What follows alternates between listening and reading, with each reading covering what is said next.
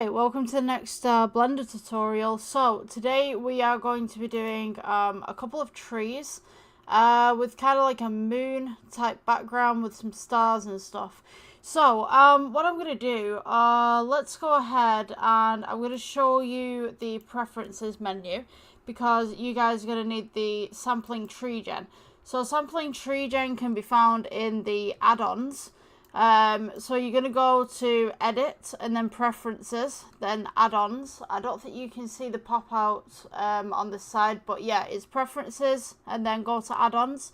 And you want to type in tree gen and just go ahead and check the box for tree gen. So what we're going to do, we're going to go with add to begin with. And then, you know, I'm going to delete the default cube before we begin with that. But we're going to go add. You want curve, sampling tree gen.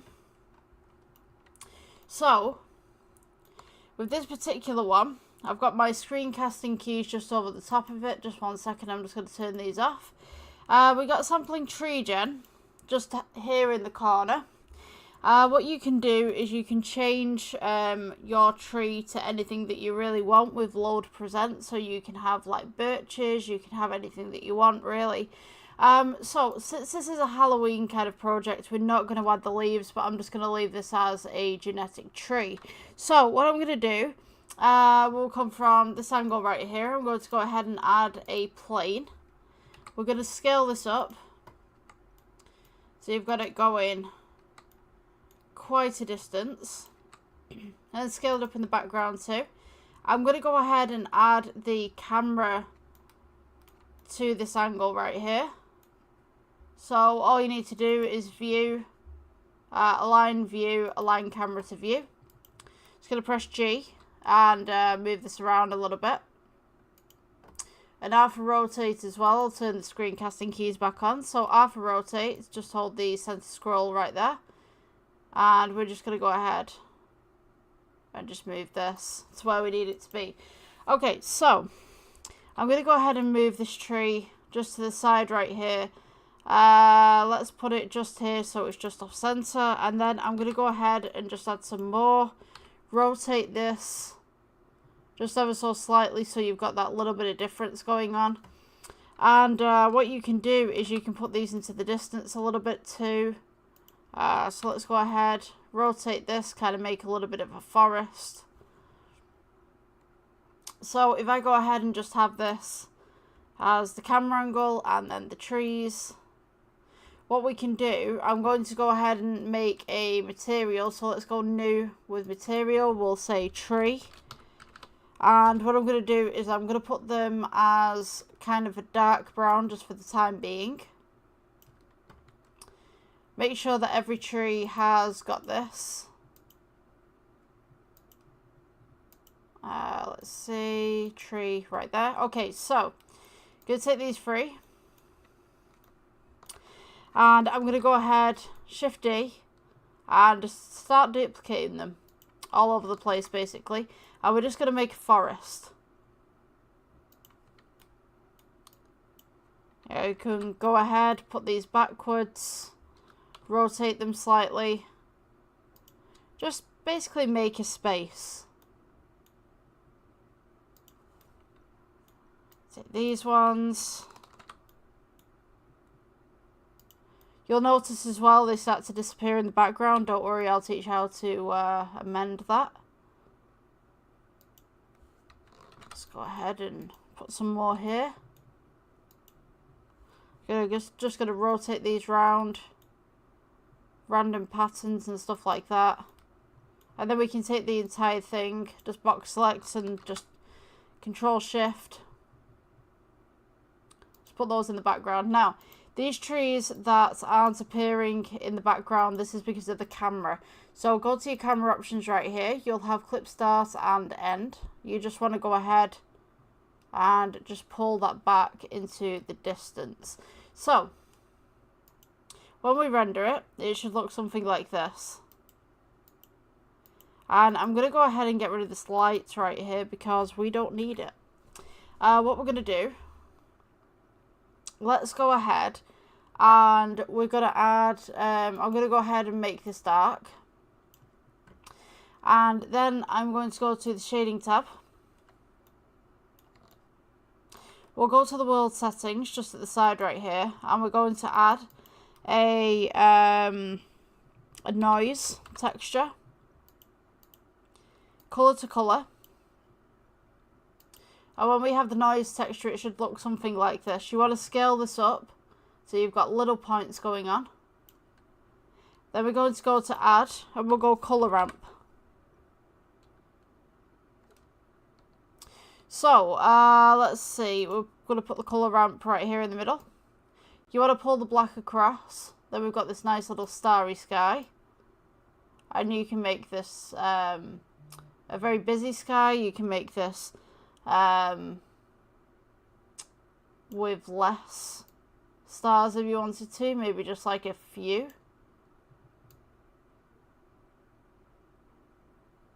So we could go like that. I'm going to go with view and camera and active camera. Let's see, view, cameras, active camera. So now we can see that we've got all these stars going on. What we can do is we can make a little bit of a sunset if you wanted to. So we could go add. You could, let's see, with these two we can go add. So we've got A and we've got B. So B doesn't currently have anything on it, but A does.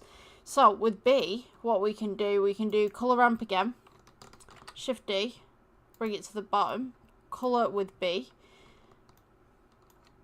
and we can change the way that this is going to look. So instead of kind of stars and stuff like that, what I'm going to do, I'm going to get rid of that one. Let's go to add. Maybe we could do shader, background right here maybe. With B, actually no, you know what, that's not going to work. Let's go to add, and we want color ramp just here, color to B,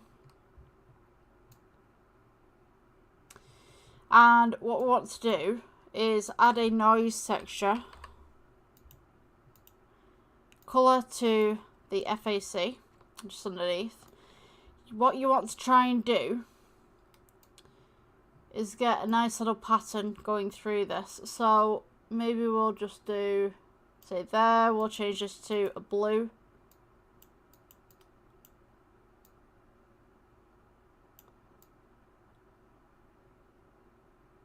Let's see, like kind of sunset blue, I guess. Or you could do an orange if you wanted to. We'll do a blue. Kind of gives the impression of clouds as well.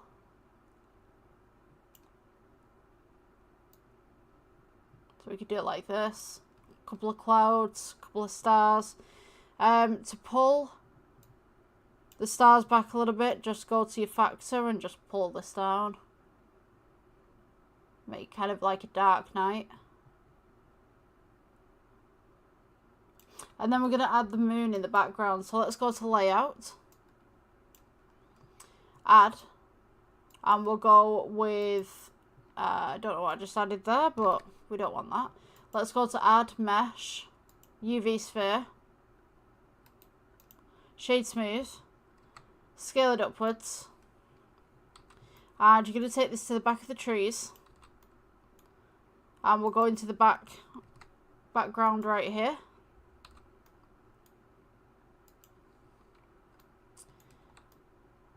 Press G, just bring this across.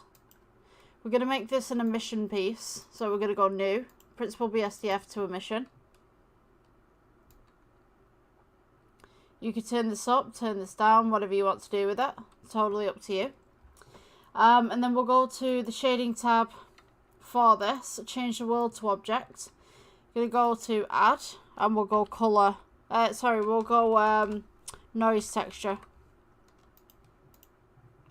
Color to color. And then we're going to go to add, color ramp. Right in the middle here. And just kind of add some little bits of texture to the moon. Just make it look moony. kind of thing.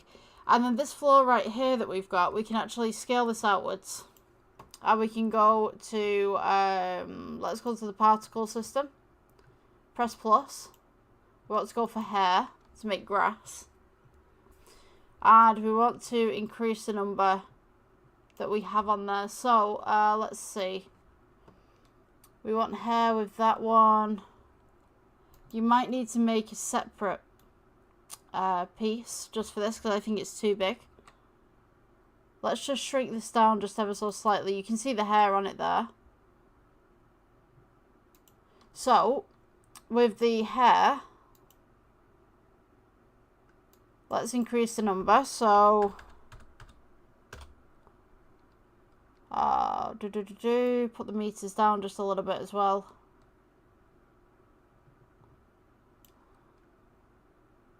Maybe add a couple of zeros onto this. Or a couple more. Totally up to you what you want to do with it. Material, we could go new. And we could go like a dark green or something.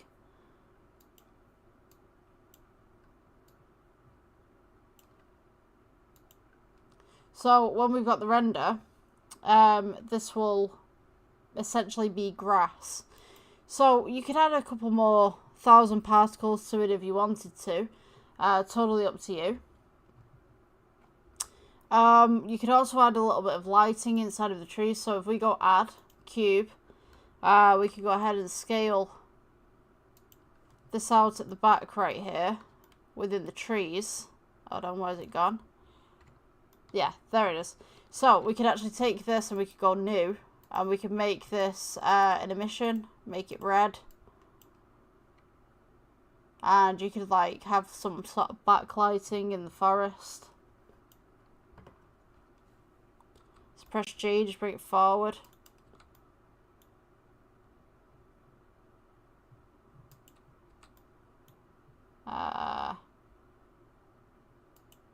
Yeah, about there I would say.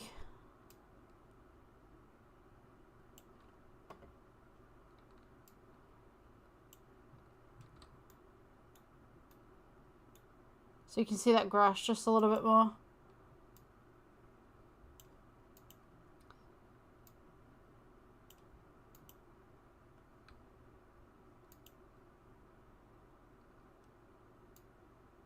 You can like do segments and stuff like that. It's totally up to you what you want to do with it.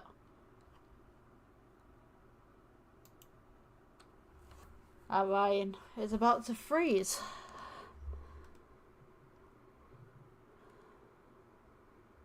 So yeah, you've got like this nice little dark grass kind of stuff going on. This is a particle system as well. I mean, like you could put little particles in here if you wanted to. I personally will put a depth of field as well. So let's put a depth of field. Let's choose a random tree just for there. Kind of focusing on one bit and everything else is blurred kind of thing. Kind of works really well. So that's just like a basic kind of spooky scene if you guys are interested in that. You could also make the moon orange if you wanted to. So like if you go to shading, you press plus, you can put like an orange kind of moon in there. Make it like a blood red moon if you wanted to. If that's your kind of style. Totally up to you. Yeah, so that's the tutorial. I will see you in the next one. Bye. Okay, what's going on guys? So we're on to our next tutorial now, which is screwdriver. We're going to be building a basic screwdriver today. So we're going to keep the default cube, I think. I'm just going to press S to just pull this out a little bit. And then I'm going to go into edit mode. We're going to go Control R. Just cut that one in half. And then Control R up on the side as well, just cut that one in half. So, you're gonna want some sides on here as well. So select all of your sides. Sculpt outwards. And then sculpt upwards as well. So this is gonna be the handle for your screwdriver.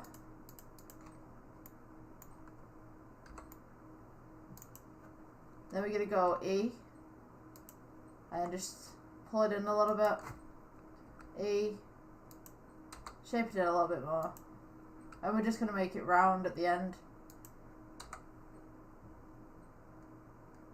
So it's kind of a basic screwdriver shape. Then we're going to start making the handle. So the handle, I'm just going to bring it out a little bit. Press G just to move it.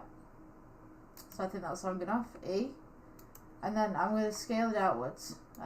So you've literally just extruded it over the top and then just expanded it out. So we're going to go G, move it forward a little bit. E again. E again. Scale it inwards, just slightly. E again. And this is just going to be the front part.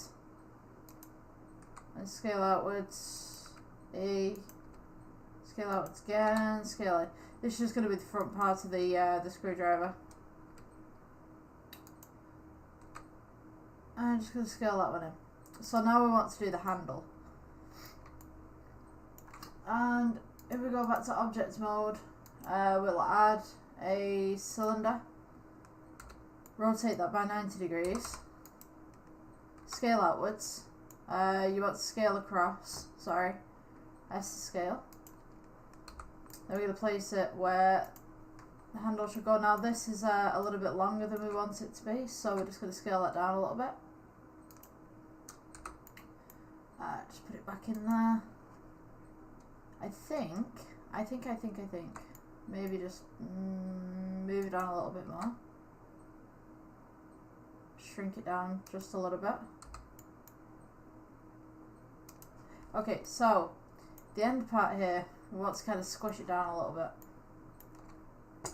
So we go to edit mode, E for extrude, and then we're just going to scale it down on one side. This is just a basic screwdriver, so I mean, like, you could edit this however you'd like to. So it's smooth. And then I'm going to go E for extrude. Let's see. Actually, I'm going to scale this out first.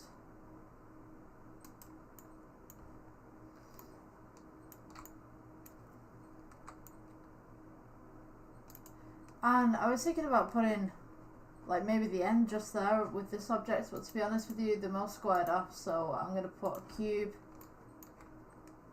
And then move it across, and then we're just going to scale this down until it fits the end of our handle right there.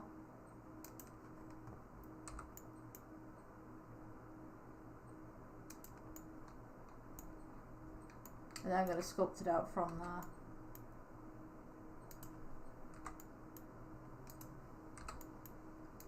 Okay, so I think that should be roughly right. E for extrude, scale it outwards just slightly along the same axis, and then we're just going to go straight ahead, straight forward, and maybe just round it off just a little bit at the ends.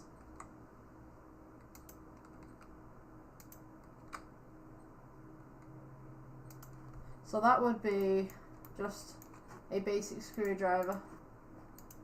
I could have made it a little bit better, but I think that would do for a basic screwdriver. You could just add the metal as well. So I mean, like, shade smooth, make this smooth as well. If you really wanted to, I don't think it'd be practical making that smooth. But let's see, let's add some red on there. Where are we at? Just change the cycles engine. We want a metallic on this one. It's like dark grey. Maybe turn the roughness down a little bit. Maybe just a bit lighter. And then this one, we're just going to go with the same colour. So yeah, that's your basic screwdriver. Let's see. Actually, that's 500. Oh, no, actually, no, 200. 200, yeah, 200 was a good choice.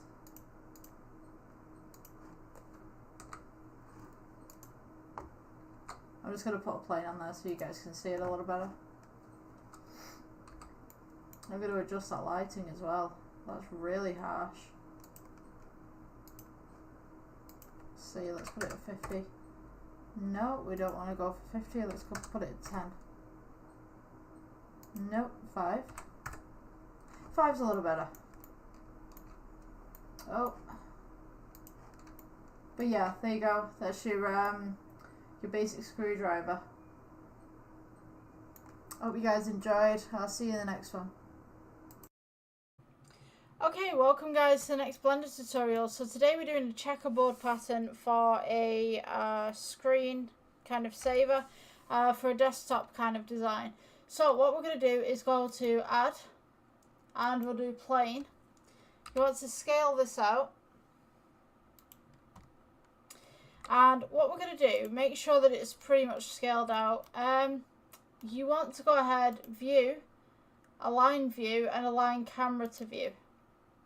Okay, so we've got this nice little board here, we've got this, and then we want to move the light towards the camera. So I'm just going to press G, just move this forward. So, when we get onto the shading tab, let's go view, let's go camera. So now we can see what's going on here. We want to click onto the plane that we've just made. Let's go with new. And we're going to go ahead and add a checkerboard texture. So just checker texture, color to base color. And then we're going to change this grey to black. And we're going to go ahead and scale it up.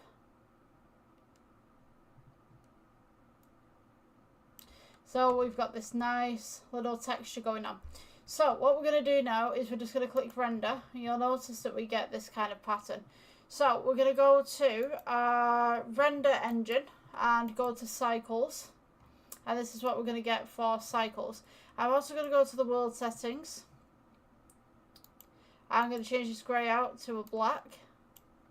So we've got that nice little fade in the background right there.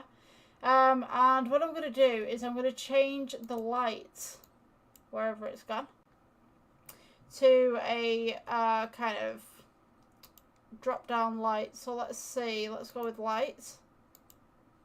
So we'll go to a spotlight. And what we can do with this, we can just rotate this round. So it just sits in the middle right here. So what I'm going to do, just turn down the voltage just a little bit. And turn on the meters just a little bit. I mean, you could have this kind of coming out a little bit if you wanted to. Kind of have a nice little theme going on. You can also press G, bring it up. Or you could bring it down as well. So you've got that nice little checkerboard pattern just going on in the background. You could also, if you wanted to, make this a little bit more metallic. Take the roughness up a little bit. Let's go with the lighting again. And we could just turn this up just as is. So I think this is a really good idea if you want to kind of a chess kind of computer background, if that's something that you wanted. So yeah, I'm going to leave this tutorial the way that it is. If you guys like this tutorial, please subscribe. And I will see you in the next one. Bye. Okay, welcome guys to the next Blender tutorial. So today we're going to be doing a little bit of lighting. So what I'm going to begin with, let's just mosey on that down. What I'm going to begin with right here is I've got a cube. I'm going to press delete on this. I'm going to get rid of the lights just for the time being. And I'm also going to get rid of the camera as well. So what we're going to do, we're going to go ahead and you can use a cylinder for this, you can use a circle for this as well. I'm just going to go S and just scale this down and then scale it up. So this will be the base of the lights. We're going to go ahead and go to edit mode. Select your faces just on the side here. E for extrude. Scale in. E for extrude, scale in, and just leave it where it is. And on the back we don't really need anything. So what we're going to do is, let's go for E for extrude, leave it where it is, scale it in, and then I'm just going to go E for extrude and just drop it. So we'll go to object mode, we'll go to add, and I'm going to go with another cylinder. Now what you want to do is make sure that this cylinder is just about the right size to fit into the little drop down that we've just made. So we're going to press G, bring it up. And what I'm going to do is we're going to go to edit mode. I'm going to take the top face right here, press G, bring it down just ever so slightly. E for extrude, scale it inwards, just ever so slightly. E for extrude, scale it inwards, and then E for extrude, scale it inwards, and just keep going until eventually you reach a point just at the front right here. And then I'm going to go Control R and just roll your center scroll just to make these little lines right here. So this, we're going to go right click, shade smooth, the bottom one as well, right click, shade smooth.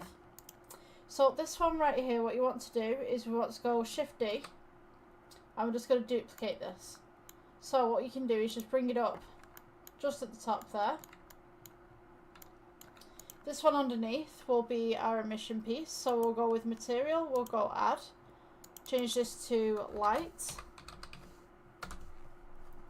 and we're going to set this to an emission. Now before I set this to an emission, what I'm going to do, let's just undo that one, you don't need to undo that.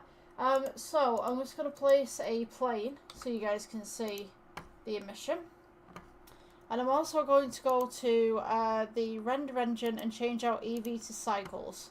So let's go back to our emission piece right here. And I'm just going to place this on render so you guys can see the emission that comes through. So we'll go to Principal BSDF just here. We'll go to emission. And now we can see that we've got this nice little glow going on. Because this is an outdoors light, I'm going to change this to a kind of yellowy orange. And I'm just going to increase the strength just ever so slightly. So this would generally be a wall light.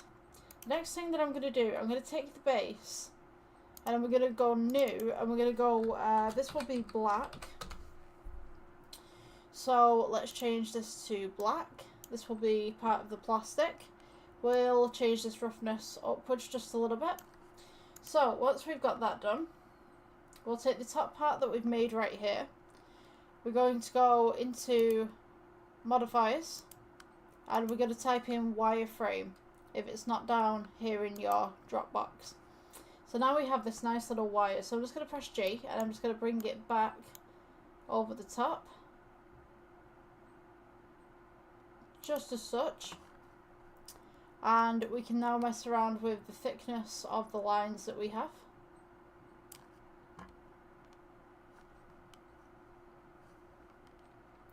Just going to press G and just bring this down just ever so slightly.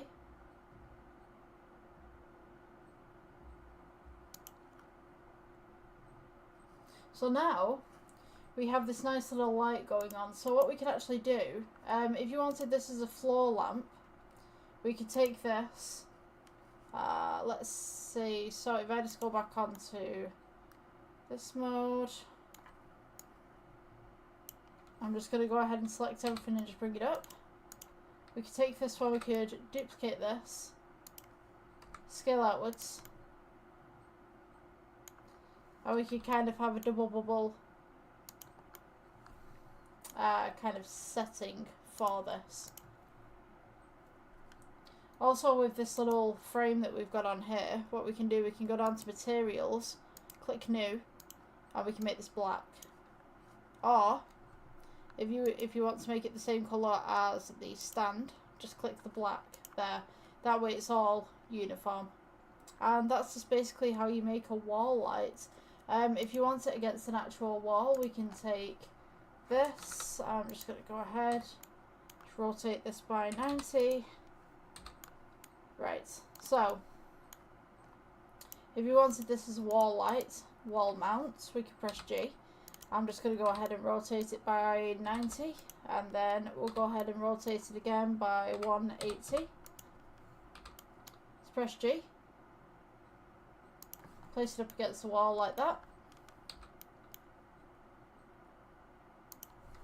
And then you could do this, just upwards a little bit. And then Shift D, duplicate, maybe have it as, let's go with, maybe -50 apart. Shift D, -50, Shift D, -50, Shift D, and then -50. I don't know how much you guys have got the distance wise, but you could do this and we could go 50.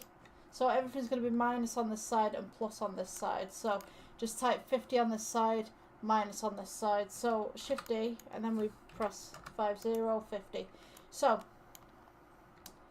now we've got all of these. We can do a little render. You can see that we've got these wall lights going all the way across. So what you could also do as well, if you wanted to do a wall right here, let's turn this around. This is a shading tab, by the way. We can go brick texture. Just click that there, color to base color. You got your nice little brick texture going on. Let's scale that down a little bit. And then what we can do, just move this to the side, we can actually add a bump texture, just right in here. Color to height.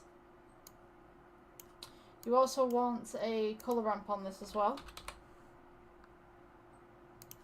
Just to go in the middle, just right there. It should pop up. If it doesn't, just delete the bump node. Let's go bump again. Right there. Get that to height. Might just be taking a while to load in. Or maybe not. Maybe I've glitched it up a little bit. But anyway, if you can't get the bump node to work, you always have this as a brick texture. And then we can go ahead and add some noise. I might try the bump texture again in a second. So, you can get some noise on here. Bit of diffusion. You see how that's noise right there? And then we'll try the bump texture once more. Just to see whether this works or not.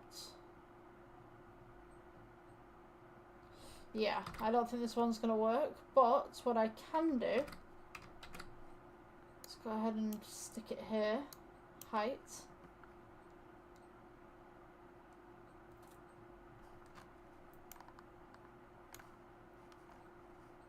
We can change this to the roughness, just in the background as well. Yeah, I'm going to get rid of that bump node and maybe just have the wall tiles just for show for the moment. So let's go with layout. I got rid of the camera, didn't I? So let's go with where have you gone? Let's add camera. We'll go to view. Align view, align camera to view. We'll go G, bring this back. And what I'm going to do is I'm going to focus on this one right here. So if we go to depth of field, take this little dropper right here, select this, and then just lower the f-stop ever so slightly. And we should have this nice little blur that happens around the outside.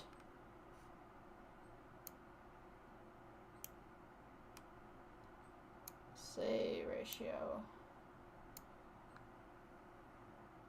Just going to pull that ratio down a little bit. And you get these nice little bits at the side as well, quite artistic. This nice little blur of light. So, what I'm going to do, I'm just going to go ahead and just move this slightly. And I'm just going to tone this down just ever so slightly as well.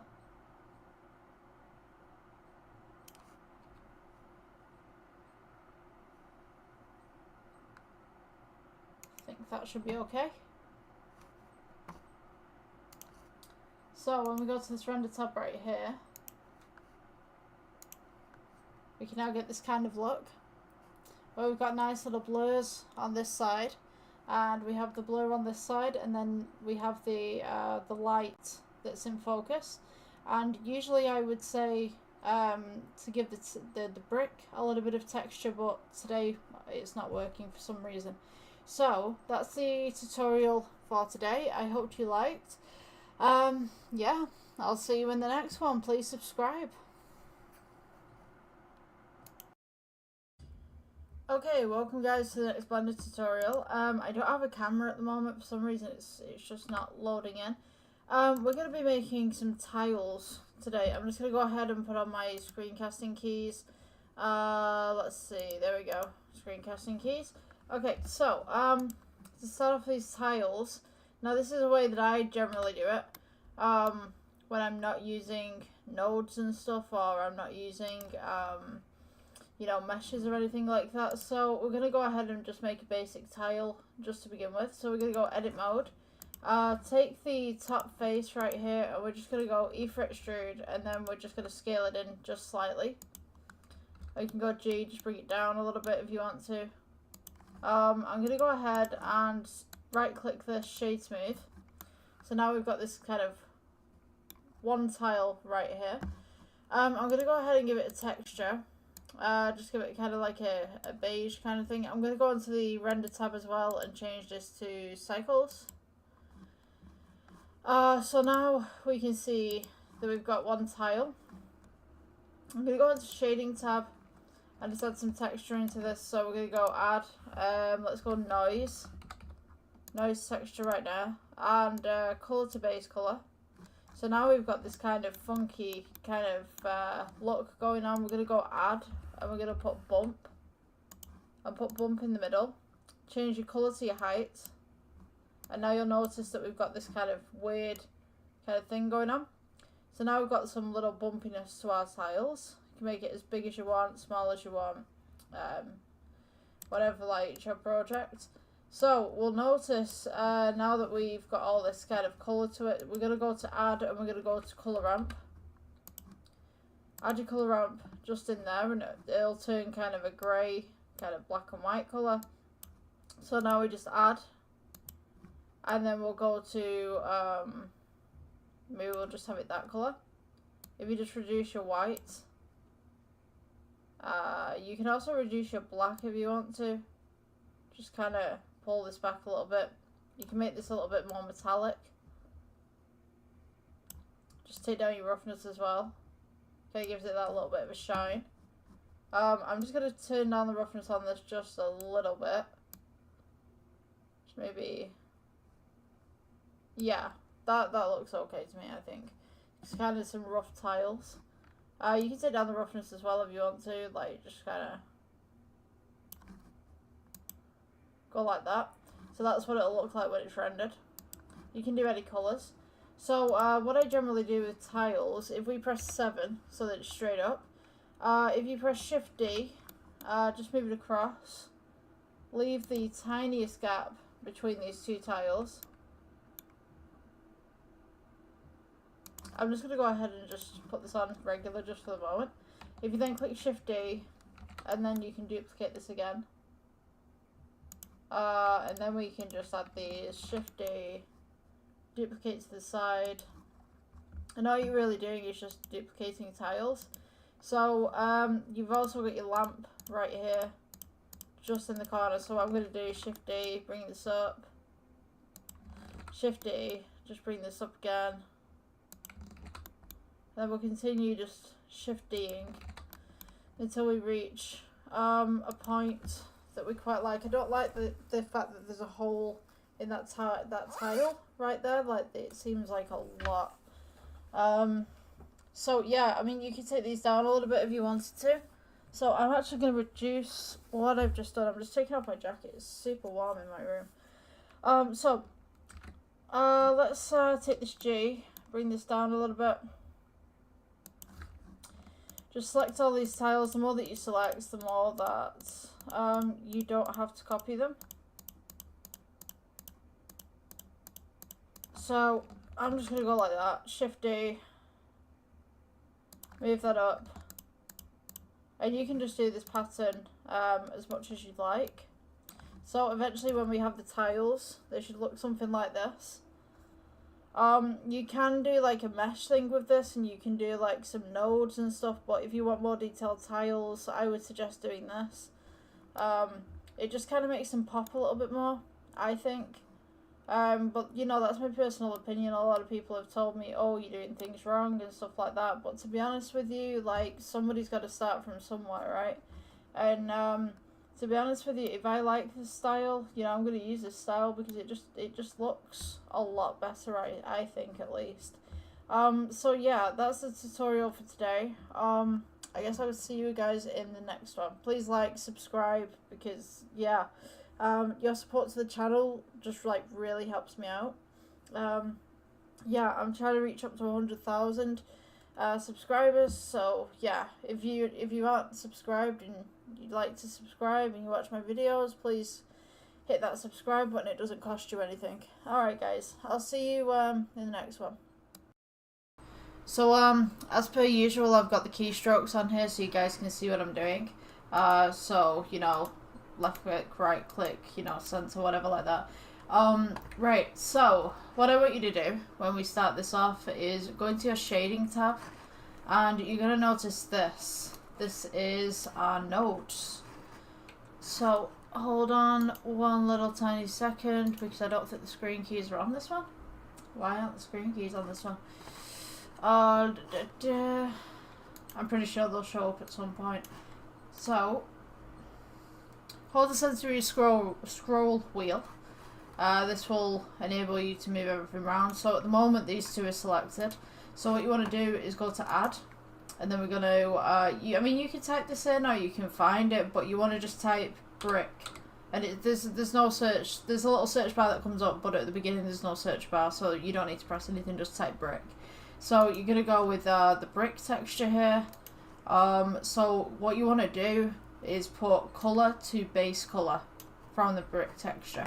You notice that you get this wonderful little brick texture right here. So the cube's actually on its side at the moment, so I'm going to rotate that one. So just select your cube, press R for rotate, and rotate against one of the axes. Now on your keypad, press 90. I think you can do this on a regular keyboard, like a non number pad keyboard, but someone's bike in the background. Just type in 90 and it'll change it to 90 degrees. Going across right there. So when we've got this is a basic tutorial. There are other ways of correcting that, but at the moment I just want to teach you how to do brickwork. So I'm just going to go ahead and select all these so I can just move them down for you guys. Just come out so that you guys can see what's going on. Okay, so we have a brick texture, our principled BSDF, and we have our media material output. So the next thing that we want to do is type in bump, and we're going to stick it right between the brick texture and principled BSDF. So what you want to do now, you'll notice that the colour of the brick texture is actually connected to the normal of the bump. So what we want to do instead is click height, and you should see something like this. So at the moment you notice that this one is purple, this one is yellow. This is the computer telling us that there's some sort of error going on, and yes, there is some sort of error going on because we've not put in the rest of the stuff at the moment. So what you should do, click your brick texture, press shift, hold it, and click the bump, and then what we're going to do, we're just going to go ahead and just drag these to the side. What we want to do is add a color ramp. So just type in color. It's spelt the American way, C-O-L-O-R. We spell it a different way, it's C-O-L-O-U-R. Yeah. So this is what we have now. You see that the bricks, they're kind of flat, but they're not truly flat. It's not like you've got wallpaper, brick wallpaper, and it's completely flat. You've kind of got these little bumps there. So what I'm going to do is I'm just going to click invert.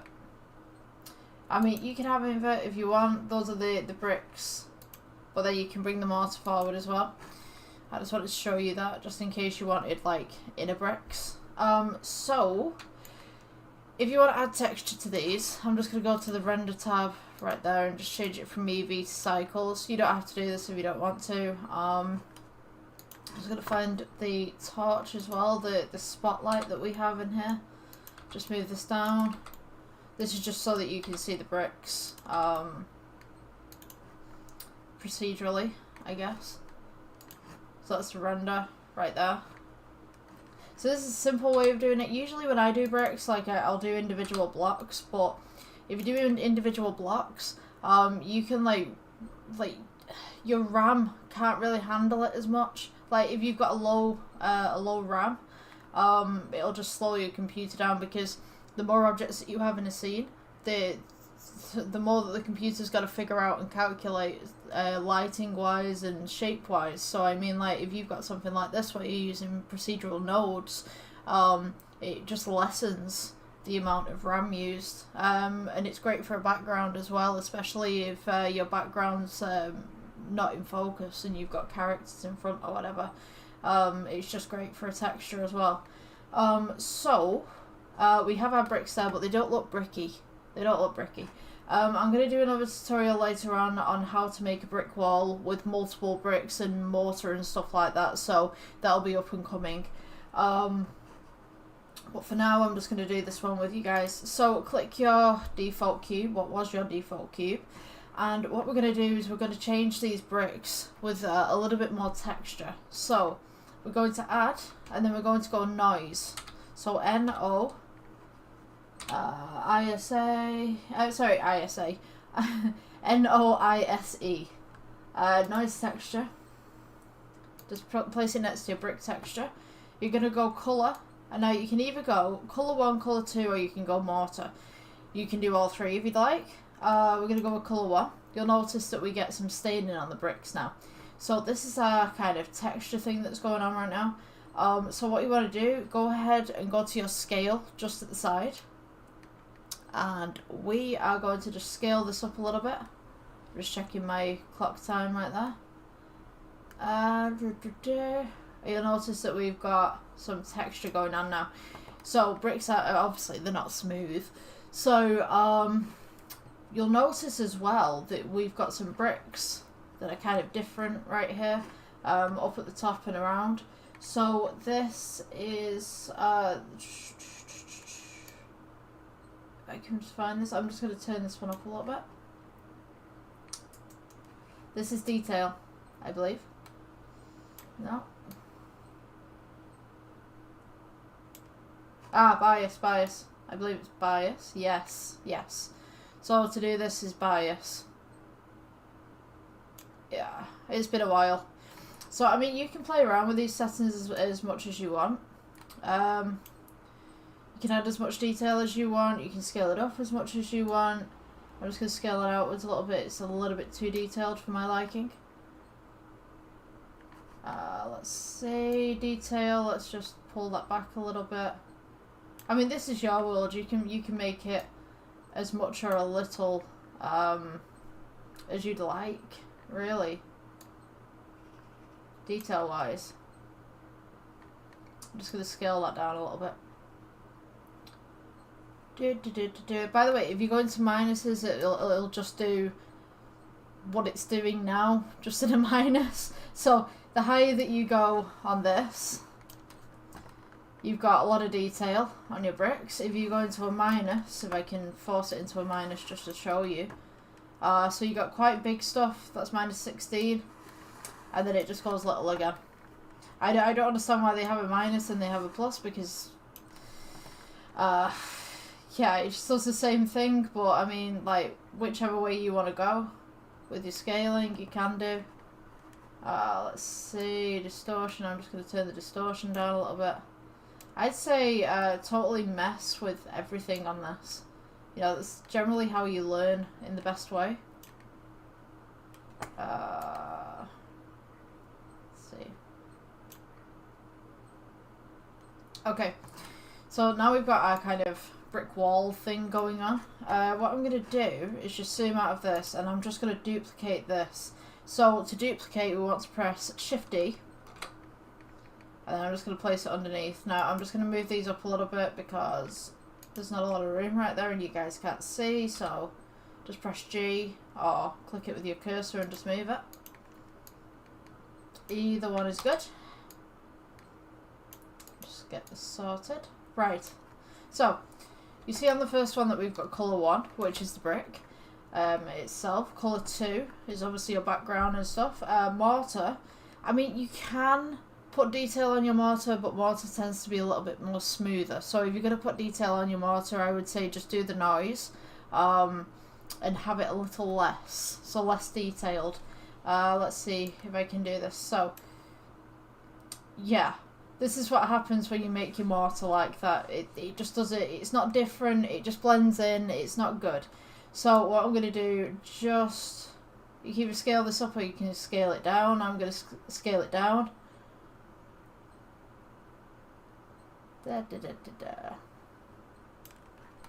You notice it stands out a lot more. It's like camouflage, if not. But you can have little lines across your bricks to make them look a little bit more detailed, as if they've been stained. Yeah, I'll do mine like that. So we've kind of got this little stain going on at the side. I'm just going to adjust my bias just slightly. Just ever so slightly. Yeah. Okay. So now you notice that everything's black and white. So we want to make this a little bit more bricky. So we want the reds in there. We want kind of a gingery look, but then we kind of want this paleness as well. So we're going to go ahead, I'm going to add a red, I'm going to go extreme, just add a red, just see what it does. And you know, as I said before, it's all about experimenting with your stuff and just seeing what works for you. Let's see, I'm going to go for a little bit of a yellow there. Let's get the red. Red's going into mortar. But if we bring it on this side, it's more yellow. So maybe we want a brown as well, just to diffuse that a little bit.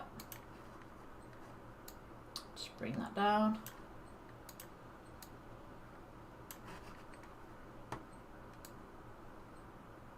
Yeah, you just slide these across. Just kind of make them good. You know, I'm going to add an orange in here. I think that I'd set it off a little bit more. It's like a real in-your-face orange.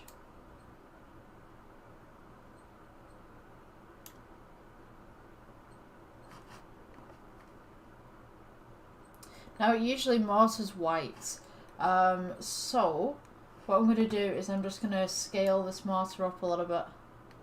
Scale it down even, excuse me.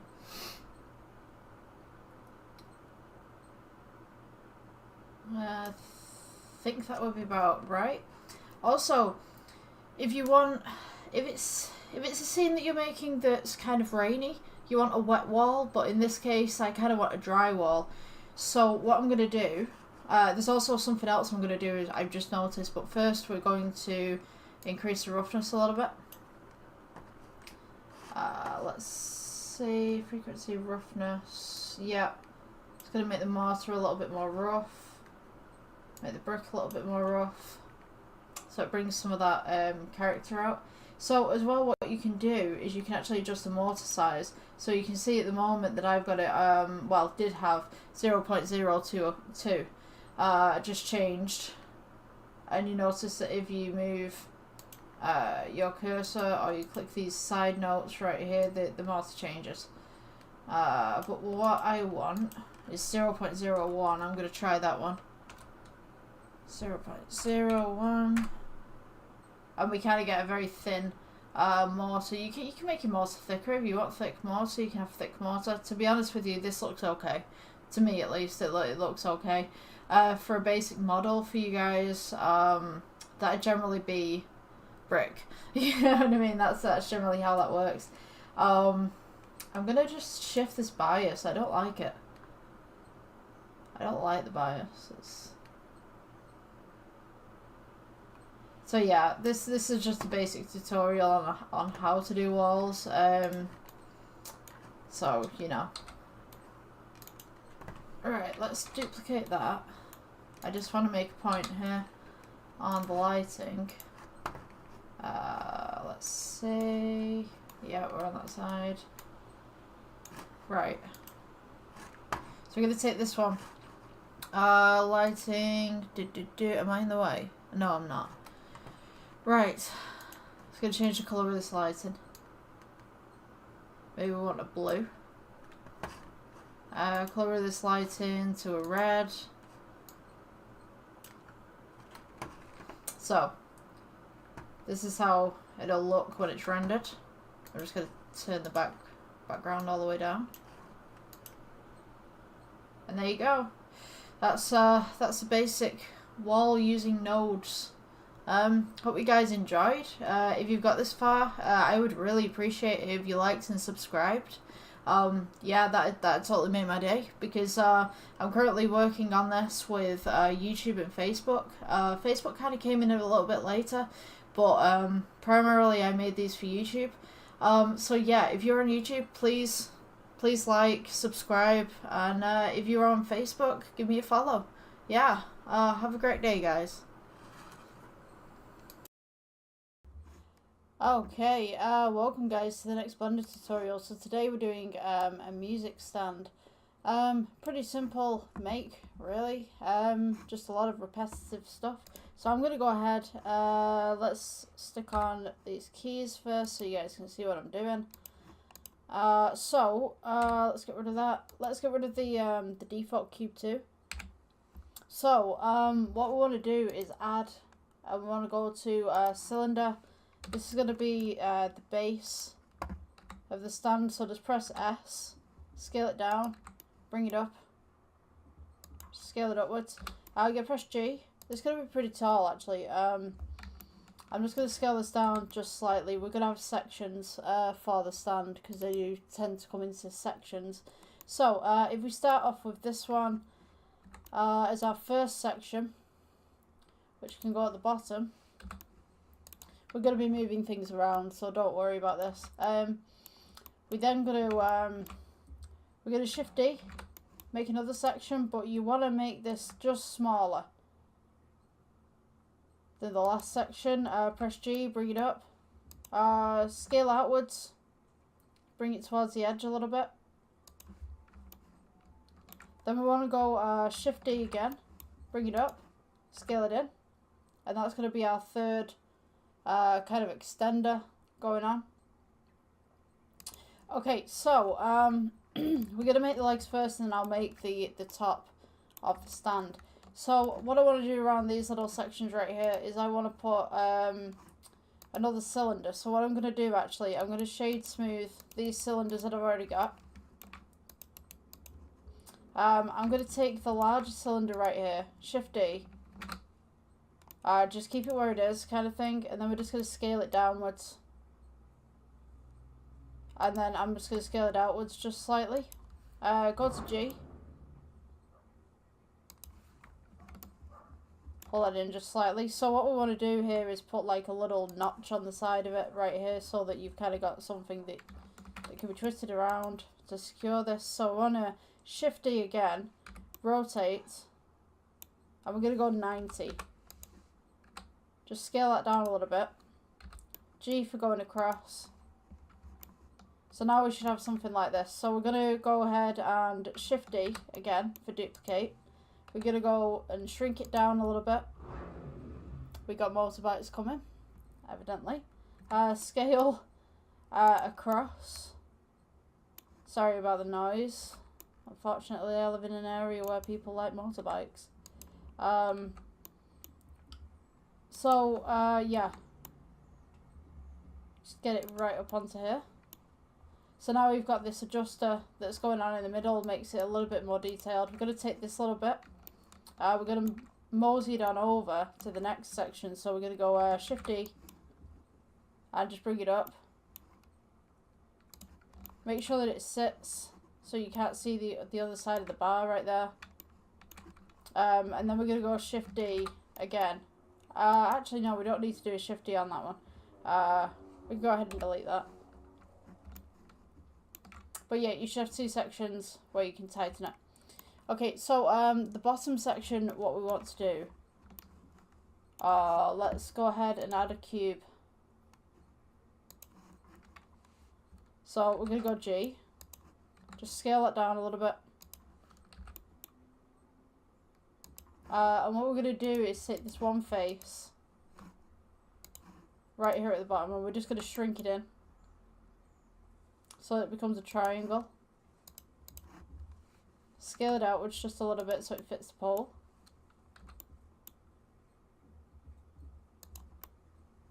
So it should just sit right there in the center. Scale this upwards just a little bit if you'd like. So now we've got to do the legs. So the legs on this,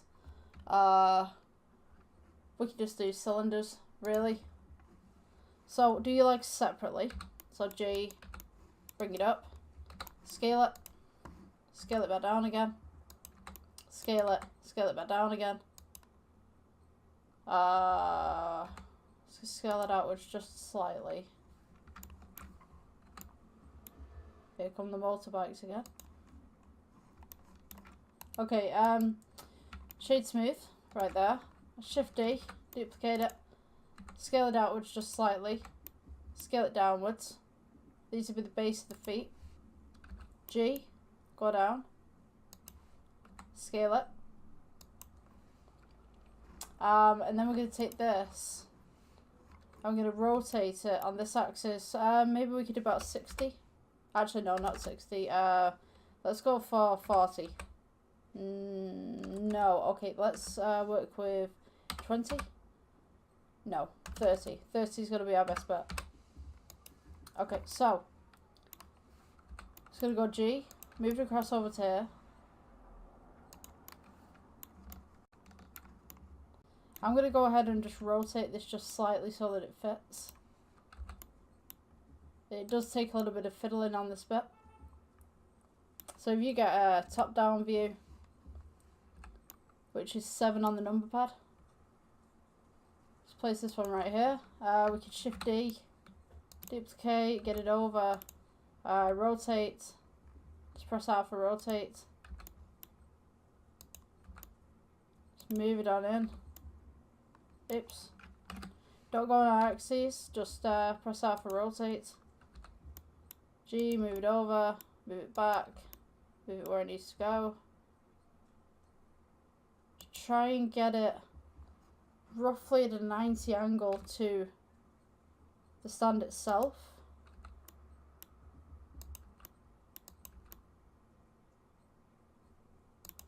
And then we're going to repeat again. Rotate. G. You know what? I could be going straight up against this axis right here. For this one's kind of straight. G, rotate that in there, right there. So now we have this kind of camera stand going on. So I'm just going to move these legs down actually. Let's press G. Move them down as such. On this part you're going to want a pole that goes straight down on the middle. So just click this one. Shift D. Scale it down a little bit. Make sure that's central. And then what I'm going to do, I'm going to experiment here. So I'm going to take these three poles that I have. What I'm going to do is Shift D and then rotate. We're going to go 180 so they're upside down. Let's see. G, go down. We're just going to scale them down.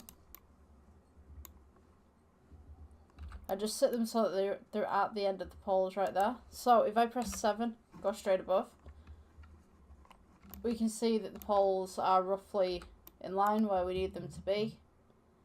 So what I'm going to do now is just rotate and get them aligned with these poles as much as I can.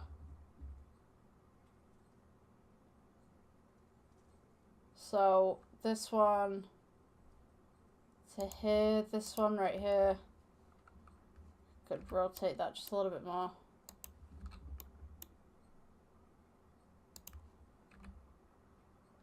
and just shorten them as you need them.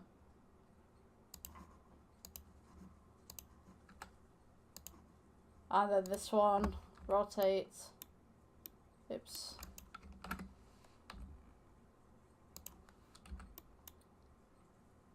And then just get it up to that pole kind of thing.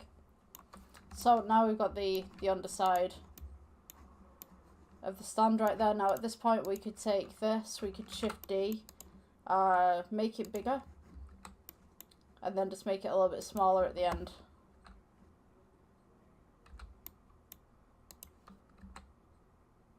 So it's almost coming out of a separate piece. Okay, so now we've got that piece, we just need to do the top of the stand. So you should be left with this, just currently. Now I feel this is a little bit too tall, so I'm just going to go ahead and grab these and just press G and just slide it in a little bit. And then what we want to do is make the actual book piece. So the book piece is going to be pretty simple. I think I will start with a cube. We're just going to move these to the side. Scale it down. Go up. Scale it. And then you want to make it flat as well. Scale inwards. Shift D. Get it going across. Take these two. Just elongate them just slightly. And then what we're going to do, we're going to make a base. So we want to press 7, actually. Shift D, make another one. Rotate it by 90. Press G. Bring it across so that it's central. Just pull it over. And then we're going to go Shift D again. But this time we're going to make it a little bit thinner on the top. Just here. And then for these side pieces, we're going to go Shift D for the middle. Let's make it a little bit thinner, so just S for scale. G, move it over. Shift D again. Just move it over to that side. And then we will go diagonally. So when we go diagonally, we're going to have to make it a little bit bigger. So we're going to go Shift D. Scale it. And then we'll rotate within that parameter. It's a bit too big for me, so scale. Rotate. Oops. Rotate.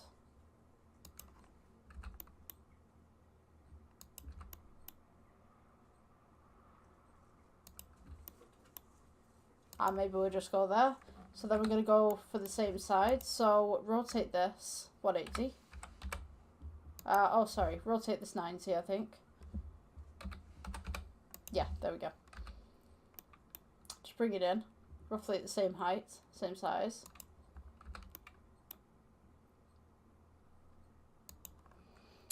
This will be the part with the book stand. So obviously we're going to need a little bit of a ridge right here as well. So for this piece, Shift D, just rotate it back around,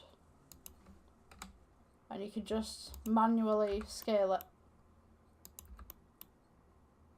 And that should just be correct. Shift D, rotate 90.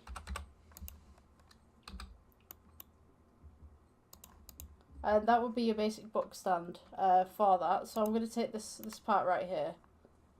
I'm just going to go Shift D again.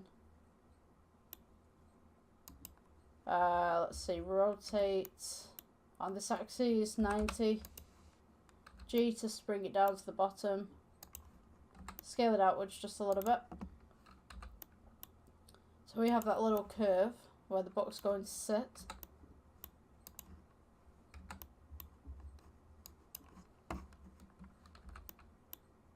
And maybe some extra overhang just at the back there.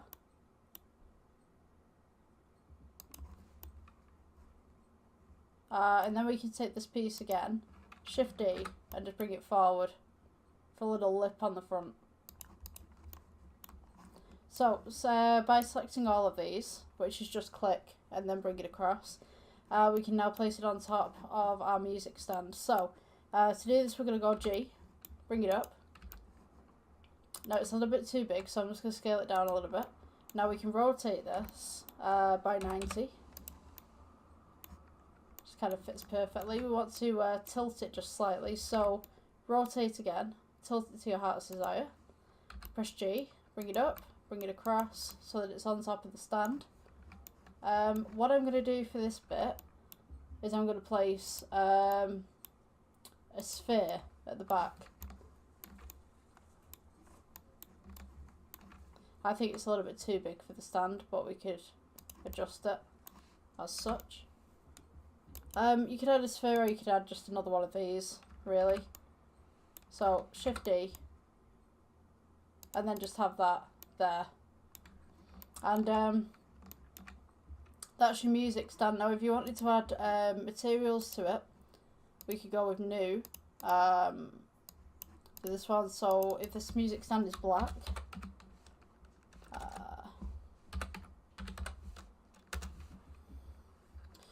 go to the material stand there. So when we go to render it, you'll see this part's black now. This part, you need to change everything to the material shade that you would like.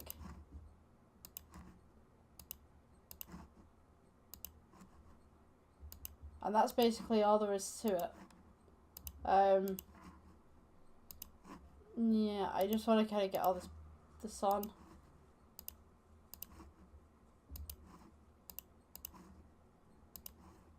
So I can show you guys what it looks like.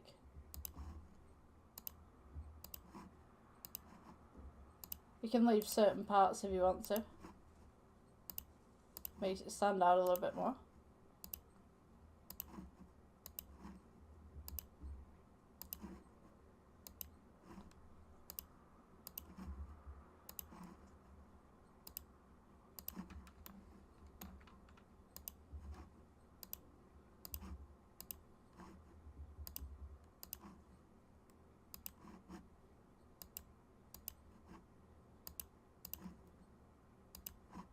And there you have it. That's your music stand in all its glory. If you guys like this tutorial, please like, subscribe, follow, whichever platform you're on. I'll see you in the next one. Bye. Okay, welcome guys to the next Blender tutorial. So today we're doing a desk lamp. So this is going to be one of your fancy kind of ones. So I've got a picture that I want to work with. We're going to look into making this one. So what it's going to be, we're going to put things at an angle, but we're going to make them straight to begin with, and then we'll move everything to where it needs to be. So go ahead and delete your default cube. We're just going to go add a cylinder, scale it down, and then just scale it outwards just slightly. Scale it down just to a little bit of a fraction just there. And what we're going to do, go to edit mode, take your first face. I'm going to split this in half actually, so you guys can see what's going on. I think, yes, press 1 on your number pad for one side if you're doing this the same way that I am. Okay, so this face right here, we're just going to go, just going to scale it out just slightly. Oops, not too much. Just scale it out just slightly from the base, so we've got that little bit of a bevel. E for extrude. And then we're going to go E for extrude again. Just scale it in just slightly, S to scale. E for extrude. And then we're just going to bring it up just slightly. S to scale, bring it in. E for extrude, keep it where it is. Scale inwards. And then we could go E for extrude, just slightly. Scale it inwards just slightly. E for extrude, up again. bring G, just bring that up. E for extrude, we're just going to bevel this again, so S to scale, E for extrude, S to scale. And then we go E for extrude again, keep it where it is, scale it inwards. And then we're just going to slowly make this up a little bit, so S, just pull it up just slightly, E for extrude, scale inwards, E for extrude, scale inwards, E for extrude, scale inwards, and then just E for extrude, and then at the top here we're just going to bevel it just slightly. So it should have something like this. So E for extrude just slightly up, scale it inwards, and then E for extrude, don't move it, scale it inwards to the middle, and then we're just going to go E for extrude and just drop it. So this will be the base of our lamp. We're just going to go shade smooth, right click shade smooth. So the next part that we need a cylinder to come straight up. So we're going to go with add, go cylinder, G, just bring it up, scale it, and then we're just going to scale inwards, ignore the F, I pressed the wrong button. Just press G, bring it up. Now, at this part we just want to go right click shade smooth, go to edit mode, click your top face right here, just press G to bring it up just slightly. Should have something like this. And then we're just going to do a little bit of a bevel just on the middle. So just scale this out just slightly, and it's almost like a ball. E for extrude, S to scale.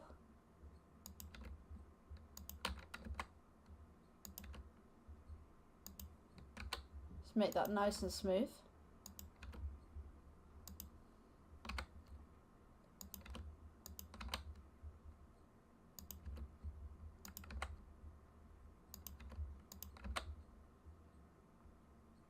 And then what we want to do is just go E for extrude, bring it up. Let's go G, just bring that up a little bit higher.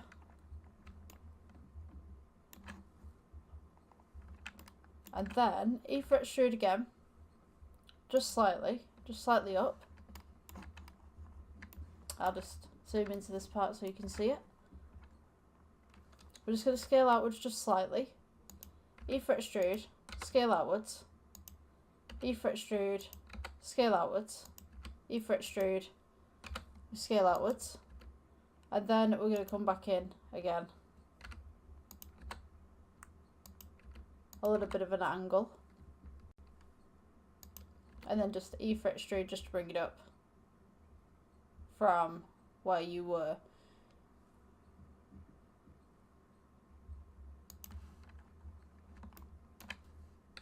And then I'm just going to bevel the edge just a little bit there as well. So this is what you should have for the starting point of your lamp. Now we're going to add a little bit of a fitting on the top of that one. So what we want to do the arm of the lamp first, and then we'll start putting things together. So if you go to add cylinder, G, scale it up, scale it down. Now you want this this arm roughly the size of the stand.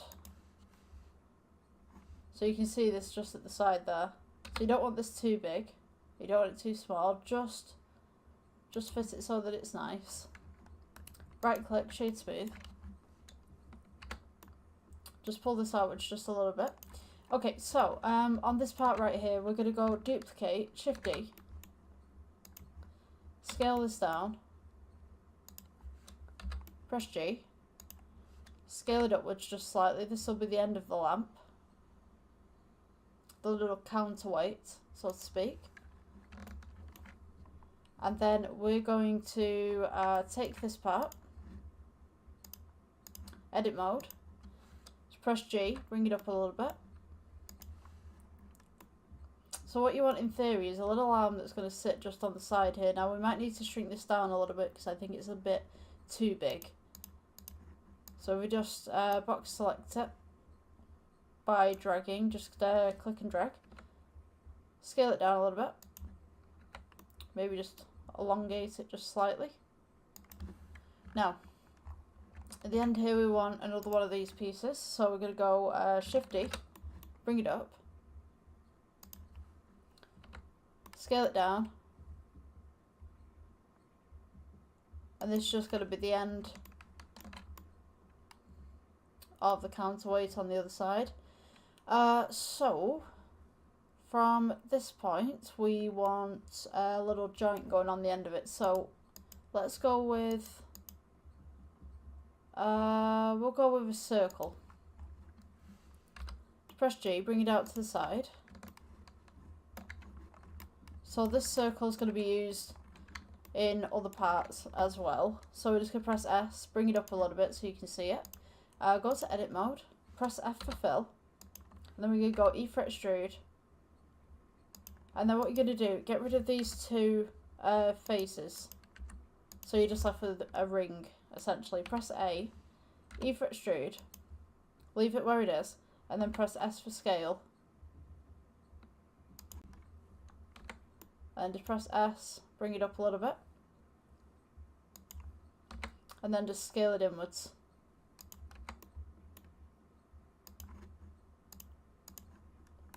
Right click, shade smooth.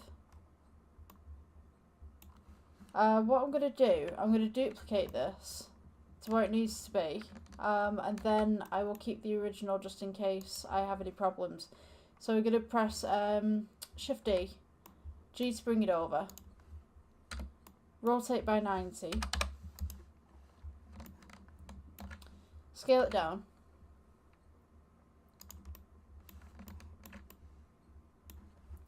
may need to just scale it outwards just a little bit.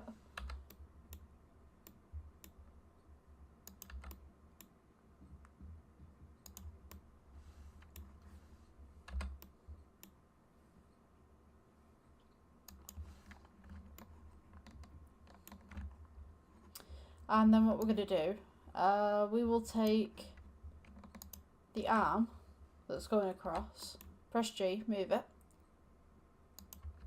bring it up, and then we're just going to rotate it just over the top. You can rotate it as much as you'd like. Press G, bring it up.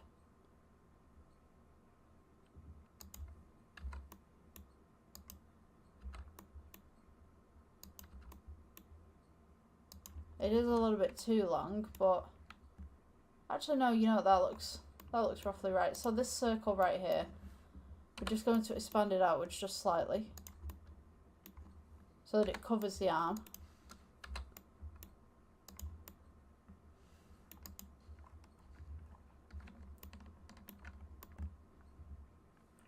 From this point, we'll place another circle just on the end here.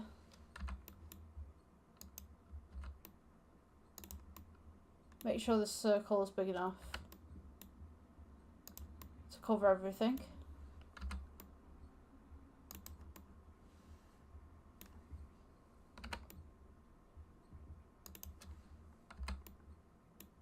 So these are the joints of the lamp, the kind of counterweight joint if you want to. Let's make that slightly bigger if you'd like. And so now we're going to do the actual lampshade itself. So what I want to start with is a circle. Press G, bring it to the side. I'm trying not to make it the same way that I'm seeing it on Pinterest because I don't want to copy somebody else's work, but at the same time I quite like the way that it looks. So what we want to do is go to edit mode, press F for fill, E for extrude, E for extrude again. Just scale that inwards just slightly. E for extrude. And then we're just going to make almost like a dome kind of lamp.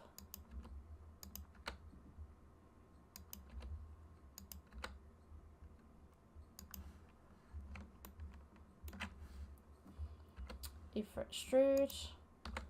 Scale that inwards. I don't want to make it the exact same. That's my concern, really. So maybe I could go like this. And then I could go straight up with mine. Scale that outwards.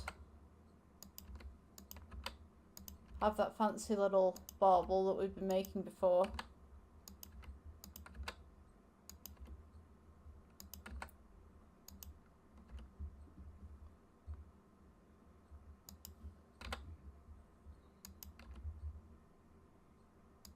There we go. And then the underside of it, what you want to do, I'll show you on this side.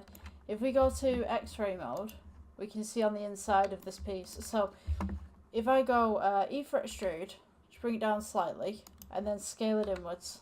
So there's a little bevel. Oops. And then we can go E for extrude, don't move it, scale it inwards. E for extrude, scale it outwards and just follow the curve of the bell.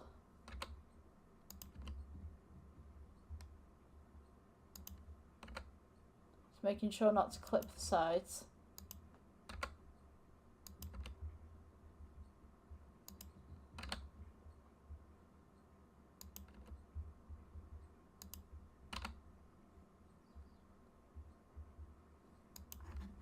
So now we have this little light shade thing right here going on. Okay, so what we're going to do, take this, right click shade smooth, G, and just bring it up. It might be a little bit too big, but should just fit just there. It's a little desk lamp. I think it's too big actually. I'm just going to scale this down.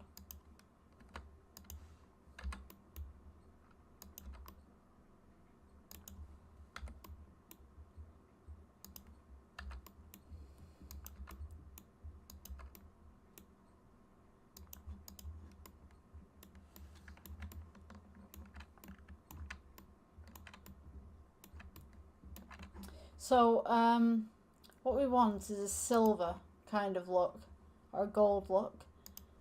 So what we can do, go to new, just type in gold. This is on materials, by the way. We can go to orange kind of theme. So if I go to, this is render, which should be changed to cycles. So when I'm looking at it, we now have this orange. We go back to materials right now. We can turn up the metallic a little bit, turn down the roughness. Now, it's a little bit too smooth for my liking, and I'd like some marks on there, I'd like some scratches and stuff. So we're going to go over to the nodes. I'm just going to pause for 1 second because I just need to edit something on here, and then I'll continue the tutorial. Okay, so I'm back. Magic of video editing. So for this particular piece, we want this gold to have some scratches on it. We want some proper lighting as well, so I'm just going to get rid of that. Let's add, where's my sun? Let's add a sun to this. See if we can do that. See what difference that one makes.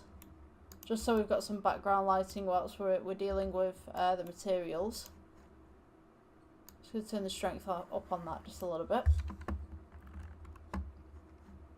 And I'm also going to add a plane just underneath. You don't have to add the plane if you don't want to, but that's what I'm doing. Scale it outwards. Okay, so come over to your shading tab. Now we've got the gold on here. Just hold down the middle scroll wheel of your mouse to move any of this. For some reason, the key thing won't work on here. I don't know why. If you press add, we'll go to noise. to give it a bit of noise texture. Go colour to base colour, and you'll notice that it turns to this grey. So I want to just bring the grain up a little bit. Now from here we'll go to add, and we're going to type in bump. Now what you want to do is put your colour to your height. So now it goes even more grainier. So now you also notice that this one's purple, this one's yellow, which means that there's an issue. So we've got to put in a colour ramp. So you spell colour ramp the way that the Americans do, C-O-L-O-R. We spell it differently, we spell it C-O-L-O-U-R. So you want in the gold colour on this as well. So go to the orange. This is kind of a brass colour, I guess. Generally, it's just an offset yellow that you want to be looking for.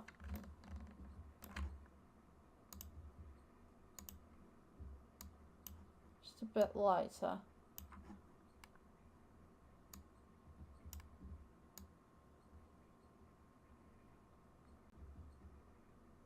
I think that's correct. Okay, so you'll notice on the inside as well we've got this kind of brass look. What we want to do is just go to edit mode, control shift control even, and just click one of the sides, click the middle and then click one of the sides, and you should be able to select everything. Just make sure that it's evenly selected, that you've not missed anything out.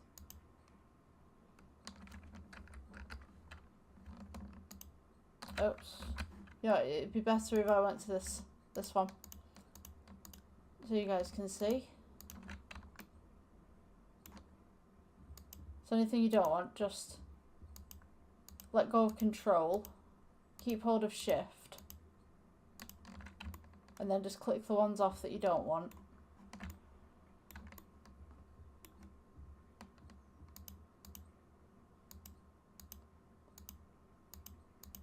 Oops.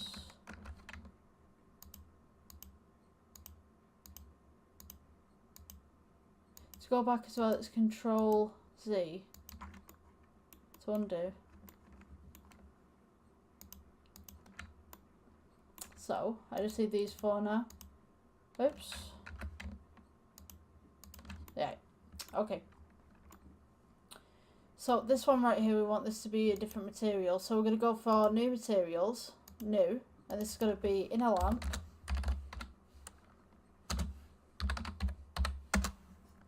And we're just going to go white. So just click assign once you've done. And then once we change this back, we should have a lamp that looks like this. Now, for all these different parts here, we also want to copy the little trend that we've got going on. So go to gold, click on each object, and then come down to this drop down and select gold.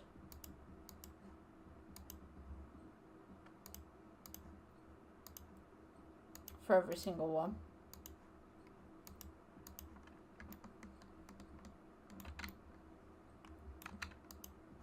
And this is going to give it a uniform colour. Come on. Yep, there we go. So this is what you should be left with. So now we just need to put the light in, we need to put the scratches on top as well. So, to make the scratches, we're going to go Veroni texture. Let's go back to render. So now we've got all this bump stuff. You can actually adjust your height of the bump if you'd like to. You can also scale this up a little bit, so there's a little bit more grain. Or maybe a little less grain if you'd like.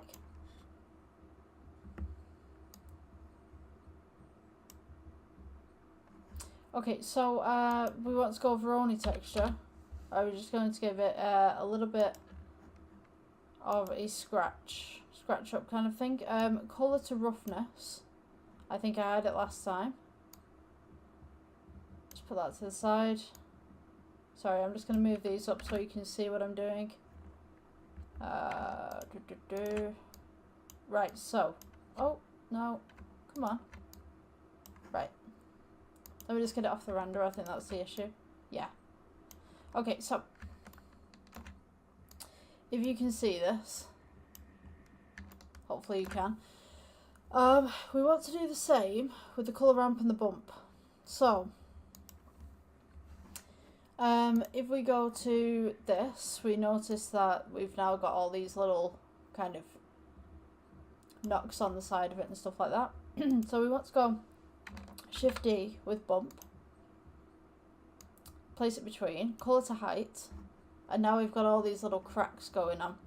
So we can make this rougher, so you can see the cracks a little bit more, or we could take this down a little bit. We could also mess with the detail, so you could actually have these cracks but you could hardly see them. If you turn the detail down, the cracks reappear. So you could have something just in the middle.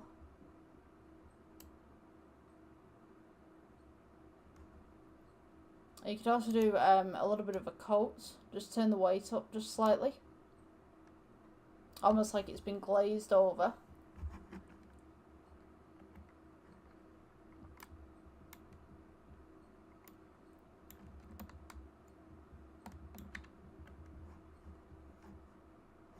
So now we've got two other pieces that we need to place into this.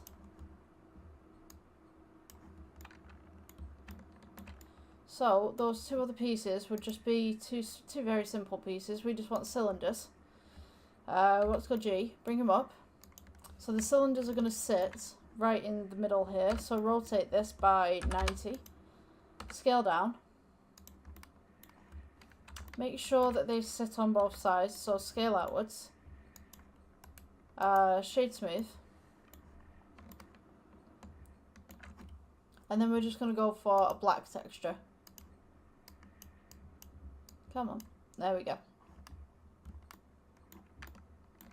We're going to go Shift D. Rotate outwards again by 90. Scale it outwards. And then scale down. And then press G and bring it towards the cylinder once more. And then we're going to go Shift D and then do the same to the opposite side. So you could actually rotate this one so it's got some depth. So you should be left with something that looks like this. So if you take these three, just press Shift and select all three, click on all three. We then can bring this up to here. So we can do Shift D, press G, bring it up, and just bring it across using the vertices provided by holding the center scroll wheel. So once we've got all that in, we need the light. So what we're going to do is an emission. So what you want to do is, I mean, you could do it as a UV sphere if you wanted to, an elongated UV sphere. To be honest with you, just ignore that cylinder, sorry. Actually, yes, we'll work with the cylinder. Press G, bring it up. So this will be the tip of our light bulb. So we're just going to go to the black material for this one, add, and go to circle. So your circle's down here at the bottom, just press G, bring it up. So we're going to make the light bulb, make an oldie worldy light bulb. Edit, let's go G, bring it down, scale downwards, press F to fill. I don't know whether I can see it on this one. Yes, we can see it. So you're going to press F to fill, scale it down all the way, as much as you can. E for extrude, scale it outwards.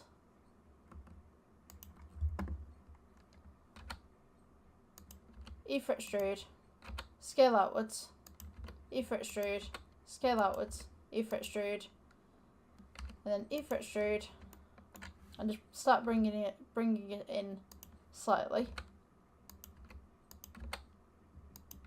almost like this, almost like a teardrop. Now we're going to go shade smooth.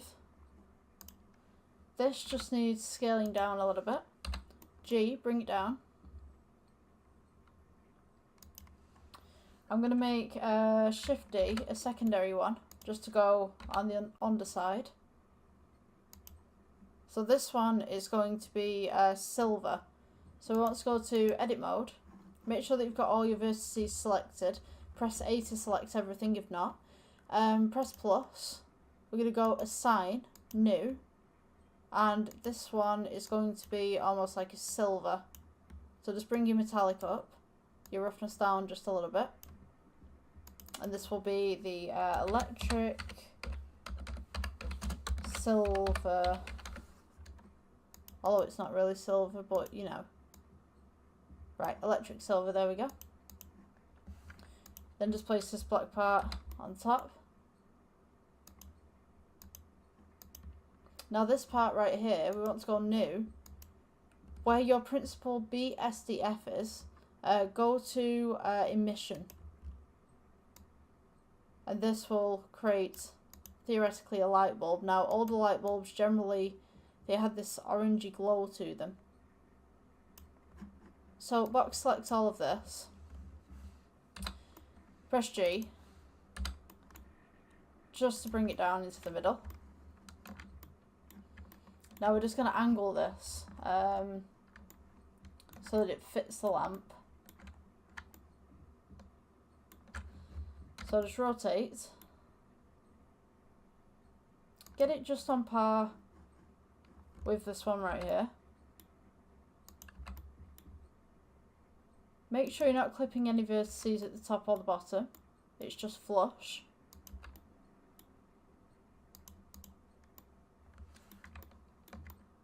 You notice that it's just slightly off there, but that's okay. And hopefully that's what you should end up with.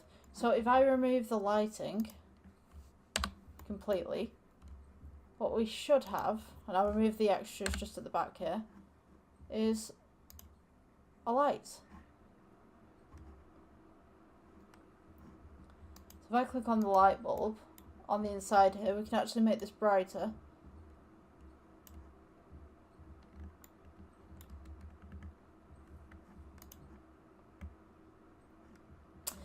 And that's generally it.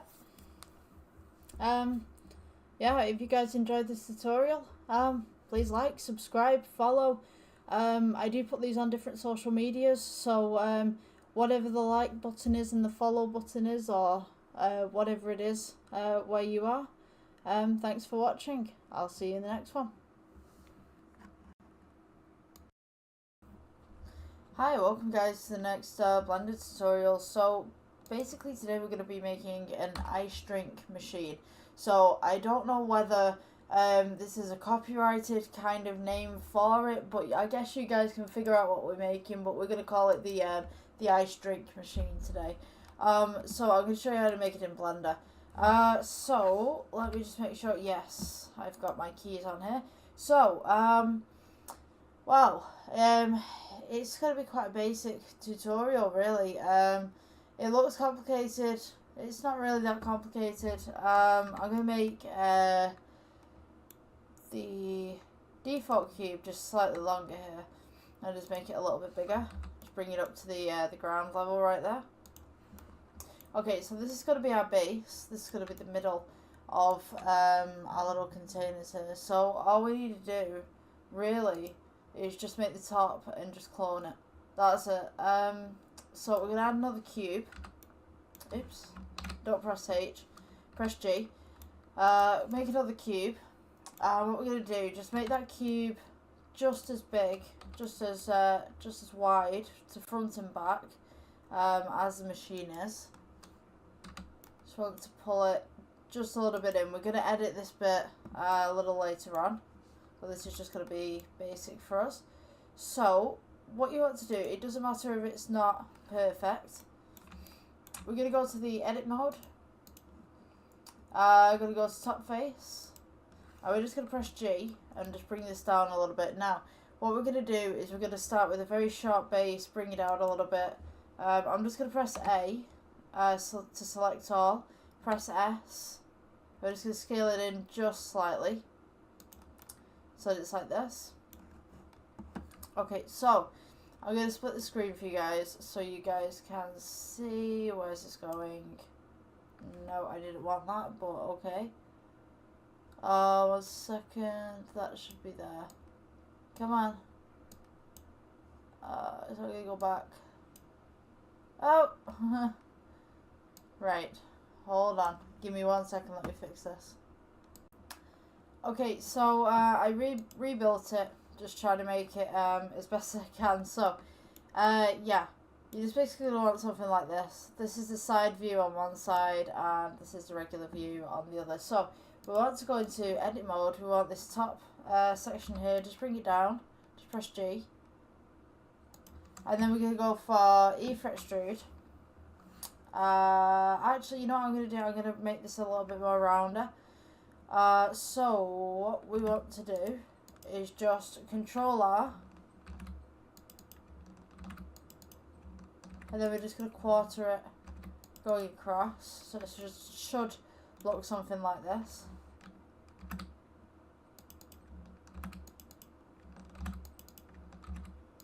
Put the back there. I'm just going to pull in the corners just a little bit, just to bevel it.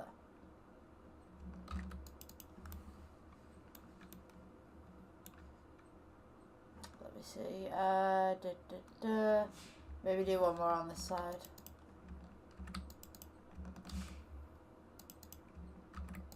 Okay, so what you want to do is just go into your select mode. We want to select the edges.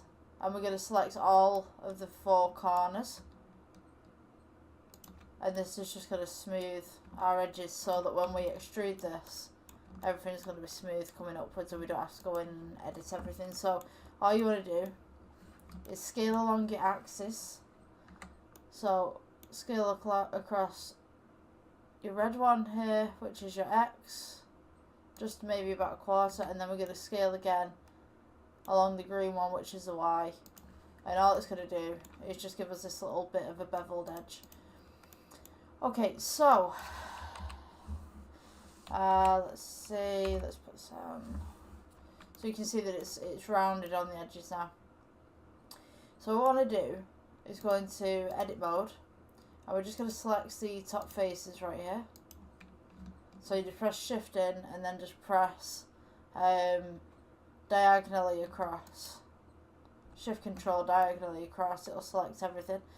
So what we're going to do is E for extrude. Now the base of these ice drink machines are quite small, and then they kind of come out a little bit, and then they've got the lid that comes in. So you want to just scale this just outwards just slightly, so it's got a little bit of a lip. E to extrude, scale outwards just a little bit. E to extrude, and then we're going to try and scale it outwards this way as well. So just press S for scale, just scale it outwards just to the side just slightly. E for extrude, and then we're going to go E for extrude again, and then we're going to start bringing it in just after we've pulled it out a little bit. E for extrude. Right, at this point we're going to start bringing it in. So we're going to go E for extrude again. Just give it a little bit of a lip. E for extrude. This will be the top of the container. E for extrude again. Just scale that in. And now we're going to start to go into the container. So we're going to go E for extrude. Leave it where it is. Scale inwards. E for extrude again.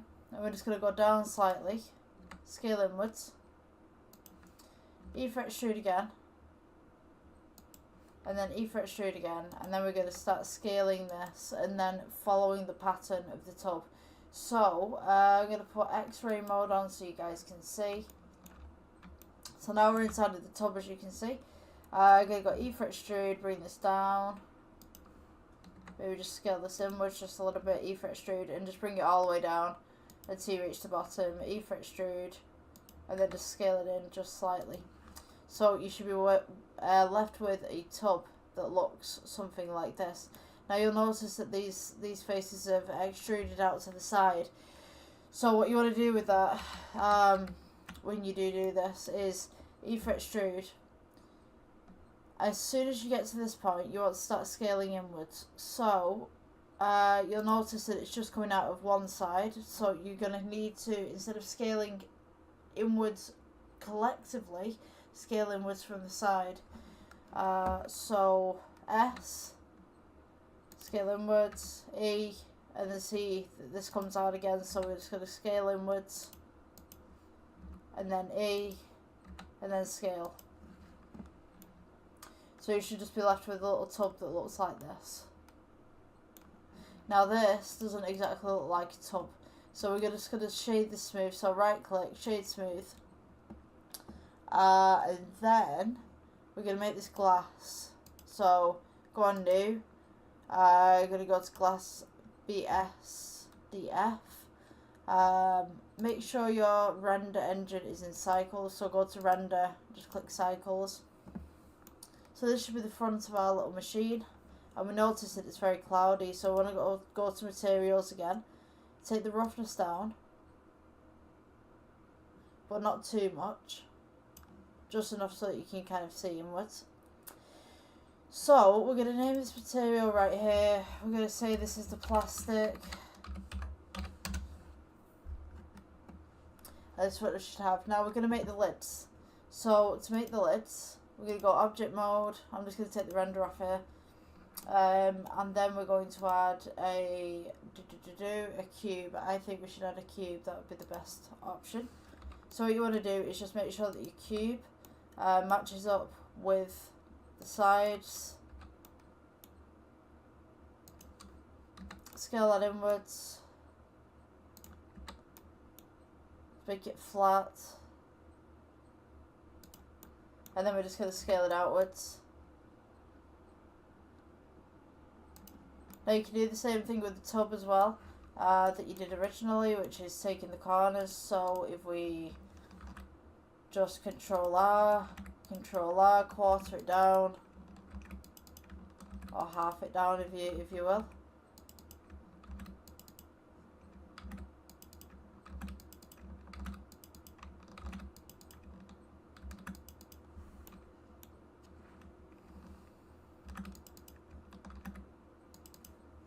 And then we're just going to take the sides, bring those in.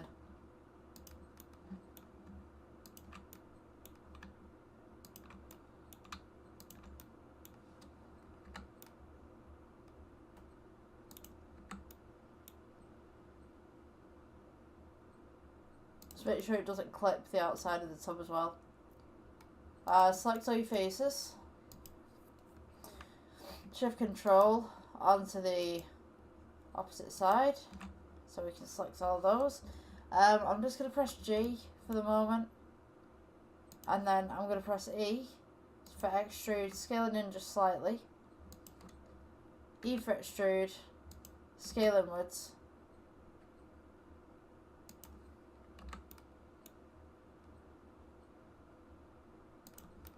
And then this is just going to be the lid of the ice streams machine.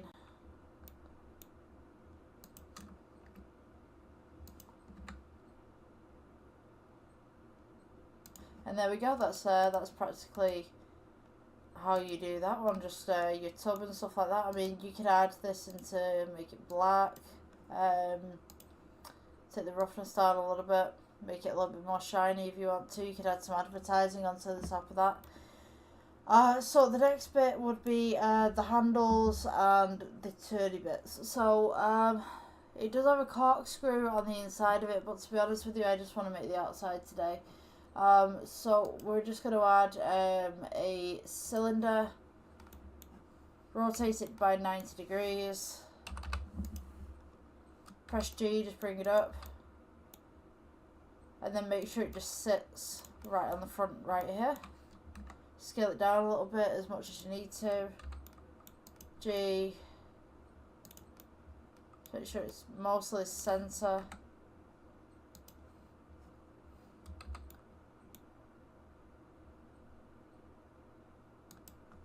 And then we're going to put this one as glass as well. They're the plastic even. Plastic tones.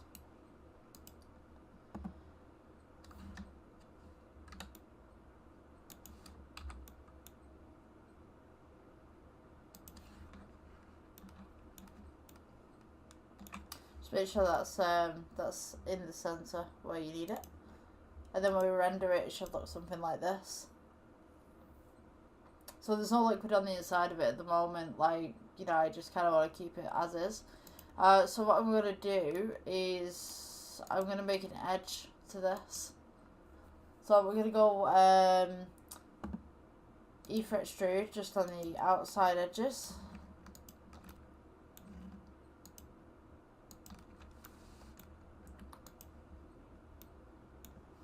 Or you can go scale inwards as well. Ether extrude, scale inwards. So all these edges on the side here, we're just going to select them.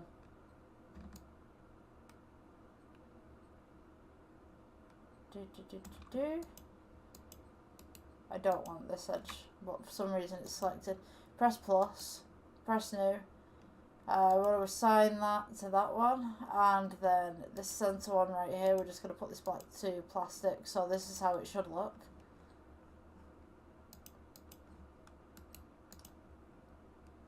I'm just going to smooth that out as well. Okay, so what do we want next? Let's see. Let's do the handles and stuff like that. So back to this part. Let's add another cube. Scale this upwards, but scale it down. Make sure it's roughly in the center.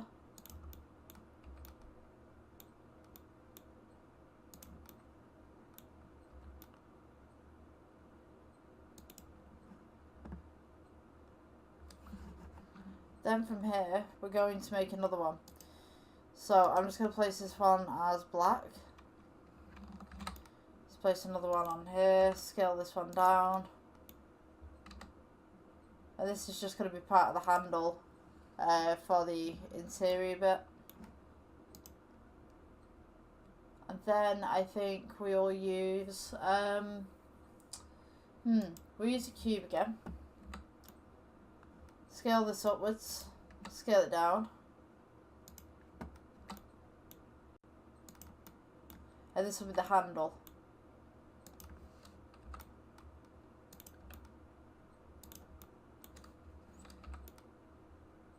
I'm just going to bring it here just for the moment, and then I'm going to edit the actual handle itself. So we go to edit mode. You want to select your top face right here, when it'll let me. Press G to bring it down. E to extrude. Scale it outwards slightly. E to extrude. Scale it outwards slightly. E to extrude. Scale outwards. E to extrude. And then E to extrude again. And then we're just going to start bringing it in a little bit. E to extrude. And there we go. And then just shade it smooth. So now you should be left with something that looks like this. To be honest with you, I'm going to change this one. Put it as the black plastic.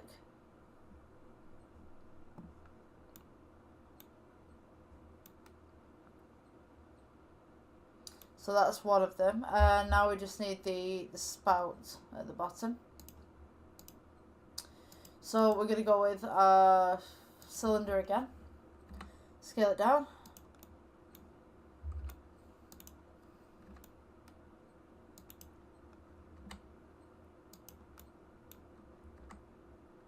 Make that slightly bigger. Now we're just going to place it right underneath.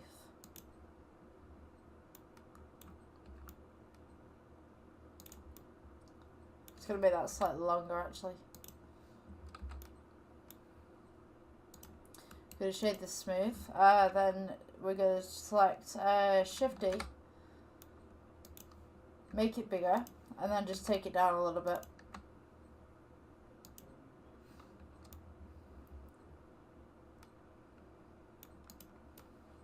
And that should be our basic kind of little part right there. So I'm just going to change this to glass, actually. I'm going to go to edit mode.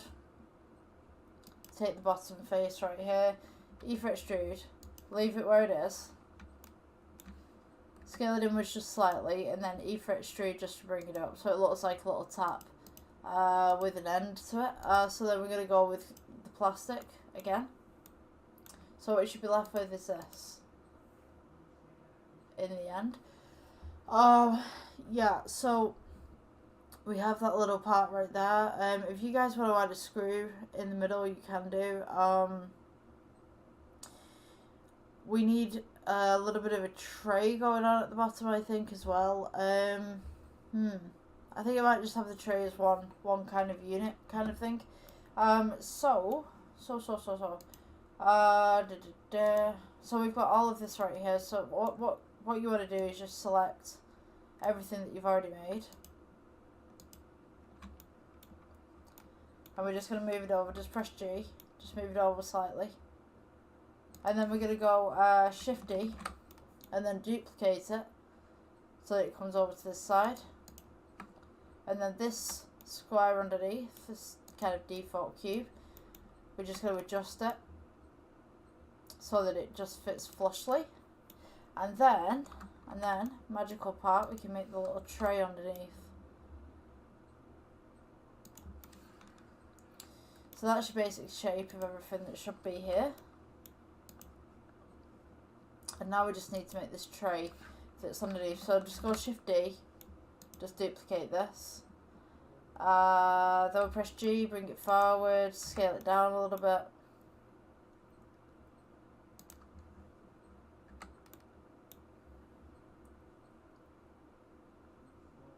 So that we just have this kind of undercurved bit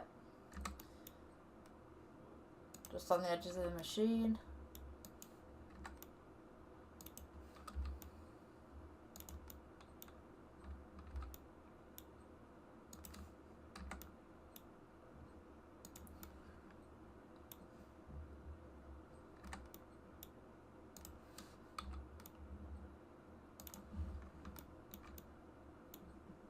So once you've got this right here, we're going to go edit mode. Control R, half it. Control R again, half it again. Control R, half it. And then on this bit, we're just going to make a little bit of a square. Control R again. You're just going to want to make a little bit of an indent. That's all we're doing. So edit mode. Oops, edit mode. E for extrude. E for extrude again, don't move it. Scale it inwards. And then E for extrude just to bring it up a little bit. So you've kind of got this little tray thing that's going on.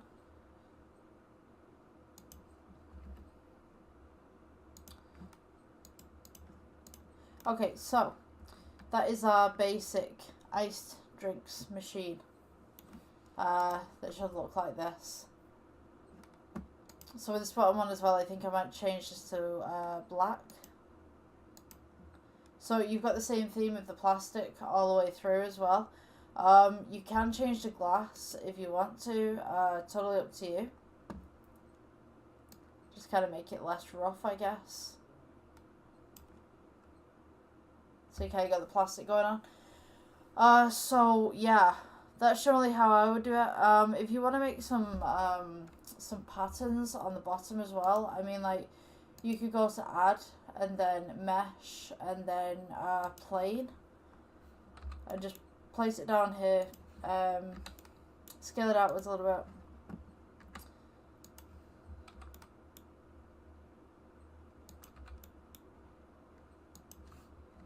So that it fits this part just flushly.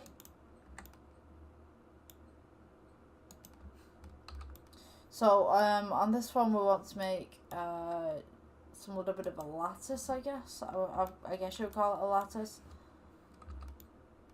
Okay, so go to edit mode, and what we're going to do is we're going to right click, subdivide, subdivide, subdivide, subdivide.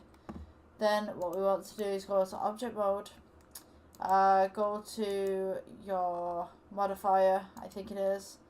Let's see, wireframe. Yep. Okay, so, and then go to materials and then select the black material that you had for your plastic. And there you go. You've got a little bit of grating going on at the bottom, some extra detail. You can add scratches and bumps to this plastic as well if you'd like. That's just generally in the shading tab at the top. I'm going to have mine smooth. So yeah, that's your basic ice drinks machine. There is a problem with it though, I feel. Yeah, okay, so this kind of moved out the way. So I'm just going to put that back there. I'm going to Shift D, move that over. I don't know why it's done that, but it has. Yeah, so that's your basic iced drinks machine. You can add some liquid in there if you want to. Just basically use a square and make it slightly see-through. I guess I could try and put that in for you guys, just to kind of show you. Also, this middle part here, you could make this silver if you wanted to. Let's see, can I do this? Make this just slightly silver. I think that's okay. I'm just going to add a plane underneath it. Can I get some depth going on? Yeah, so you can see the silver is now slightly reflective just on that side. Let's see, I'm going to add, actually, maybe some liquid just on the inside of it. Just use the X-ray mode and get something in here.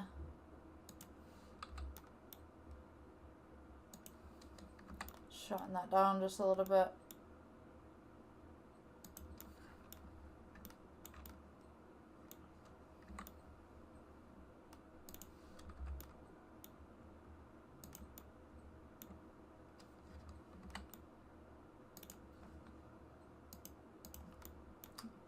Yeah, I'm just going to do some little bit of edits so it looks more genuine. Oops, we don't want that side, we just want that side. Just that one. Yeah, here we go. No. I think I'm half asleep tonight, like I'm so tired right now. I just want to go, when I go to bed I'm like, whoa. Right. Okay, so when we go to object mode and we go to the render tab, we can now see that there's some sort of liquid inside of there. If we go to new and we just change it to green or something, because they're all funky colours, or we could do red. I'd take down the roughness a little bit. Just pull the OCR a little bit more as well. Makes it slightly invisible so that you can see that the machine's kind of full. Then we can go Shift D, duplicate that over, and we can fill the other machine up. If you guys want a different colour, just like press edit mode and press A to select everything. If it'll let me. Yeah, A to select everything, press plus, press a sign, and then choose a different colour.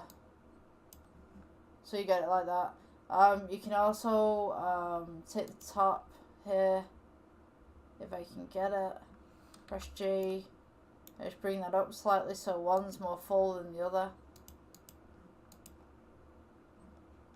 And there you go, that's your basic ice drinks machine, so to speak. Quote unquote ice drinks machine. I hope you guys enjoyed the tutorial. If you guys are on Facebook, give me a follow. If you're on YouTube, you know what to do. Subscribe, hit that bell button so the next tutorial will come out for you. Yeah, I'll see you guys in the next one. Bye. Okay, welcome guys to the next Blender tutorial. So, it is the 1st of October, and you know what that means. It's Halloween, or it's at least going to be Halloween very soon. So, during this October, we're going to have a lot of Halloween videos coming out. A lot of people are starting early this year, and I thought I'd do the same. So, what we're going to do is make a little phone screen kind of design. What you're going to have to do to begin with is go to render. We're going to switch out the EV to cycles. And then we're going to go to the camera, which is right here. And what we'll do is we're going to change the size of the image. So you're going to have to go to the output right here. And we've got resolution under format just at the beginning right here. And place in by pixel the size of your screen. If you don't know, Google should be able to tell you. Just type it in, see what it brings up. So you just need to put in your phone model, and Google should be able to tell you the rest of how many pixels across and how many pixels up you have. Once you have that, you'll have something like this. Now, leave it where it is for the moment, because what we're going to do, we're going to go ahead and delete the default cube, and I'm going to add a, let's go with UV sphere. We're going to go ahead and shade smooth. And what I'm going to do from this point on is we're going to go to material at the bottom right here. We're going to go new. And I'm just going to name this as glow. This is going to be for the eyes. And the eyes on this project are going to be a little bit rough as well. So what I'm going to do is we'll go to Principled BSDF. We'll change this to emission. Change this to kind of like a nice yellow colour, or you can have any colour that you want depending on your colour preferences. And you'll notice that when we go to the viewport shading on rendered, that we have this nice glowing circle. So what we're going to do from here is we're going to go add plane. You're going to press G with this, bring it up, scale it outwards to how big you want your ghost to be. And what I'm going to do is let's go to edit mode real quick. We're going to go right click subdivide, right click subdivide, subdivide, subdivide. Do it a few times. Do be aware that when you subdivide, it gives the computer a lot more work to, it gives it basically more vertices to work with. So if your computer's quite slow, or maybe I don't know, a little outdated, maybe less subdivision than say someone who's got more of an advanced PC, because it's going to take up a lot more RAM memory to be able to run something like this. So what we're going to do, I'm just going to subdivide mine as much as my computer will be able to handle it. I'm going to go back to object mode. And what I'm going to do is let's go on to the wireframe for a moment. I think someone just texted me, if you can hear that. Something's just gone through. We're going to go to 7. Press 7 on the number pad, which is the top right here. So what you want to do in reality is roughly plan where the eye holes are going to be, because once we animate this to fall over the sphere, we're going to need some eye holes. So what I'm going to do is I'm going to animate this first and show you guys what you need to do, and then we can go ahead and put those eye holes in.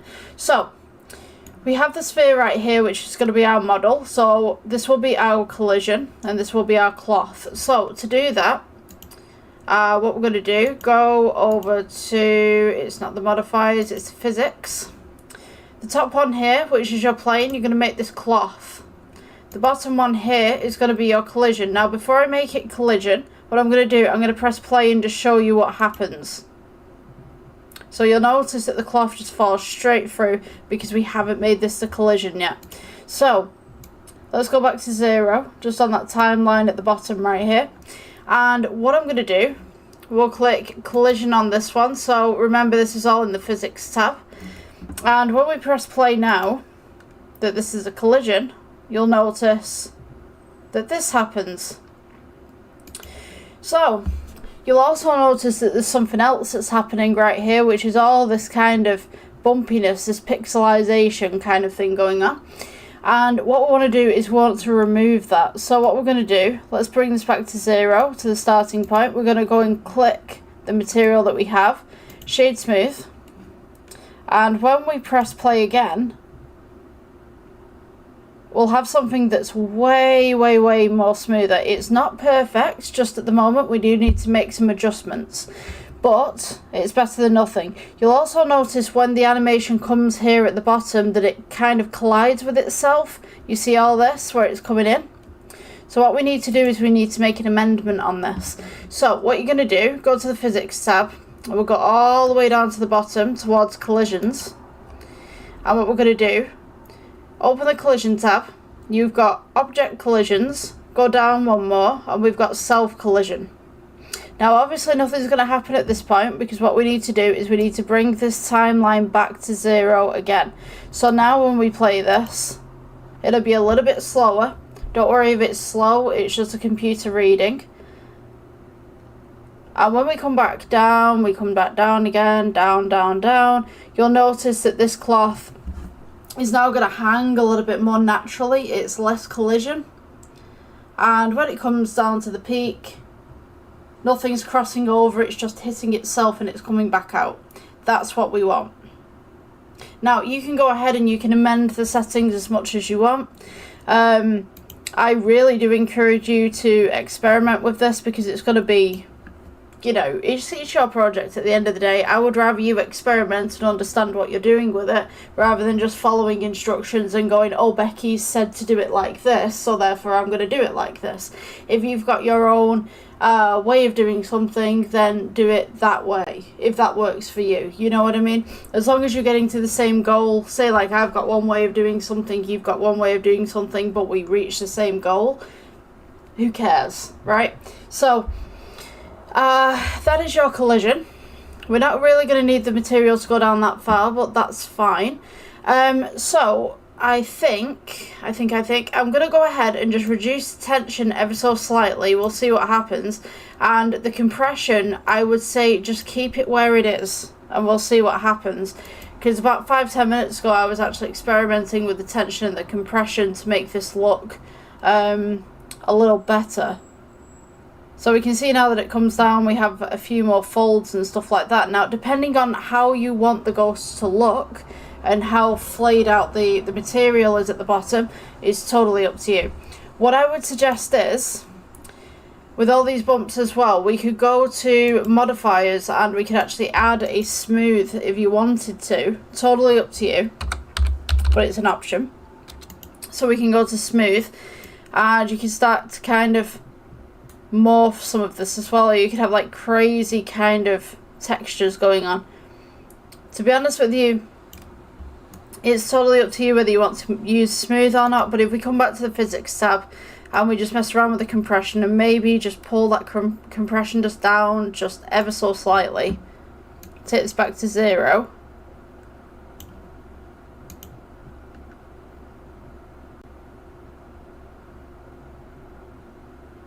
We now have a nicer flow to that material in particular.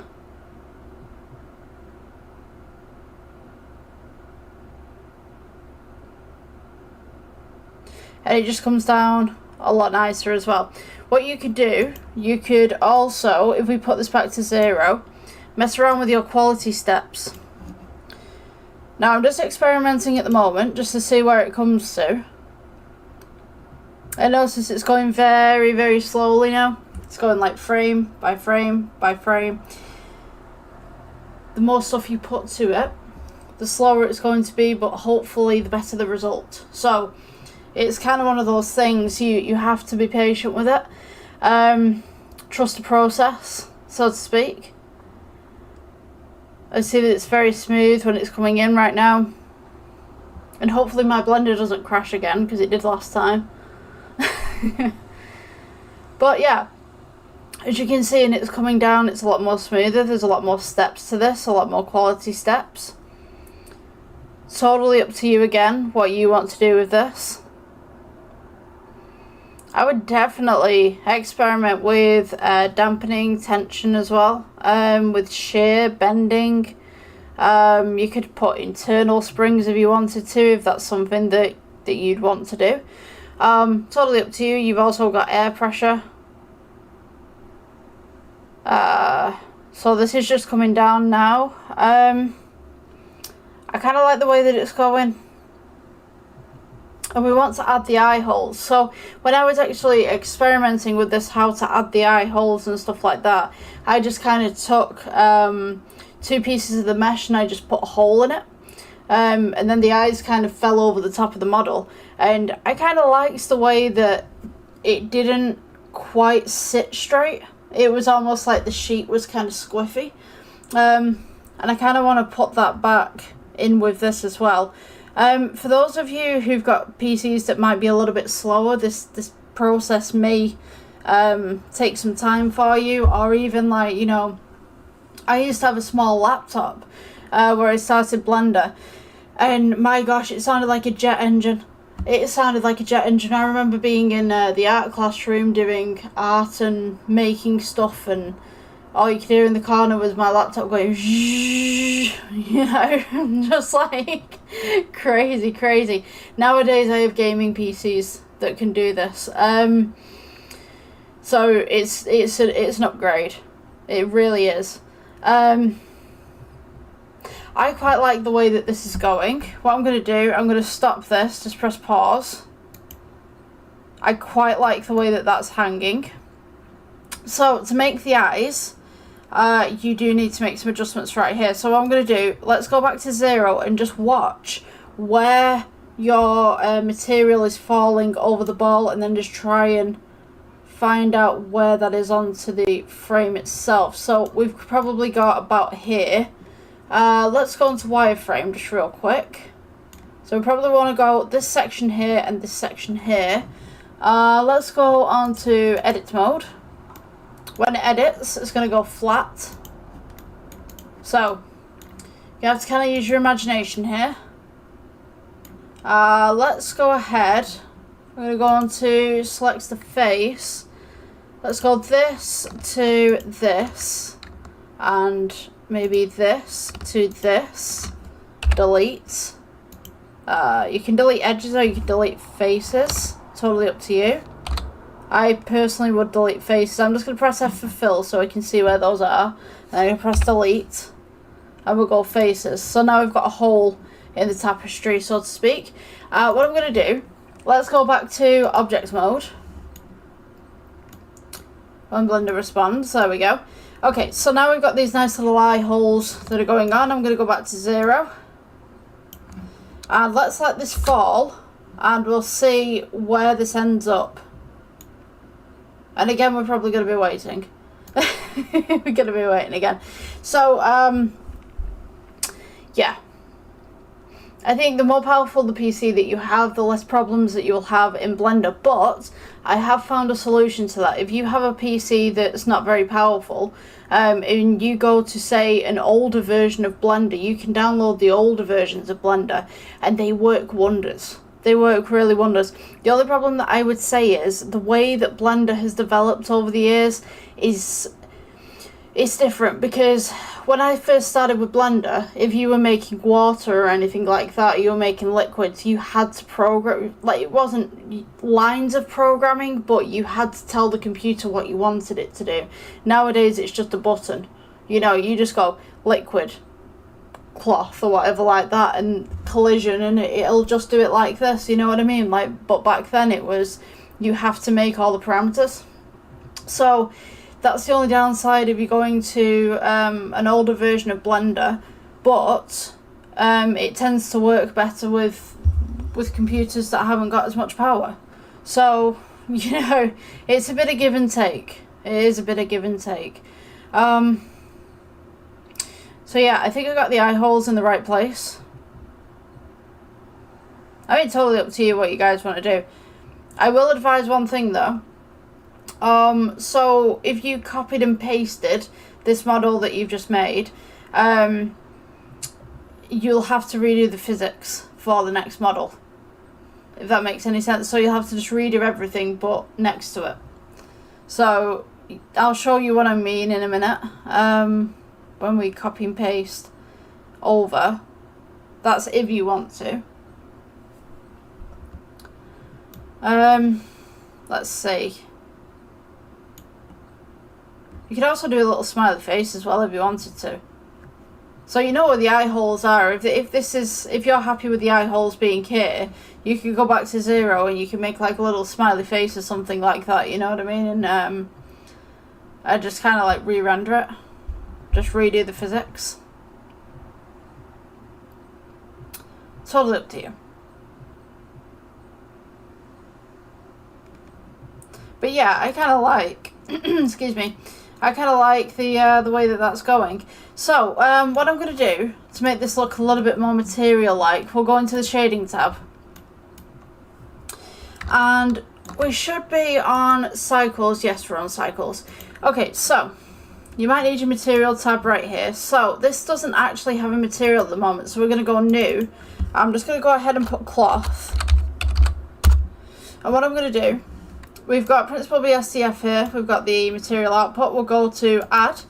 We're going to go brick texture. You can go color to base color. It doesn't really matter. But now you've got this nice little brick texture going on. So what you want to do is take the brick width and just make it all the way out. So now we've just got all these little stripes going on. We want to go ahead and scale this up. So you could have like a blanket maybe or something like that, you know, with stripes. But to be honest with you, I'm using this for more of a texture. And I'll show you what I'm going to do with it afterwards, because we're not going to keep this in base colour. We'll move this. So you've kind of got this nice little lines going across, and then you've got this line coming across this way. It's just the brick. We can't really get rid of that, but it looks like a bit of a seam, like it's been stitched together.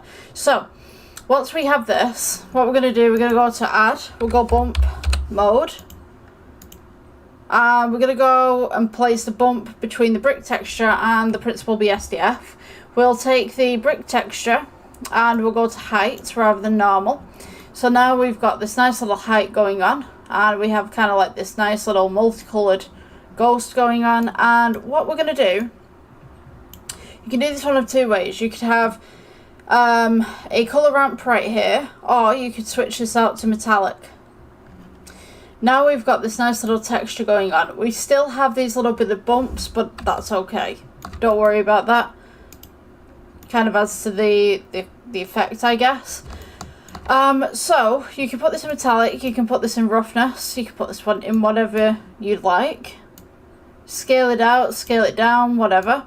What I'm going to do, let's go ahead. I'm just going to go and scroll out of that just slightly. Let's select everything. So we've got space. I'm going to go ahead and take the bump texture and the brick texture. We'll go copy and we'll go paste, or you can go Shift D. I'm going to go ahead. Oops. And we'll have one brick texture, one bump texture, one brick texture, one bump texture. The top one we can place in base colour. The bottom one's going to go into the metallic. And what we're going to do, we're going to add a colour ramp. Just at the top one here. So this is the layout that you should have. So we've got brick texture, bump, colour ramp, which goes into base colour. Brick texture, bump, and then one that goes into metallic or roughness, depending on what you want. So we can now see that we've got these nice little stripes going on, and that should be picked up within our final piece. So we can go ahead and we can pull the black towards the white, and this will contrast it just a little bit. We can have the white being pulled towards the black, and you can get some of that shadow and shade underneath. Totally up to you. And again, you've got the modifiers with smooth, so you can go out and smooth that out a little bit. So when we go back to our layout, we should have something like this. So upon the render, if we go to render tab, you can kind of see a little bit of detail of the cloth around the edges. Now, what I'm going to do, because obviously cloth isn't just one plane, you do have a little bit of lip on it. We'll go ahead and take the cloth. Let's go back to 0. And hopefully this works. Let's go to edit mode. A to select everything. E for extrude. And you just want to extrude it just a tiny little bit. Just a little thumbnail kind of thing. just to add a little bit of depth and texture. Oops. G, I'm just going to bring that down. Okay, just about there, yeah? So now, if we press play on this, or spacebar, we should get an animation, but mine's kind of crashing a little bit. So, I mean, if yours starts crashing, just backspace it a little bit. Control Z until you've got one plane. I think mine's struggling. So what I'm going to do, let's go and press pause. Hopefully we get a pause. There we go. Right, I'm just going to go ahead and just backspace mine so it's one plane. But if your computer can achieve it, then go ahead and do that. So, let's see. You could also, let's add some shape, maybe. Shrinking factor. You could go and experiment with this, to be honest with you. Let's see. I'm going to keep it the way that it is. I'm going to keep this the way that it is. Oh, we've crashed. Oh, there we go, we're back. Okay, so. Why are you not working? Okay, so I'm just going to go ahead and do the animation again. Just to make sure that this is okay. So we're going. And whilst I'm actually doing this, if you wanted to make a friend for your animation right here, you could go ahead and make another one. Let's go ahead and pause this. I'm going to go ahead and just take them both. Shift D, duplicate. Just move them across. As so. So, in theory, if you had two ghosts, let's go ahead and just rotate this one just ever so slightly. Come on. I think my computer's having a little think. Let's see if that works. Yeah, there we go. Okay, so we can start from 0 again. Go ahead, press play. And hopefully both of these should be able to fall. It's going to take some time because now we've got two of them. And obviously the animation is going to take a little bit longer. And hopefully they should interact with each other as well, because if you think about it, there's two spheres, which are the collisions, and then there's two materials, which are coming over the top. So in theory, they should kind of hit each other and kind of interact. So it kind of look like, I don't know, hopefully arms kind of looking at the end. But we'll see. We'll see. So slowly coming down here. The materials aren't interacting with each other, as far as I know, because they're not collisions. So they should just bypass each other. In theory. We'll see what happens here. So I'm just going to go ahead and just take this off the X-ray mode. So we can see the surface rather than the underneath. So yeah, we can see that the eyes are coming in just here. See that the eyes are coming in just here, and then both materials are kind of over each other. So maybe I could move that. Let's see. So I think this material from this one is slowly falling down. So hopefully by the time that they are dangling, the eye holes should be uncovered. Should be. And I'm looking at this now going, yeah, they will be. Come on. Just kind of waiting, just kind of watching. I think it's a really good idea just to watch your work kind of unfold, because then you can learn where it's going wrong and where it's going right, and you can see like frame by frame what's happening with it. So you see that this material right here from the one on the right is reacted to the one on the left, so it's folding in different ways. So it's all about physics and stuff like that. So you'll notice that material seems to be a bit further back on this ghost than the one on the left, which is kind of cool because it looks like the ghost is looking up. So I think that's pretty cool. We'll get some lettering in the back here. We'll get the camera at a certain angle so it looks cool. I think I might need to move the material forward on the ghost on the right. Or maybe I could keep it. Maybe because we have the text above. It might look okay actually. And they should also carry the same materials as well.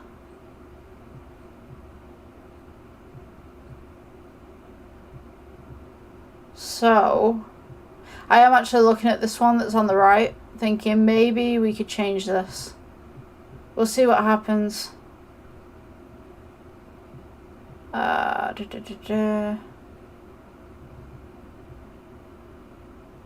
just want it to droop a little bit more. More droop. Come on. You know what? I think I kind of like it like this. I'm going to pause this. We'll work with it from here. But I don't like the fact that the eyes are a little bit too high on this one. So, I mean, you could go back and you can edit it. Or you could have it kind of like a surface. So let's go with add plane. I'm just going to go ahead and scale this out. And then press G, bring this down. Don't move the ghosts up, otherwise you'll have to reanimate them. Or redo the physics even. So, maybe just keep them here. Let's go ahead and scale this out. Press G, bring it across. Scale out again. And what I'm going to do, let's have this as a reflective surface. So we'll go to materials, new. Let's go with reflective floor.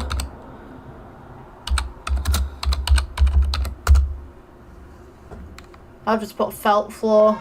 It's just abbreviated so I can read it better. So let's go with metallic. Let's turn down the roughness just a little bit. We'll go to the render right here. We can see that we've got these two ghosts. This nice little floor that's going on. Let's press G, bring this down. So it looks like they're floating. We could have the angle just here for Happy Halloween. I'm going to go ahead and just make this floor black. And the materials here, I think that the black is a little bit too much. Let's go with shading. We'll go to this material again and we'll just reduce the black ever so slightly just here. And pull the white maybe a little bit further up.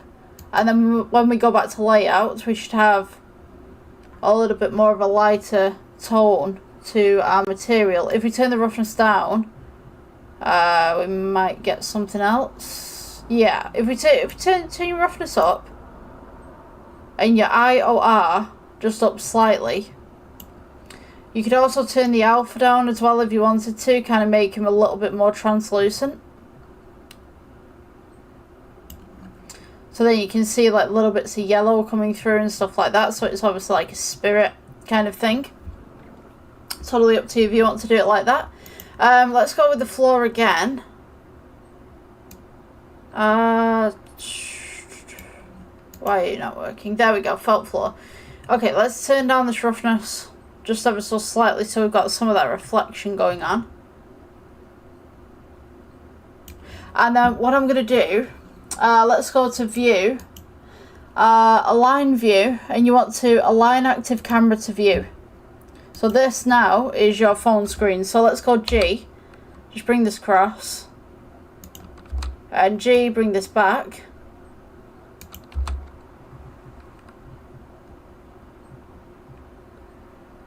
Then we can go ahead, just bring this up.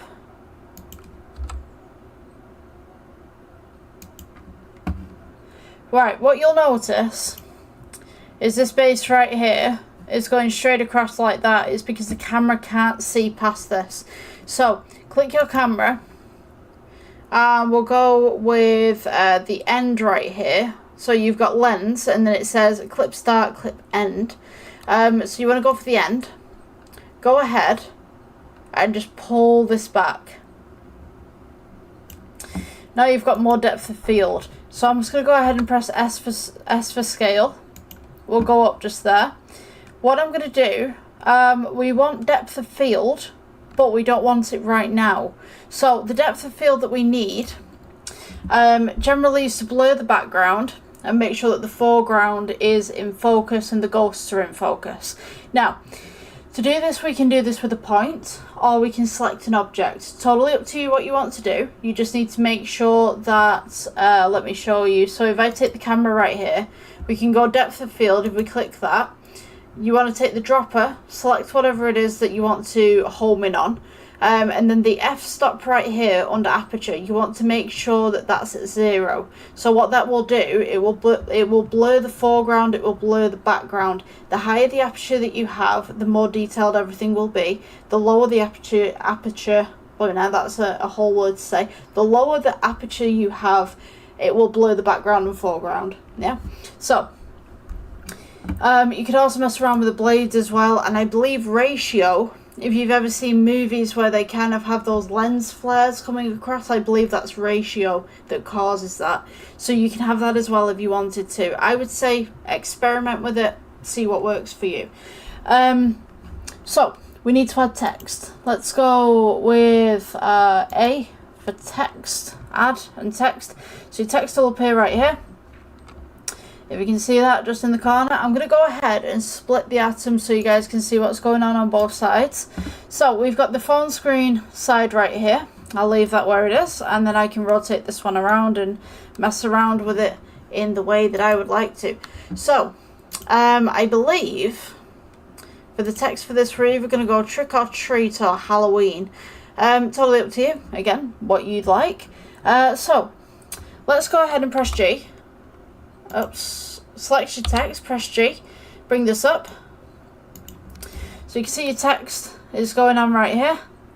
I'm going to go to edit mode, and then we're going to start writing text. So I think we should go with trick. I'm just going to leave that one as trick. Let's go to object mode. Come over to the data section right here.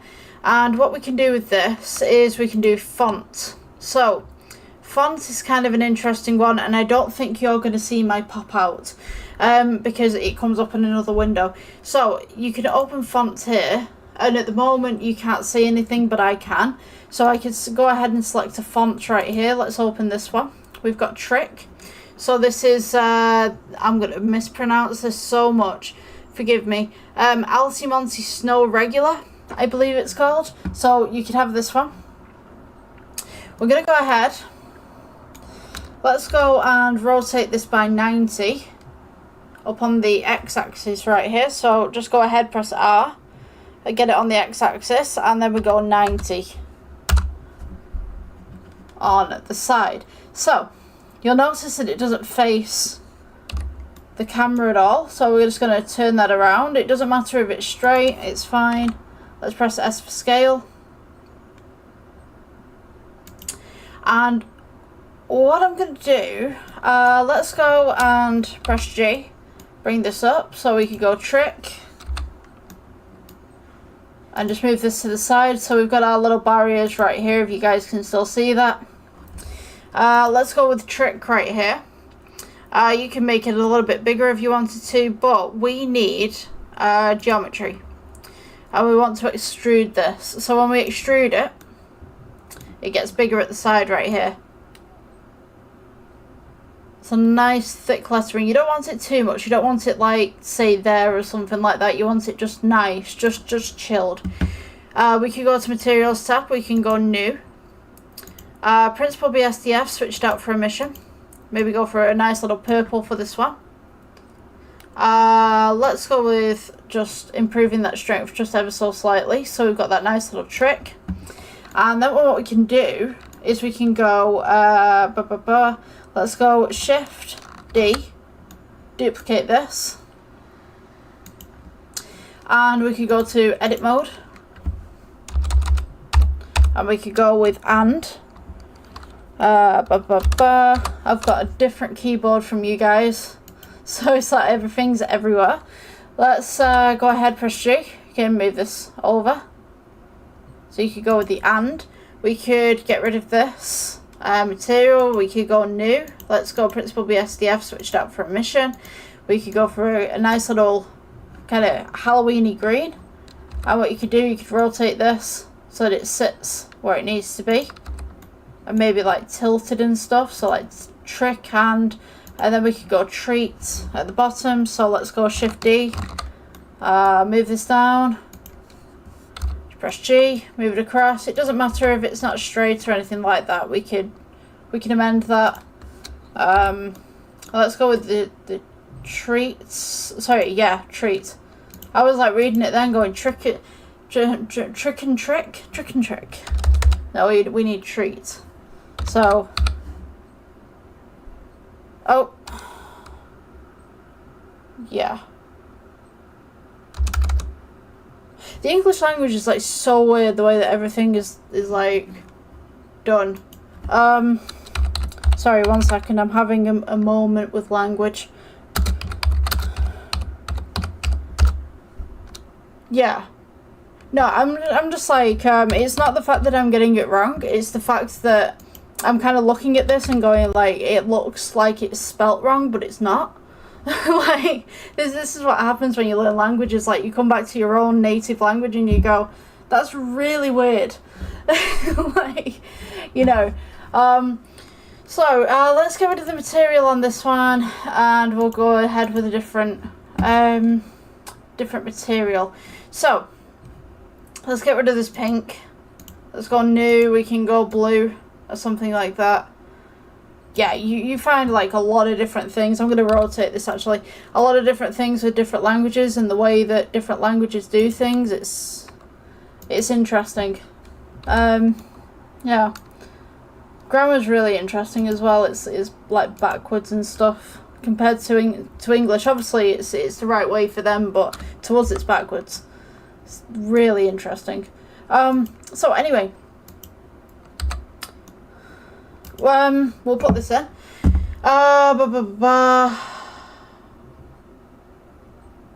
Yeah, okay. I'm happy with that. If you guys are happy with your design,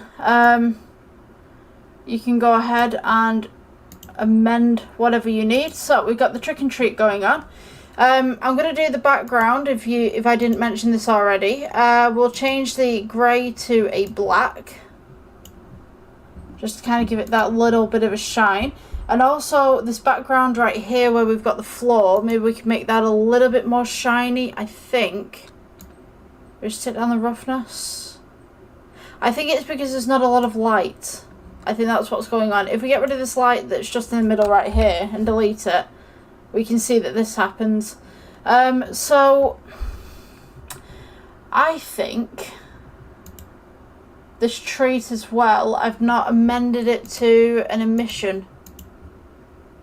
I knew there was something up with this because I was looking at it going, there's something wrong. That's me getting distracted. Let's go ahead and pull this up. So you got that nice little lighting going on. And maybe the trick as well, we could pull that up just a little bit too. You don't want it so much that the colouring goes, but at the same time you want it nice. So you've got that nice little reflection on the ghosts at the bottom. So what I could do as well, we could go ahead and just add some more lighting at the bottom. Let's go and add, yeah, let's go light. We'll go with point. What I'm going to do, let's go G, bring this down, maybe just underneath. We'll go ahead and put the exposure up a little bit. Let's go with G above actually, and then we'll have this going across this side as well. So now we've got the nice little reflection going on, we've got the trick and treat going on. You want that reflection to kind of come out a little bit. But I'm just going to lower the exposure and then I'm going to add another lamp. So we've got that nice little lamp there. Nice little reflection just underneath. We can go ahead, Shift D it. Move this across. G. Move this across. And then we're going to Shift D, and just move this across. So you want to avoid the reflection of the light just here, but you want to be able to see the ghosts to a point in the floor. I'm going to go ahead and just lower the trick and treat just for a moment. Primarily because I just think that the more light that we have in this scene, the more it's going to kind of disrupt it a little bit more. So, yeah. We've got something like that. Trying to think. So, yes. We need a bit of depth of field. So what I'm going to do, let's go with shading. And to help the depth of field, I'm going to add some texture onto this floor. So let's go with add. And we'll go noise.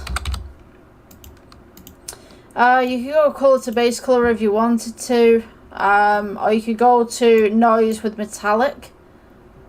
Totally up to you. Just, you see how there's bumps starting to appear the more that I pull the noise across. So that's just giving it a little bit of detail, a little bit of texture. Pull the roughness up just a little bit. So now you can see that we've got this kind of reflective floor with a little bit of texture going on. Go back to layout.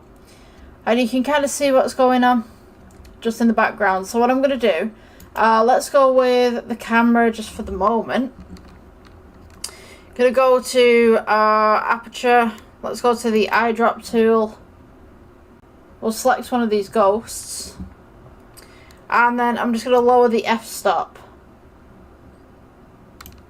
So we should have a nice little blurred background as well. And you'll notice the trees has just lost some stuff on there as well. So what I'm going to do is just become blurred. So you notice if I pull this up, the trick is in focus. And if I pull this back down, the trick is now out of focus. You see how that works? So if we take the trick and move it closer to the camera, hopefully it should be better. So let's go with G. Or we move it closer to the ghost, it'll be more in focus. So let's go G. Just go ahead and move it to where you need it to be. So you see now it's in focus. So now we've just got to move this across. And maybe just make it a bit bigger. And then G, just bring that down. So now you've got trick and treat. Or you could do trick or treat. It's up to you. Trick and trick or. Totally up to you. We'll go with or. Looks better. Trick or treat.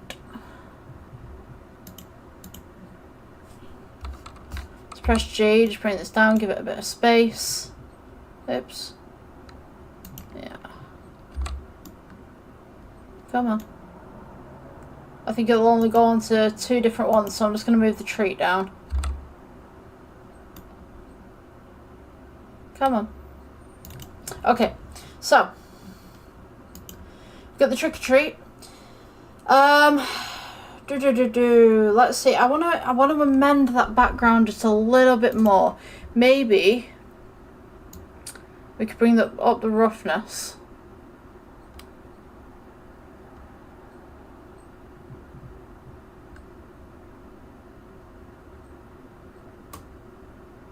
Okay, so we can drop the roughness.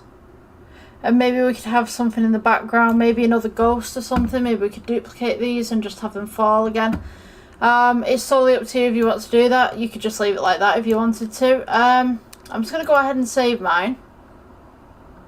Let's go with save. Hopefully it doesn't pop up on your screen. Yeah, okay. So, I'm just going to go with, I'm just going to name this Ghost 2, because I've already experimented with a ghost. Maybe put some more ghosts in the background. Now it's going to take up a lot of memory, so if you can't do this part, maybe just end the tutorial now. But for me, I'm going to go ahead and just duplicate these. Let's go Shift D, and I'm going to place these in the background, just chilling. So if I move this to there.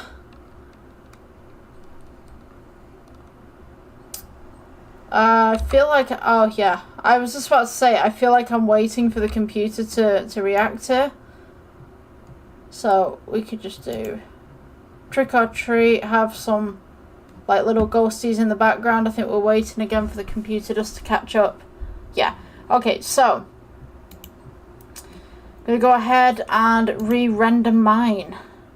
Let's see what this looks like. We should have some blur ghosts in the background, some in focus ghosts at the front. If this crashes, we've already saved it. So we'll just work from there. Yeah, I think that's about it for the tutorial, to be honest with you. This is going to be a difficult one to render in the end. I think this tutorial's gone on for about an hour. Yeah, we're just kind of waiting now because obviously we've got 4 of them on the go. This is going to take at least 4 times the amount of space, I do believe.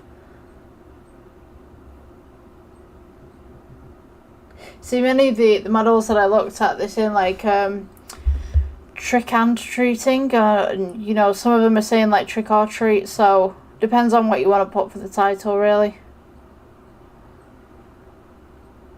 I mean, I grew up with trick or treating. You know what I mean? It's not like, but from learning languages and stuff like that, sometimes people say it in different ways. So yeah, totally up to you what you want.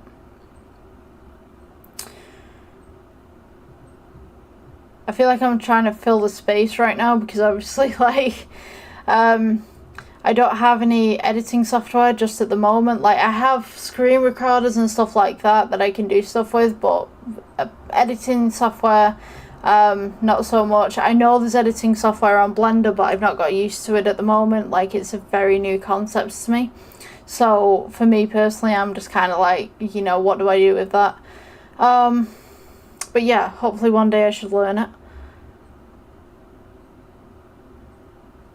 I'm kind of just waiting now. Oh yeah. So how are you guys? You know, how are you guys getting on with stuff? I know there's one person who's asked me for gaming tutorials. And to be honest with you, like I've done a few gaming models and stuff like that. I went around and I did a lot of different stuff, but not like full-blown game maps. I've actually been looking at doing gaming maps, but it's the concepts. Like, oh my gosh, like I've been on Pinterest and I've looked at like, I want to call them schematics, but like maps of different games, and I'm kind of like, right, okay, if I put this in this place and if I put that in that place, then this is going to look good, blah blah blah. But I don't like to look at things from like top down. I like to look at things as I'm building them, and yeah, it's a little confusing, but I think like once I get used to doing something like that, like I should be able to make stuff, you know what I mean? If I can make objects and I can make rooms, then why can't I make a gaming map? You know what I mean? It's new concepts to me, but I'm going to try it. I'm going to try out a few experiments and see where I can go with it, and then I'll get back to you guys, you know what I mean? So, yeah, this is nearly done. Come on, faster. I don't know whether actually, like, it would go faster if I put this on CPU compute. Maybe it would. But I think we're halfway through the drop animation anyway, so we might as well just wait. Well, sort of halfway. Maybe like 3/4. I kind of like this. I don't like the repeat in the background. Maybe we could have, you know, amended some of these a little bit or rotated them. But to be honest with you, for this tutorial, you know, I've been sat here for near an hour now. I mean, you guys have got more time than me. You know, you could make some amendments. Excuse me. So, what we should have when these drop, we should have some blurred background ghosts and some in focus ghosts. Focusy ghosts. So, yeah, I'm going to let this drop for a couple more frames, and then we'll see what we have. Come on. Maybe 65th frame will do us.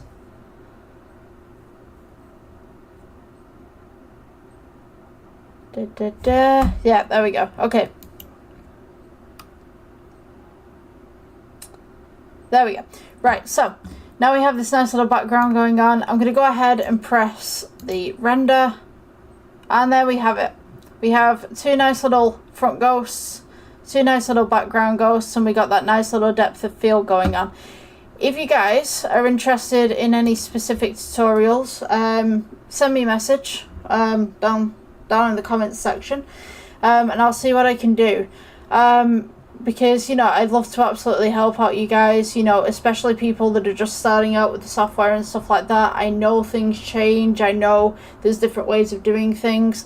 So yeah, send a message in the comments section, like, subscribe, all that jazz, and I will see you guys in the next one. Bye. Okay guys, welcome to the next Blender tutorial. So today we're going to be making a ghost holding a lantern. So what I'm going to do, let's go ahead and delete this default cube real quick, and I'm going to go ahead and add, we'll go ahead with we'll go with a circle to begin with. What I'm going to do is I'm going to make the lantern first, and then we will make everything else after. So on the side right here, I'm going to go ahead and just press 1 for side view so you guys can see what's going on at the side. And then I'm going to go ahead and build on this side. So with this lantern, we're going to go ahead and press F for fill, S for scale, just scale it up a little bit. And then I'm going to go ahead and press E for extrude. Just going to go ahead and scale that down a little bit just on that screen so you can see. Let's go S for scale, just to pull it outwards a little bit. E for extrude, bring it up. We got E for extrude again. I'm just going to go ahead and scale this inwards just ever so slightly, and just press G just to bring it up just a little bit more. And then we're going to go E for extrude, scale it inwards. And then we're going to go E for extrude again. We want to go another scale inwards, just to bring in that nice little curve. And then E for extrude, bring it all the way up, just to about here. And then we're going to go E for extrude, scale inwards, and we just want to make a little dome kind of bit. Scale this in.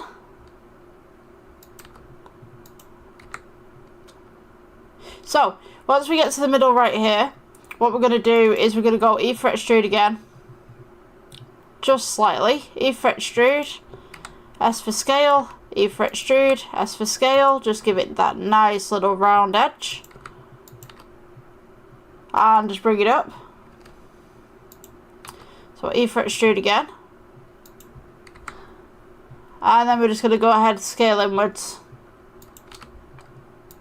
And this is going to be the base of the burner.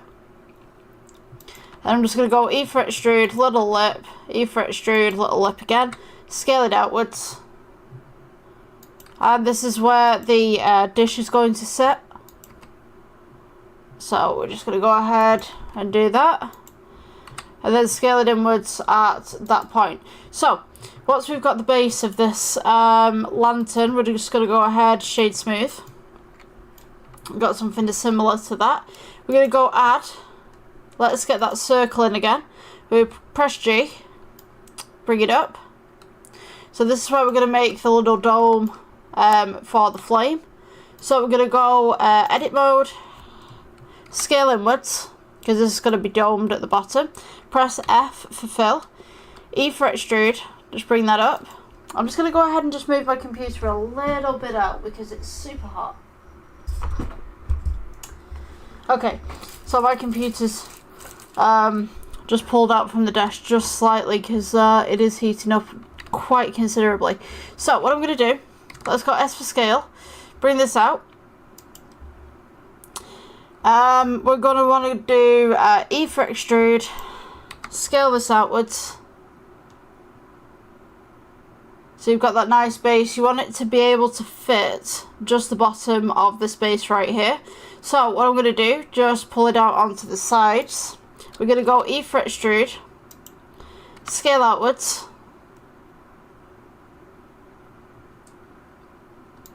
E for extrude again, scale outwards, S for scale. Oops, looking at two screens here and trying to figure everything out. So, E for extrude again, we're just going to be making a bulb kind of shape. So E for extrude, let's go E for extrude again, and we'll get to about this point and then we'll start coming back in again. So easy does it, and we'll just come back in just for that nice little lantern touch. There's your side view again, E for extrude. Just going to go ahead and just bring this up. So I'm just going to press G just to bring this up just ever so slightly so you got that nice little angle going on. E for extrude, scale it inwards, E for extrude again, we'll go ahead, scale that inwards, and then E for extrude, just make that little lip at the side. E for extrude, keep it where it is, scale inwards, and what we're going to do, I'm going to put the x-ray on this side so you guys can see what's going on. And we're just going to go onto the inside of the lantern right here. So, we want to go E for extrude, and you want to follow this around the edge. So, I have that little lip going on. You see right there that we've got that kind of little lip just coming around on the inside right there. And all you're going to do, E for extrude, just follow the edges of the glass. Just as such, and then scale out as needed. You can have this as thick or as thin as you want, but I would recommend that the bottom is a little bit thicker, because that's how glass naturally sets apparently. So, go E for extrude again, and I'm just going to go ahead and scale this in. Also, it makes glass a little bit stronger at the bottom too. So, let's go ahead and just scale it in. So now you'll notice that it doesn't touch the edge of the other piece that we've made as well. That's fine. All we need to do is just move it down a little bit. So let's go into object mode. I'm going to go ahead, shade that smooth. And what I'm going to do is just press G and just bring this down. So it's sat just on top. So, once we've reached this part right here, what we can do, I'm going to go ahead, go to the render tab, and we will switch out the EV to cycles.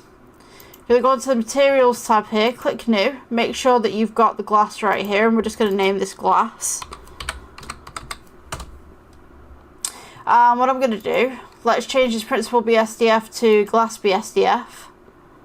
Take down that roughness, and when we render this, we now have this nice little glass bit sat on here. Now, usually with lanterns and stuff, you have like little imperfections all over the place. We'll get to that later on. As far as the bottom of the lamp is concerned, it's generally black, maybe like a shiny black, so maybe we can just take that up as well. So, once we've got to this part right here, and we've got the base of the lantern, what I'm going to do is, let's go to add, and I'm going to go circle again. I'm just going to take it off the render so it's not overheating. Let's press G, bring this up. So, this is the top now. Just going to press G, bring this down just a little bit, scale it. And we're going to go with edit mode, F for fill, and we're just going to go E for extrude, and this is going to be the edge of our piece. So I'm going to press A, scale this outwards, I'm just going to press G, bring it down, so we're just roughly about there. Don't worry about it intersecting at the moment, because we're going to change that later on. So if we go E for extrude again, E for extrude again, scale this in, and then we're going to go E for extrude, bring it up, E for extrude, little bit of a lip, scale that outwards, and then we're going to go E for extrude, leave it where it is, scale it outwards to the side, Then E-fret extrude, bring it up again, scale it inwards, and then we're going to go E-fret extrude, leave it where it is, scale it inwards, and you want to just get it a little bit deeper than the edge of the pan right there, so it looks like this. I think that would be good. I'm just going to scale it inwards just ever so slightly. So let's go E-fret extrude. Make it quite big, and E-fret extrude and just round it off at the top here. So you've kind of got that kind of shape going on. So we're going to go E-fret extrude again, scale it up, scale it inwards. We'll go E-fret extrude, up, E-fret extrude again, scale that inwards, E-fret extrude, and then scale this inwards. And we're just going to do the top part right here, so it's a little shaft, and then kind of go like this. So you want this one that comes out to be the same length as this one, so just scale it out to reach the edge. We're going to go E-fret extrude again, scale it in, and then that should be the top of your lantern. So should look like something like this, yeah? So we go to object mode, shade it smooth, right click shade smooth, and when we look at it we see that it's like this. So we need the same material, so I'm just going to put this as black plastic or black metal. Oops, let's go, come on, black metal. So this one, let's go down to the drop down menu and just go black metal like that, so it's a uniform colour. So the next bit that you're going to need is the little bridge that goes across the outside. So what I'm going to do is we'll do a mirror modifier for this one. So let's go ahead and add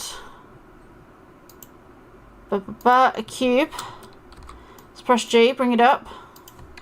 You have to do a little bit of modding on this one, so we'll go to edit mode, and what you're going to want to do is Control R, make that little loop cut right there, take all of these faces, press shift,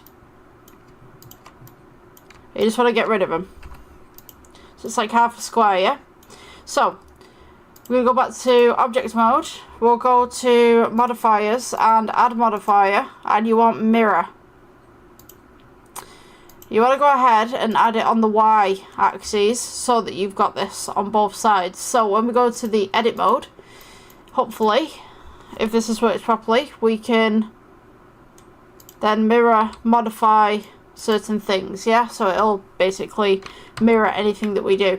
So what I'm going to do, let's take this, just press A to select everything, press G, bring it down. You're going to want to put this just at the base. So if we go on to the X-ray mode right here, we can see that we've got this at the base. Just scale it down. Before you do, okay, so you've got this half and half, you want to press clipping. So let's scale this down. I'm trying to get this into the right position. So let's go ahead and start with this face at the side right here. We're going to press G, bring it across, scale it down so slightly, and what we're going to do, E-fret extrude, go outwards, G, bring it up. If I've just got this on the side, on that side, so you guys can see what's going on. I'm just going to take it off X-ray mode just for 1 second. Okay, so we've got this side and we've got this side. I'll put this to here so you guys can see everything. Let's go ahead and rotate this round. This is just basically going to be a handle. Let's scale this in. E-fret extrude. And you just want to gently just bring this round. E-fret extrude. G, move it. Rotate. Like this. E-fret extrude. And then you just want to go ahead, just rotate these round. G, bring it back. And then E for extrude. And you want to bring this all the way to the top. And just press G. Just bring it outwards just a little bit. And what you're aiming for is this part right here at the top. So let's go G, bring that outwards just a little bit. E for extrude. And let's see, so we need to bring that in. So let's press G. Just bring that in just slightly. I'm going to rotate this. And then we're just going to go, as long as that's straight, E for extrude. We'll rotate this round. It's quite a tight angle with this one. And then we're just going to go E for extrude, bring it forward. And just press G to bring it down. Press G, move it inwards. And the reason why I'm putting it like this is because I'm going to take all of this and just move it down just slightly. So if I just take this, let's press G. There we go. So now we've got this nice little handle going on. I'm going to go ahead and just add, let's go Control R, just to make a loop cut right there. And I'm going to go ahead and just scale it outwards. So you've got a little bit of side to it. And then a Control R again. And then I'm just going to go ahead and just scale it out just ever so slightly. So once you've got that, take this off X-ray mode. And then right click Shade Smooth. You should have a nice little lantern. So what I'm going to do, let's do the material on here as black matte. Or black matte as it is. We should have something like this. So it's a little bit, at the moment it's unscratched, it looks a little bit new, so I'm going to scratch it up a little bit just to give it that kind of essence. So what you're going to need is a little light on the inside, so we'll go with Icosphere is generally best for this. So if we take Icosphere, just press G, bring it up. Place it in the middle here. It's your little flame. Don't worry about the lighting. Unless you really want to do a flame in the middle of it, it's fine. Just for this piece, it's fine. So we're going to go new. Switch out the BSDF, the principal BSDF for emission. We're going to go ahead with an orange. It's a nice little orange. Let's go to add. And I'll put a plane at the bottom here so you can see where the light's coming from. Oh my goodness. Have we just... What happened? Something's just happened. Oh, that was really weird. Yeah, program's just started closing down.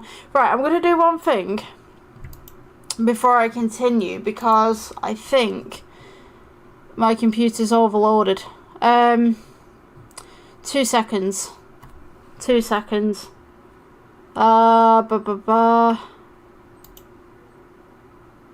Yeah, I think what I'm going to do, I'm going to go open a window, because I think my computer's getting overloaded. It's super warm in here. It's like a sauna. Yeah.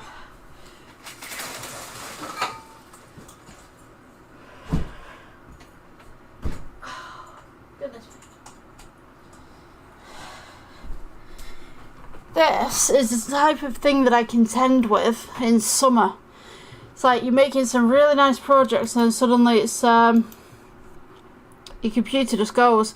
Right, I'm just going to go ahead and just save this because I don't want to lose my work and I certainly don't want to lose the recordings that I've just done for you guys.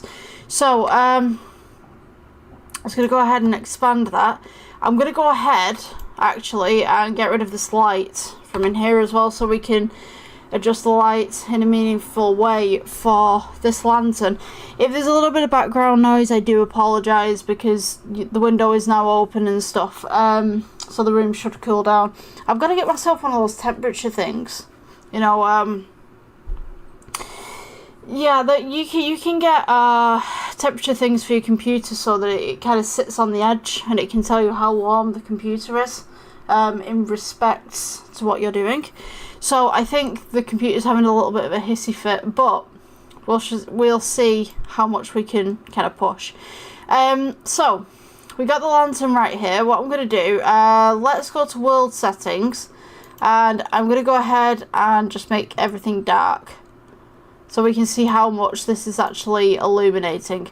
So you want to be able to see the floor roughly, because this is going to be the only light source within this picture. So let's improve the strength a little bit.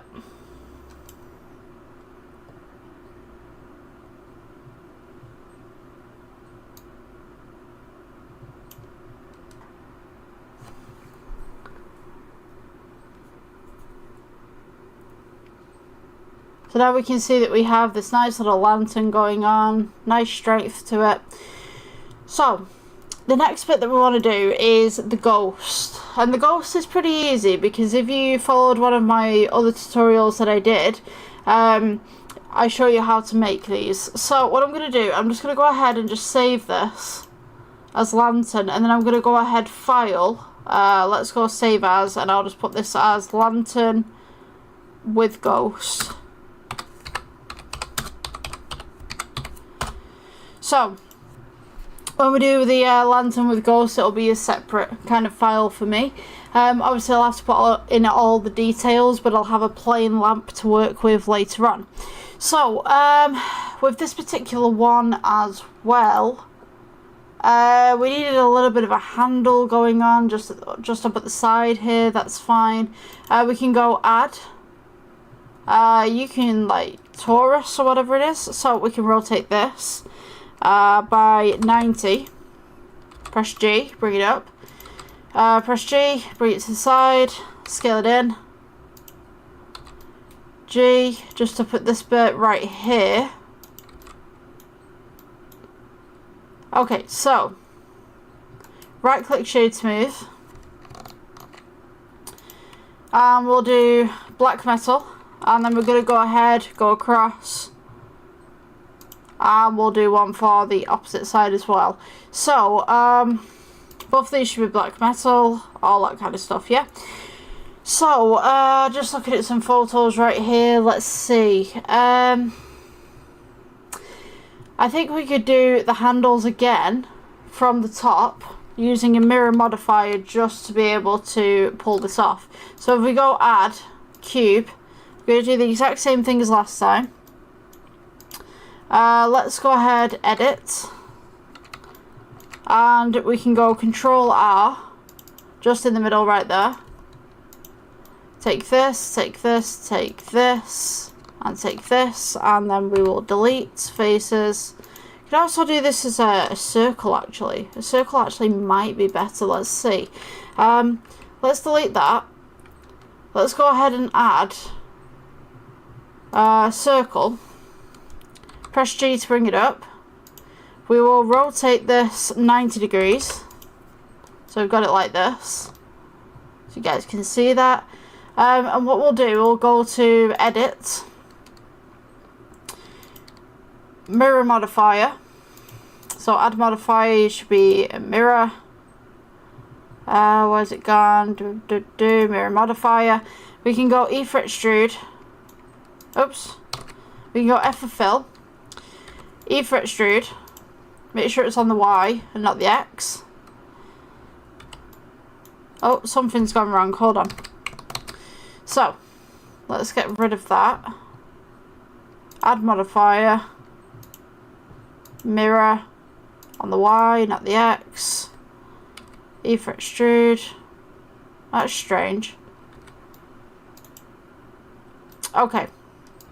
Let's get rid of this. Delete that face. Should work, but I don't understand why it's not.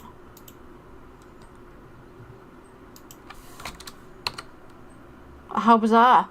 Right, okay, maybe if we get rid of this. Let's go with add, and we'll go with cylinder. Press G, bring it up. Okay, I think this is glitching a little bit. Cylinder, there we go. G. Rotate this by 90. Then we'll go with edit. Control R for the middle.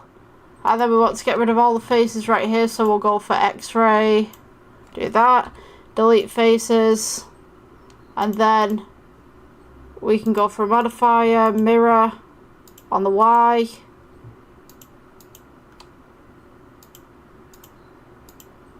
Okay, apparently it's doing Z. Okay, well, you know what, we can work with that. Let's press A, scale this down, make sure you clip it as well.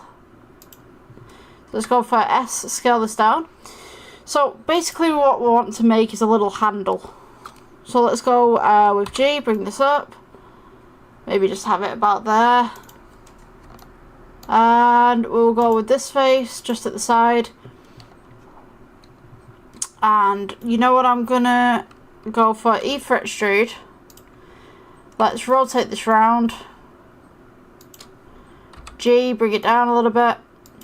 E for extrude, bring it round, E for extrude again, rotate this, just coming down, E for extrude,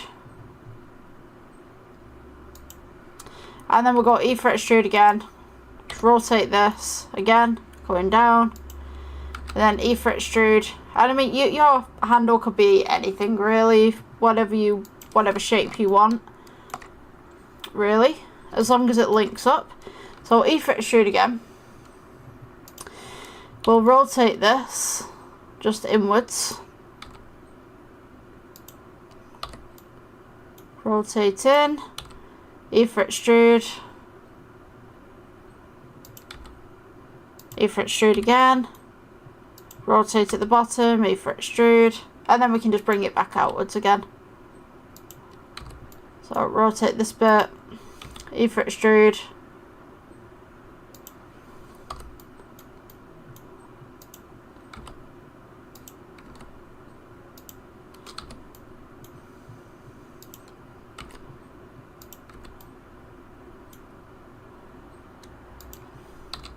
G, bring this down. Just level this off just ever so slightly. Then E for extrude, and we can just bring it into where we need it to be on the handles. So what you can actually do with this, because obviously this is now gone through the handle, what you can do is just go E for extrude, bring this forward, make your little loop, and then pull the whole thing forward as well. E for extrude, rotate, G, bring it down, bring it across just slightly, E for extrude again, press G, bring it up, bring it across, rotate this just ever so slightly, then we can go E for extrude again, rotate this, E for extrude, rotate, oops, half a rotate, and then we go E for extrude, bring this up, let's rotate this here, and then E for extrude again, E for extrude, and just press G, just bring it back a little bit like it's been cut off just here. So what we can do now, object mode, right click shade smooth, press G, and just bring this back so that it sits on the hook. I have a feeling I've gone sideways. Yes, I have. Okay, so in that case, we just scale this outwards. So you have this nice little hook going on.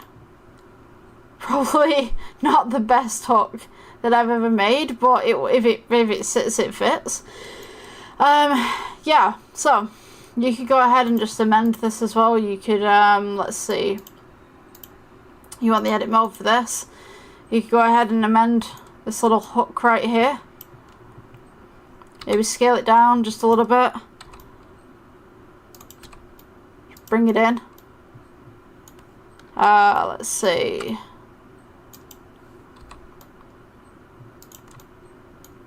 I could rotate this.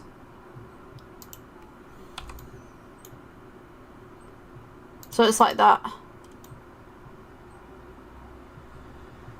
And then we can take this little bit. Let's go there. rotate, and just have that kind of clamped down on that little bit.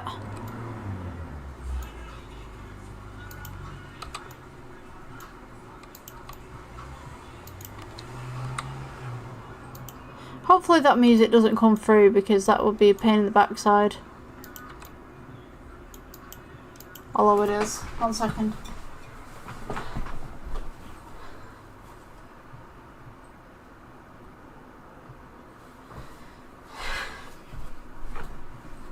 Yeah, that's the only problem with doing CG. It's like your computer overheats, so you open a window, but then your neighbours have got this thing about playing music really loud in cars. It's, you know, I'm all for fun and stuff like that, but if I can hear it in my house, it's too loud. Sorry for the swearing. But yeah, let's see. So,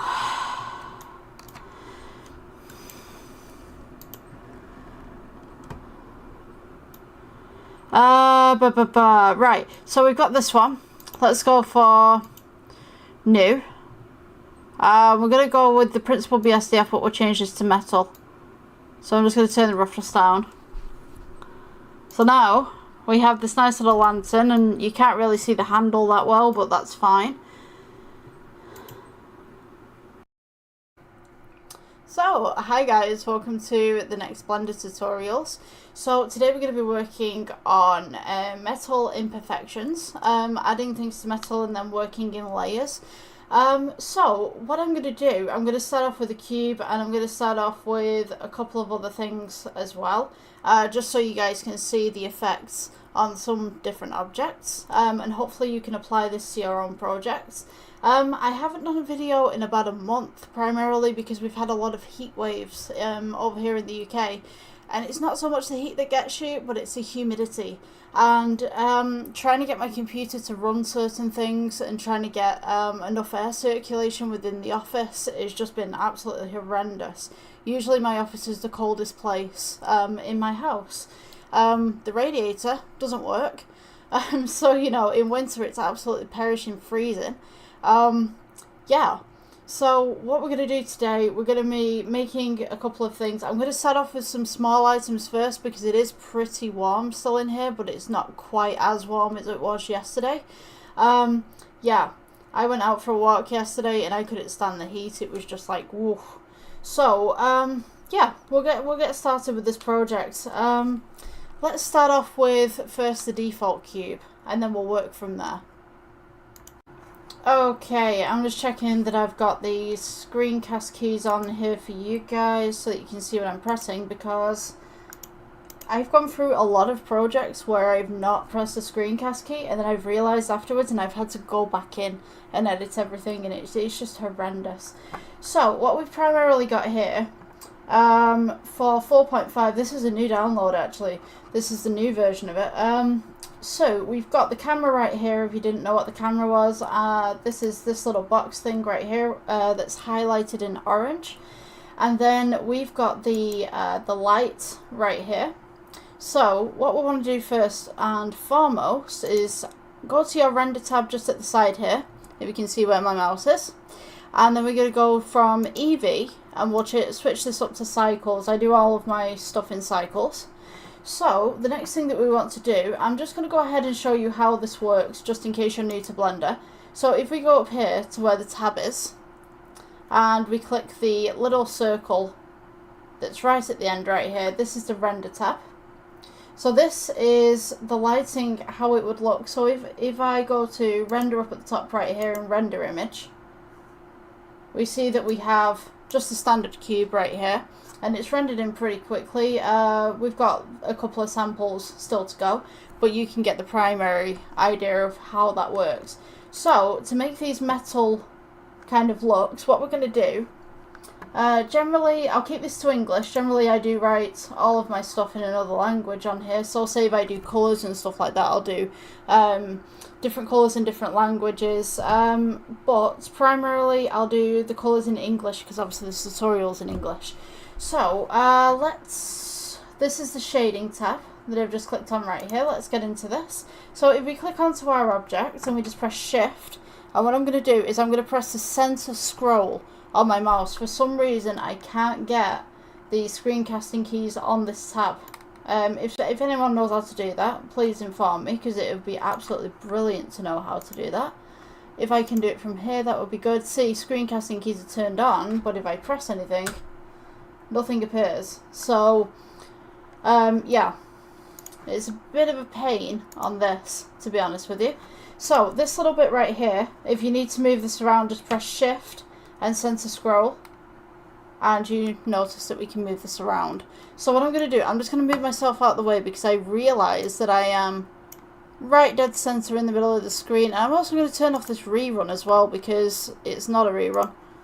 I accidentally put that on. Let's get that off. That's for the live streaming. I use the same software for my live streaming that I do for this. So sometimes I have settings. I do have groups of settings, but clearly I missed one. So let's go on with principal BSDFs, which is the natural thing that we should have, and material output. Now if we click on this object and we go to material, you'll see that we've got the original material right here. I'm just going to go, let's go original. So we've got this original material that's right here. I'm just going to put ORI for that one. And what I'm going to do, because we want to make some metal kind of stuff, is I'm just going to go ahead and render this viewport shading, and I'm going to make this a gold just to begin with. So we want to get somewhere, sweet spot, between yellow and red.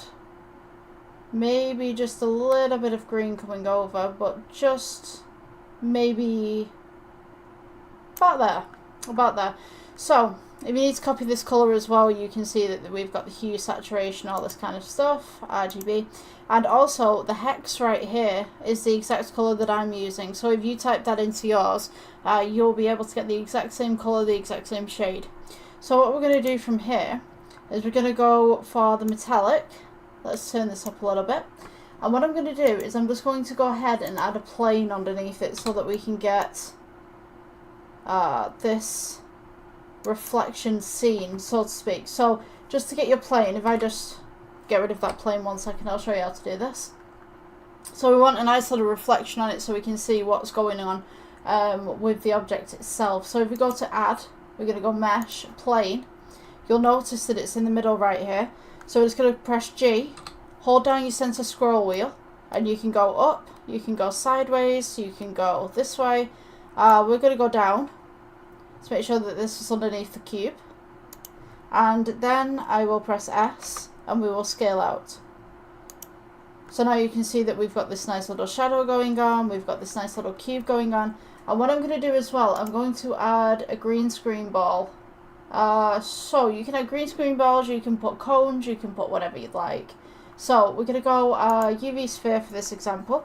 We press G, and we can bring this across. If your computer's struggling at the moment, what I would suggest is you see this tab right here. Just go to wireframe, or you can go to this one or this one, but primarily I'm on this one. So once we get this, what we can do is we can just go to new, and you see that we have material right here. I'm just going to put this as green screen. So this will be bright green. This is primarily what I do for reflections. What I'll do, I'll place in either a very bright pink object or a very bright green object, so that when I've got anything that's reflective, I can then pass it by the reflective objects to see if I like the kind of reflection that I've got. So what I'm going to do, this is green right here. So you can see already there's a little bit of green in here. So if I take down this roughness on this object, we can now see that we've got this nice green sphere at the back. Now if I make this a little bit smaller, we can now work on this surface. So to scroll inwards, we can see that we've got this nice little green right here. Now if you wanted to make this a kind of metal kind of look, with little bits on here, let's just, what I'm going to do, I'm going to click the cube, we've got the BSDF right here, the material output. We have base color, we have metallic, we have roughness, we have IOR, and we have alpha. And then we've got all of these options right here. Now you can tweak with all of these options. You can see what you'd like and you can see what you want. And just basically experiment with it. Primarily, this is how I learnt Blender. Experiment with absolutely everything and you'll find things that maybe you didn't think that you would come across. So let's go with add, and we will go, you can type this in actually, so we'll go with color ramp. So color ramp, when we place this here, if we go color to base color, you see that it turns silver. Now you can darken this, and you can also lighten this by moving these two tabs across. Now if you wanted to, you could add, let's go with a noise texture.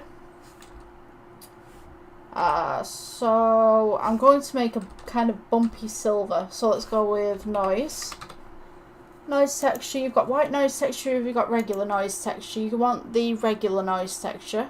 We're going to go with colour and just plug that in to the side right there. Now you see that you have all these little kind of bumps going on, these little imperfections. So what we're going to do is we're just going to bring the black forward a little bit.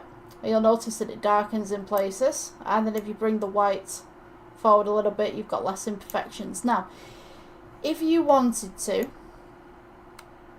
you could make this gold again, because obviously we've used base colour. Now, if you take this colour right here, this colour ramp, and you take it from base colour and you change it into roughness, this is what it's going to look like. So if we take down this white a little bit, and we've got the dark, you see how that changes right there? And you can see the ball just slightly reflected in the back here. So now if I turn up the black just a little bit, you can see that the ball appears. And if we just add those little imperfections again, we can see that maybe somebody didn't shine the mirror properly, or maybe it's been bumped or something like that. You know what I mean? Wear and tear. If you have ever played Star Wars, Force Awakens, or I don't think Force Unleashed does it, but Force Awakens. Is it Force Awakens? I'm thinking now, like, no, Jedi Order. Jedi Order, which I don't know which one I was thinking about then. Force Awakens, what am I thinking about? Jedi Order. You can actually do imperfections on the lightsaber. So yeah, I don't know whether Force Unleashed does it. I think you can change stuff on Force Unleashed, but it's different to Jedi Order. So Jedi Order, you can have something as brand new, you can have something as marked up, you can have something as damaged, and kind of have that kind of that aesthetic to it. So with this in particular, we now have these little bumps on here. So if we take the noise texture, we can actually turn the roughness up, if that's something that you wanted. So now we have this kind of texture, and you can still see that green ball right there. So if we take the roughness down, it becomes blobs. You see how that detail works right there? We could go ahead and, I can't even pronounce that one, the second one up. So yeah, we could go ahead and move this, so we can kind of have this kind of bumpy texture going on. You can still see the ball right there, and we could distort this. We have these funky little patterns on it, so maybe this is more of an incidental kind of thing. You see how that works right there? Okay, so the detail, we could pull that up as well.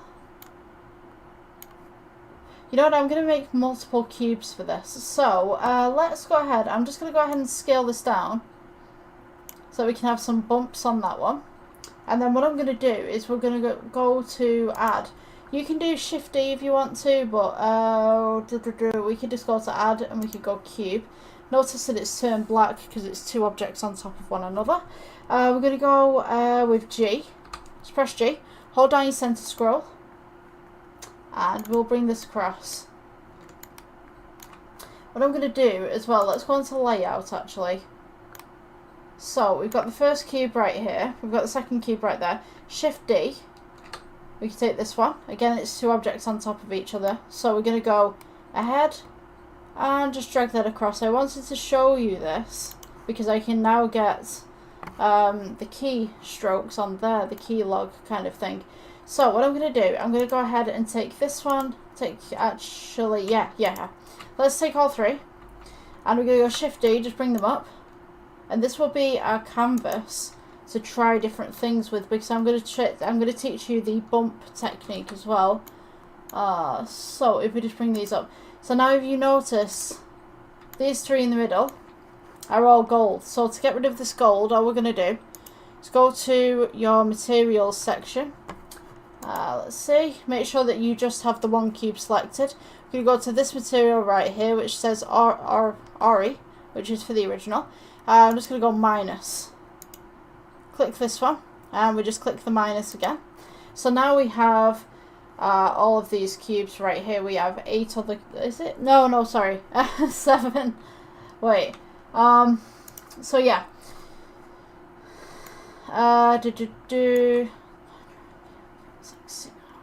Yeah, 8 cubes.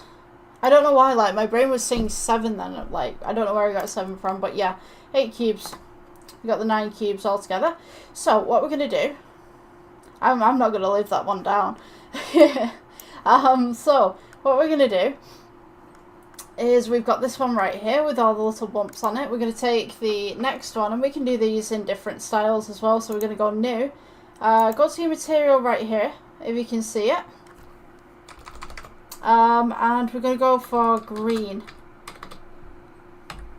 So this one is going to be kind of like a green gold. So we're just going to go select, hold select down so you can get both of them, drag them across.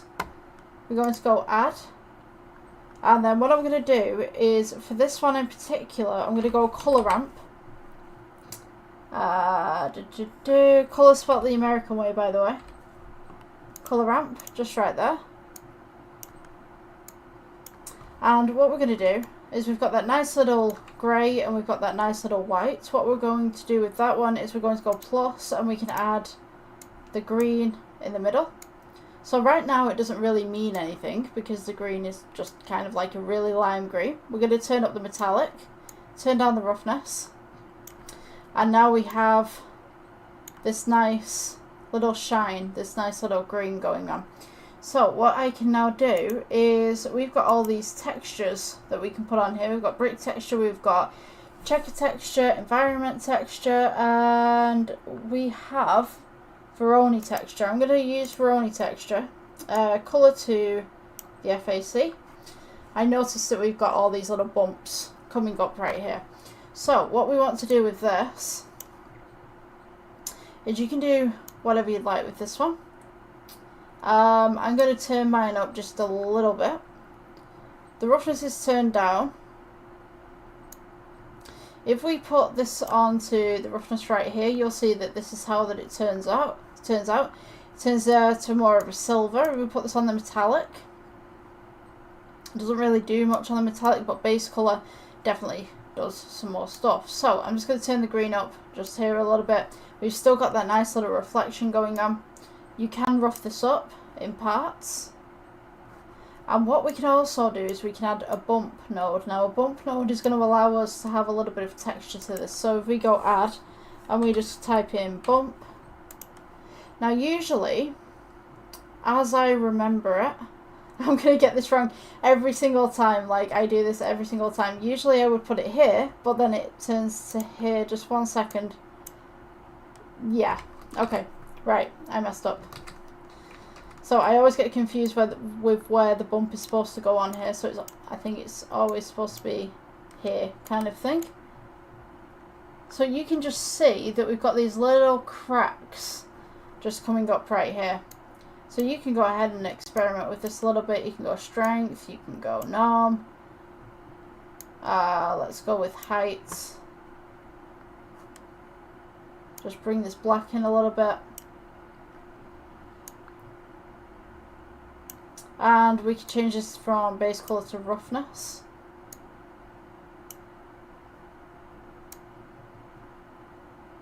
So we can kind of have a little bit of roughness going on. You can see these little kind of imperfection stripes coming across. So what I generally use that technique for is if, say, I've got a piece of, I don't know, let's say a car or something like that. You put in texture to a car. you could have little scratches on it, as if it's been racing. So you could actually scale this down, or you could scale this up if you wanted to. You see how that's kind of moving right there? We've got all these little kind of scratches. That's the kind of thing that I'm aiming for. You can't really see them as well whilst I'm doing it on here, but there's little scratches on there. I don't know if you can see that on your side. I'm kind of looking at the recording side and kind of going like, is it showing up on your side? But yes, there are little scratches and imperfections on there. So let's move on to the next one. If you wanted green with that as well, you could also change the colour right here. So we've kind of got this nice little green with little scratches on it. We've got this nice little kind of gold with little pieces on it, and then maybe we'll go for a silver on this side. Let's go with new. Just press shift and then click. Up. What's going on here? Right, here we go, shift, and then we're just going to move them across with the center scroll wheel. Let's go with add, and maybe for this time we will have bevel. Let's try bevel. Go into the corner right here. Notice that we've got all these kind of shades. So what we could do with this, instead of going base color, we could go roughness. But what I'm going to do is I'm going to go add, because we've now taken out the base color. We need to add the color back in. So again, color ramp. Spot the American way. Where are we at? Right, here we go. Okay, so you can sit it in between there, or let's try. Let's see what happens if we plug it into this side. So it kind of gets a little bit deeper. So I guess you could have two color ramps on here as well, just to make that a little bit more prominent. Let's go with color ramp.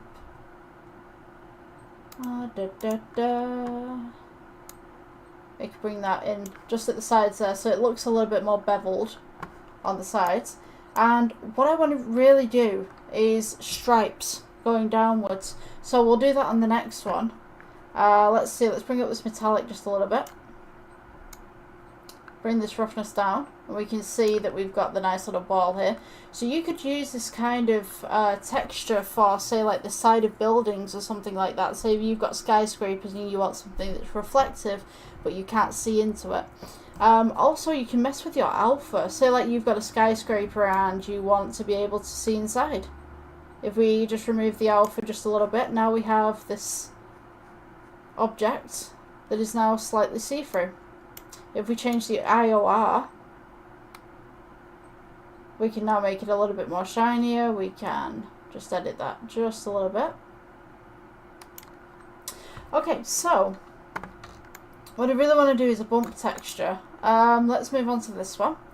So we're going to go with new. Shimmy this over to the side. I didn't give that one a name actually. 1 second. So this one we could just go with obsidian.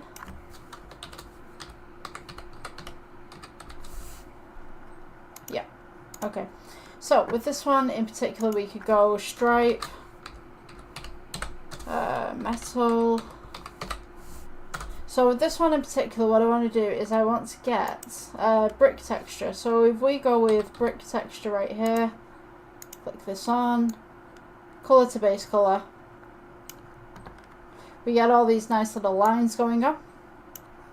Now, what you can do with this, if you wanted kind of a stripy metal, almost like it's been cut or it's I don't know what you'd call it, but some metals, when you get them, they've kind of got all this kind of sheen across the top of it. So with this one in particular, what we could do, we could have a brick texture just there.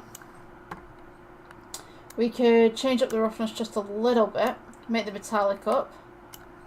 And what we could do, we could have the brick texture right there, and we could add, let's go with noise texture. We'll place this one right here. We'll go colour, and maybe into the metallic, just slightly. Oh, sorry, into the roughness. So now we've kind of got these little bumps going on. It's kind of, this metal's got some imperfections going on. So what I'm going to do, I'm just going to scroll out of this, shift again, just move it up. So now we've got this nice little roughness going on. We've got this brick texture. Just going to go ahead and change up the metallic right there. What I'm going to do, I'm going to pull this up so you guys can see what's going on under the hood, so to speak. Let's go with color ramp. Yeah, I'm going to go with color ramp. Place this one right here. We go plus. Going to get it to kind of a nice little goldy silver kind of colour. Oh, when my computer plays ball. Kind of like a bronze. There we go. Right, so the metallic's up. I'm also going to change this black. It's more of a lighter shade. Let's kind of get some browns in there maybe. And this white right here. Kind of make this some more of a goldy colour. And then we've got the silver as well that we can just adjust. Maybe give it some green. Maybe it's a metal that's started to get a little bit funky. So what we can do with this now, we've got the metallic all the way up. Let's see. We can add a bump to this actually. Maybe a bit of a sheen. So let's go with add and we'll go bump. Bump texture right there. We could put the bump right here if you wanted to, between the noise and that, which will give us this nice little effect right here. It's almost like it's straight and these lines have kind of been put onto it. Alternatively, we could backtrack that. We could put the bump in here, I believe. And you could bring out this. Now, if you wanted the two of these to kind of coincide, what we can do is we can go to add and we can go, I believe it's mix. So let's see, yeah, factor A, factor B. So what you want to do, factor A, you want the top line where we've got this nice little kind of brick texture going on. Factor B is this one where you're adding the roughness. So you can actually change that to factor B right there. So if you change out the factors just here, it should change between the two of them. Let's get rid of this one. And you could also, if you really wanted to, take this noise texture and put it to 1. And we can also change down the strength of the bump as well.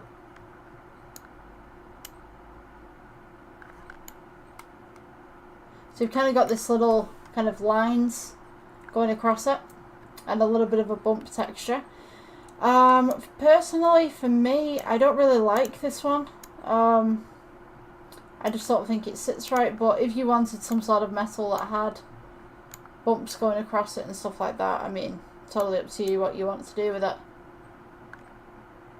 So there's these little imperfections that are just running down the outside. I'm just going to go ahead and scale this up.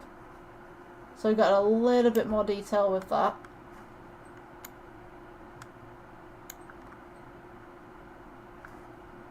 You could also, if you really wanted to, mess around with different stuff. So if I just put this as 0, just experimenting with this at the moment. So we've got a few lines that are going across. We could do row height. You've got distortion. So you see how some of the lines have actually got, I don't know how well you guys can see this, but let's try and just spin that round a little bit. You see how this has got a little bit of texture on it, this part doesn't. This has got texture, these parts don't. So this is a really kind of nice technique if you wanted some patterns. I think you'd be able to see it better there. So this is kind of like sci-fi kind of building and stuff like that. You can also do distance, make it a little bit more prominent. You could go ahead and scale it down if you wanted to, so you have more lines. You see where I'm getting at with this? It's kind of a trust the process kind of build on that one. So this one is striped metal. So the next one that we could do, since we've got these 4, I'm going to go ahead actually and place another 2 of these, I think. So maybe if I take this one, just press G, bring it across, Shift D, bring that one across, just so that we can get some of these reflections. You guys can see what's reflecting and what's not. So if we go Shift D, bring this up, Shift D, bring this up. So when we turn this back on, if we just go to layout mode a moment and then just go to full render, we now have these nice little bits right here. So we could also add different lighting as well. We could get these in different kind of shades. So we've got this nice little green kind of teal going on with some bump. We've got this black obsidian right here. We've got these little kind of imperfections on a mirror kind of going on here. And then we have the kind of sci-fi stripy continuum kind of thing that's going on. So I think the next one, I'm thinking we could do patterns. I think we could work with some sort of patterns. So I'm just going to go back to regular render just for a moment. Even you can see it there on this one. Nice black obsidian, nice little ripple effects, teal. Let's go back to shading. I wish my screen was just like a little bit bigger so that I can show you guys what's going on. Let's see, let's take this down just a little bit. Right, so this one we're going to go new. We'll go pattern. I kind of want to do white patterns with a black mirror. That might actually look real cool. So yeah, I'm just going to move this across just on this side. Let's go to add. We need a texture. Let's see what Gabor texture does. Some of these I haven't actually worked with. So it kind of does the same as this, but you don't really get the stripes that much. Let's see, orientation. That is actually a pretty cool one if you wanted to do kind of a crunchy kind of metal. Tell you what, we'll work with that one on the next one. Let's go to add, we'll do texture. You've got wave texture, you've got magic texture. Yeah, I think it's the best thing to do with this software is just kind of experiment. I don't think that one's going to work for us. Let's go with noise. Noise texture right here. Go across and we're going to distort. So we've got this nice kind of 80s kind of psychedelic thing going on. Let's shade this down. And it's kind of the same as this one at the bottom, but I kind of want to do a black and white theme. So what I'm going to do is I'm going to do color ramp. Color ramp. Where are you at? Right, there we go. Color ramp. So now we've got black and white. I'm just going to tone this black up a little bit, and I'm going to tone this white up a little bit, so we've got this nice little contrast going on. Let's distort this a little further. Say just about here.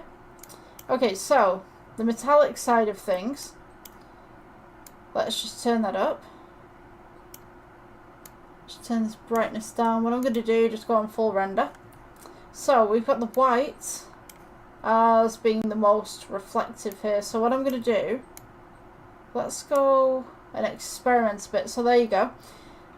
Put the colour ramp to the metallic rather than the base colour. Base colour is going to be white. And you want to make sure that these two really contrast. Just on the colour ramp right here. So now we've got this nice little mirror going on.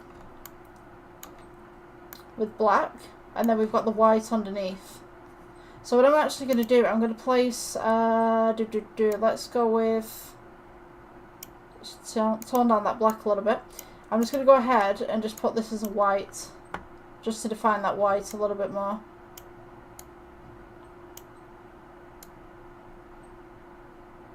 just at the back there. You could add a blue to this if you wanted, like a kind of blue tint.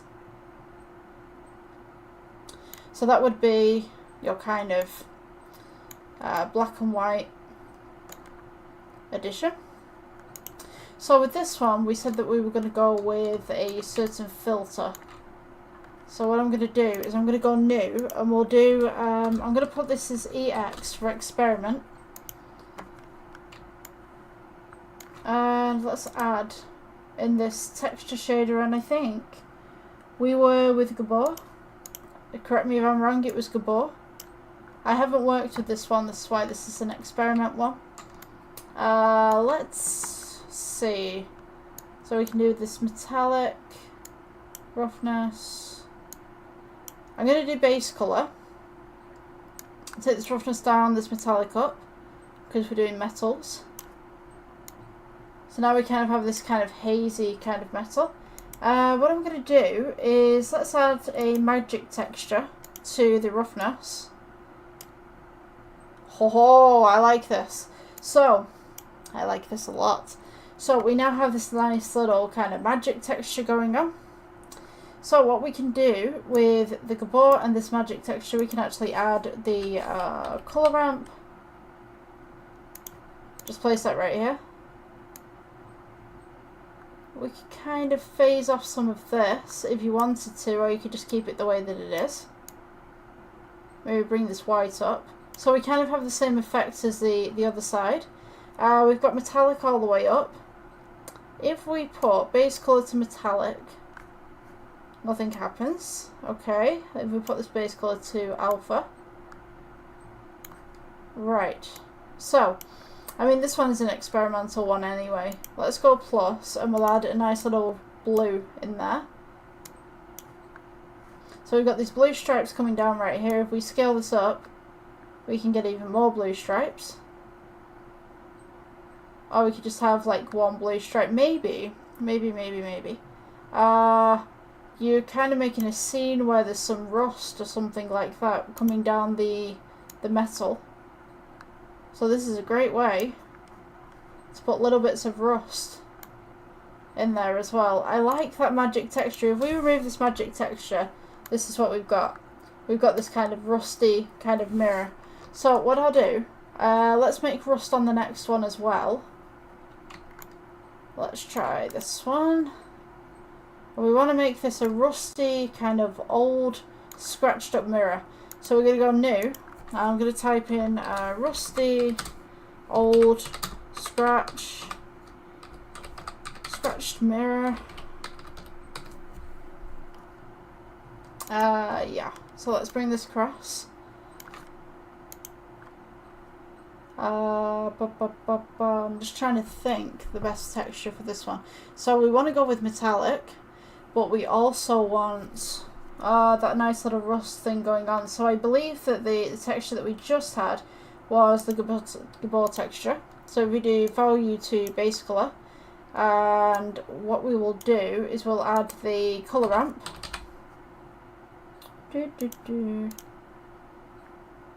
So we've got this going on, and we can go plus, and then this central colour that we've got right here, we can change this to kind of a brown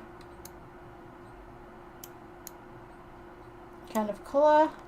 Metallic up, roughness down. Just bring that white up a little bit. So we do have this nice little reflection, but we've got this kind of, I don't know, something maybe leaked over the top of it. There's little little imperfections even. Just kind of shade that out a little bit.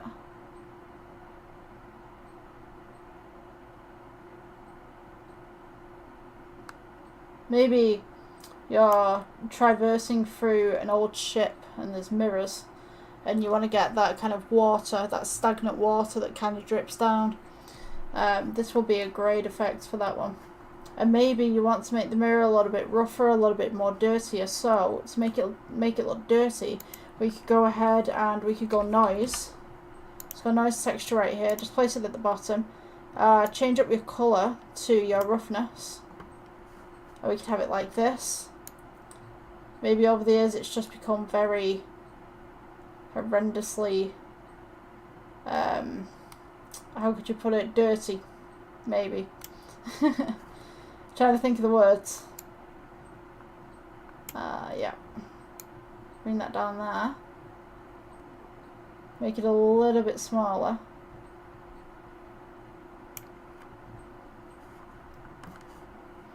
Let's go roughness. You could change up the roughness if you wanted to. So yeah, maybe it's a very dirty mirror. If we take the roughness and we can put it in the IOR or the alpha, you could do it like that.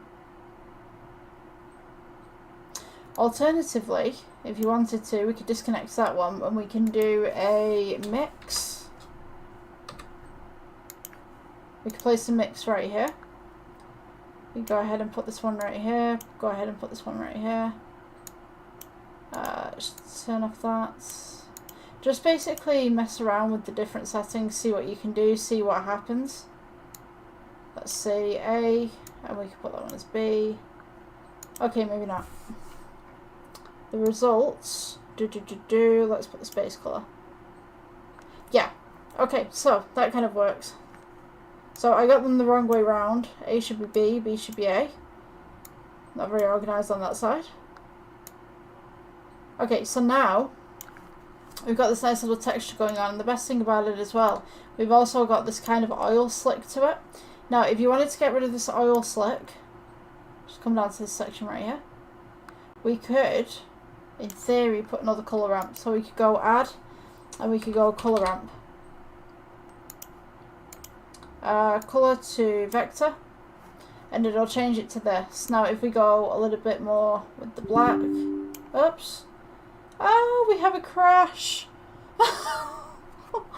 Oh, I think I hit the wrong button here. Okay, so we couldn't get to the two cubes. I will try. We'll see what happens. But yeah, we have a crash.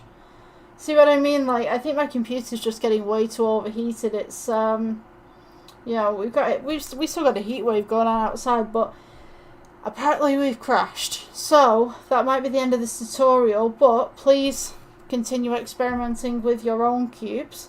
Yeah, and I guess I'll see you guys in the next one. Alright. Okay, welcome guys to the next Blender tutorial. So today we're going to be doing a little bit of a lighting trick. So basically all we're going to need, I just want to show you some great lighting that you can do that I saw. So we're just going to take the default cube right here, and we're going to make essentially a corridor. So just make it as big as a corridor would be, kind of thing. We're just going to go ahead and position the camera roughly at the end of this. So just offset your camera just a little bit by pressing shift. So this is going to be this nice little corridor that we're walking down, I guess. So what I'm going to do, I'm just going to go to align view, camera with aligned view.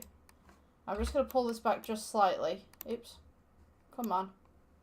That should not be doing that way. But G. Come on.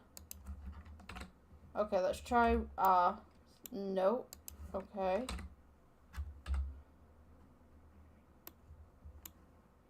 Oh, there we go. It must be an angle.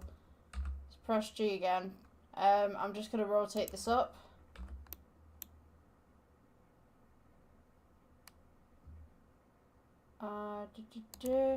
Just press G to bring it up just a little bit so you kind of off center, but you're off center as well. Going up and down. So I'm just going to split this so you guys can see what's going on.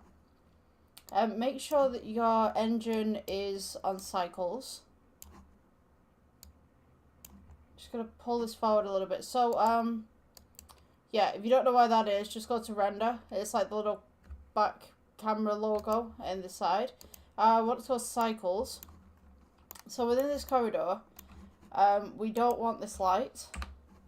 But what I'm going to do is I'm going to go add. Kota. Sorry, my dog's trying to get into the room. He's figured out how to use door handles. I've just heard it click. He has successfully opened the door, but he's not successfully pushed it open just yet. So let's see whether we can get this. So we're gonna put cylinder, scale upwards. Just scale that right there. Just bring it down. We're going to go rotate 90 degrees. And this is going to be the light within the corridor. So we're just going to push this upwards, scale down. So it's going to be like kind of strip lighting, if you will. Bring it forward. Now what I want to do is go to materials, click new, principal BSDF. We want to go to emission. Now when we go to render, you'll see that we've got the lighting just coming down onto the corridor right here. I'm just going to elongate this corridor just slightly. Press G and then I'm going to move it so it just sits behind here. Now you'll notice that it's grey at the end. Now the reason why it's grey at the end is because the camera sees 100 meters to begin with. So what you want to do, go to the camera settings right here, the data settings. You want to go to the end settings, it's where clip starts is in lens, and just mosey it on a little bit further down. So now we don't have that grey, we have kind of like a white blob. That's the end of the corridor.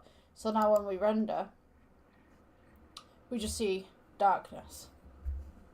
So with this lighting trick, what we want to do, I'm just going to go X right here so we can see on the inside. So we have the lighting that's right here. So what I'm going to do is I'm going to Shift D. If you press -10, it'll go 10 parts apart, so to speak. If you go Shift D and then press -10 on the number pad, you've got this. So we're going to go all the way down the corridor, but I want to see how these react to begin with. To be honest with you, I could put them a little bit further apart, I think. I think it would look better. Maybe 20 apart. Yeah, you know what, I'm going to change that. So if we just backtrack just slightly so we've got one of them. I'm also going to move this light upwards as well. And I'm going to scale it up. And then just bring it back in again so it's a bigger tube. So instead of 10, we're going to go Shift D and then -20. And then press Enter.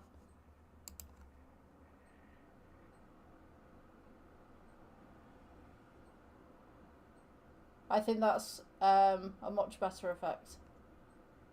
It's a little bit further apart as well. So Shift D, -20, click, and then we go Shift D, again, same axis, -20, enter, and then we can do this again, -20, oops, not -50, -20, see how that one looks. It's kind of like this dark, ominous corridor going all the way down.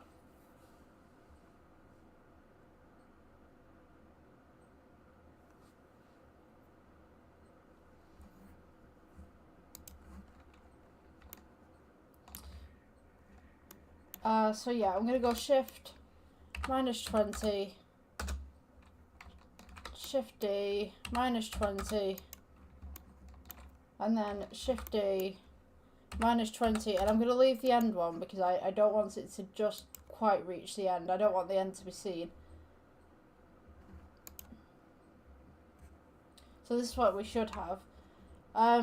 So to make this a little bit more eerie, and so that we can see a little bit further, what I'm going to do, go into the cube, edit mode, take this bottom face here, go to your materials tab, and then what we're going to do is press for new material, assign, change this to black, Just click assign again just to make sure that that's gone through. Go back to object mode. We should have something like this. It gives it a little bit more depth.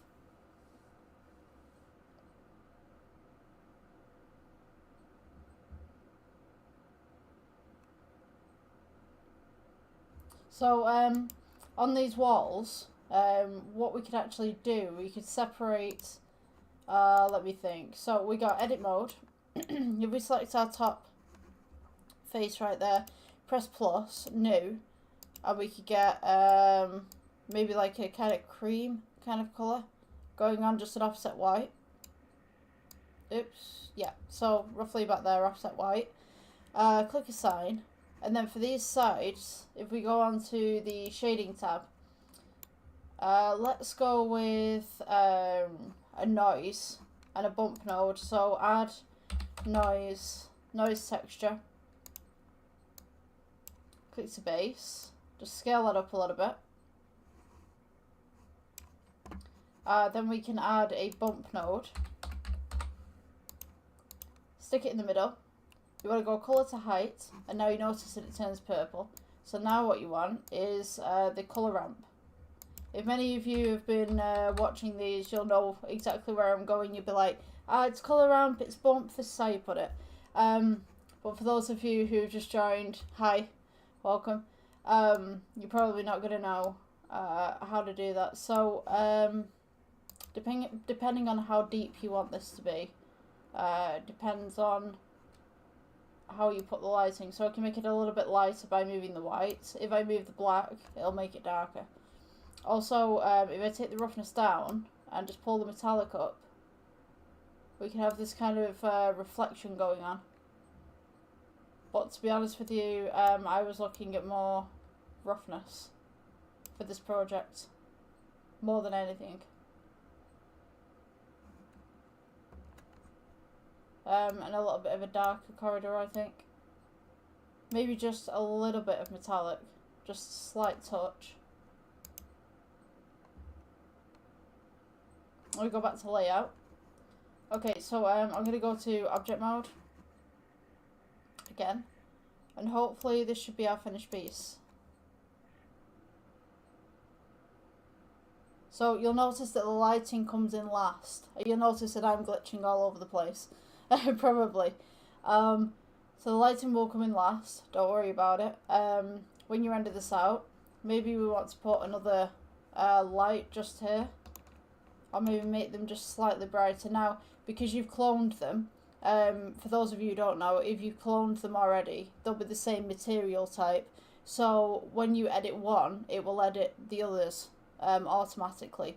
So if you want to split that, all you need to do is go to shading and then just duplicate it. So what I mean by this is, say if I click this light right here, we've got material 001. If you go into shading, if you press this button right here, new material, it'll actually create a clone of this material, and then you can use it individually. You just have to assign it, make sure that it's assigned within this menu right here. If you want to change the colour at all, just go to this drop down, and then you can choose from the already existing colours that are on the rest of the objects that are in the scene. So let me see, we wanted another light, I would be correct in saying. You know what, I'm going to elongate this just at the back, so we've got some interference light at the back, some oh, there we go, object mode. Some pollution, light pollution, as we call it. So with this one, because you've gone minus 20, you want to go just 20. So you go one way, it's a minus, you go the other way, it's a positive. So you don't need to put plus, you just put 20. So in theory, I should have some light pollution coming in from the back as well. I would like maybe to lighten this just a little bit. I think that's too much. Might just be too much.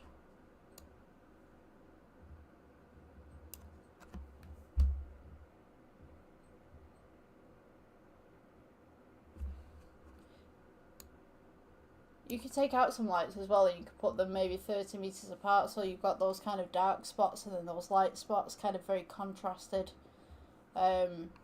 piece. Or, you know, you could blow it out if you wanted to. This is blowout, so it's where it's got too much light in it. So that's a blown out piece. You can see that the computer's even struggling doing that. We don't want that, we want the opposite.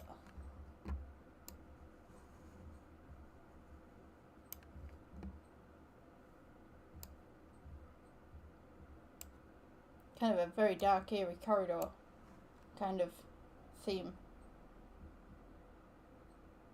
Going into nowhere.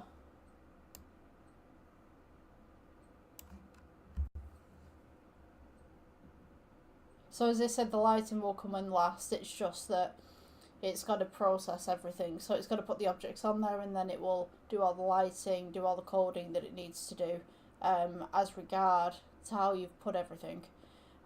So yeah, that's a little lighting tutorial for you. Yeah, it's just a very basic tutorial on how lighting is affected and how to put lights into a scene and stuff like that. So yeah, if you liked it, please follow, like, subscribe, whatever you'd like to do, really, depending on what platform this has been posted to. I'll see you in the next one. Okay, so hi guys, I've got a list of things that I want to make for Blender right now. It's 2025, and of course if you're starting off, you have absolutely no clue on how to make this software work. If you do have some basic clue on how to make this software work, great. These are going to be basic tutorials of basically making random objects, so to speak. So there will be household objects that you come in contact with on a daily basis, so that we can basically make a buttload of stuff for your Blender projects, so that they can be placed into later projects if you want to, or whether you just want to practice. That's also great. So I've got a list of things here. We're going to get into the first tutorials, and hopefully it should be a good number of tutorials a week, and hopefully I'll be able to teach you something about Blender so that you can go off and make your own projects. How about that, huh? I'm just testing the audio right now because I think that I've got the wrong microphone. I'm sounding a little bit tinny. Okay, so I'm working with a webcam and a microphone. They're a little bit dated, but this is like the best stuff that I've got to work with right now until I can get something with a little bit more oomph. So over in the corner, I've actually put the screencasting keys, which should be that way. Yeah, right here. So that you guys can see what I'm pressing. Because when I started my Blender tutorials, like, I had absolutely no clue what I was pressing. And people were saying, like, central scroll, press down on that, and I'm like, what does that mean, right? Now I know what that means. So it'll also display keyboard commands such as spacebar. I mean, I think that's a bit too big. I'll adjust that before we get into the tutorial. But today we're going to be looking at making your folders, making everything organized so that you can find stuff, because when I started out with Blender, certainly, like, I kept losing things. I would just, like, spontaneously make all this stuff, and then I would lose it, and I'd be like, well, my last project's not loading up, why is it gone? And, you know, it just messed up my whole hard drive. So I'm going to teach you how to build all your stuff, the type of folders that you want to put everything in, and then we'll go from there as regards to tutorials and stuff. That sound good? So first and foremost, I'm going to move from the center of the screen in a minute so that you guys can see the default cube and stuff. Maybe I can do this in my software. Whoop. Right, I'm going to plot myself right here so that you guys can see what I'm doing. Because if you guys are interested in screencasting, this is how you do the screencasting. So screencasting is basically what you show for what you click, so to speak. I don't know. Right, so we're going to just lower the type right here by messing with the font size. Yeah, so you can kind of get the idea of what I'm doing here. Just lower that so you guys can see it, because I know what it's like to look on a small screen with tutorials. So I'm just going to move the time bar back. Let's see if I click something. Yes, all the buttons are working. Fantastic. Right, so we will start with the file management first, and then I'll start teaching you how to do stuff. Okay, so right here, my editor's going to do some magical stuff where this is the full screen. So what you can see here is that I have a file called Blender 23 onwards. So basically what this is all my work from 2023 onwards. Basically self-explanatory. And then we have a folder here called 2024, which was last year's stuff that I've been doing. I've got book stuff because obviously I publish. I do have those books on Amazon and Google if you guys are interested. Should be in the description. So what we're going to do now is we're going to add a new folder. So that is a right click, and then we're going to click new, go to folder, and the folder should appear at the bottom here, which it has done. So we're going to put 2025 to this folder. I'm going to click enter and then go into the folder without re-clicking the name.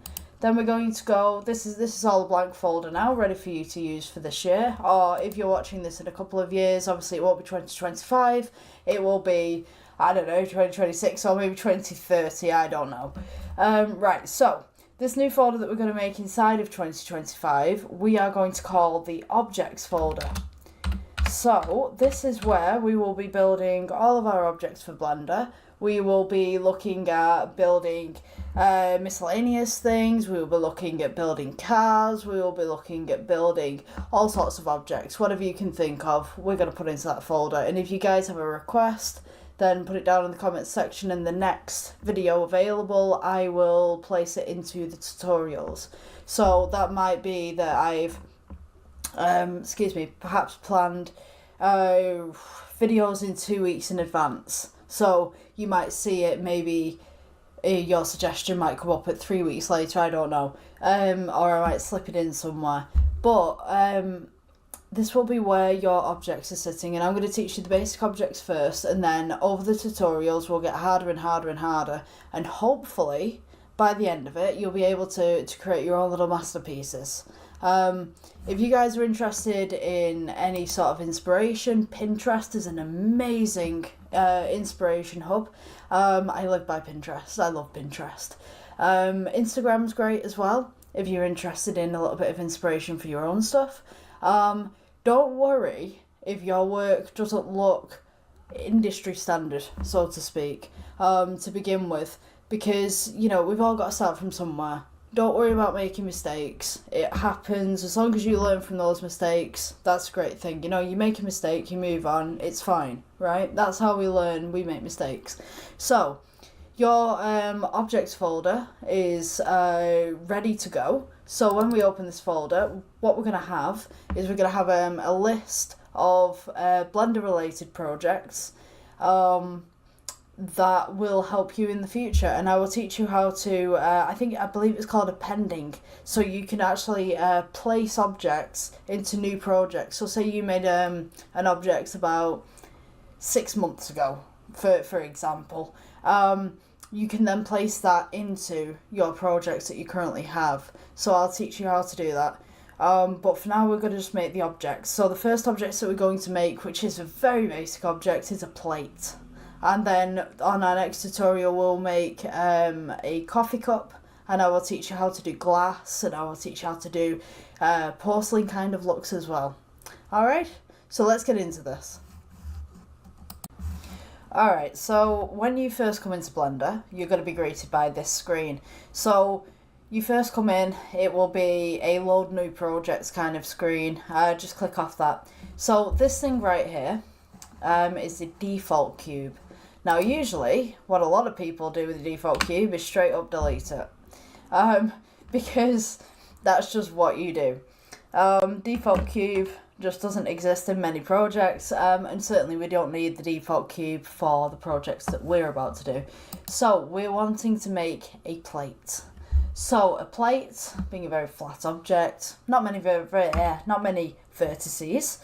Can't get my words out today. We're going to go to add, which is at the top of the screen. We're going to go to mesh, and then we're going to go to circle. So circle will produce this lovely little circle here does what it says on the tin. Fantastic. Right, so if we go up to object mode, which is at the top, and we go to edit, we'll see that we've got all these little points around the edge here. Now, these little points are the vertices. You've got edge selection here, and then you've also got the face selection. Now, this object doesn't have a face at the present moment, so if I press A to select everything, and then I press F for fill, now this object has a face. So, there was something else I wanted to tell you as well. So if I just go back to object mode, and we come over to the side here, we'll see that the render engine is Eevee. Now, we'll be doing cycles. These tutorials are cycles based. So, what I implore you to do, if you've got a laptop or something that's got very basic components in it, if your laptop starts to overheat, if you get any problems with your laptop or anything like that, it's best to stop doing the tutorials and maybe try and find a better PC. But if you've got a gaming PC like I do, this should be pretty basic for the computer to work out. So basically, the more power on your computer, the more that your computer will run smoothly with Blender. So, we're going to start on the plate tutorial. So, for our basic render, I'm going to show you, this is just a viewport shading that I'm just highlighting here at the top. So you have wireframe, you have regular viewport, you've got shade, and then you've got the rendered kind of viewport, the rendered part, basically. I don't know how to describe it other than that. So starting off with our plate, you want to go to edit mode. If you haven't already, press A and then F for fill, so that you'll have this wonderful little object right here. We're going to press S for scale, and all you want to do is just move your cursor just across your table, and then we're going to press G for up, and then you want to press the middle part of your mouse and move up and down. That will move it across the Z axis. This is the Y axis, and this is the X axis. So, just go back there. Control Z is to go back, by the way. So now we want to press E for extrude. This will give us another couple of faces. S for scale, just to bring it out a little bit. So this will be the base of the plate underneath. So each plate, so to speak, is curved underneath, and then we come up the sides. So what you want to do is press E again, click, and then we're going to go S for scale to bring it outwards. I think I've got two vertices there, 1 second. Right, E for extrude, S to scale. And you don't want to go across one axis, because if you go across one axis, you'll get a shape like this. Instead, let's go scale and then go evenly. Just don't press anything, don't hold the central button down.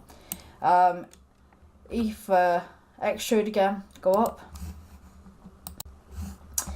And then we want to go with scale, S for scale, with your face selected.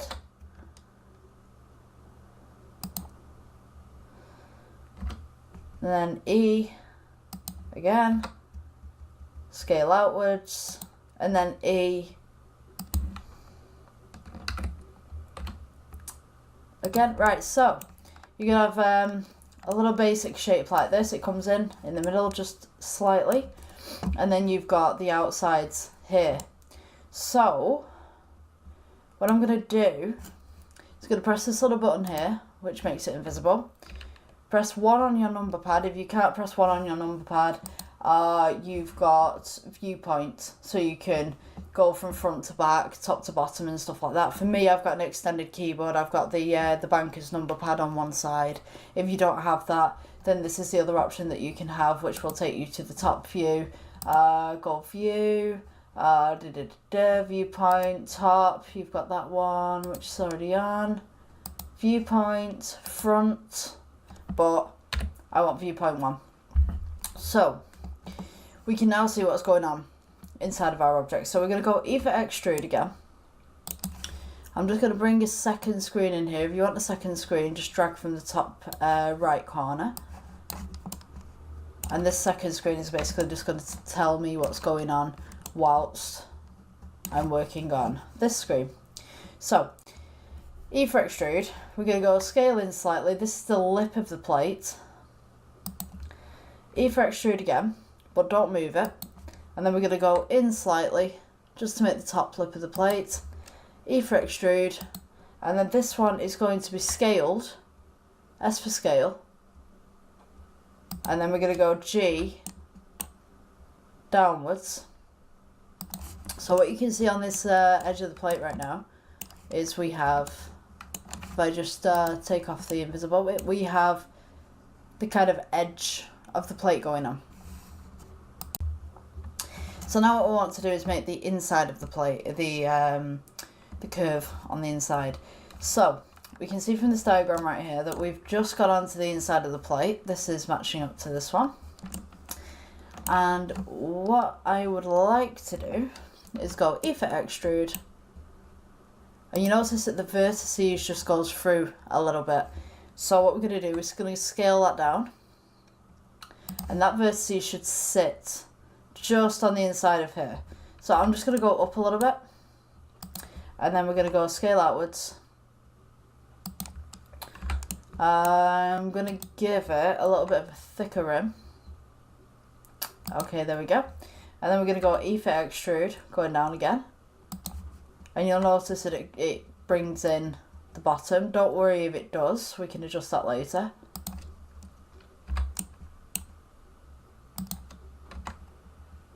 Just scale it outwards very slightly.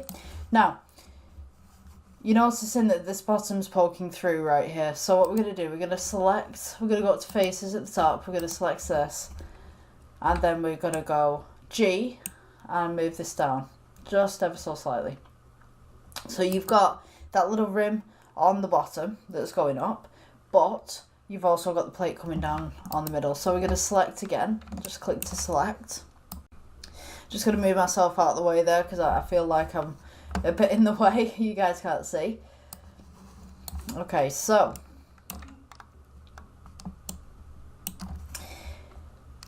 then we're going to go E for extrude, scale inwards again. Now you just want to bring this down towards the bottom a little bit more. So we're going to just go G downwards and then scale inwards. And this should give us a basic plate shape. So now, I quite like this, but there's some editing that I could do to this. So the bottom part here definitely could be changed. So we're going to take that vertices there, just scale it outwards. Or this face here even, just scale this outwards. And we're going to bring this down just ever so slightly. So you've also got that that porcelain kind of rim where it's not quite even. E for extrude, scale it inwards just a slight bit. E for extrude, and then we're going to scale it in all the way. So that is how you make a basic plate shape. So now you notice that this plate is very squared off. There's all these square bits. It's not very smooth. So what we're going to do is we're going to go edit, press A, and then we're going to right click and we're going to click subdivide. So this adds more faces to it. This makes it a little bit more smoother. And then we're going to go back to object mode, right click again, and we're just going to shade smooth. And you'll notice that there are a few very unsmooth sides to this plate, but with it being a basic shape of a plate, if we go to the render function, that's okay for a basic plate. Now you could edit this, you can make a better plate later on, but that is your basic plate shape. So I'm going to end that tutorial today. Next tutorial we're going to be making a cup. So what I want you to do before you exit your Blender is save your file. So save, let's see, where am I going here? So you've got your 2020, I've got my 2024 onwards folder. So let's go 2025, click object, and then we're going to put plate. And that's our first Blender project done. It's just a basic plate, it's something that we can work with, and if you'd like to remake your plate in some other way, then you can go ahead and do that. But for any beginners, that's your first project, and I will see you in the next one where we'll be making porcelain cups. Thanks for watching. Hi, welcome guys to the next Blender tutorial. So today we're going to be looking at making, oops, I've dropped my notes, a coffee cup. Which I do believe in the last tutorial that I did, I was talking about perhaps making that coffee cup into porcelain kind of look. It'd be great if I didn't nudge my camera, but alas, here we are. Alright, so in the last tutorial we were talking about file management. If you guys haven't already sorted out your files, so we made a folder of 2025, because these videos are coming out in 2025, so that all of your projects are in one place, because I kept losing all of my projects when I was younger, and I can't find half of them nowadays. So if you guys have great file management when you're starting this out, it'll help you in the future, because you'll be able to go back and see where you came from project-wise, and where you are now. Okay, so let's start off with the settings to begin with. So we notice that the engine, the render engine that we were using is default Eevee. So we're going to be changing to cycles because these whole tutorials are cycles. So we're going to go ahead and we're going to delete the default cube. Just one second, I don't have my key loggers on here, one sec. Okay, so I'm just going to get the screencast keys up for you guys so that you can see what I'm doing and you know what I'm supposed to be pressing. But, oh, there we are. They weren't coming up then. Alright, so to start off with a cup, a porcelain cup, I have one. We have a prop. Right.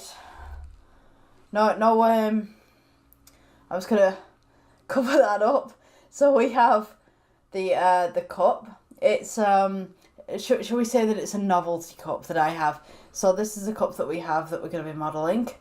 As you guys can see, I'm trying to cover up any marks or franchising so that I don't get demonetized.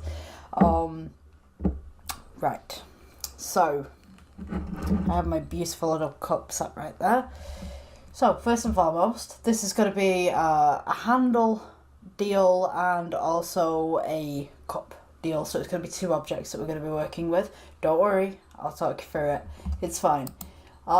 Especially if you're new to all of this, you're gonna want some guidance. So we're going to go up to the top, which is mesh. We're going to go for circle. A lot of people will go for a cylinder with one of these projects.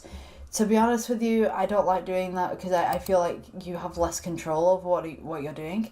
So when you click the circle, you will get something like this. So what you want to do, go over to object mode, edit mode, and then we are going to press S for scale, just to scale it out.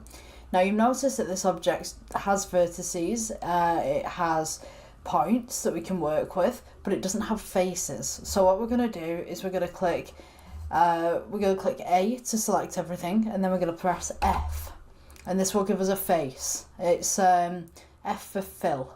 So I'm going to split this screen in half so you guys can see what I'm doing. And what I'm going to do is I'm going to have one face wireframe so that you can see what's going on the inside. So press 1 on your number pad if that's something that you'd like to copy. And then I'm going to work on the second screen. So I'm going to go ahead and press E for extrude, and this will be the base of the cup. So we're just going to pull this out a little bit. Now try not to go against the grain of the axes, because if you go against the grain of the axes, you'll make a very wobbly looking cup. And also rotate your camera regularly so that you make sure that the object is the right height for what you need it for. So for the bottom of the cup, as you guys can see, covering up logos and so forth, it's very smooth along the bottom, if you guys can see that. So we're going to make a smooth kind of upwards cup. So I'll work on that with you. So E for extrude again. And then we're just going to scale it outwards. E for extrude. Scale outwards. E for extrude. And the more of these vertices that we do and the more faces that we do, the smoother it will look in the end. So don't just go from A here to B here. You need to go A, B, C, D, E, F, G, H, I, J. You know what I mean? Because otherwise your objects will start to have this very flat look to them and the light won't bounce very well. So we're going to go E for extrude again. And we're just going to go a little bit outwards. And every time that we go up, we're going to go outwards. I'm just going to press G and just move this up a little bit because I think that I went a little bit too close to that vertices. E again. And just a little bit out. So once we've got to the top of the cup, we notice that it's very sharp on the edges. We don't want this. We don't want the sharpness. So what we're going to do is we're going to go E up. And I'm just going to bring you to the corner here, if you can see that.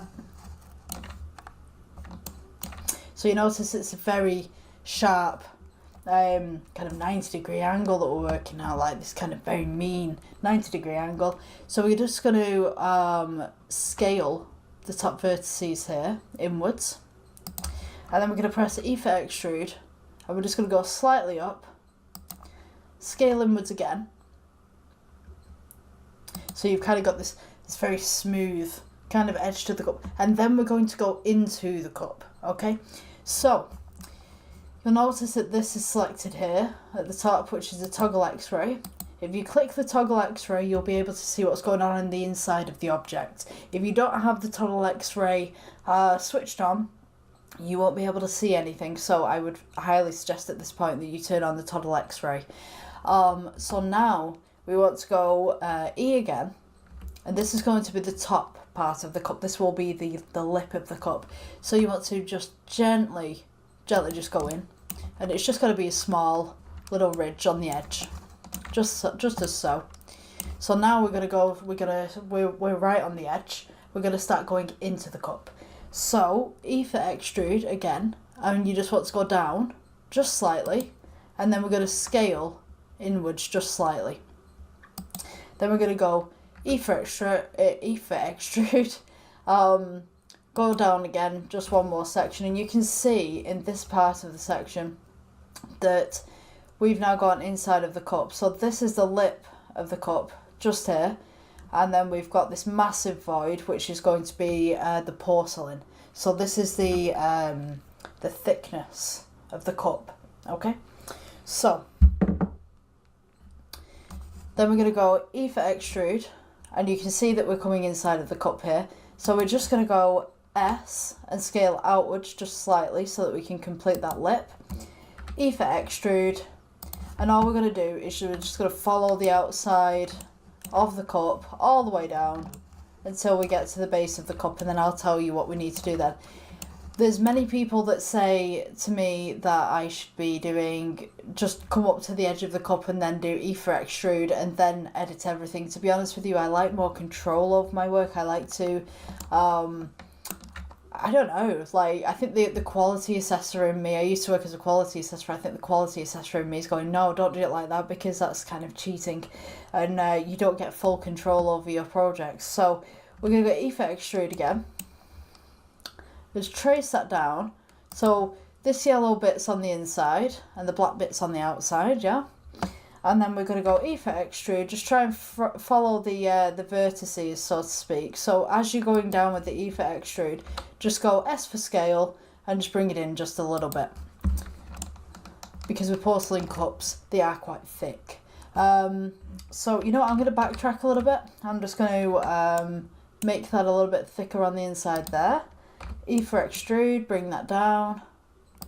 And then we're going to pull that in again. And then E for extrude. And then we'll pull this in. Now you notice that we're getting to the end here. So porcelain cups tend to be very thick at the bottom. The most thickest part of the porcelain cup, for sure, is the base of the cup. So what we're going to do, we're going to curve the bottom. Alright, just need to grab a quick drink. I've got a little bit of a cold going on. Right, so we were at the bottom, we were curving the bottom. So E for extrude. So, oh, sorry, let me put that back. So we're going to go E for extrude, and then at the bottom here, we're just going to scale this all the way in. So you know what? I'm going to go back. I'm just going to press Control Z, go back up to this vertices. I'm going to go E, come back down again. And then we're just going to start scaling in from this point, I believe. Sorry if anyone's copied that. I just realised that I needed a little bit more room for the bottom there. So this is why this has happened. So adjustments, just make some slight adjustments there to what you need this object to do. And then we're just going to scale it all the way in at the bottom. So once we've got that, which is our entire wireframe, I'll show you on this one what I've got. You'll be left with this, which is almost like a bowl kind of shape. And I mean, you could save this as a bowl if you wanted to, and then you could come back to it and then save it as a completely different project and make it a coffee cup if you wanted to. So you notice that this is very kind of bumpy. It's got a lot of faces to it. So what we're going to do, right click, shade smooth, and then this will be the basis for our coffee cup. Now it doesn't quite look the way that my coffee cup does, but it is just the basic shape. So when it comes to making the handle, there are many different ways that you can do this. I'm going to teach you a basic way of making one, and then later on, if we make more cups, I'll teach you a more advanced way. But since a lot of people who are watching these tutorials, you know, they're looking at basic stuff, I'm going to teach you the basic way. So start with a cube. Go to add and mesh and then cube. You'll notice that your cube arrives in the middle of the cross section of the vertices and axes. So we're going to go G, we're just going to move it up. And we're going to move it up to the side of the cup. Oops. Yep. So it should stay like this. And then we're going to go S for scale. And we're just going to go along the Y axis. Just as so. And then we're going to go X for scale again, go across the X axis. So you'll end up with a little object just like this. We go G, just move it back a little bit from the main cup. Let's scale that down. Okay, so this is the part where things get a little bit more complicated, but it's very easy to do. So we're going to select the faces. So we're going to select the top face. We're going to go E for extrude. Then we are going to rotate, R for rotate. And just rotate it in just slightly. Your best guess, wherever you'd like to rotate. E for extrude. Then we will press R for rotate. You need to rotate towards the cup. The more vertices that you have in there, the smoother it will look. E again, and we're just going to continue to move that till we've got a good solid kind of handle. Right, I'm going to try and make this so it's flush to that.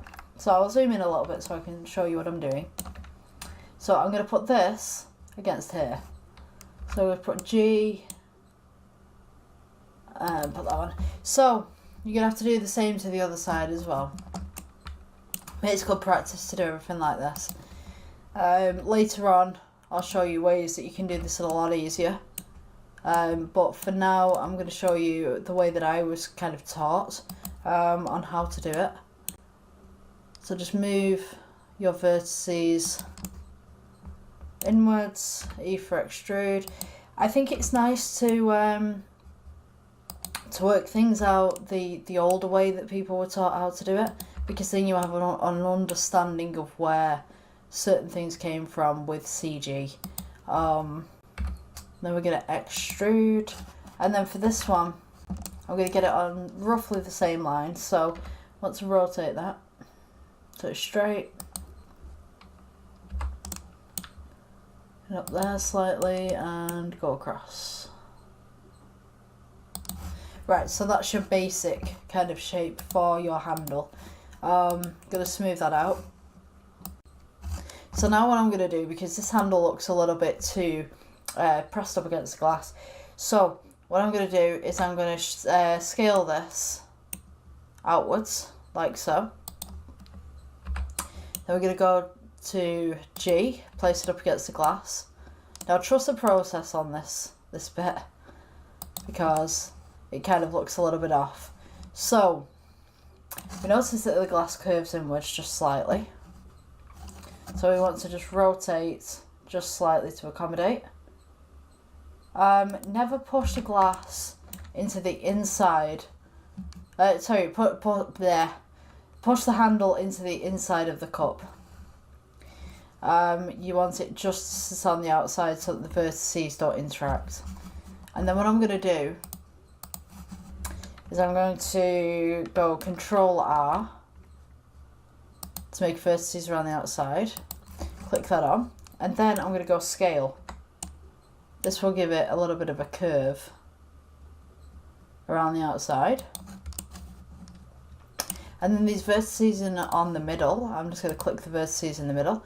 Press Shift and then Control, and this will, and then you're going to click on the inside, and this will basically put you for the inside vertices. And we're just going to press Scale just to make this go outwards a little bit more.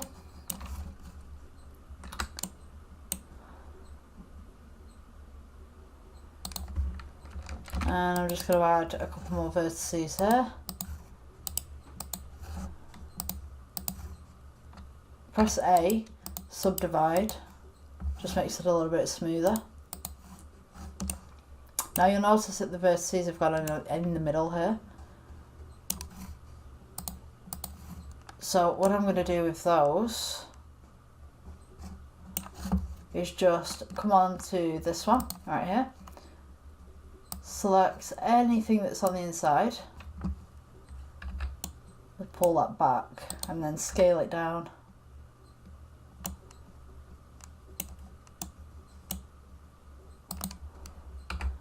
Just drag that back on the inside. So now we have no vertices on the inside of the cup. Also with this side, I don't like how smooth it is, so I'm just going to go into the modifiers, let's go to smooth. I just smooth that out just a little bit. And there we go. That is the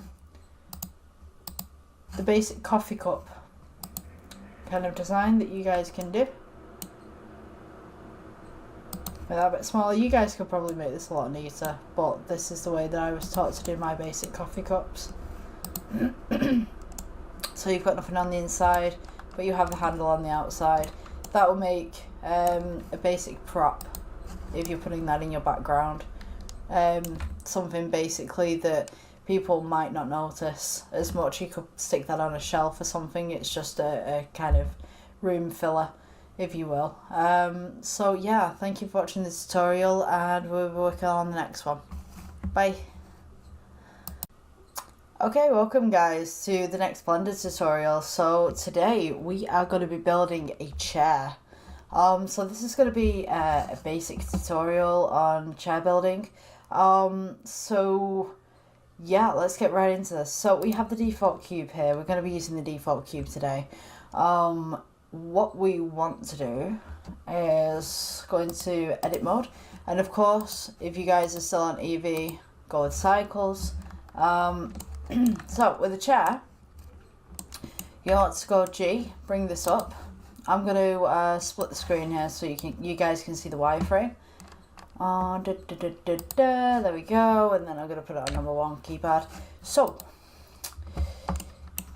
with the chair, you kind of have to use your imagination a little bit with this one. We're going to press A, which will select everything. S to scale along the Z axis. So with this one we're going to do square feet, and then later on I'll teach you how to make some nicer chairs. Maybe we want to scale this just outwards a little bit. So this is going to be the back of the chair right here, the front of the chair right here. I'm going to go Control R just to split the object. We're going to go Control R again just to split again. Let me see. You know, I'm going to do a wooden chair for this one. Maybe a wooden style. So we're going to go Control R, scale outwards in the middle. So it's kind of got that little ridge thing that the wooden chairs have. Then we're going to make a little pit in the middle because wooden chairs usually get worn out. So just the Control R, scroll on your wheel. And then it'll make 2 vertices, and then we go Control R again, copy this little bit in. Then we're going to go to faces, select these 2 middle faces, and just press G and just bring them down a little bit so it looks like the chair's been worn. We're then going to go with the Control R again, just around the outside edges. So we've kind of got this little dip in the middle like it's been sat on. We're going to go Control R again and go for the middle, the middle of the chair even. So you can see that just there. If I just move that up, I'll just redo that for you guys again. Control R, come up to the top, scale outwards just a little bit to give it a little bit of a bevel on the edge. And then we're going to do the same to the bottom. Control R, S for scale, and then just bring it out a little bit. It doesn't have to be perfect. So then we're going to do the legs. So first and foremost, I'm going to go with right click and then shade smooth. And then we're going to go and add a mesh cylinder. So you notice that the cylinder is way too big for the seat, for the chair. So what we're going to do is scale it upwards, and then we're just going to plane scale it downwards.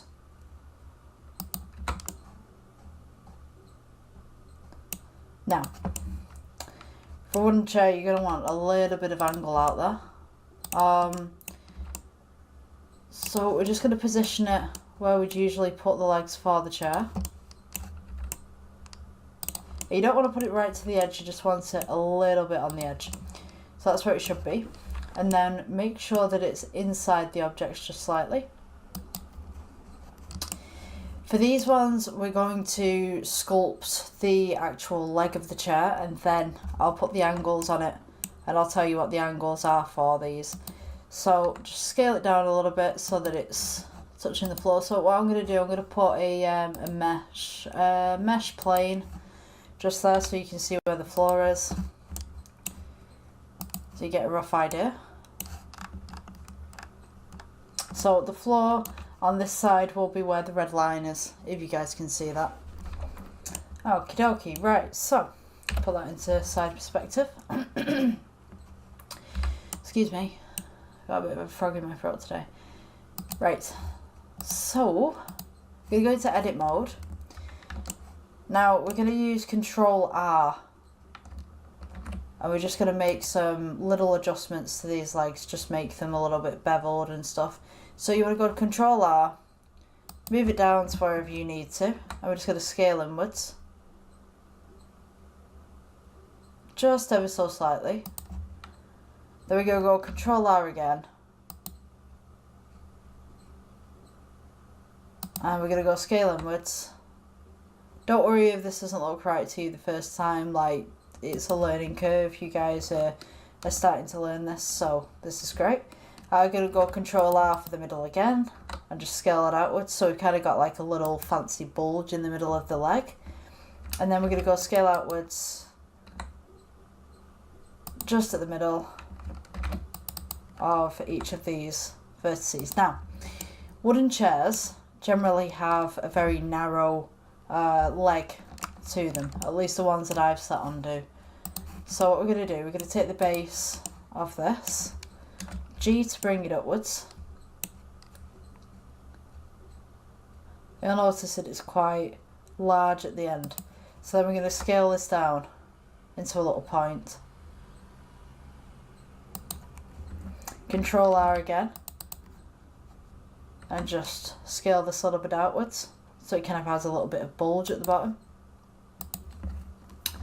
So what I want to do, if you guys can see this right here, I want to select these vertices right here. And we're just going to scale those outwards a little bit more. So we've kind of got that little, that point coming upwards.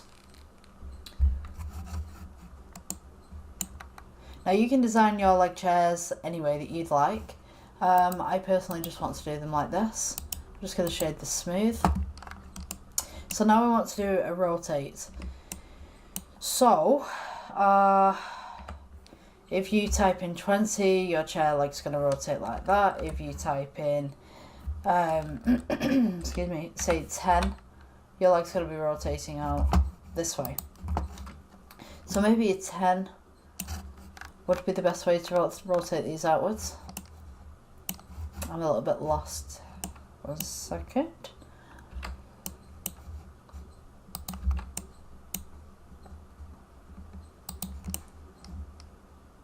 So yeah, if you're going to want to rotate these legs outwards, just put them in the middle like this. Now what we're going to want to do at this point is we're going to go Shift D, which will duplicate. So we'll bring them over to this side, but this leg is not correct, right? So what you want to do is you want to do R for rotate, get it up on the Z axis so that it rotates on the Z axis. And then we're going to go 180, and that will change the degrees. G across.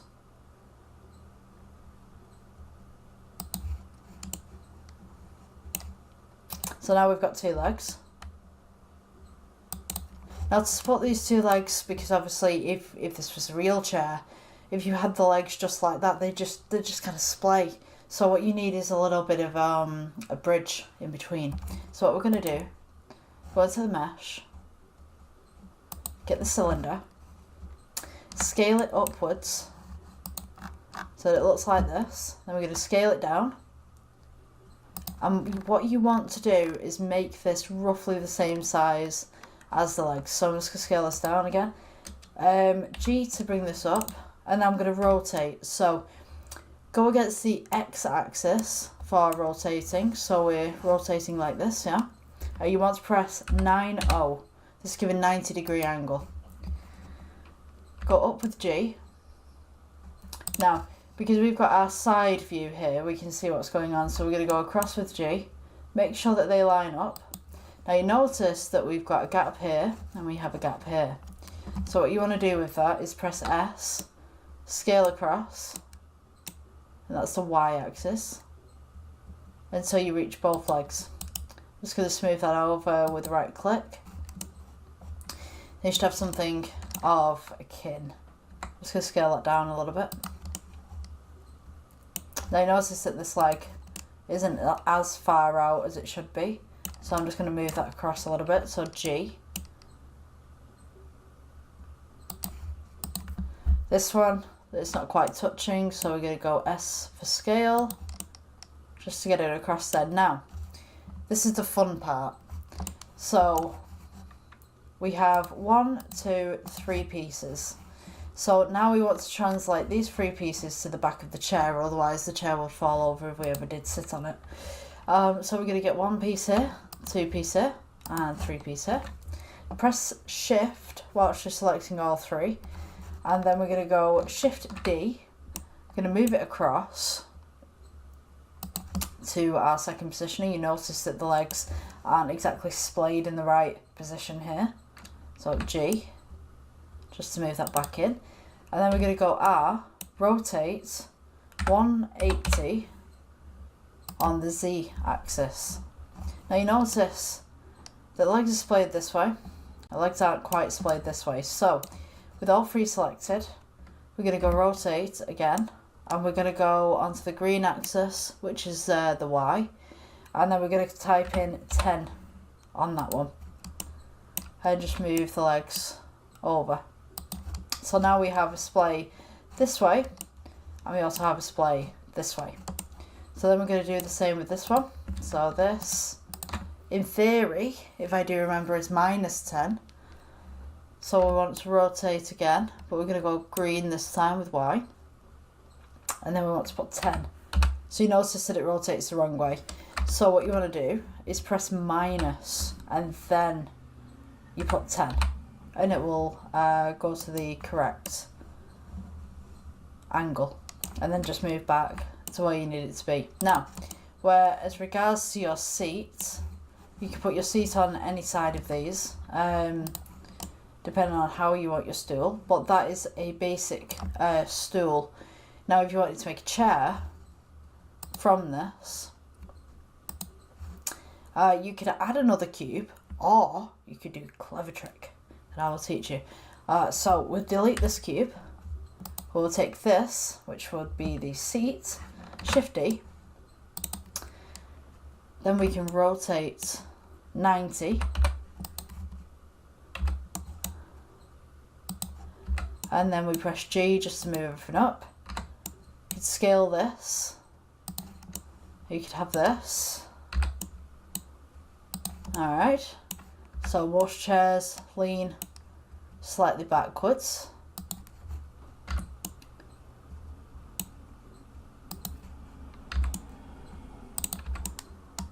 Let's make some adjustments there. So that's your back to your chair. This could be one of those like kind of fancy church chairs that they have where you kind of sit, but they have those backs that don't quite give you the lumbar support that you need, but you know, you sit there regardless. So then you take the first legs that you made, all three of them, Shift D, duplicate, and we just place them at the back here. That's one way to do it, and you can scale that down so that the design kind of matches what you would like to do, I guess. You could alter the rotation of these as well. Let me see. So yeah, as long as they fit into the chair, they have the same kind of style as well.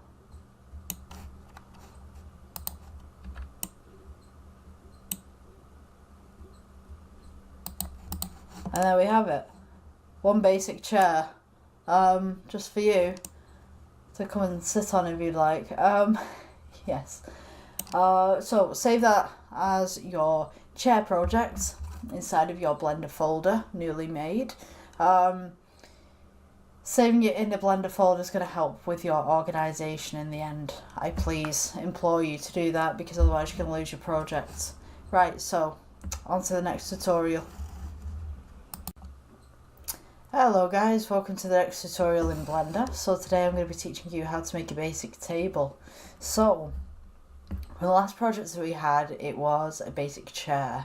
So I was kind of tempted to take that chair and then make it into a table, but I guess I need to show you from scratch what's going on, because if I just take other objects, then you're going to have to build the other objects, and it's probably going to confuse a few of you. So not that I'm saying that it won't, but you know, it's just better for me to show you from the beginning rather than taking other objects and then making it into something else. So we're going to start with the default cube, and we're just going to press G on the default cube just to bring it up. We're going to squish it down, S to scale, and then S to come across, and then just squish it down again. So once we've got the basic tabletop shape, we're going to go to edit mode, Control R, just scroll on your scroll wheel twice just to make the vertices 2. Then we're going to go S for scale, just bring it out a little bit so it bevels the edge. I mean, you can do this in a regular bevel if you want to, but I'd like to do it like this. We're going to go right click, smooth, and then to add the legs, you can have any shaped legs. We're going to go with square legs on this one. Scale upwards, just to make it long. And then we're just going to scale in perspective. G to bring everything up. Go across. And then we're going to put this table leg on one of the following corners.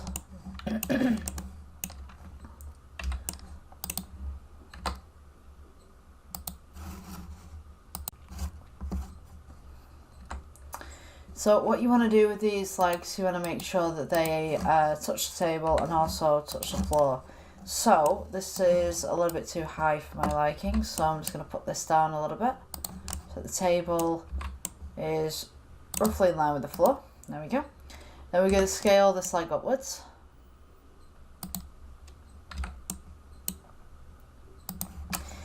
Now, to get this on to the other sides as well, we're just going to go Shift D,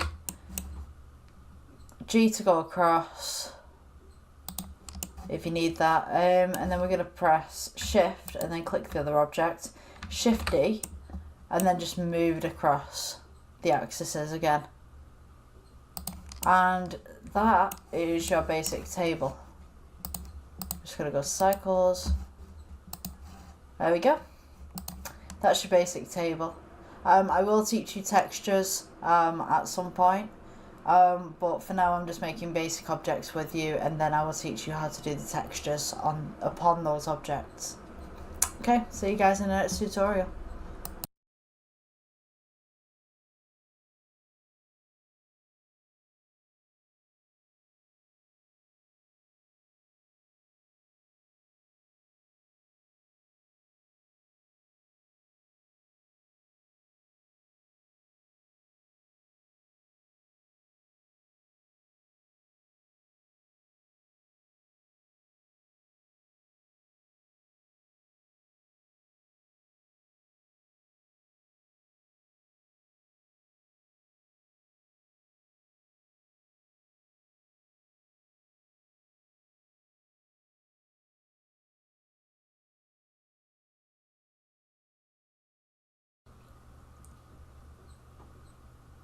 Okay, welcome to the next Blender tutorial. So today we're going to be making a bowl. So it's not too dissimilar from the plate that we previously made. If you guys want to go to that tutorial, it's on my channel and possibly in the playlist that you're currently watching.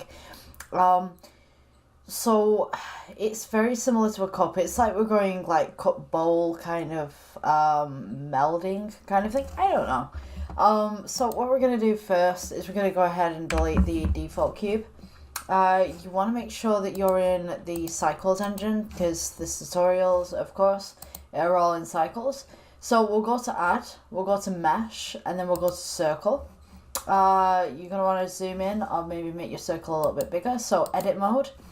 So we have all of the points selected right now. Press S to scale so that we can work with a bigger object so that you can see what you're doing better. And what we want to do is we want to press F for fill. We're going to go E for extrude, and we're just going to bring up the second face. S for scale to go outwards again. E for extrude. S for scale. And then we're just going to go E, S, E, S. And I will show you from the side view right here what we're doing. So you just want to you just want to go, you know what a bowl looks like, I guess. So you just want to go from very small at the bottom to quite large, and then we're going to come in and we'll do the inside. So select this face again. We go E for extrude, and then you're going S for scale, which I'm on S for scale. E for extrude, S for scale, and we're just going to work our way up. It's that simple. Make sure that you're scaling all the way around, you're not just on one vertices. E for extrude, S for scale, and as we get closer to the top, we're just going to get steeper and steeper. That's all we need to do. Then we get a little bit closer. The more vertices that you have and the more faces that you have, the smoother your object will be. But if you do subdivide, the more random access memory your project may take up. So it makes your computer a little bit slower, but we'll come to that bridge when we get to it. So we're just going to go up a little bit more and up one more, and I think that will do. For a basic bowl shape, it's a bit of a tall bowl. I'm just going to pull that down a little bit, and then we're going to go S for scale, inwards, E for extrude, keep it on the same level, S inwards so that it's flat, E for extrude, and we're going to go downwards, scale just slightly inwards. Now I'm going to make this one an X-ray vision so you can see where I'm going with this. So if it's a porcelain bowl, it will be a little bit thicker. If it's a plastic bowl, it will be a little bit thinner. So depending on what you're going to make your bowl as is how big the inside of your bowl is going to be. So then we're going to go E, and we're just going to scale outwards just slightly just to make a little bit of a lip. And then we're going to go E again. And you notice that we're coming down on the inside of the bowl right here. I'm just going to stop there, and then I'm going to go E again.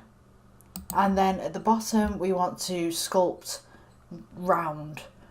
So we're going to go scale, make sure that it's even on all sides, just press S. And then E for extrude again, click. And then we're going to go S to scale in. I think I've gone a bit too far there, so I'm just going to bring mine up. And then E, and you just want to, you want that little gap at the bottom. Scale in again, and that's going to smooth out the bottom of the bowl for you, so that when you come to the object mode, right click and click shade, and there we go. There we have it. This is a bowl, just for you to use for your projects, to put into your projects.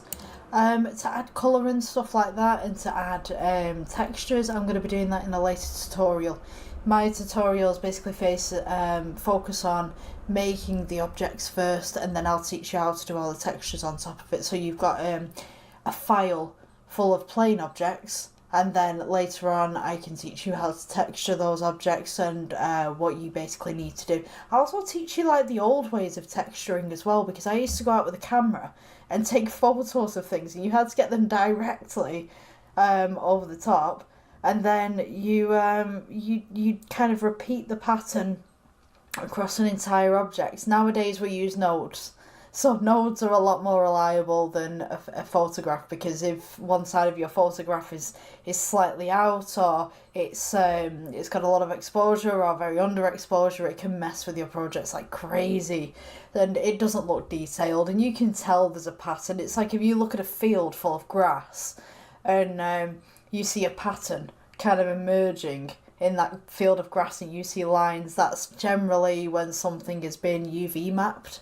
compared to nodes where the computer will place random objects. So I will show you how to make those. I'll see you in the next tutorial. Okay, so welcome to the next tutorial of Blender. So today what we're going to be building is a glass coffee cup. You know those fancy ones that you see in the coffee shops with the baristas and stuff like that? So we're going to be building a basic one of those. So I implore you first, let's change the render engine to cycles, and then I'm going to split the screen again so that you guys can see the wireframe, and then I'm going to work on the opposite side as I usually do.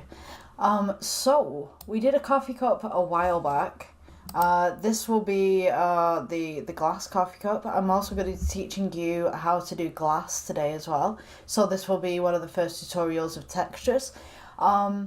So yeah, I'm going to get right into this. So we're going to go ahead and delete the default cube. We want to add a mesh, a circle.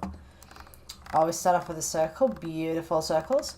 So this time we're going to make the inside of the glass, and then we're going to make the outside of the glass, and then we're going to go back in again. So what it is with the coffee cup glasses, so that they disperse heat better, they actually have a curved part on the inside. It's generally for decoration, but we're going to include it in this project. So we want a circle. Let's go to edit mode. Everything's selected, so press F for fill face. E for extrude, we'll just go up slightly, and S to scale inwards, and then E for extrude, and then S to scale inwards, and this will be the base of the coffee cup. So then we want to scale inwards again, just make sure that it's just nice and smooth, and then we are going to select the edge points. So you notice that if I just select the edge points, I don't select everything. So what we're going to do is we're going to press 1 select, shift, and then we're going to go control, and then we're just going to select randomly around the edge. And what it should do is it should select everything around the edge. If it doesn't, just continue pressing points until eventually it does. So, excuse me, we do E for extrude, but we're not going to move it. Scale it outwards so that you've got the bottom of your cup. E for extrude, scale outwards slightly so that you've got the bottom for your cup again. And then what we're going to do, E for extrude, and then we're just going to go smaller and smaller and smaller until eventually we get to the stem of the cup. And then I'll show you what we need to do from there. So, scale inwards slightly, E for extrude, scale inwards slightly, E for extrude, and we're just going to go like that until we get the perfect kind of shape. So in regards to coffee cups versus ice cream cups, so ice cream cups tend to have a very narrow base to them, whereas coffee cups are a little bit thicker. So we're going to go with a thick stem on this one. So I'm just going to press 1 on the side so you guys can see this. So we can see that we've got the inside on this point, and then we've got the outside on this point. So we're going to select this face again. E for extrude, scale inwards, and we're remembering that thick kind of neck that we've got. So E, scale inwards slightly, and then E again. And then at this point, we want to start going outwards for the cup. So ice cream cone cups, they tend to be a lot thinner at the bottom so that you can get syrup in the bottom, but with the coffee cups that are made out of glass, they tend to have a more wider base after the stem. So E for extrude again, scale outwards, E for extrude, scale outwards, E for extrude, scale outwards, you know the deal by now. And then E for extrude, scale outwards. Now at this point I need to instruct perhaps that you don't pass the bottom of the glass, because normally the top part of the glass wouldn't be taller or wider than the bottom part of the glass because it would become unstable. So make sure that you don't pass this bottom part here. Scale that downwards just a little bit. You go E for extrude, just perhaps a little bit out, but don't pass that line. E for extrude again, just move that down for you. Excuse me. Then we're going to get E for extrude, and roughly that should be about the size of it. Now we're going to make the lip the top part so that this isn't just a right angle thing. So E for extrude, scale it inwards slightly, E for extrude again, scale inwards, E for extrude, scale inwards again, and then we're going to go E for extrude, scale inwards, but we're going to go down. So G, down. So now you can't really see the inside of the glass here. I don't think you can. Maybe that would work. Right. So now we're going to go down on the inside of the glass. Now, coffee cup glasses tend to be very thick. So I'm just going to make this a little bit smaller. E for extrude. That's probably quite a thickness on that one. E for extrude until we get to roughly the bottom. Now they tend to have quite thick bases to them, so we're going to emulate that on here. E for extrude again, S for scale, E for extrude, S for scale. Quite a basic thing to do now. Just going to bring that up a little bit. E for extrude, scale, and there we have the basic kind of look to the glass. Just going to shade smooth this, right click. Then we've got to make the handle, but before we make the handle I want to make the glass for you, to show you what to do. So I'm just going to add a plane so that you guys can see. I'm going to put it onto the rendered mode, click this object, we're going to go to material, add new, and we're going to go to surface. We're going to go with glass. Now you'll notice that the glass is very faded, it's very rough, so just going to pull the roughness down, and this is what you should be left with. So now we notice that it doesn't really look that glass-like, so we're going to mess around with the IOR until we can get it to the right thickness that we need. So generally I go with something like that. You can't really judge the background on this very well, so what I'm going to do, you don't need to do this, but I'm just going to add some random objects in the background and just add some colour to those as well. So got a green one, let's make a few greens. It's just so that you guys can see the glass and you can see the reflections and stuff.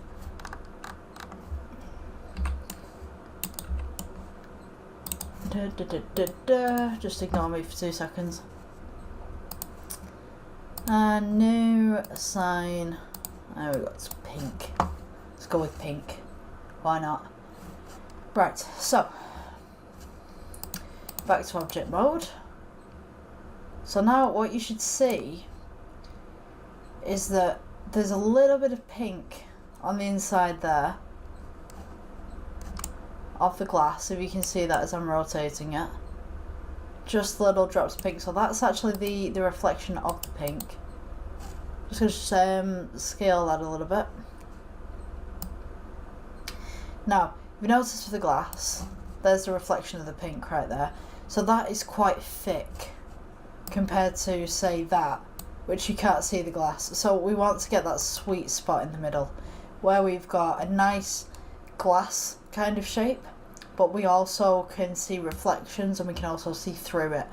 So the arrow trick is an amazing trick to get this to work. I don't currently have any arrows, I just have square things. So we're going to make the handle now. So the last time that I made a handle within Blender, I did it from a square, but this time I would like to maybe use a donut shape. That would be cool. So I'm going to go G, bring this up, and then what I'm going to do, a little bit of magic, bit of Blender magic. We're going to rotate this to 90 degrees, half a rotate. Then what I'm going to do is I'm going to go on to edit mode. I'm going to work in this one. So I want to grab all of that, rotate, and then I'm going to go 90 again because that was the wrong way for me. And then I'm going to go B for box select. And I'm just going to get rid of half of these vertices. Just press delete, get rid of the faces, and then I'm going to take this, we're facing that way, just going to smooth that out.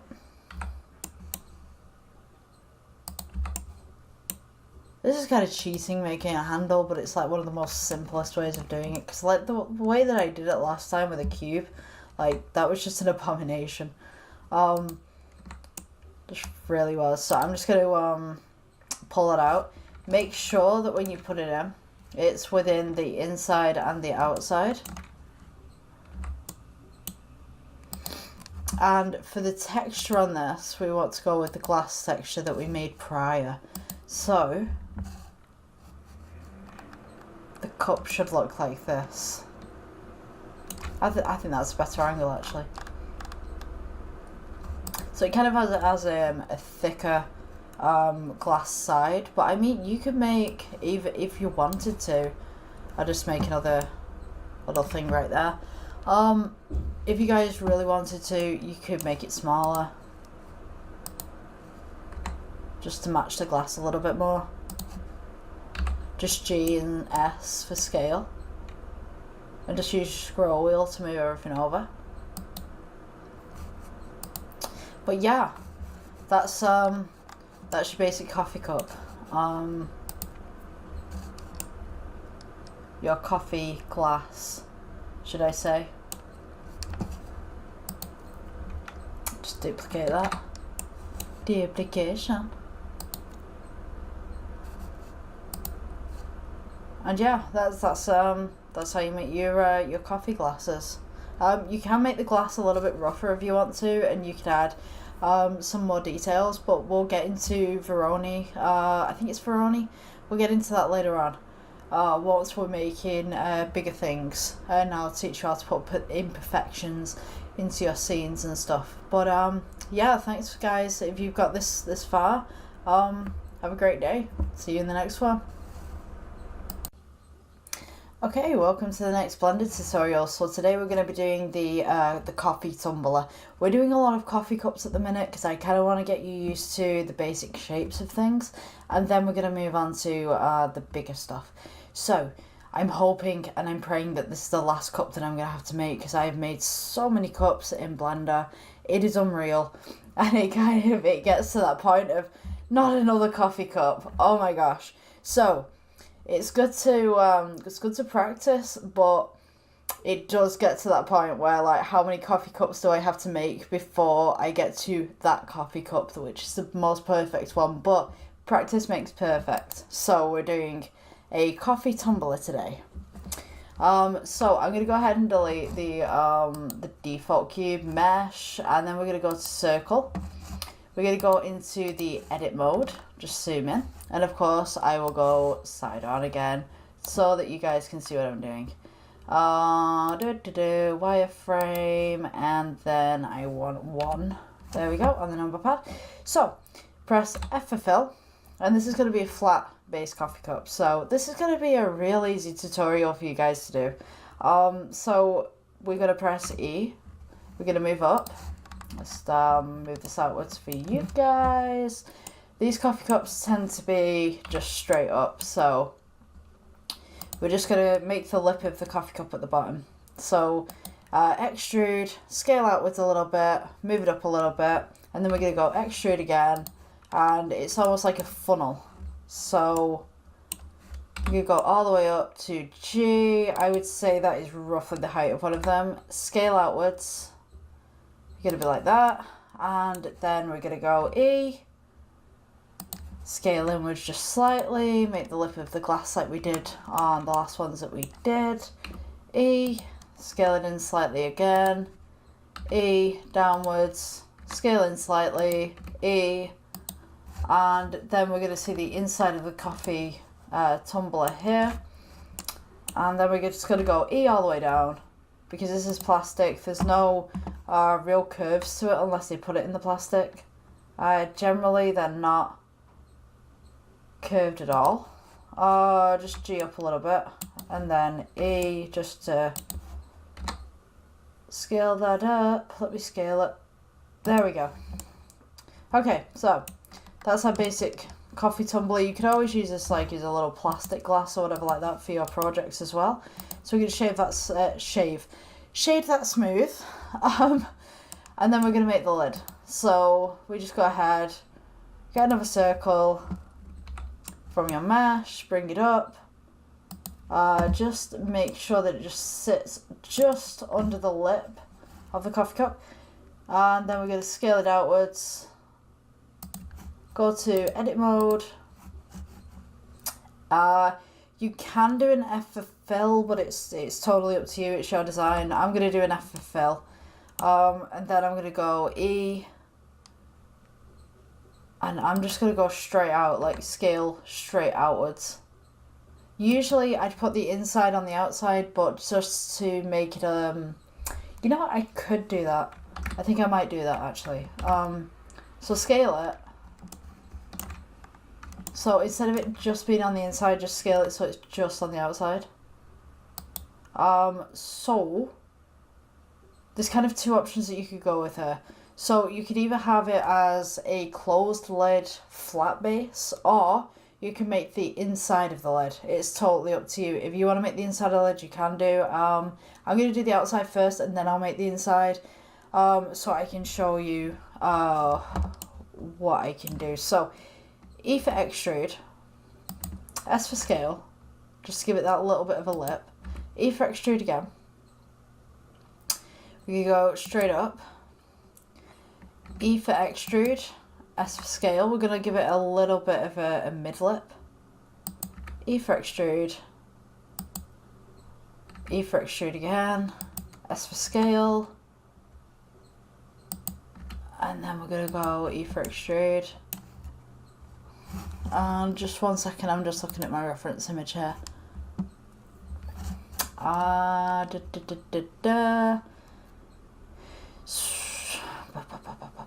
me think. Yeah, so E for extrude there. Make sure you got your face selected. And I'm going to do it like a little bit of a bevel lip. Scale it inwards. E for extrude. Just scale that one inwards again. Then we're going to do a little bit of a valley in the middle. E for extrude. Scale inwards. E for extrude to bring it back up again. E for extrude to just make that lip. E for extrude. Scale that one in again. And then we've kind of got the center bit. Then we're going to go E for extrude. G, scale downwards. Scale that in. E for extrude. Scale this in. So this is where the straw would sit. E for extrude. Scale that one in again. And then just E for extrude straight down. Now, here's the tricky part, because if we take this entire lid, just press A and we take it off, you'll notice that the flat bottom doesn't really work that well. So I'm just going to delete that one. Delete faces. So we got the basic of a plastic lid there. I'm just going to delete this face. So I think I want to select everything right now, and then just put E for extrude, and then scale somewhat inwards. Maybe that would work. You know, I'm going to take that bit off. So this part right here, just going to select these vertices, these faces, all the way around, and then delete those. And then we're going to go A for selecting everything, E for extrude, and then scale this puppy inwards. But just drop it down just slightly, so that it's not interacting with anything else.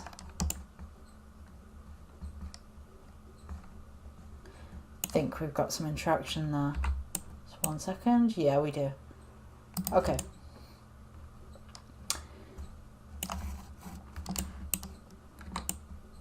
I'm just going to scale that together, S for scale. And that's our basic kind of lid. And then we're just going to scale in the middle as well, just to kind of give it that little bevel. Again. Scale. Yeah, I think that's about right. Shade smooth. And then just add that lid onto the top of your cup. And then you're going to need the straw. So the straw, just take a cylinder,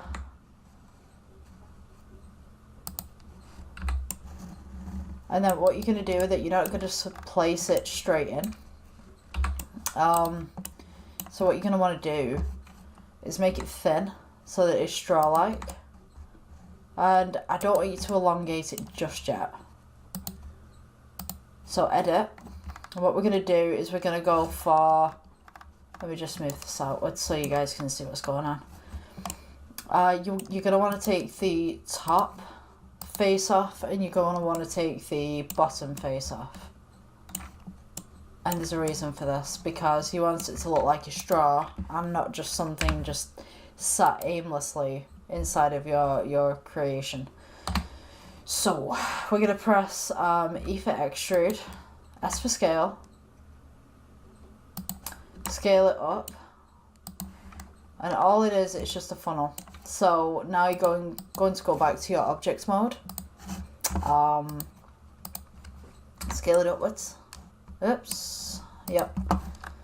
Like so. And then it should just like, if I got that right, and just straight into your glass or your cup. Maybe make that a bit bigger. No, I don't want it that big. Rotate it just slightly, so, because nothing's perfect. Smooth that out, and there we go. Basic cup with a straw kind of deal. I hope you guys enjoyed the tutorial. Please subscribe, like, you know, get me out there a little bit. Because I'd absolutely love to make more of this stuff for you guys. So yeah, have a good day. I should see you in the next one. Okay, welcome to Blender, guys. So we're going to be looking at making objects shiny today. So what I'm going to do is add in a plane, and I'm going to add a few objects, and we're going to basically make them shiny. And possibly give them a little bit of imperfection as well. So what you want to do is you want multiple objects within this scene, so that we can work on this. And then I can show you different ways of doing things. In the next tutorial, I'll look at emissions. So how you can make objects come from a basic box like you're seeing now into a very shiny kind of light object. So to make something shiny, first of all, we're going to go to the engine. Make sure that you are assigned with cycles. If you need CPU compute, please do so. It just helps your computer a little bit. You don't have to. I'm not going to in this tutorial. So to make things shiny in Blender, or to make things metallic, we'll go to the render point first and foremost. I'm just going to put these two blocks just ahead so that we get some reflection from them. So you want to start off with your objects that you'd like to make metallic. We are going to turn the roughness down, and then we're going to turn the metallic up. So you see that all of these objects, because they're assigned to the same material, have all now become mirrors. And you can see each object in the background. So what I'm going to do is I'm going to just look at the background, just lighten it up a little bit so that you can see the objects a little bit better. Okie dokie. So, hope we don't mind the green. We can now see that the objects are reflecting each other. You can also see that there's sort of an infinity mirror effect going on here as well, which is pretty neat. But in Blender can only do so much infinity mirror. So if we take this square here, we take this cube here, and we take this cube here, and we just move them towards each other, you can see immediately that there's this kind of mirroring effect. And if I move around, you can see that there's this kind of void. Now this is the point where Blender kind of runs out of data. Doesn't really know what to do other than that, because you can only go so far. You can elongate this if you really want to. But I'm not too sure how you manage to do that. But that's basically how you make objects shiny. And metallic and mirror-like. So if I put, say, I don't know, an icosphere in the middle, I can also make the icosphere metallic too. And the best thing about this as well, you can actually put in different effects. Let me see. So you have shading, you've got caustics. So you can actually cast caustics and receive caustics, which basically means that it's a game changer within Blender. I don't really understand why it's not integrated yet.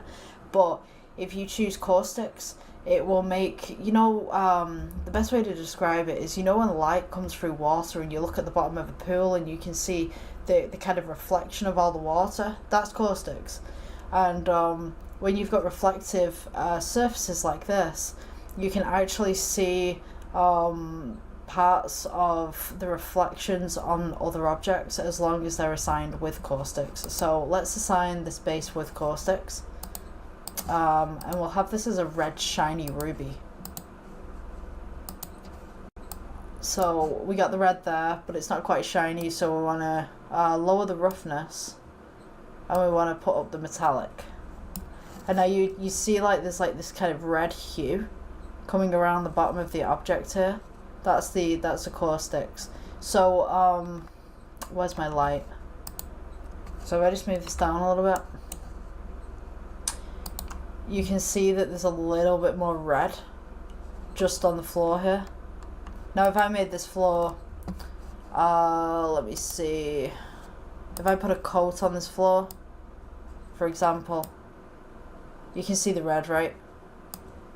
A little bit more weight on it. Take the roughness down. You can kind of see the red bouncing off it, so that's caustics. The same way, let me see. So, for reflection and lighting wise, you can now see that you've got some caustics going on here as well. So I'm just going to add the caustics to the rest of the objects.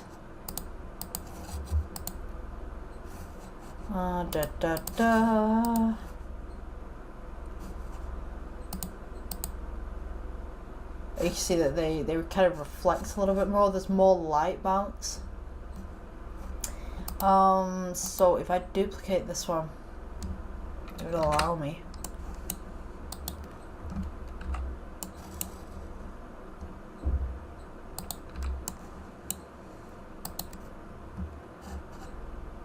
Yeah, you're kind of getting like the green in there, you're kind of getting the red in there, of the reflections of each object as it's coming through. So it's not just solid black shadows.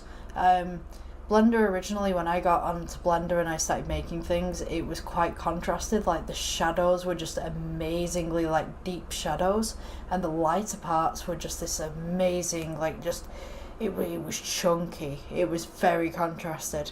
Nowadays, because of caustics, you can now have like double shadows and you can do all that kind of stuff, but I was like very, very basic Blender when I first started out. It wasn't as popular as it is now.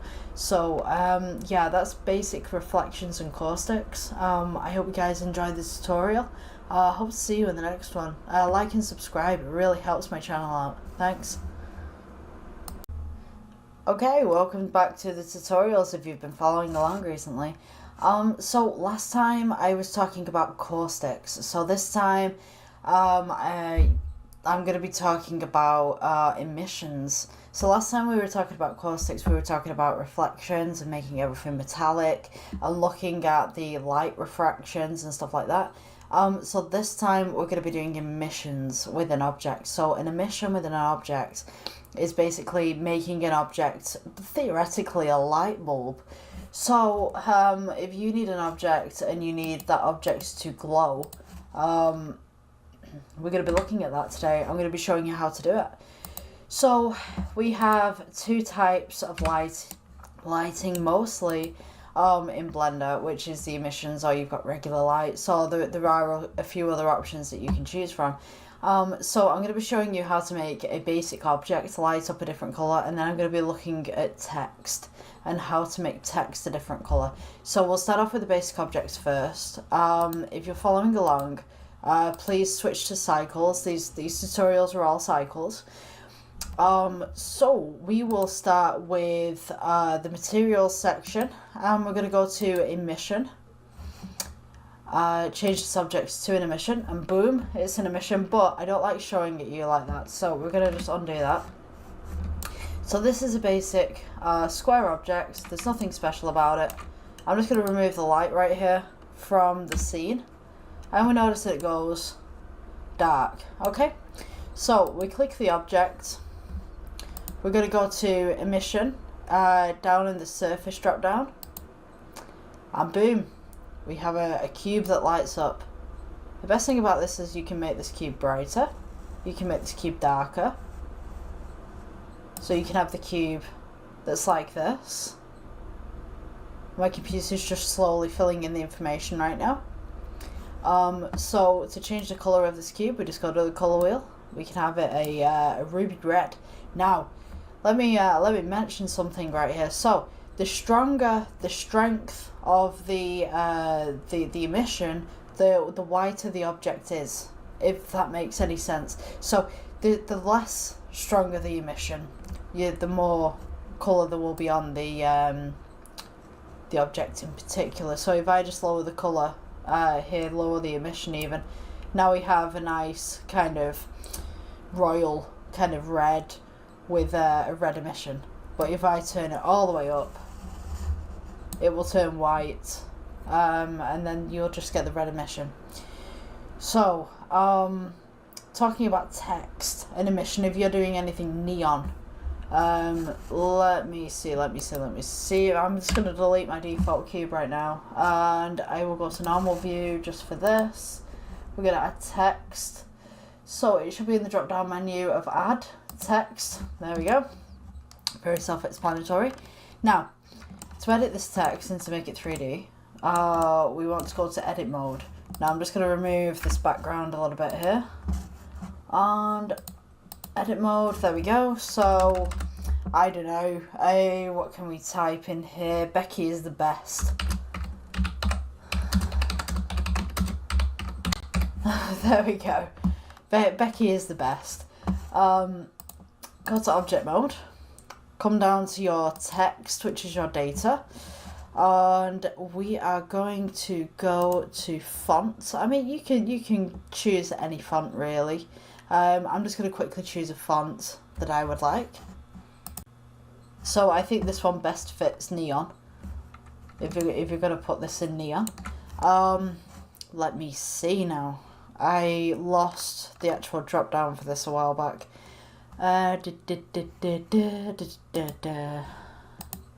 Here we go. Right, so we've got the offset, which you can make this bigger, this smaller. I mean, experiment with your Blender, it works.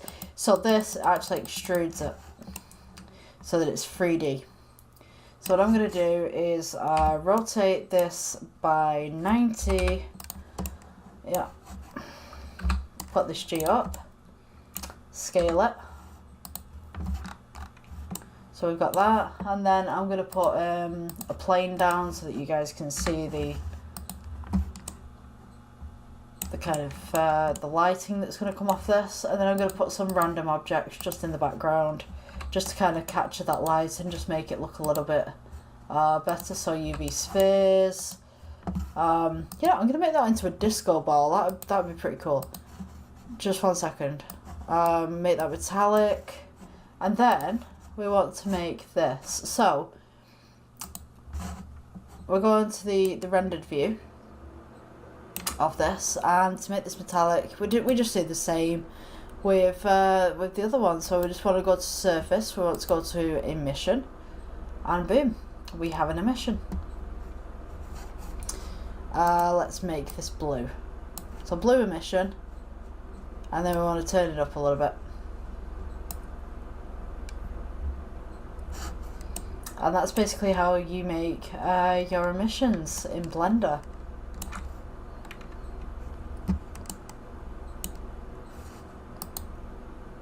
Make this object a little bit bigger in the background, maybe, so you can kind of see it. But yeah, that's basically how you make text glow in Blender and how you make your objects glow in Blender. I'll see you guys in the next tutorial. I don't think my computer's registering this very well. So yeah, I'll see you guys in the next tutorial. Bye bye. Hi guys, welcome to the next Blender tutorial. So today we're going to be doing some fruit. So I want to make an apple with you today. I think we will start with go to add mesh, and then we're going to go to circle.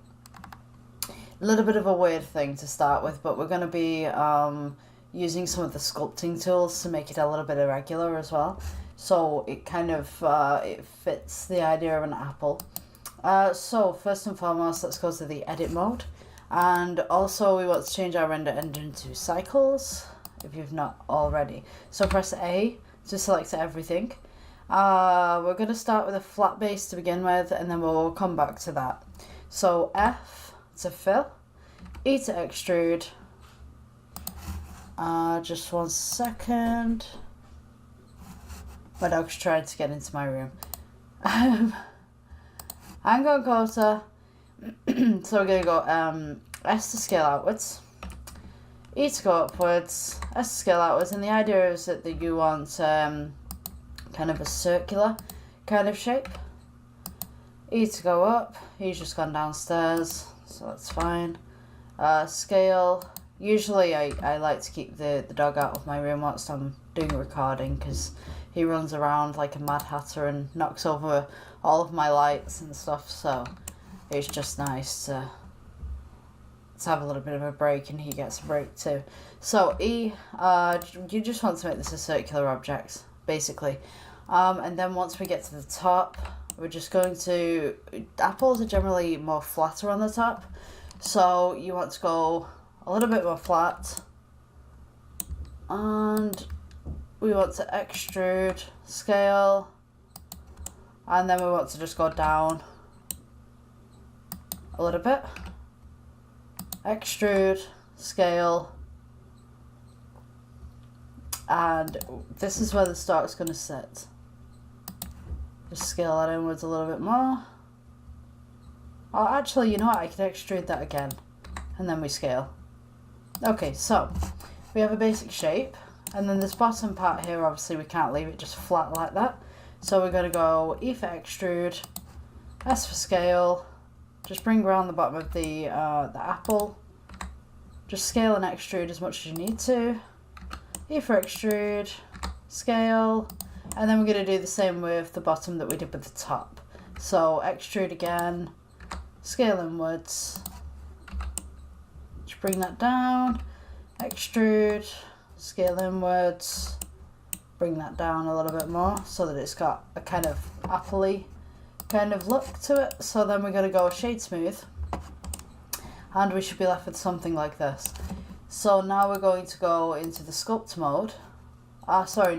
We will go to edit mode, we will go A, and then we're going to right click, subdivide. You can subdivide as much as you want. I'm going to subdivide twice so that I have this kind of shape. And then we're going to go into the sculpt mode. So what I'm going to do in the sculpt mode is I'm going to smooth it out a little bit. I'm going to, excuse me, add little bumps to it and stuff, little imperfections. What I would suggest is make your brush as big as you possibly can. And then you can just come in and just add those little imperfections all over the place so that your apple is not perfectly smooth, but you have some kind of offset to it. So this is actually the smooth tool that I'm using now, just to get rid of some of these vertices. I'm just going to smooth that all the way around.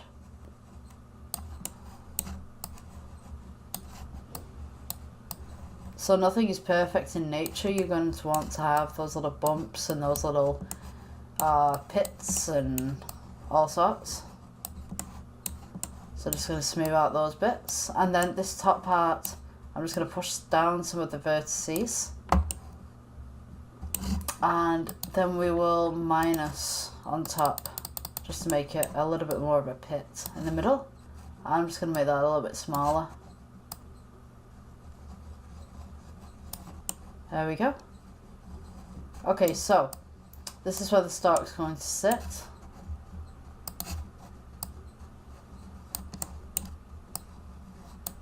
kind of make those little imperfections everywhere, so it's not perfect.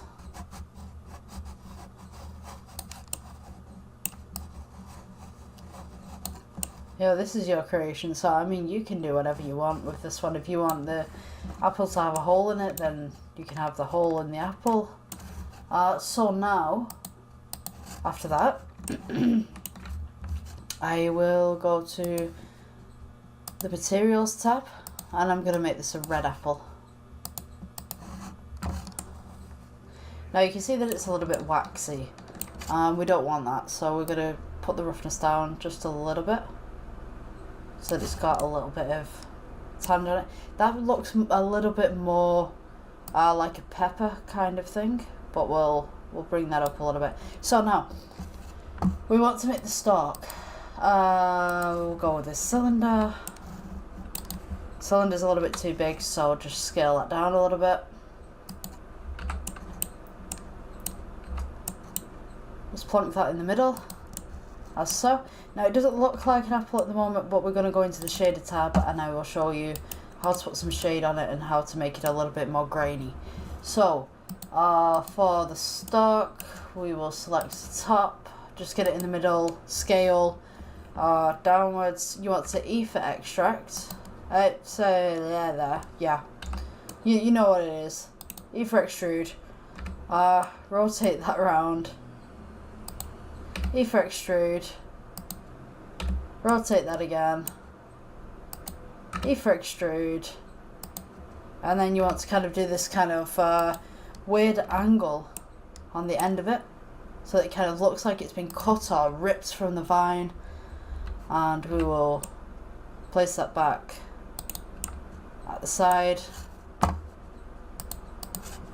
You want to shade smooth if you haven't done already. So this one will be brown, kind of a dark kind of brown colour. Now it looks very it doesn't look very good at the moment because we don't have that background, we don't have that that emission status. It looks very cartoony to me, to be honest with you. So what we will do, we will go to the shading tab and I'll show you how to shade this. Okay, so here we are at the shading tab. We have the original colour of the red. So what we want to do is make it a little bit more bumpy. So we're going to add noise. Noise texture in the nodes. You want to put colour to base. And what we have, you see that the red's disappeared and we have all these little bumps here. So these bumps are going to be for the surface of the apple. And then what we want to add is a bump to make everything pop out. So with this bump node, what you want to do is change it from the normal to the height. So you're going from the noise texture color to the height of the bump. So this is going to make a texture. So the light will reflect off whichever side. So now you notice that there's an issue. We've got purple to yellow, which shouldn't be happening. So we need a color ramp, and this is where the magic happens. So you see that this apple is now grey and white. So now we have a middle grey, and if we change this to red, we now have a more apple-y kind of colour to it. So we can have this very kind of red apple, or we can have this very light apple. So we're going to go with the deep red apple. Now it is too shiny, so we're going to go with the roughness. And we're just going to turn that up. The IOR will make it look a little bit more silver. Maybe just go for that kind of roughness. Scale this up a little bit. Scale this up a lot, I think. So you've kind of got that red kind of thing. So, and now you can add a little bit more ruby in there. You can mess around with these colours as much as you want. I think that's okay. As for the stalk, you can do the exact same. So we can go ahead and add noise, colour base, and you can see that the little lines come up again. I'll just zoom in there.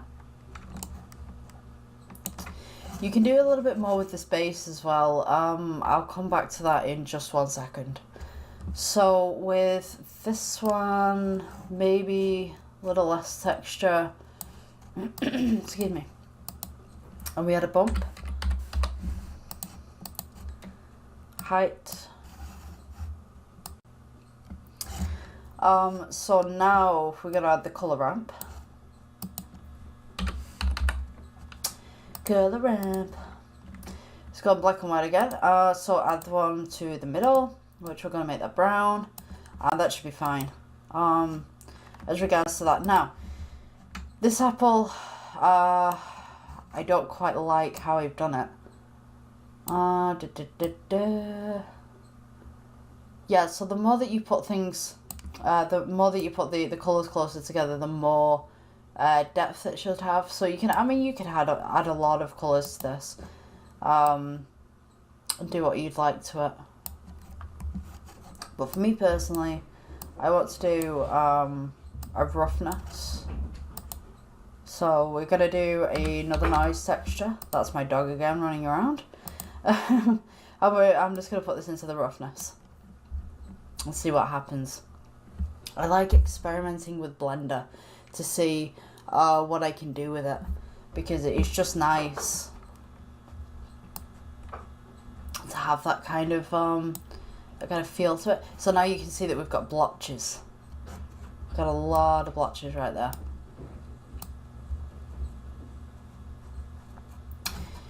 It's almost like the wax has kind of come off the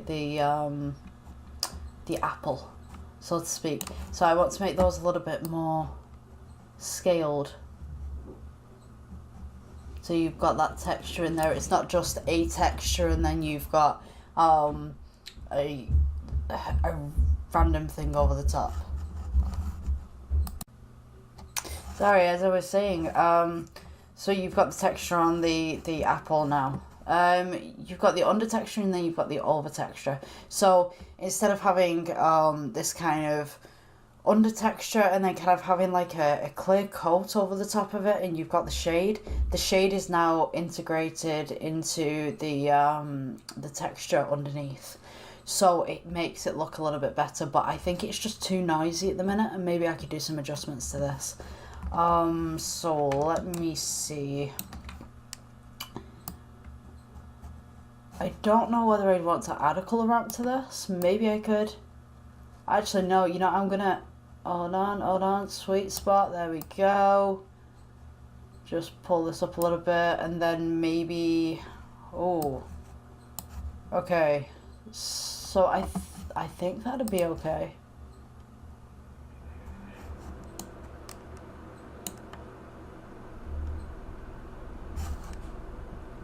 Maybe that'd be okay. It just needs editing from that. Okay, so we're gonna go in with a little bit of metallic, just a tad, just to make that shine a little bit more, and then bring up the IOR. So it's kind of a shiny apple, but it's kind of got that waxy texture to it still.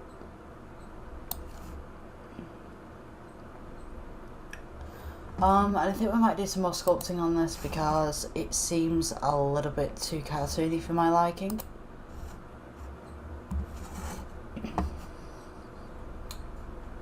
Let me see. I don't want it too metallic, I just kind of want that kind of coat. Yeah, you know what, I'm gonna move the coat up a little bit. That looks a lot better. Right, so I'm gonna go into sculpt mode,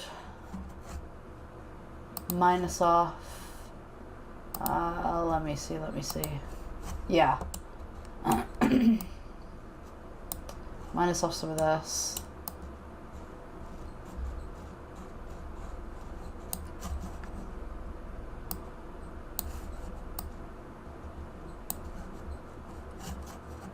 Let's go object mode.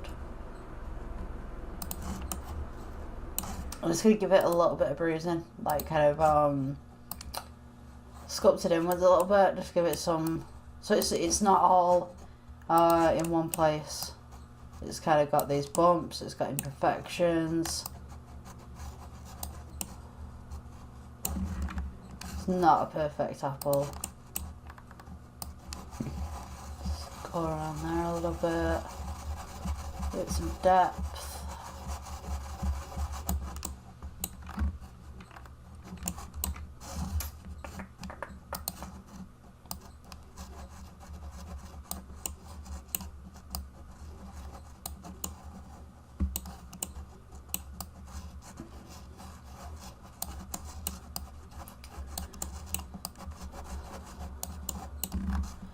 All these corners and crevices a little bit, like it's like it's an apple, but it's not perfect.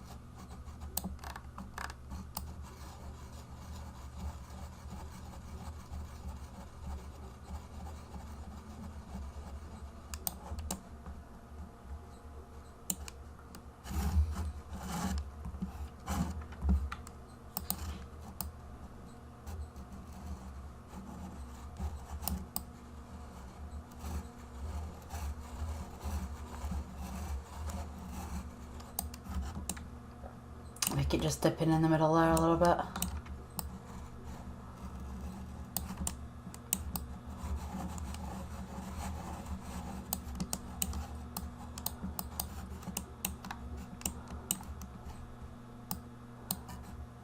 I think just make it a bit bigger, a little less around here.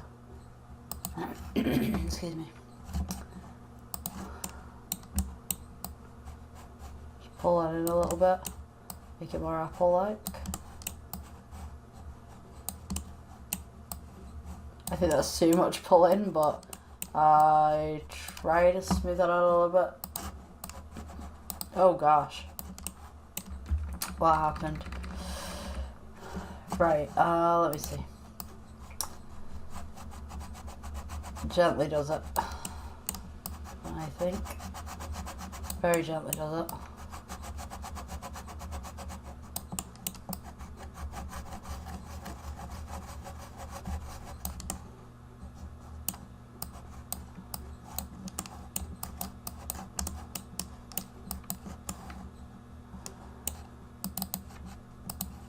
I'd say that looks like more a bit like an apple.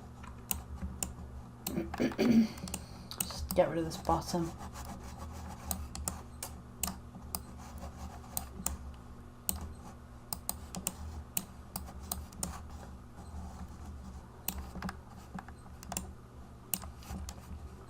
Yeah, I like that.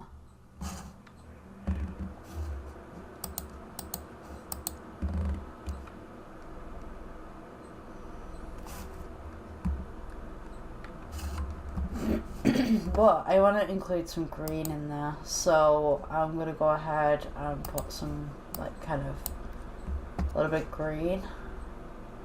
I think I want it just like a little bit of imperfection.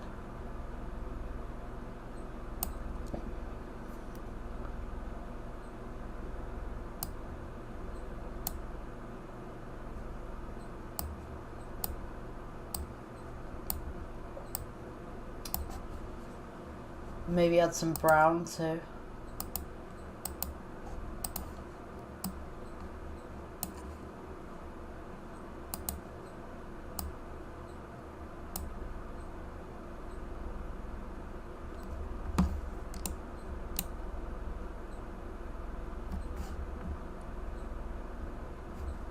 I think that green's a little bit too bright, so I'm just going to bring that down a little bit. Or maybe just make it kind of yellowy. That'd be cool, like the apple's not quite red. I think that's too much. I think it's definitely too much.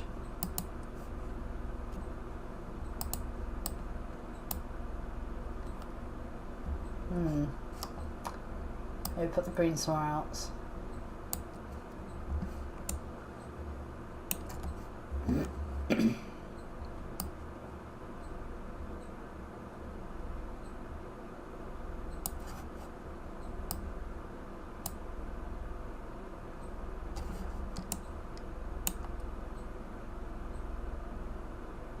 Yeah, for a basic apple, it's not too bad.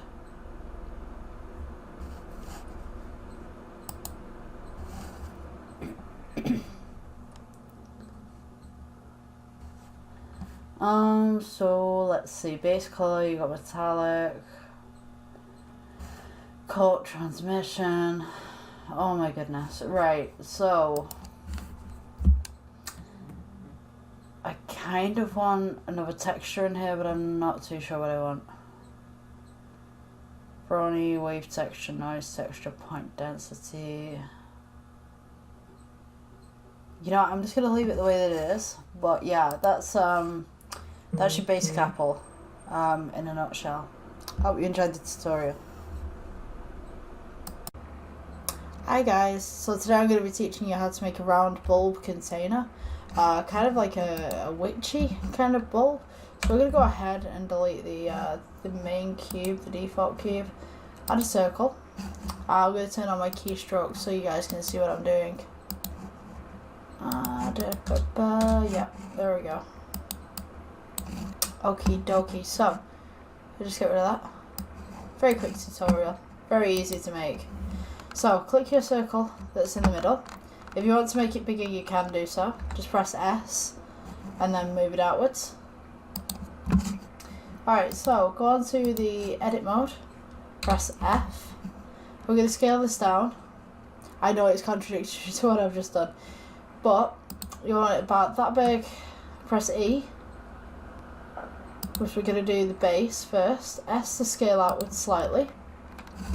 What I'm going to do, I'm going to put this on a separate screen so you can kind of get a side view of this. I'll show you how to put the glass on as well. So, it's got a 1. Yep, so that's the bottom of the vase that we're going to make on glass. So for E for extrude, and what we're going to do is we're going to go around in a circle. Always make sure that you're extruding upwards, not sideways, otherwise this won't work. So do it pretty wide to start off with. E for extrude, scale outwards, and you can kind of see the curve on this side. So E for extrude, scale outwards, and we're just going to continue doing this all the way up until we get to the midpoint. E for extrude, S for scale outwards. Don't pull it too far, you know, don't have the vertices too big, otherwise it'll look weird. So E for extrude, and we're kind of going to come back on ourselves now. So this probably will be roughly the midpoint, I would say. I'm just going to scale that bit out a little bit more. E for extrude. Okay, so in this part, we're going to start going back inwards. You can adjust this how you'd like it, but I would like mine to look like this. E for extrude, scale, E for extrude, scale.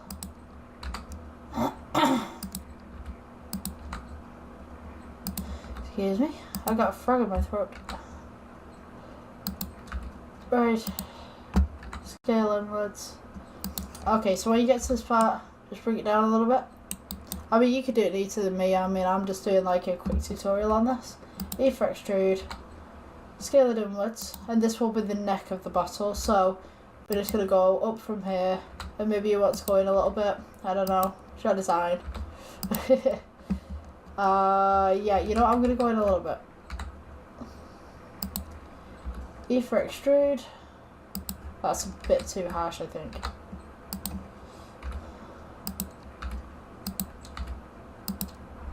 And then the lip of the bottle, I should have it really here. We're just going to curve around and then in. So if I zoom in, E for extrude, scale it out a little bit, just give it a bit of curve, scale it in.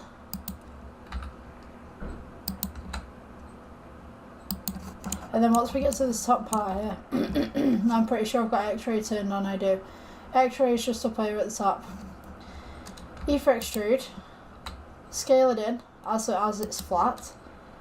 E for extrude, and then we're going to go G, and we're going to go inside. Now you can see on this diagram I've got the X-ray turned on, you can see what I'm doing. So E, and we're just going to go down the bottle of the neck, the neck of the bottle even, and we just want to follow the curve. So just scale it outwards. You can have your glass as thick as you'd like it. And we just bring that down. A lot of people, they'll do this kind of subdivide thing, and then they'll extrude it inwards. But the only problem, if you do the subdivide and then you extrude it inwards, it kind of messes up the faces a little bit. So doing it manual and taking your time with it is actually a lot easier to do. I can hear people in the comment section going, why are you not doing it like this? Well, you know, because this for me, you've got more control over it. So you're just pressing E extrude, or you're just going down with the motions of the vase or the vase, however you pronounce it, wherever you're from. This is just how I do it. So we're just going to go down, don't touch the edges, leave a tiny gap just at the edge, that's where your glass is. E for extrude, E for extrude, just keep going.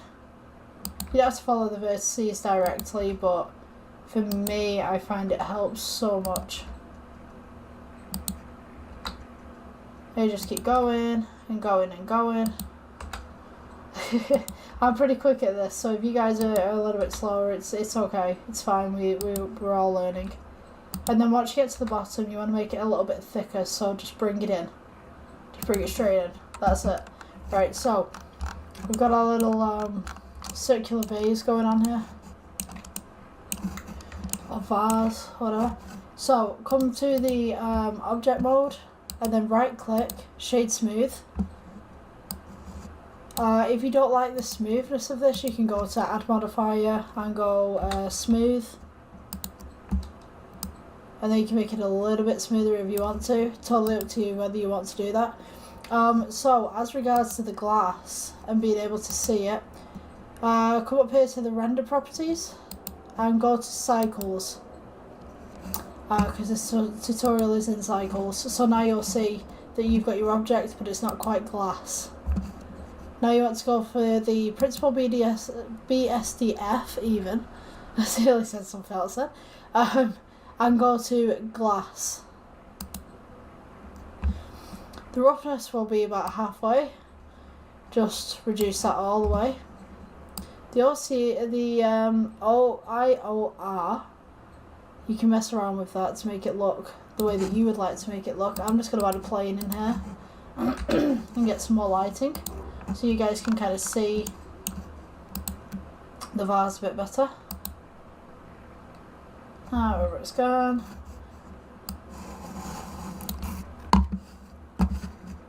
Sorry, I just believe I just nudged my camera there. Right, let's copy that out.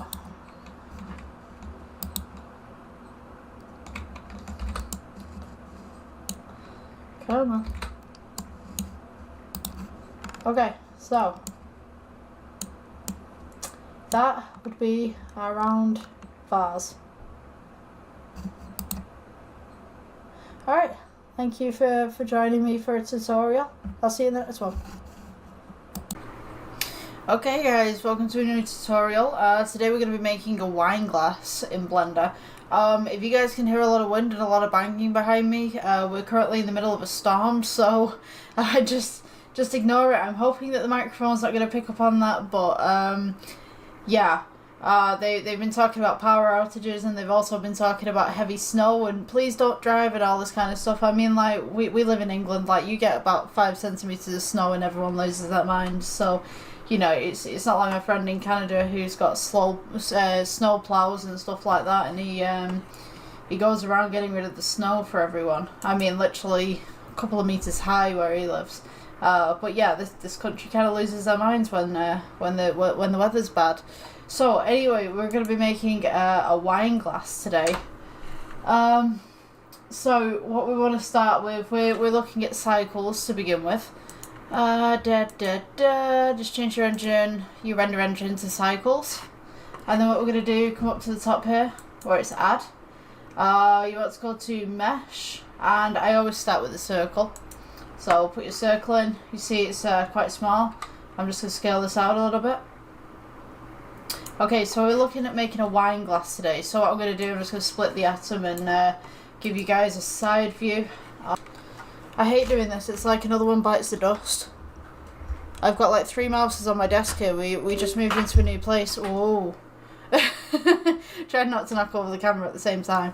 And like, my mouses, they just break on me like crazy. I think the box that I had my mouse in was dropped. I've got another one here that's kind of I got a side gig. Yeah, because I need a new keyboard and I also need a new mouse because I write books. My keyboard is now wearing down, so hopefully we've got a mouse that works now. Yay! The scroll wheel's still broken on this one, but it works. At least we're not ghosting the scroll wheel. Right, so we will start again because things happen, technical issues. So what we want to do to make the wine glass is we've got the basic circle now. We're going to go up here, we're going to go to edit mode. You see that we've got a lot of points here. And what we want to do is we want to make a face because this currently doesn't have a face. So just press F on your keyboard, press E to extrude, and you'll see that it's just come up in the corner here. So now what we want to do is we want to make the curve going outwards of the glass, and then I'll make the underside of the glass afterwards. I'll teach you how to do that. So what I'm going to do is I'm just going to go up here and I'm just going to, when I can get to it, here we go. Yeah. So we're just going to go toggle X-ray so you guys can see what's going on. We're going to need that. So, just going to bring this down a little bit, so G, and then press in the center of your scroll wheel. Also, what I need to do, I've neglected to do. My gosh, I wasn't prepared for today. Right, here we go. Here we go, here we go, here we go. Screen keys. Yes. We would like the screen keys. Great start to today.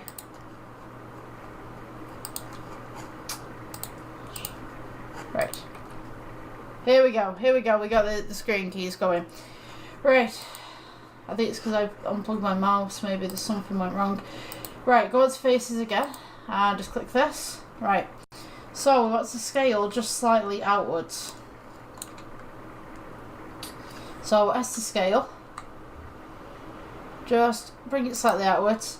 E to extrude, and we're just going to go slightly. E to extrude again. Then you just want to go inwards just slightly, so S for scale. E for extrude, S to scale. It should just pin it on one axis, by the way. E for extrude, S to scale, and what you're going to do is you're going to just slowly go upwards to the stem of the glass. As you can see that I'm doing here. Great way to start off a tutorial. Everything's gone wrong. This happens, technical issues and stuff. Yeah. Everything's an absolute mess. My bins, they fell over today as well. I usually keep them when it's really windy like this. I'll tie the bins together. I'll keep them huddled but it doesn't exactly help when some of the bins have just been emptied and they literally have no weight to keep them upright. So S to scale. Storms in my area are a little bit tricky. We don't get flooding.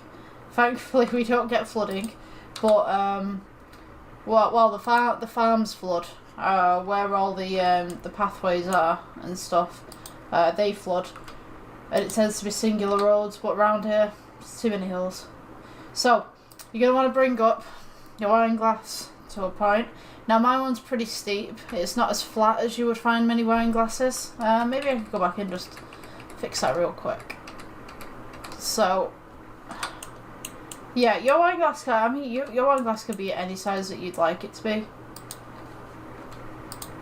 I'm more used to being around unique styles of wine glasses. Just E for extrude, G to move it, and then click the centre of your scroll wheel to get it to the correct axis. We want to go for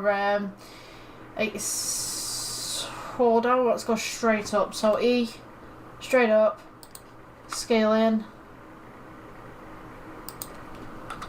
E, straight up, scale in. E, straight up, scale in. I do like to tell little stories whilst I'm doing these tutorials, but then I realise, like, I need to be doing these tutorials. You guys don't want to hear what I got to say, I guess. But, well, maybe you do, I don't know. So, right, so now we've got to the stem. So we're going to have, like, a very wide stem at the base, and then it's going to come in very thin. So, E for extrude. I'm just going to go in just slightly, so that it curves with the piece, but we're kind of making it a bit thicker. So E for extrude again. Scale inwards. E for... oh, what did we do? I pressed the wrong button. E for extrude. Scale inwards again. E for extrude, and we're just going to go straight up.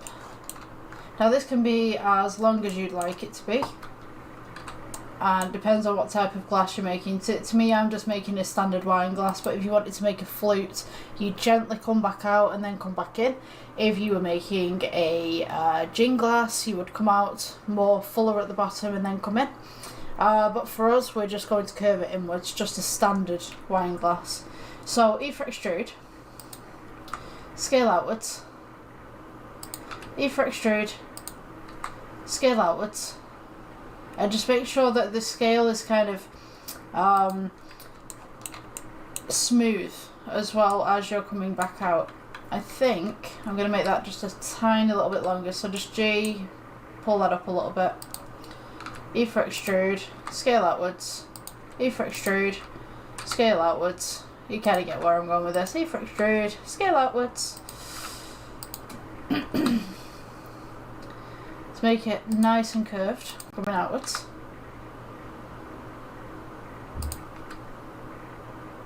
So now you can see this is a little bit too straight for me, personally. So what I'm going to do, I'm just going to pull out some of these vertices right here.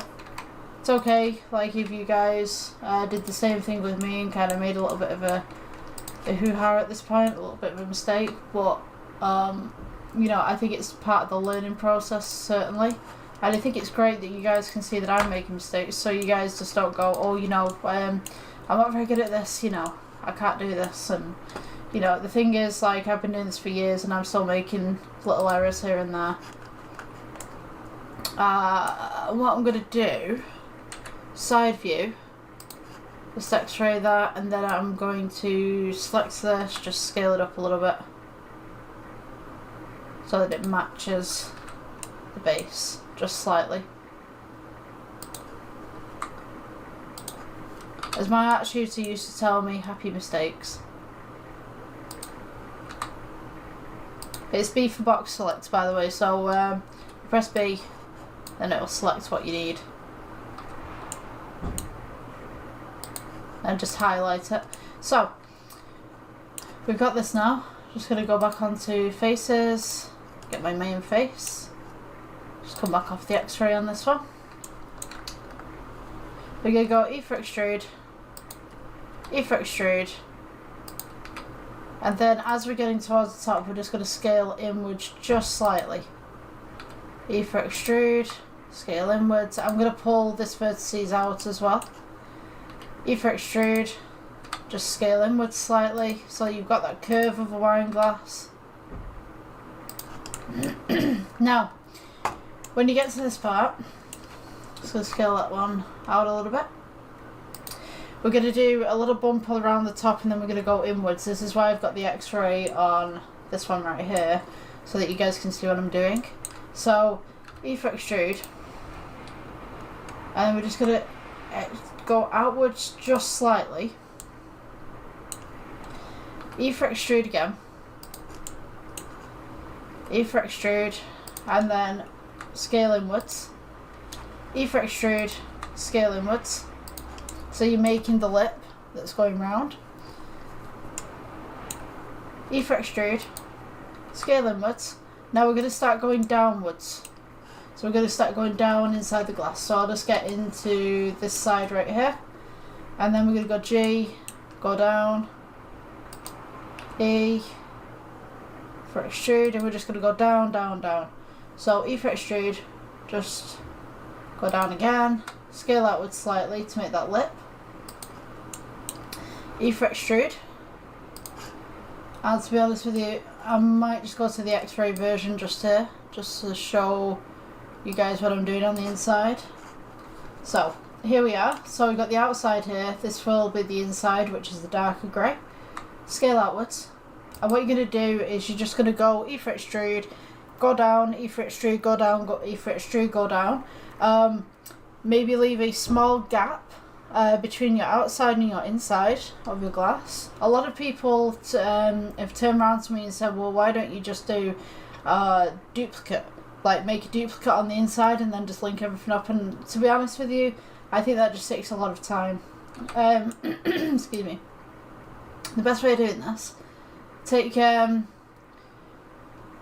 end here and place it up against your last vertices for the outside, and then just scale up. And then E for extrude, go down to your next one, scale it up, E for extrude, scale it up again. It depends how thick you want your glass as well. So if you'd like your glass quite thin, go quite towards the edges. If you'd like your glass quite thick, go towards the middle more. However, if you want your glass thicker at the bottom, which wine glasses tend to be thicker at the bottom, you might want to go from thinness, thinness, thinness, thinness, and then come out as thick at the bottom. So, E for extrude, go down, scale, E for extrude, and these tend to be quite flat. E for extrude, E for extrude, and then as we go to the bottom, we're just going to scale inwards. Show you can do it neater than I can. E for extrude, scale that puppy inwards, and then once we start getting to the bottom, maybe instead of having this up against your outer ones, maybe bring it in a little bit. E for extrude, scale that down again, so that you've got that little lip at the bottom. And then this is what your wine glass should look like. I'm just going to put that back again because we've got one more bit to do. So we want to do the underside of this. So if you've noticed that when you get a wine glass, go on man, scroll out. Why have I got two mouses with broken issues? So yeah, you want to go for this. So the base of a wine glass is not going to be flat. The base of a wine glass is going to curve inwards. So take this last face that you've got, E for extrude, but don't move it, scale inwards, E for extrude, don't move it, scale inwards, and then we're going to go G, press in the center scroll wheel, and then upwards slightly, E, again, scale, and then just move that inwards, so G. So you can see now that you can see the inside of what's going on here. So you don't want to clip that. You don't want this coming all the way out here. You want this coming just underneath. E for extrude, scale inwards, G, and then go on to the blue. and just scale that inwards, and that's going to give you the bottom of the wine glass. Now, when it comes to making glass, I'm on 4.3 I think here. Excuse me. So what you're going to want to do, that base is a little bit too large for a little wine glass such as that, but I'm just going to make some edits to this wine glass. So this is the X-ray version. I'm just going to grab these two, just scale them outwards. Now, if you just go on red, it's going to scale it one way and it won't scale it the other way. So what you need to do is you need to scale it outwards and then you need to clip it down. So like I've just gone outwards there. So if I go scale and I just go along one axis, you can see what happens. The glass is deformed. You don't want that, right? So what you want to do instead is press S, scale outwards. You notice that the glass is still deformed. So outwards we go. Now, you want to scale this just downwards so that it kind of comes in a little bit neater. Now I'm going to take this vertices right here as well. So let's see, one on the number pad, and we want to go with your edge select, B for box select, and then scale outwards. And you can see that we've got a nice round glass. Now you can scale this upwards, you can scale it downwards. To me, I like to edit my stuff a little bit. So let's see. So I'm just going to scale this upwards a little bit. It gives it a bit more roundness for a wine glass because it's looking like a bit of a gin glass.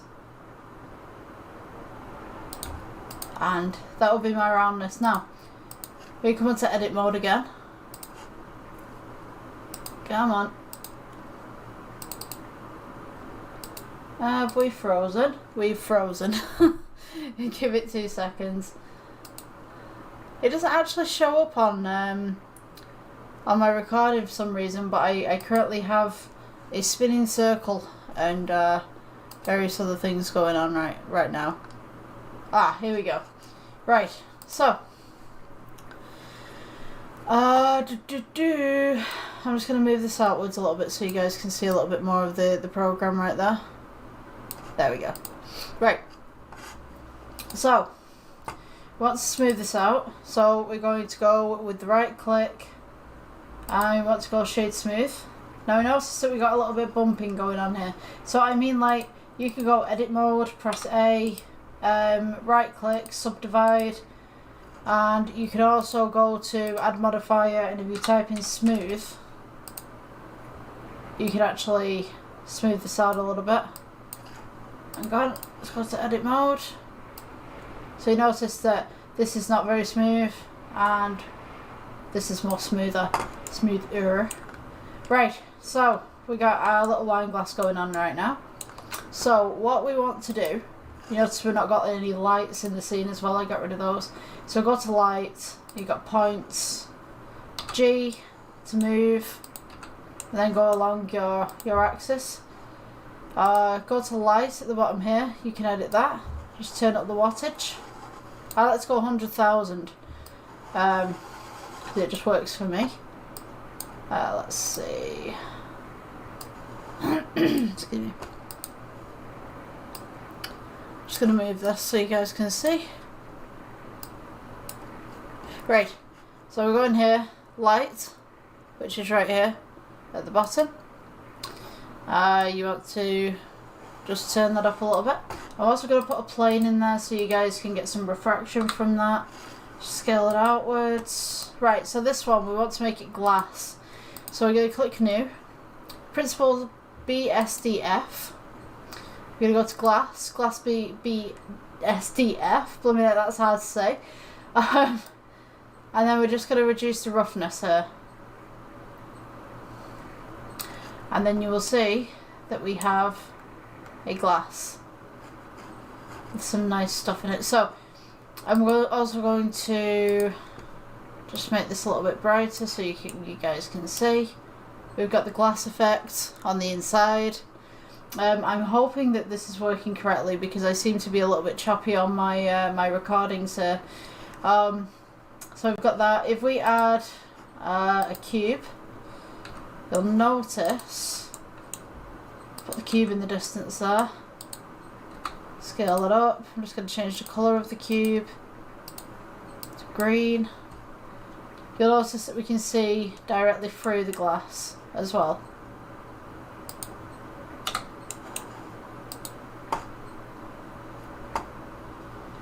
And if we move it around the glass, you can see how the light refracts the cube at the back as well. So yeah, sorry about the technical issues to begin with. I'm going to try and find a mouse that actually works. I've got 3 here. One of them scroll wheel's not working, the other one scroll wheel's not working, and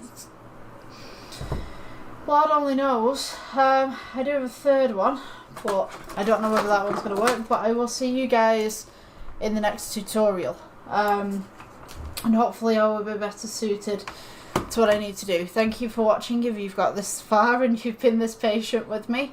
Yeah, have a great day. See you later. Hi everyone, welcome to another Blender tutorial. So last time we did a wine glass. Today we're going to try and do a beer glass.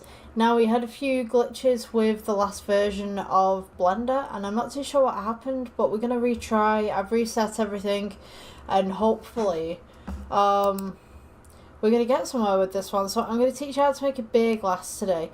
Even if you've got the fundamental basics, I guess you could experiment with your model better than I could, because yeah, I don't know what happened last time, but we're going to go ahead and delete the default cube. I'm just going to go ahead and get the keystrokes on here for you so you guys can see what's going on.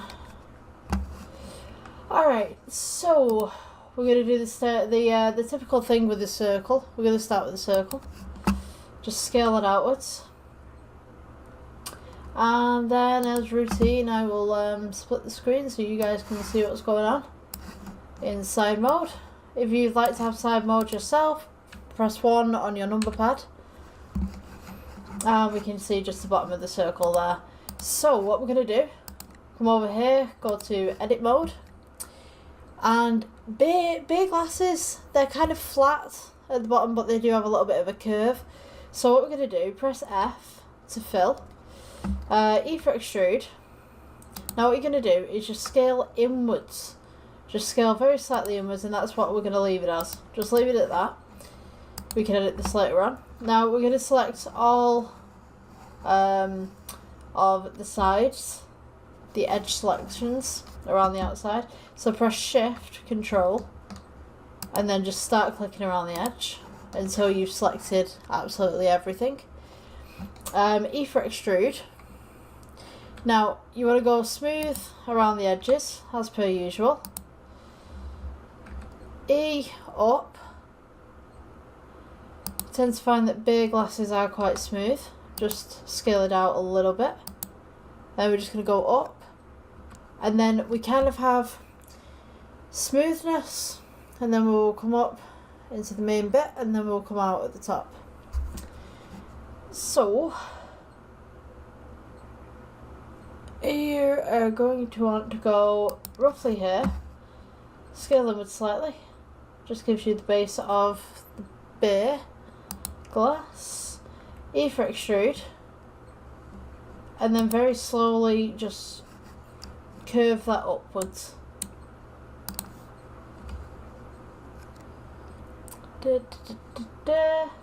I'd say roughly about there. I'm just going to move this down for you so you can see. Right, now here's the tricky part.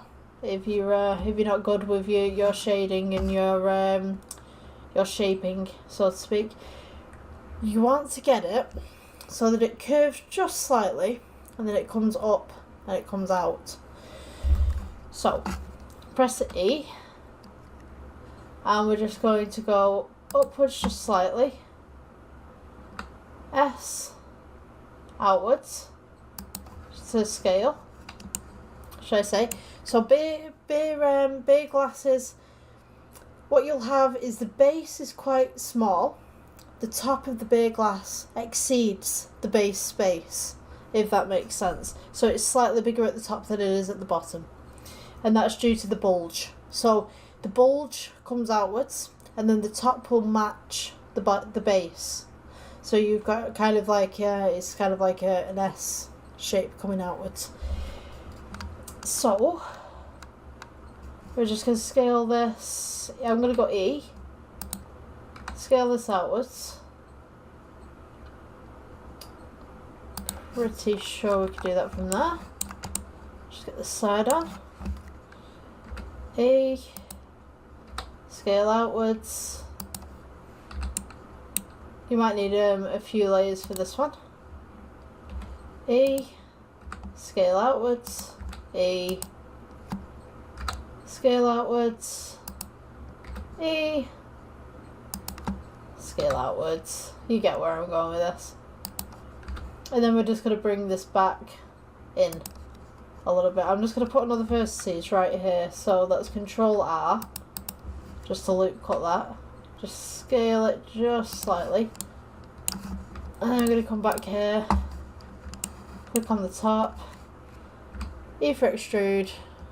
And then this is going to be quite smoothly done. So we're going to go quite tall. Scale inwards.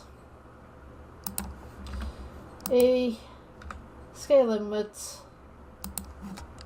That gives us a rough shape. Now, these tend to have a little bit of a lip to them. So we're just going to go E. Move it up a little bit. Scale outwards just slightly. E. You're going to go E again. Scale inwards. E, but don't move it. We're going to go scale inwards so it goes straight across. E again. Going to go G, down. Just slightly. Scale it inwards. I'm just going to go back on one there. I'm just going to go X-ray mode as well so we can see on the inside. I would suggest that you do the same. So toggle X-ray. This will allow you to see on the inside. Excuse me. So what we're going to do now is E, and then we're going to go straight down into the glass. Now you want to make it thin at the top, thin-ish. And then at the bottom we're going to get a little bit thicker. So E again. Scale outwards. Make sure your inside doesn't exceed your outside, because otherwise your inside's going to be on your outside and it's not going to look good. E again. Try and follow the vertices that you've already put down. Scale inwards. E. Scale inwards. E. Scale inwards. You know where we're going with this.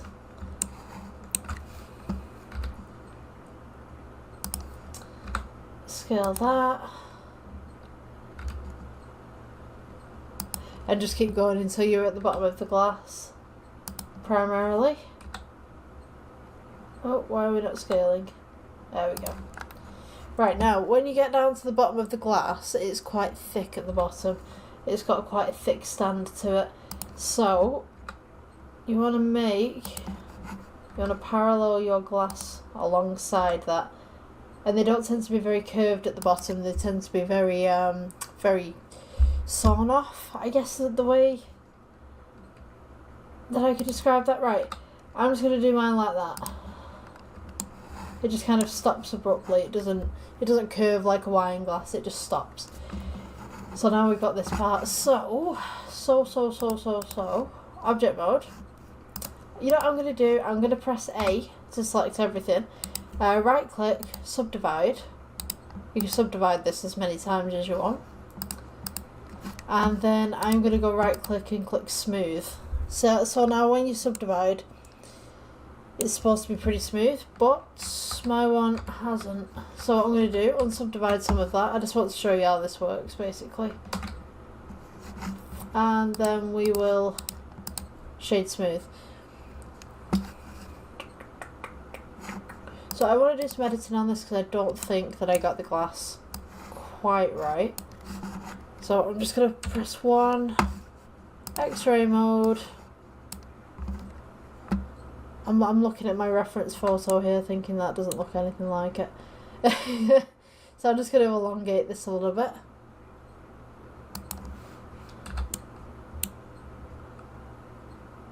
Just move that down.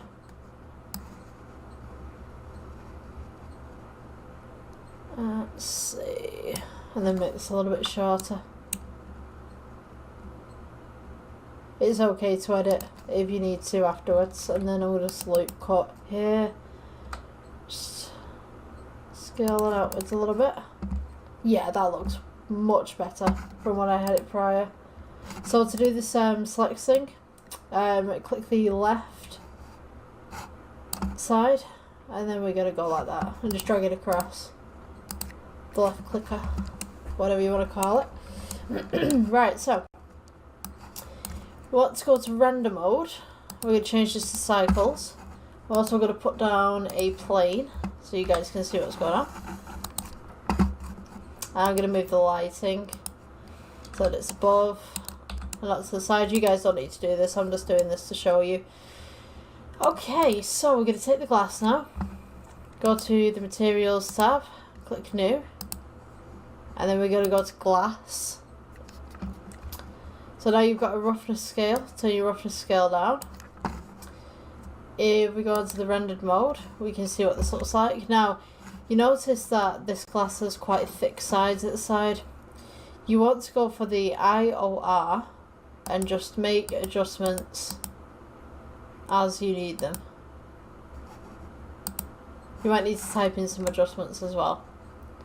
But now you can generally see the outline of the glass. Now if we go to this tab here, which is the object tab, we go to shading, we've got cast shadow caustics and we've got receive shadow caustics. Now you can use these and basically it will make the glass look a little bit more detailed, and also you can go here and click on your background, cast shadow caustics. It just makes everything look a little bit more real. So I don't believe the lighting's very good for this. So let's see, what do we have in lighting way? We just have a spotlight, don't we? Just turn that up a little bit. Sorry, I'm like right next to the microphone there. RIP headphone users. I should type this in. You guys are just hearing. I'm so sorry. It's the only problem when your microphone's not really got a stand. But you can make sun and you can make a spotlight if you'd like. But that's basically how you make glass. I'm sure you guys with your backgrounds and stuff could rustle something up. It's a little bit more detailed than that one. Let's see. I just want to try something. Line out settings. Nope. Let's turn that roughness down a little bit.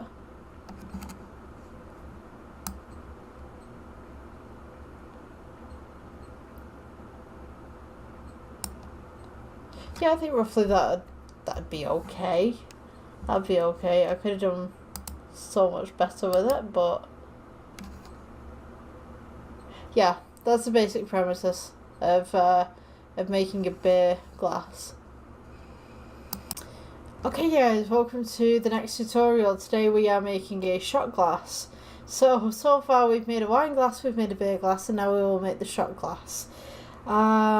So pretty simple. We're just going to be starting off with a circle again. Let's add to mesh, circle, scale. It's going to be a pretty large demonstration of a shot glass, but there you go. Right, here we go, number pad 1, just to show you what it looks like at the side. Go to edit mode, press F for fill, E to extrude, just scale it out just slightly, E to extrude. This is like a really easy build. Scale it out, E to extrude, and I think that will be our shot glass. You want to make the edges smooth, so just pull them in just slightly, E for extrude, scale, E for extrude, scale inwards, then take that down, G. I'll just turn on the X-ray for you so you can see what's going on. You want to press E for extrude, bring it down, E for extrude again, bring it down, and then scale so there's a little bit of a lip along the sides. And then you can do like a little extrude and just round it off if you'd like. This is your shot glass, your world. Okay, right click, shade smooth, and then we're going to the materials tab, new, and then we will add glass. So hold on, before I do that, I'm just going to go into the render and change this to cycles. We'll do rendered view. You can see the shot glass right here. It's a little bit rough. If you want a rough shot glass, I mean, you can have a rough shot glass. I'm just going to turn the roughness down. And there is your shot glass. There is the glass in all its glory. Just add a, sorry, not a cube, a plane, just on the bottom so you can see it a little better.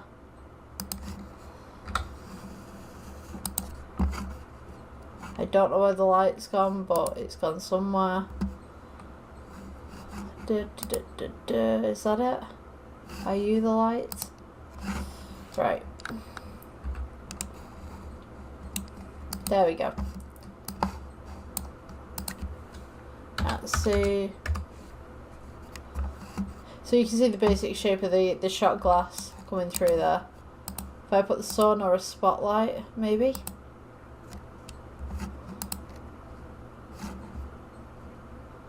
You can also change the colour of your shot glass if you'd like as well.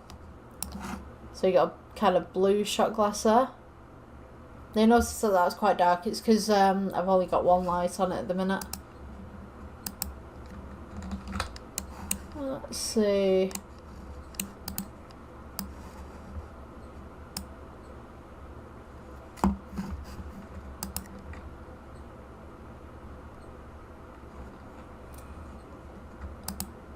Come on. My computer's been a bit slow tonight. Right. Let's get some more lighting on this.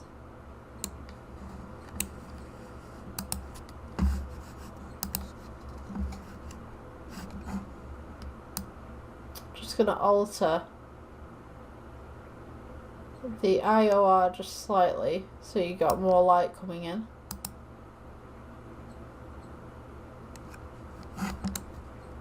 And there you have it. There's your shot glass. Hope to see you in the next one, guys. Don't forget to subscribe and hit that bell so you can get the next tutorial. So as per usual, I've got the keystrokes on here so you guys can see what I'm doing. So, you know, left click, right click, you know, center, whatever like that. Right, so what I want you to do when we start this off is go into your shading tab. And you're going to notice this. This is our nodes.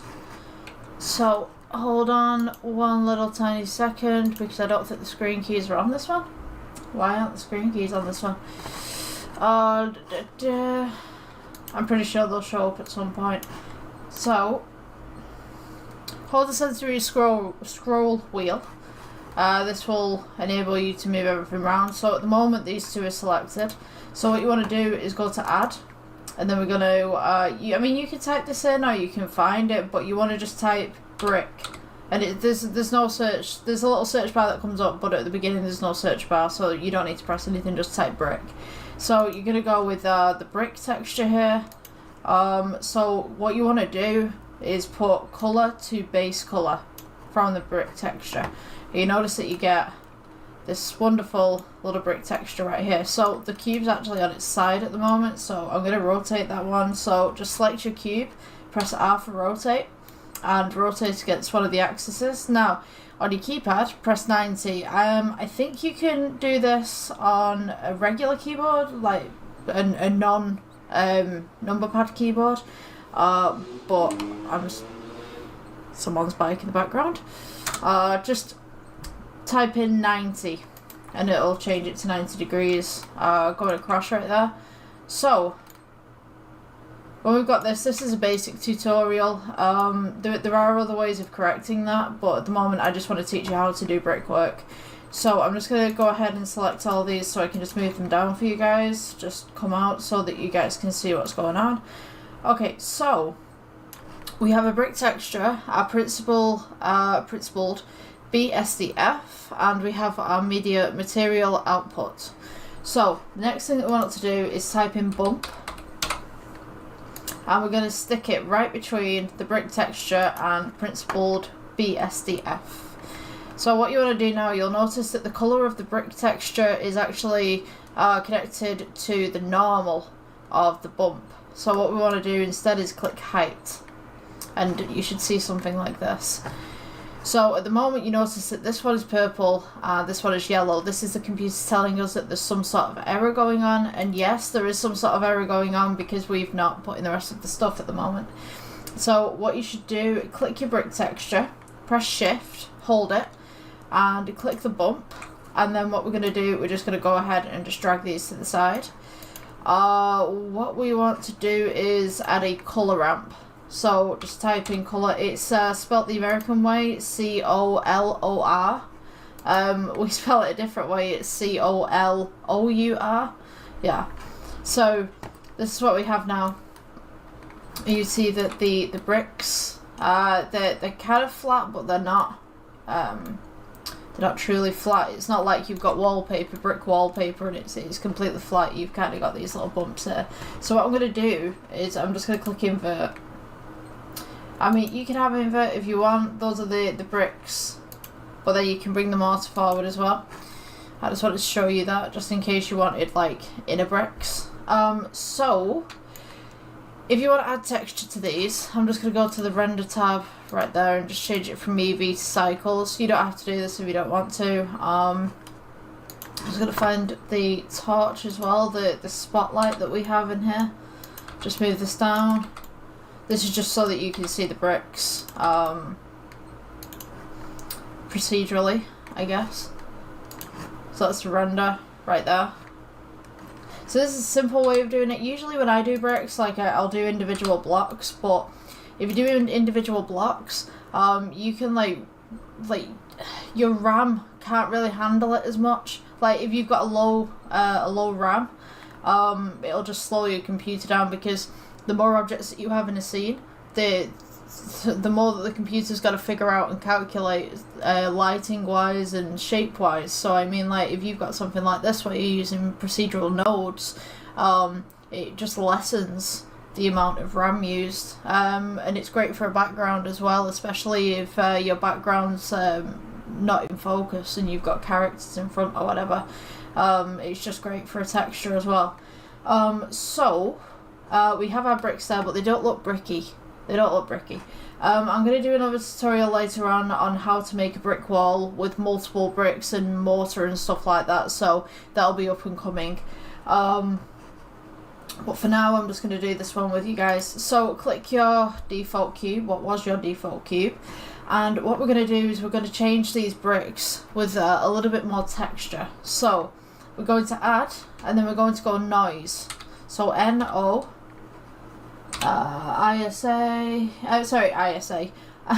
NOISE, noise texture. Just place it next to your brick texture. You're going to go colour, and now you can either go colour 1, colour 2, or you can go mortar. You can do all three if you'd like. We're going to go with colour 1. You'll notice that we get some staining on the bricks now. So this is our kind of texture thing that's going on right now. So what you want to do, go ahead and go to your scale just at the side. And we are going to just scale this up a little bit. Just checking my clock time right there. You'll notice that we've got some texture going on now. So bricks are obviously, they're not smooth. So you'll notice as well that we've got some bricks that are kind of different right here, up at the top and around. So this is if I can just find this, I'm just going to turn this one up a little bit. This is detail, I believe. No. Ah, bias. I believe it's bias. Yes. So to do this is bias. Yeah, it's been a while. So, I mean, you can play around with these settings as much as you want. You can add as much detail as you want. You can scale it up as much as you want. I'm just going to scale it outwards a little bit. It's a little bit too detailed for my liking. Let's see, detail. Let's just pull that back a little bit. I mean, this is your world. You can make it as much or a little as you'd like, really. Detail wise, I'm just going to scale that down a little bit. By the way, if you go into minuses, it'll just do what it's doing now, just in a minus. So the higher that you go on this, you've got a lot of detail on your bricks. If you go into a minus, if I can force it into a minus just to show you, so you got quite big stuff, that's minus 16, and then it just goes little again. I don't understand why they have a minus and they have a plus, because yeah, it just does the same thing, but I mean, like, whichever way you want to go with your scaling, you can do. Let's see, distortion, I'm just going to turn the distortion down a little bit. I'd say totally mess with everything on this. You know, that's generally how you learn in the best way. Let's see.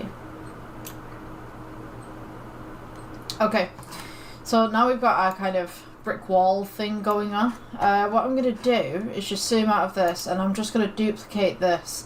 So to duplicate, we want to press Shift-D, and then I'm just going to place it underneath. Now I'm just going to move these up a little bit because there's not a lot of room right there and you guys can't see, so just press G or click it with your cursor and just move it. Either one is good.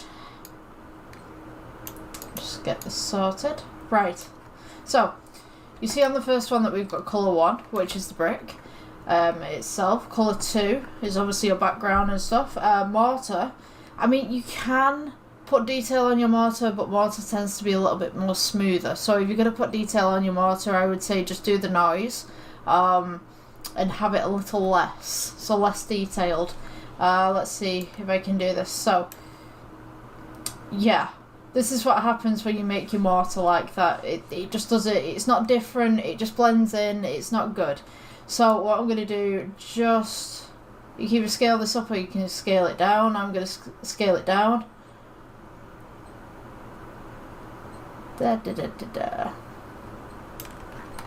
You notice it stands out a lot more. It's like camouflage, if not. Or you could have little lines across your bricks to make them look a little bit more detailed, as if they've been stained. Yeah, I'll do mine like that.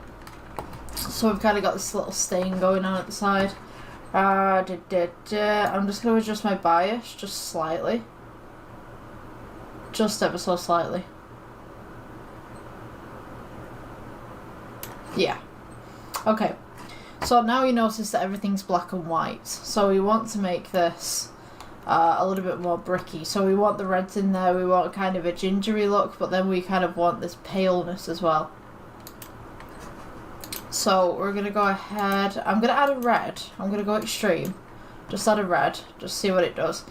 And, you know, as I said before, it's all about experimenting with your stuff. And just seeing what works for you. Let's see. I'm going to go for a little bit of a yellow there. Let's get the red. Red's going into mortar. But if we bring it on this side, it's more yellow. So maybe we want a brown as well, just to diffuse that a little bit. Just bring that down.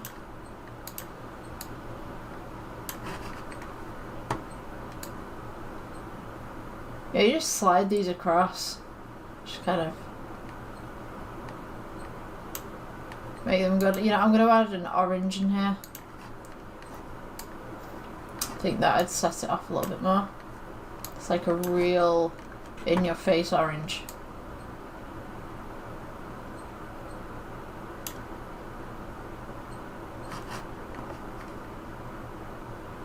Now it usually mortars white, so what I'm going to do is I'm just going to scale this mortar up a little bit. Scale it down even, excuse me.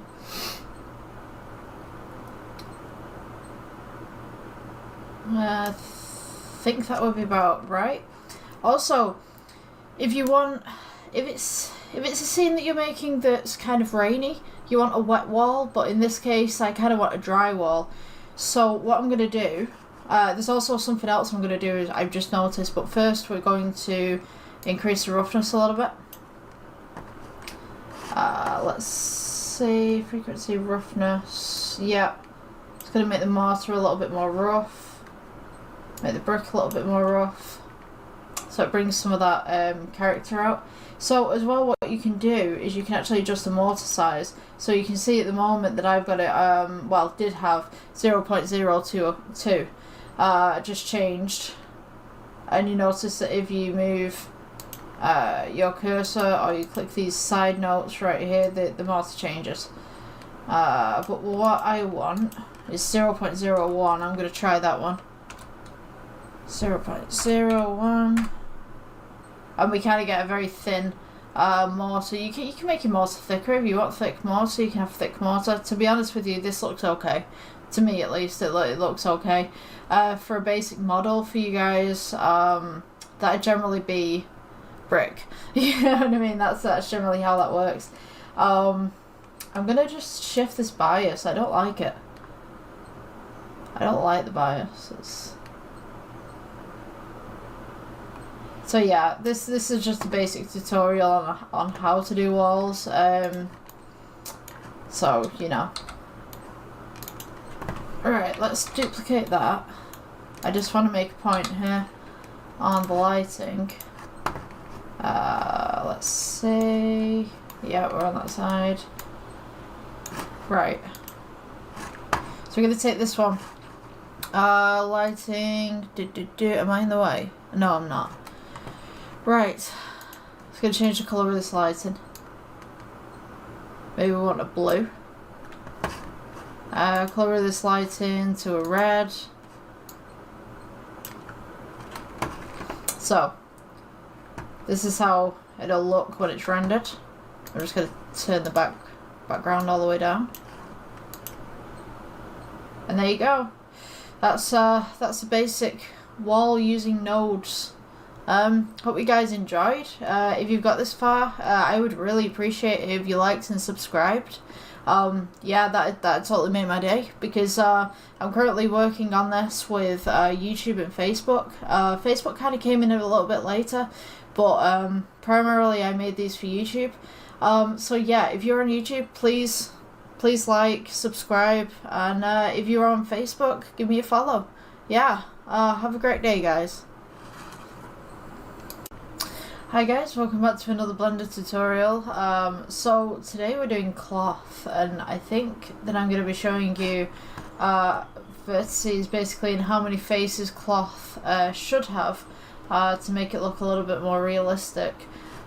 So what I'm going to do, I'm going to keep the default cube, keep the lighting and stuff like that. I think I need to actually make another one here.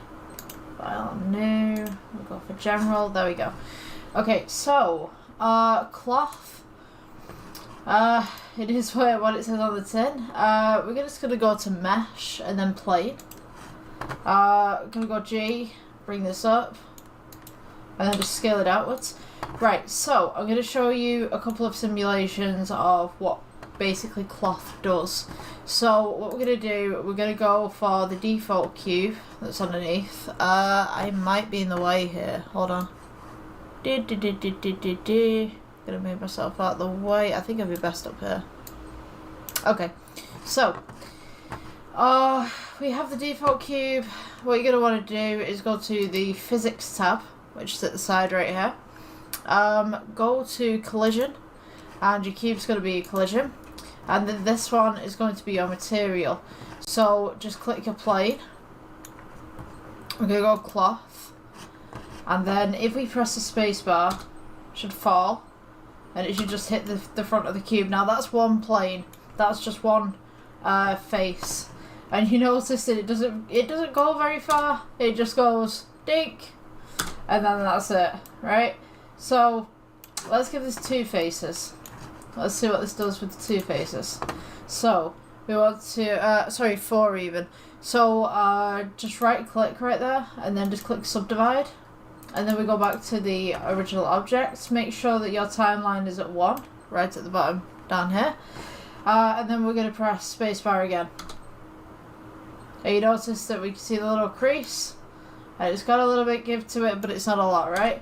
So go back to 1 again. And we'll go to edit mode. Just edit this out. Right click, subdivide, right? So now when we go to object mode, we're going to press spacebar again. If I've gone a little bit too fast, sorry. And we notice there's a little bit more give to it. It's bowing a little bit. It's good.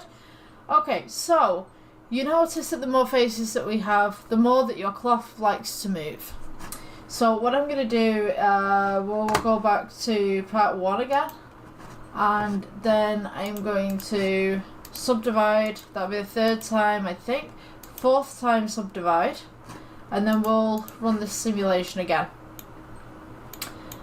So down it goes. And you notice that it curves. It caresses that cube so nicely. So you'll notice that there's a lot of it's very pixelized. It's pixelizing a little bit. So what you want to do is right click and then shade smooth, and then this is how it'll look. Now if you notice that there's bumps here, so what that is because you've not got enough subdivisions. The computer's just rendering it essentially in cubes. So what I'm going to do is go back to 0 again. So I don't know how many times I've subdivided now. I think this will be the 5th time, 6th time, 7th time. So the more that you subdivide, the more RAM it's going to take up, and the more that it's going to put pressure on your graphics card and processor. So depending on what your computer can handle, is dependent on how many subdivides that you can do with your materials. If you can only do a few, I mean, it's good. Like I started on a laptop where I could only do a few subdivisions, and that was my materials. Nowadays I have a gaming PC, so I can do a lot more with it. So I don't know how many times that's subdivided. I think we're on 7. I think, if I am not mistaken. But if we press spacebar again to complete the animation, you notice that it slows down. That's because there's quite a lot of data coming through at once. And yeah, I just want to show you the basics. Obviously it's gone straight through. So we'll notice that the material, as it's coming down, and I can just play this for you guys, it's interacting with itself. So these little bits here is that the material, instead of being like this, so you've got your outer material and you've got your inner material. You know, I'm going to make myself bigger here, hold on.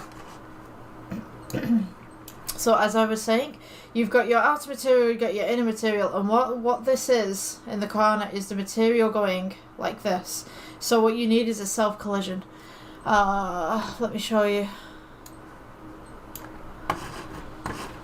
For some reason, this new update, everything just falls through an object. I think it's too much weight. I've not quite figured it out with this program, but if you go down to collisions, which is at the bottom here, you want to click self-collision, and then you've got your friction. If you put it upwards or downwards, it will alter the way that the material goes. So we'll press spacebar again just to simulate this. But it's like, and you notice now it's a little bit smoother on the edges. It's not perfect, but it's smoother. So we also have this, which is this kind of cross-hatching effects that's going on. Now this is to do with how many subdivisions we have, but we can edit this. So if you go to modifiers, add modifier, and type in smooth, you can actually edit that a little bit. Now I wouldn't go all out with this, because it can mess up your stuff like it does there. I wouldn't recommend it, but if that's something that you want to use, I mean, that's a minus 10,000, right? But if we put it back to 0, if I can get it there, that's roughly 0. It's a lot smoother. But obviously, if you go out on the sides, I guess, it's a little worse. So that's an option for you if you want to use that, but you know, maybe don't. But it's out there if you want it. Yeah, so that's just basic materials for you guys. I hope you enjoyed. Like and please leave me a subscribe. Like, hit that subscribe button. The one that should be flashing right now if Google's working properly. Apparently Google can't understand my accent very well, but please do hit the subscribe button. I'll see you in the next one, and if you're on Facebook, please give me a follow. Bye! Okay guys, welcome. We're going to be making the coffee table, I guess, today. So, what we want to do, we want to start off with, let's see, we'll start off with a circle to begin with. And then we're going to scale outwards, S to scale. Obviously everything's at the bottom of the screen, hopefully you guys can see that. So, this is going to be a little bit of a complicated one, but it's fine, I'll guide you through it. So, the first thing that we want to do, we notice that all of the edges are selected right here. So we're going to E for extrude, don't move it, click, and then we're going to go scale inwards slightly so we've kind of got this ring going on. Then what we're going to do is we're going to go on to select mode. You want to select your faces up at the top. You know, I'm going to move my little logo thing out of the way because that is super distracting. I didn't even realise, like, it was covering stuff. You know what? I'm going to move it to the bottom. Okay, so, select two faces on this side. Make sure that they're on the sides and not diagonally or something. And then we're going to select two more faces on the outside. So you should have 4 in total. And then we're going to click delete. Delete the faces. If you don't have that, if you don't have like a number pad and stuff like that, and it's just a short keyboard, you can right click, I do believe it is. Let me see. Yeah, I think you can backspace it. I'm pretty sure you can backspace it. No. Delete and then faces. Unfortunately, I've got a longer keyboard. I don't really know what the shortcut for that one is. Google's great for that, but if you've got a delete button on your keyboard, then that's different. I've got the number pad ones. So, delete should be at the top if you're on a laptop. Right, so we've got the basic ring that we're going to do at the bottom. I'm just looking at my notes here. Okay, so, to make this ring, you want to go E for extrude. Just scale out just slightly. E for extrude. We're just going to make it round and then have like a little curve on the inside. So E for extrude. And then E for extrude, and we're just going to bring it back in again. So scale inwards. You can mess around with this afterwards if you'd like to. So that's going to be our basic ring, basic shape at the bottom. I'm just going to go to object mode right here. We're going to right click, shade smooth. Now what you want to do, you want to do the texture first before you start duplicating things. So we're going to go with texture, which will be material. Click new. When she loads, there we go. Right, so this material, you can name it if you want to. I don't sometimes, because I kind of just like working fast, but we're just going to name this as gold, gold surface, gold pattern, gold. I'll just put gold CO for the moment. So you've got all these options down here as well that you can do. If you'd like it translucent, you can do. If you want it as an emission, I don't know why you'd want the bottom of a coffee table as an emission, but you can do. For me, on this project, I'm going to be doing a gold. So I'm just going to go with the orange, turn the metal all the way up, roughness down. If you haven't already, these tutorials are in cycles, so if you just go to the render tab, you just click off cycles right there. When you render, you can see that we've kind of got this gold effect going on. Now, the lighting isn't great in here, so I'm just going to change the lighting to a sun. Just turn that up a little bit. Okay, so this isn't quite gold. We want this a little bit brighter. I'd say roughly about that much. So we're just making a basic table. I mean, like, you know, it doesn't have to be perfect the first time. So we're going to duplicate this. So Shift D. Oh, my computer's running a little bit slow today. And just bring it up for roughly coffee table size. And then what we're going to do is we're going to add another circle. Now this is going to be our glass.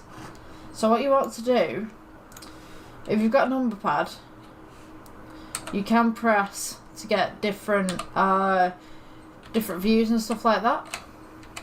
So for me, I've just pressed 7, that's straight on top. So what you want to do is scale the circle all the way out until it just matches up with your table. Now I would go right towards the edge with this. Oops. Just press Shift to move around. Just go as close to the edge as you possibly can. And then what we're going to do is we're going to go to edit mode. You've got all of your sides selected. Press E for extrude. Scale inwards slightly. Oops. I don't think my E worked. E for extrude. Click it down. Oh, come on. For some reason my extrude isn't working. What did I do wrong? Okay, now I'm going to take it off that because I think it's taking up way too much RAM. Also, you're going to want to bring this up into the middle. Just slightly. And I say just slightly because we're going to fill that in later on. So just go to your edit mode again. I think because I was on the rendered mode, my computer's not playing ball currently. It doesn't want to play ball. Why are you not playing ball? Right, here we go. So press A to select everything. E for extrude. But don't move it. And then scale inwards. There we go. This is what she should be doing. She wasn't doing before. I think I ran out of RAM. Okay, so we now have this kind of ring going around. So this is where the stuff gets a little bit complicated, but I'll talk you through it. So what I'm going to do is I'm going to move this outer ring, just G, and move it downwards just slightly so that we can see what we're doing. So what we're going to do with this is go back to edit mode, A to select everything, E for extrude, and you just want a little lip on this. So that's where your little lip is. What I'm going to do is just bring it up just a little bit further. And then what you want to do is Control R. And you'll notice that these little features come up here. So scroll your scroll wheel once. And then you should have a band all the way around once you click. Just scale that just slightly. So it's outwards. Come on.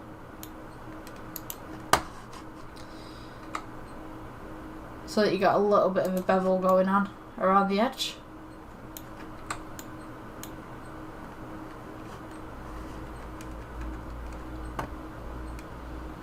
My computer's been a bit slow today. Here we go. Right, so this is what it should look like. So you've kind of got that little bit of a curve going around the edge. And you've got like a little bit in the middle. Now, here's how you make your glass. And this is going to be on the inside. So let's go again, Control R. go to the middle. Now you can make a secondary scroll if you want. You can have just like one line going around. It's up to you. I'm going to make a secondary one, so Control R. I'm going to do it like that. Right, so now you can press F to fill, which is going to mess up some of your vertices if you do decide to go with 2 lines. Or press Control R again. Or not. Right. And then we press F for fill. And it's all smooth. So it depends what you want to do with it. I'm going to just go with the 1, I think, at the moment. So now, this whole shape, as a whole, just has one material on it. It's just one texture. We want to divide that into 2 separate ones. So, here's what we do. We're going to go back to the object mode, just for the moment. I'm just going to right click and just click smooth. Now you can subdivide this if you want to before you click smooth. So this is what it looks like just before I subdivided. If I was going to subdivide, I'd press A to select all. Subdivide. If subdivide makes it a little bit smoother. You can do that. If you don't want to do that, that's fine. You can also go to the add modifier and you can go with smooth. And this will just make it. It does kind of make it smooth, but it doesn't at the same time. So I mean, like, if you want to use that modifier, you can do. I mean, that's what it looks like when you do use the modifier. Right, so you want to make this 2 separate things. So what I'm going to do is just bring the string back up.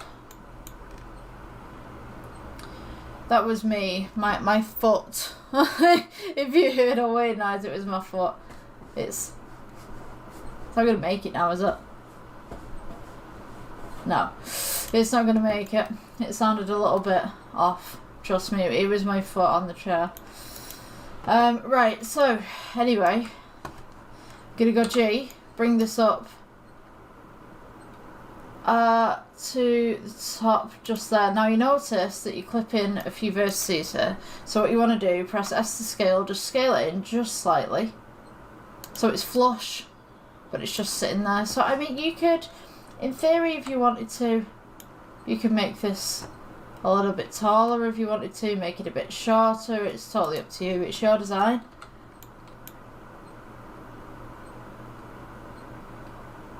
And just stick that there. Right, so now we've got the basic premise of a table. Now we want to make the legs. I'll teach you how to do the glass in a moment. I want to make the legs. So I'm going to be using cubes. Scale this upwards. You can use whatever you like. I mean, you could do some fancy design if you wanted to. With circles. That actually sounds really nice. A little bit of fancy design with circles. What you're going to want to do is just get it right up to here. Scale inwards. S to scale with stuff. So 1 second. Yeah. So just try and make it as central as you possibly can. G for up. So it just sits inside there.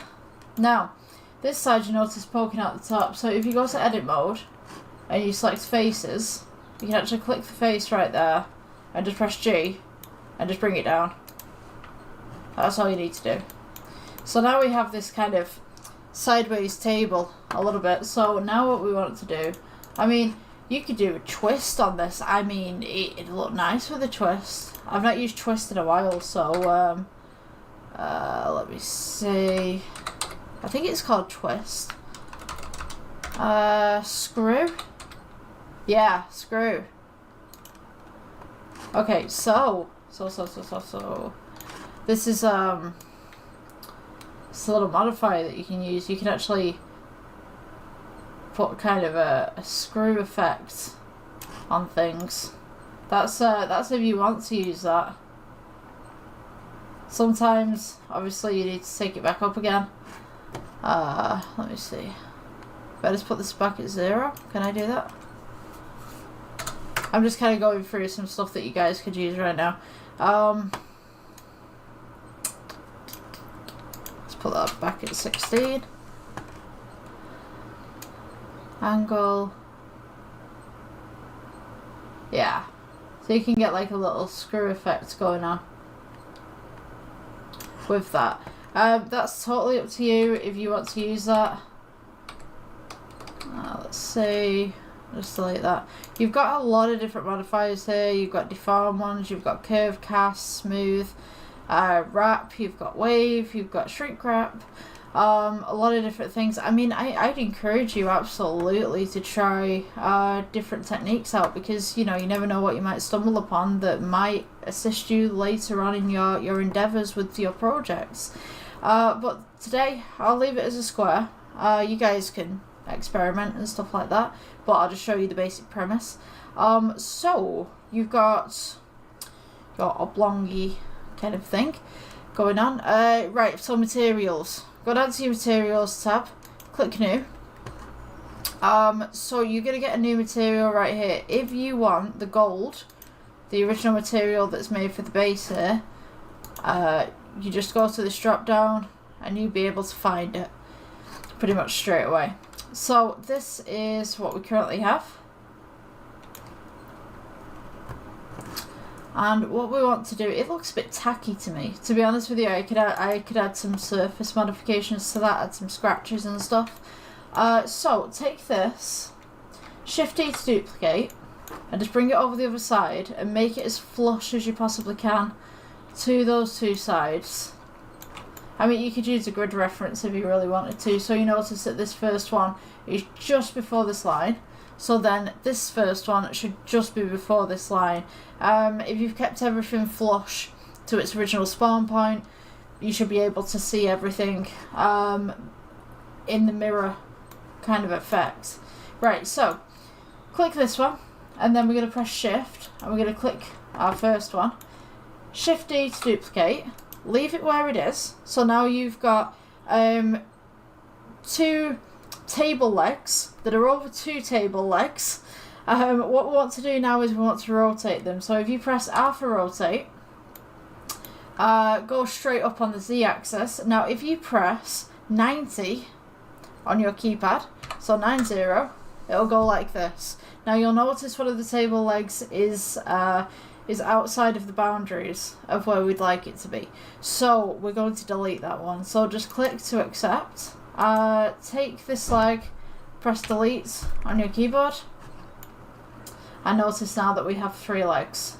Now if you want to have more legs you can do, but I'm going to do like a little fancy design just on one of them. So Shift D, just bring that out slightly, and then you know what, I could just like pull some stuff in here. This is just a little design that I've just decided to do. Regards to that, so I'm just going to go Shift D. You don't have to do this if you don't want to, but if you do want to do this, you're just duplicating things and really experimenting. So it's S to scale, just to bring it out a little bit, and just duplicate another one, scale that one inwards. I'm just kind of making a little fancy pattern on the side. You know, and I don't like the way that this reflects. I don't like it. What I'm going to do is I'm going to add a plane at the bottom so that you guys can see some of the reflection that it has. So you see that it's very reflective.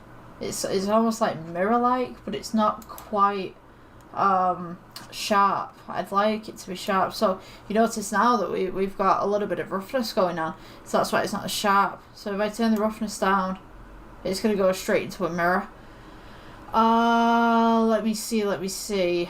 I do want to put something on there. I'd like actually to put some scratches on there, or some Veroni texture. So Veroni texture would look real nice. So what I'm going to do, I'm going to come back off the render tab right there. Let me see. I think I just made 3 vertices on there. Okay, so I'm just going to move this across so it's on that side. Now you'll notice that it's the wrong way around.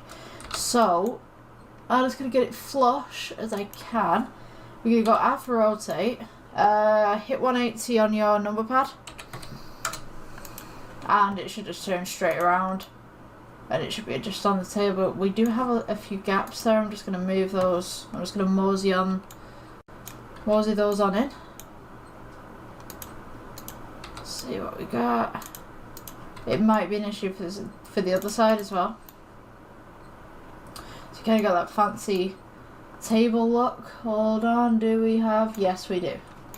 So you notice that we've got gaps just in between there. Just gonna mosey that on in. Mosey it in. Oh. Right.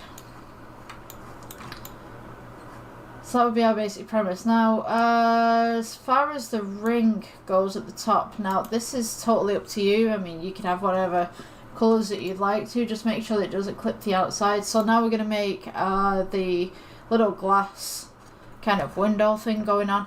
So what you want to do, because this is going to be two different materials, go to your materials tab, and we're going to assign new, and we're going to call this one outer black. So this will be the kind of rubber seal that goes around the outside. So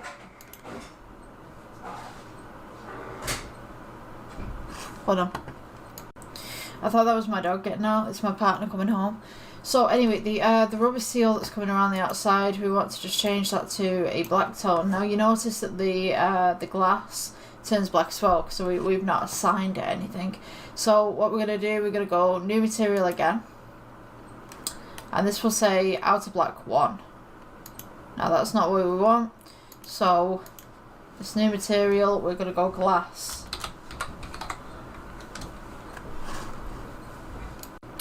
Okay, so the next thing that we're going to do, because I've started recording again, select your glass piece.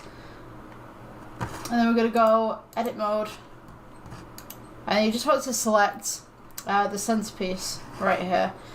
Make sure that you deselect anything that's around the outside, so you're just literally centerpiece only.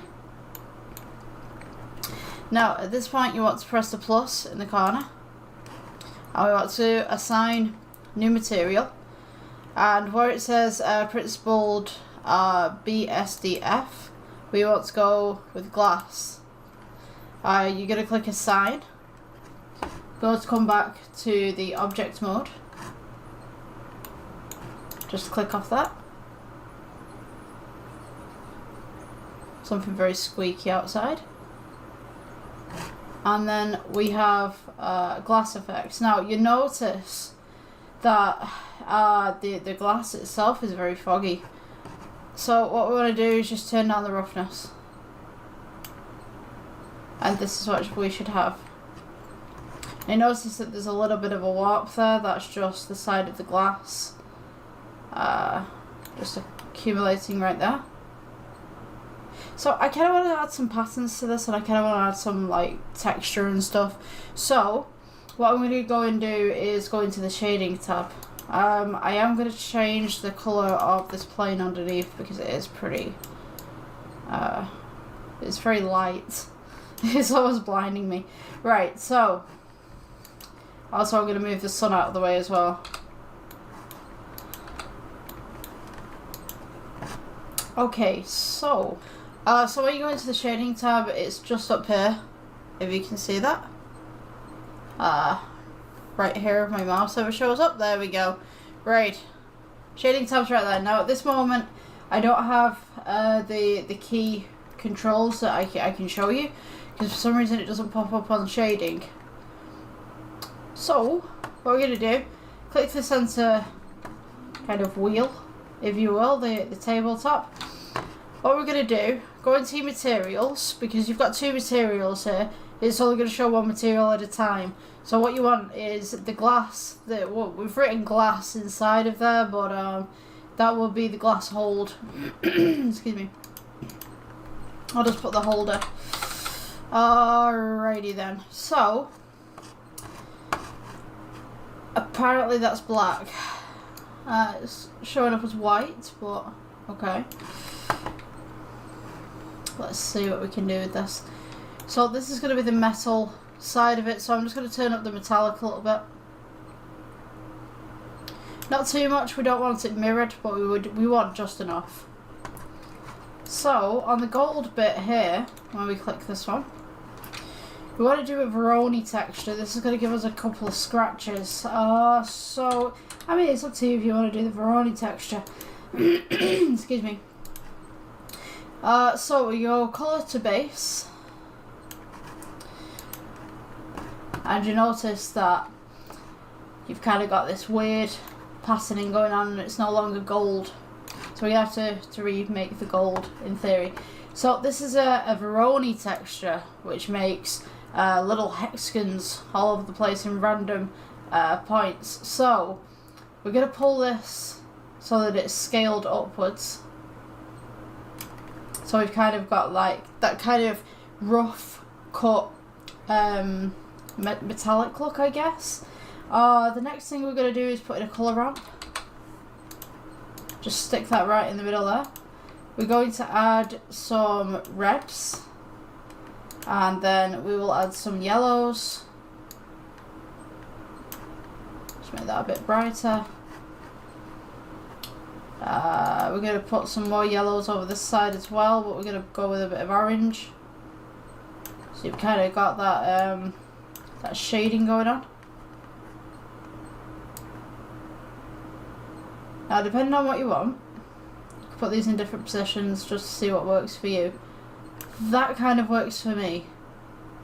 So, we need a bump texture. I believe bump would go there, yep. Okay, so now you can see we kind of got this kind of cracked effect. Now, you can scale this up, you can scale this down, you can do whatever you want with it. Make it rougher, make it less, whatever you want to do.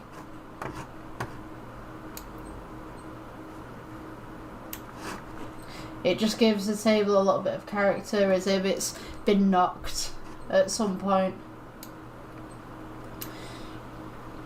You know, totally play around with the settings, invert things, make things look a little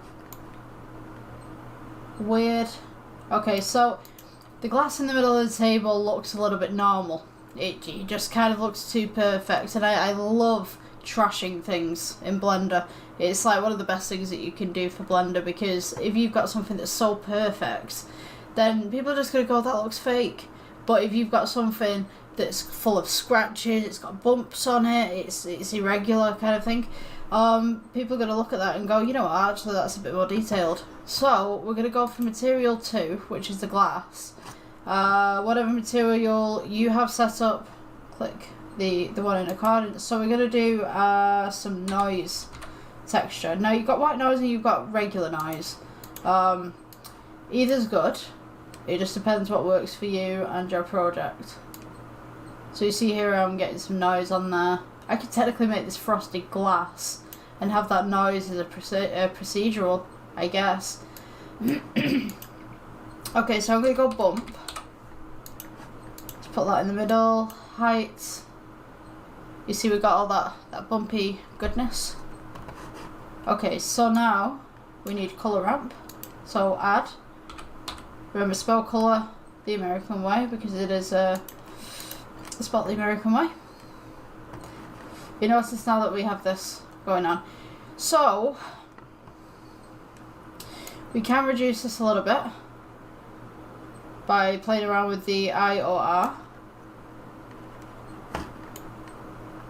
It gives us kind of this very crusty look. You can scale this outwards and just have a little bit of a look to it. So make it frosted as well. So that's going to adjust how your glass responds to its environment. I'm just going to turn that up just once. Actually, no. I'm going to leave it the way that it is.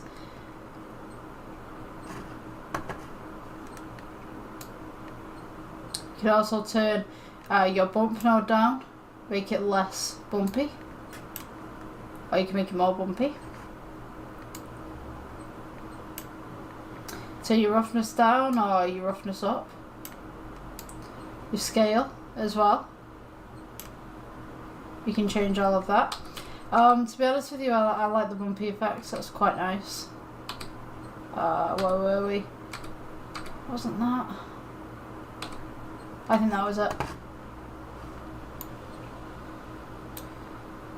So yeah, that's kind of like your basic kind of coffee table, I guess. It's whatever you want to make it, really. But yeah, if you got this far in the tutorial, please consider subscribing and liking. If you're on Facebook, give me a follow. I'd really appreciate it. Alright, I'll see you guys in the next one then, I guess.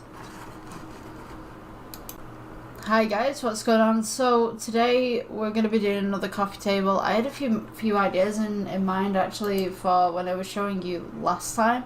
So we're going to go again with kind of like a circle theme with the coffee tables. So we're going to start off with mesh and circle.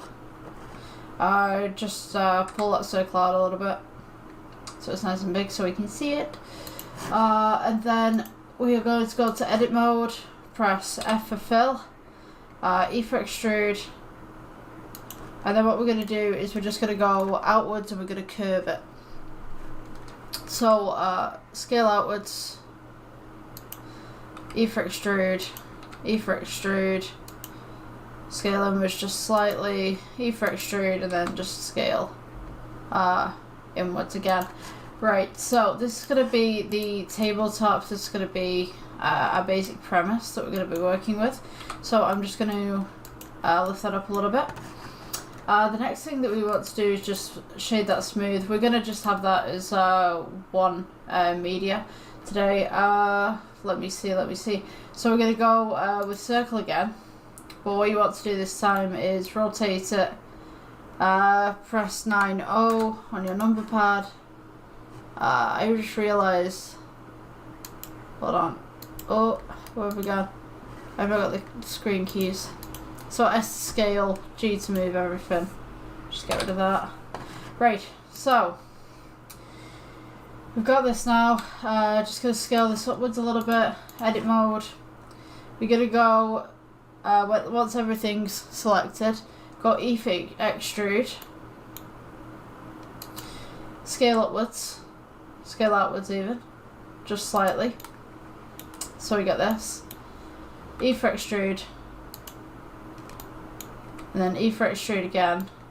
Just make sure that you're working on the same plane. And then scale it back inwards again. Gonna go up A. E for extrude. And then scale that puppy inwards a little bit.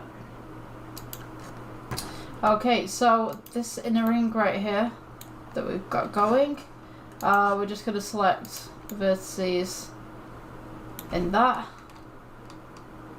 You know what, I'm going to go back on that a minute. I think that I kind of went off on a tangent. So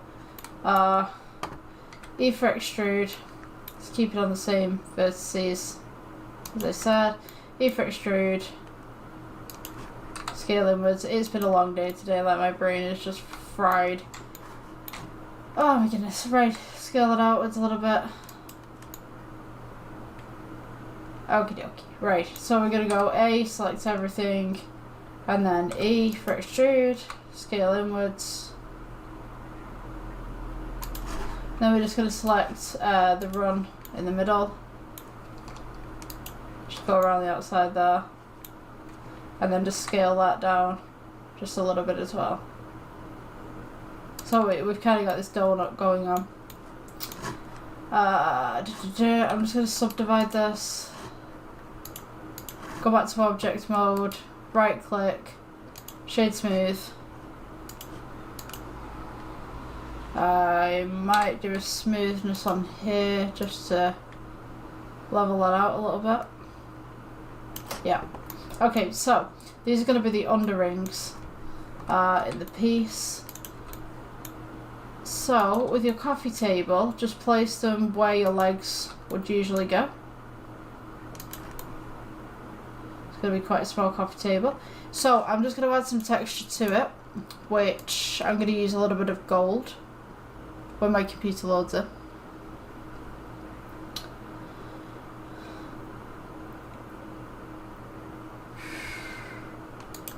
This is taking a while. I'm just getting the buffering thing on here. Okay, so we got it back. Right, I'm going to type in gold on here, just for the name of the material that we're using. Go for a kind of an orangey yellow. Put the metallic up, roughness down.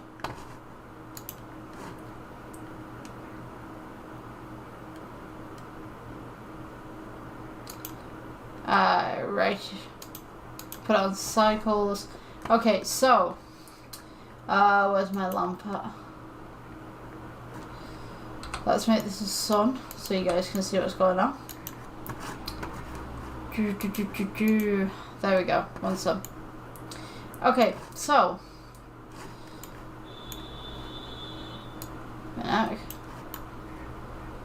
traffic's bad outside today. So now we've kind of got this gold theme going on. And I just want to move this towards the edge a little bit, because this is a coffee table. You're not really going to put your feet under there, not unless you've got your shoes on or whatever. But we're going to go Control D for duplicate. Oh man. G, move that across.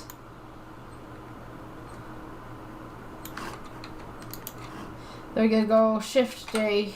Sorry, I said Control D, didn't I? I meant Shift D. Rotate it and press 90 on your number pad. And then we're going to do the same again for the underside. Shift D. And then we're going to rotate. And I think 90 is going to put it in the same place, so maybe we'll go 25 on this one. Wait, hold on. We could do 45 in theory? Hold on. In your home, I know that. Let me see.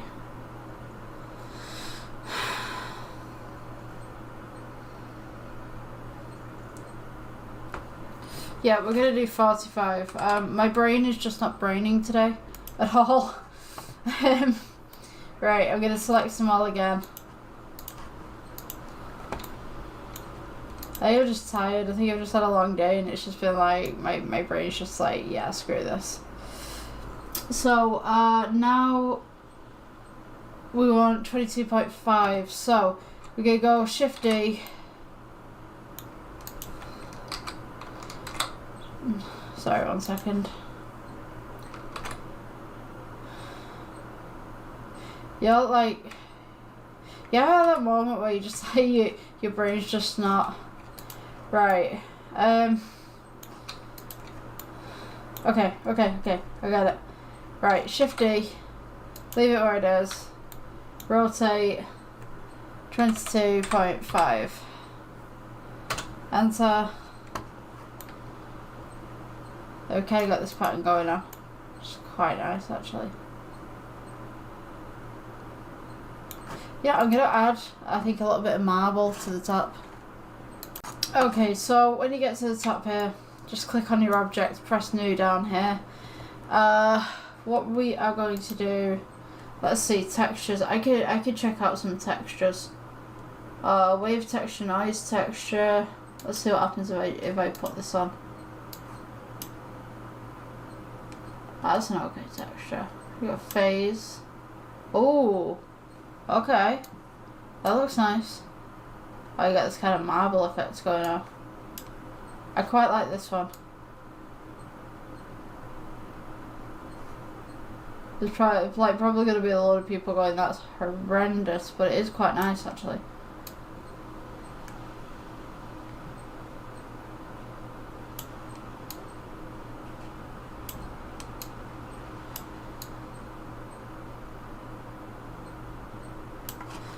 Okay, we're gonna add a bump, far heights, and then we're gonna want a colour ramp.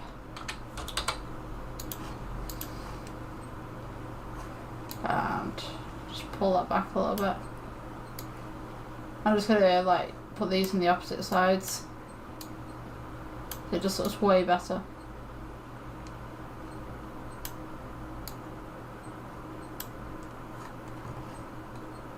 Make it a little bit more metallic. Okay, I like that. Let's see now. Instead of having a traditional light, let's get some backlighting in here. Just gonna scale this out.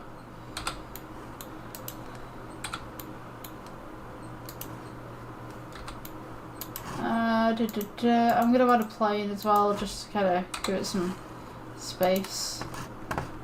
Maybe add a Veroni texture to that plane. I seem to favour those.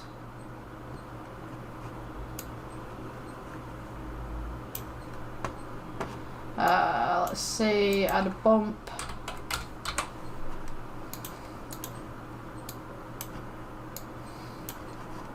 Then we'll add a colour ramp.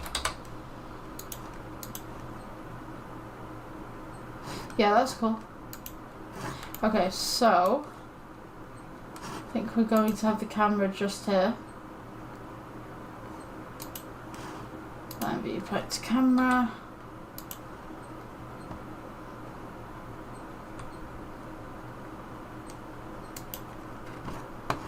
And then we're going to make this in a mission.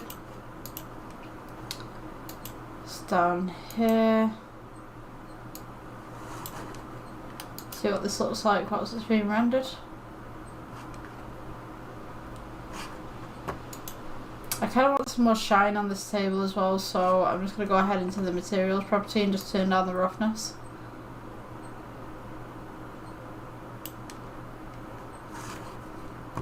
Maybe just turn up the metallic just slightly. Oh no, actually, I can keep the metallic the way that it is.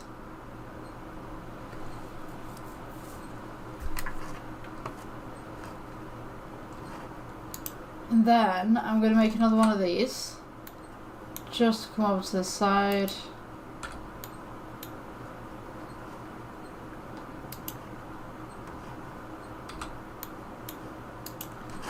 And I'm going to change the colour of this, so edit mode, I'm going to go plus, new, then you want to press A to select everything, oops.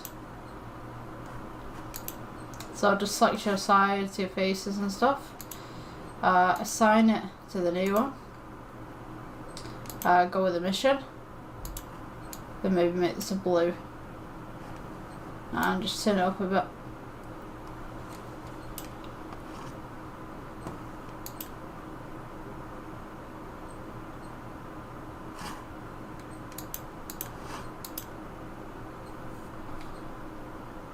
And there we have it. There's the table. Just going to bring this up a little bit. I bring this up a lot. It needs to be floating.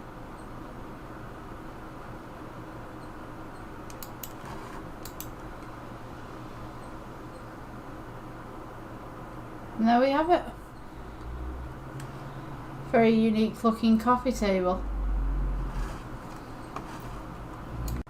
Okay, hi guys, so welcome to the next Blender tutorial.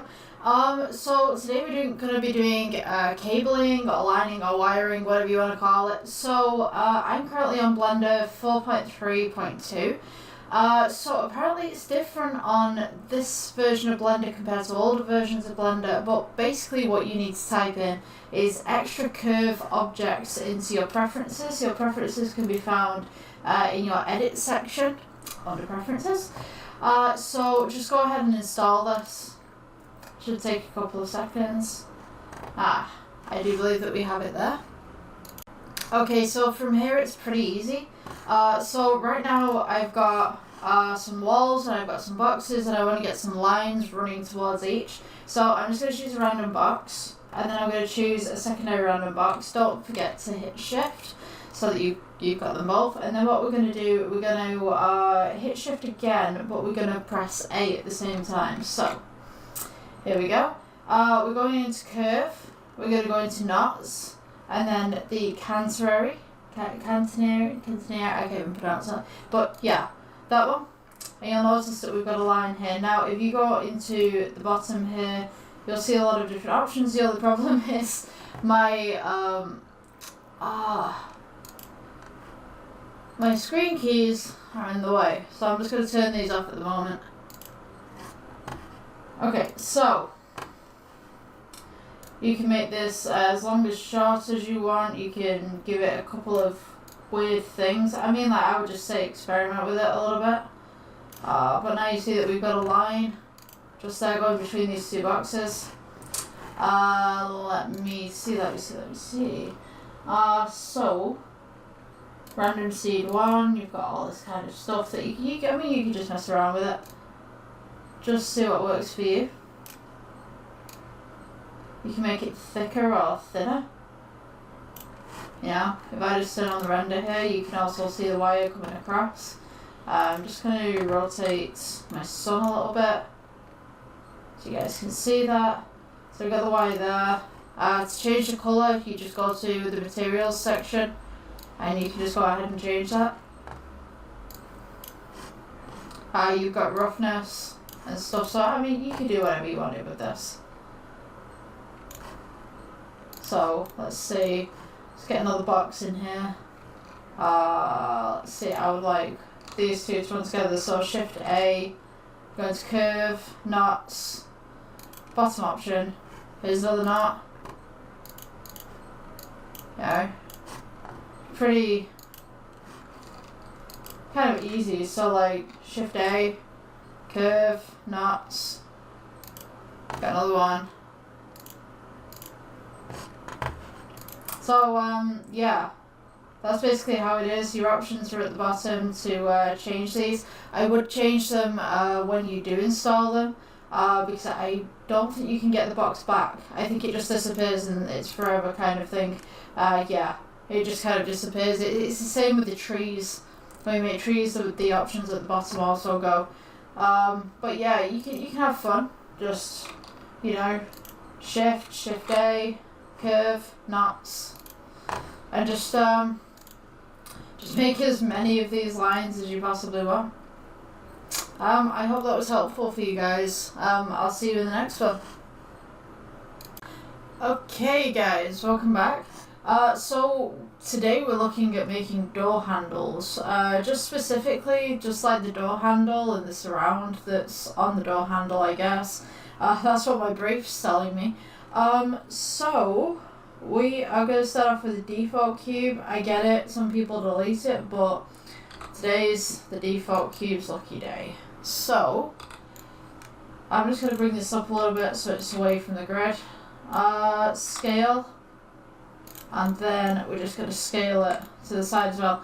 Oh sugar, I forgot to put my my key things on. I had to take them off from my last projects because they were just in the way. Okay, so you should see them at the bottom of your screen there. So what we want to do, I'm just going to go S for scale. Where is there no shadow? There should be a shadow. Background, yes. Okay, so this is going to be the basic shape that we're going to be working with. I'm just going to get rid of the camera and I'm just going to get rid of the lighting just for the time being because we don't need it right now. Okay, so I'm just going to scale it down a little bit. So this is going to be the back bracket for the door handle. So what we're going to do is going to go into edit mode. We're going to select the front face. It's a bit contradictory to what I've just done, but I'm just going to bring it back a little bit. And then I'm going to press E for extrude, scale it inwards a little bit just to give it a bit of a curve. E for extrude, scale inwards a little bit again just to give that some sort of basis right there. And I think maybe we should go for a circular mount for the handle. So we're going to go for the circle. What you want to do is press G, just bring it up into the middle right there. And then we're going to go R for rotate, get it on one of the axes so that you can rotate it freely. Press 9-0 on your number pad. I'm going to go for the X-ray so you guys can see what I'm doing right there. So X-ray is at the top, by the way, if you need it. So we're going to make this a little bit bigger. So scale it round. And then we're going to go edit mode. So you've got all your vertices selected right there, but there's no face on it. So we're going to press F for making the face, for fill. E for extrude. I'm just going to take off the X-ray just for the moment so I can see what I'm doing.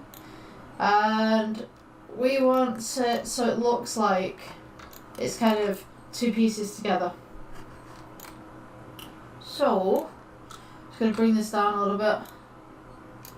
E for extrude, but don't move it. And then we're going to go E for extrude again. Don't move it again. And then we're going to scale outwards just slightly. And then E for extrude just to complete the piece. E for extrude again. Scale down. E for extrude. And then scale down. So that we've kind of got this flat piece going on. Now I'm going to kind of bevel it a little bit. So E for extrude. Scale it down again. You just want it nice and smooth just on the edge there. E for extrude, and now I'm going to go inwards just a little bit. Scale it down. E for extrude. So we kind of got this look that's going on. You want to right click, hit smooth, just to shade it a little bit. And then we're going to do the screws. So, just give me 2 seconds. Let me see.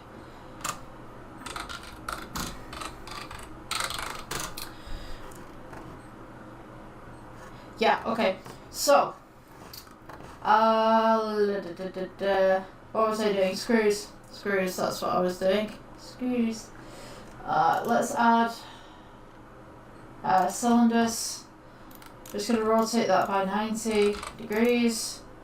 G, bring it up. Scale it down. And we're just going to go on all 4 points with the screws here. Let's see. Okay. See now how far out this is. I think. Just trying to find the right angle here. Yeah, there we go. Okay, so we're gonna need a little cut in the screw as well. I'm just gonna go into edit mode. And hopefully, if it'll let me do it.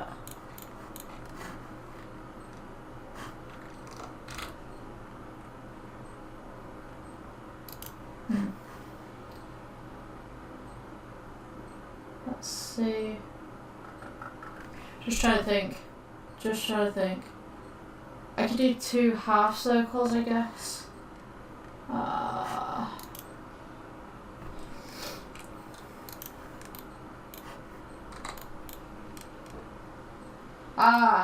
Okay. Yes, this works. Right, so, it's not perfect, but it'll do just for now, whilst we get this screw looking like a screw. Okay, so just going to bring this around, scale it outwards. So we kind of got a screw looking little piece here. I'm just going to add some a material to it as well. Let's make it a grey. I think we're still in cycles. Pretty sure we're still in cycles. Okay, so I think it was 3. Yes, 3. So I'm going to take the screw and I'm just going to place it on all the angles, on all the corners right here. And maybe we could do another screw base just here. It's kind of like one of those weird door handles. Okay, so the next bit that I want to do is actually make the door handle itself. So, we're going to start off with, if you go into your add and then mesh, let's go with cylinder. Rotate it by 90 again on your number pad. We'll go ahead and put this in the center. 3 just to make that the front view. Okay, cool. So, I'm going to make this a little bit thinner.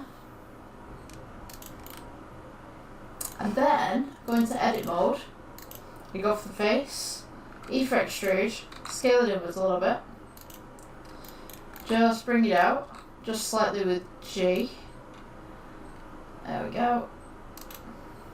E for extrude. Just bring it out with G. And then we're going to go E for extrude. And then E for extrude again. Just make it a little bit thinner every so often. E for extrude, and then this one I'm just going to make just at the end, like that. And that's going to be the premise for the door handle. So it's looking a bit strange. It is getting there. It is getting there. Right, so the next bit of the door handle that we want to do, you know what, do I want to go for a cube here? A cube might be a good option. For sure, maybe. You know what, I'm going to go for a cube. I'm going to go for that. So, I'm going to go up again, just press 3 so that I'm in the middle. Scale that down. Gonna go G along the side.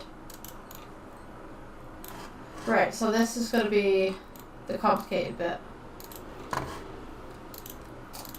So, what I want to do is make it smooth on one side, so we're actually gonna go that way with the door handle. So E for extrude, scale it down a little bit. E for extrude, scale it down a little bit. This is just going to be the kind of posh edging, if you will. And then this side is going to be the door handle. So E for extrude, scale it down just slightly. E for extrude, scale it down. E for extrude. There's a lot of extruding here. And we're just going to go straight across. Scale that down a little bit. Just your basic door handle. Let's see, E for extrude, and then maybe we'll just make it thinner towards the end as it comes away.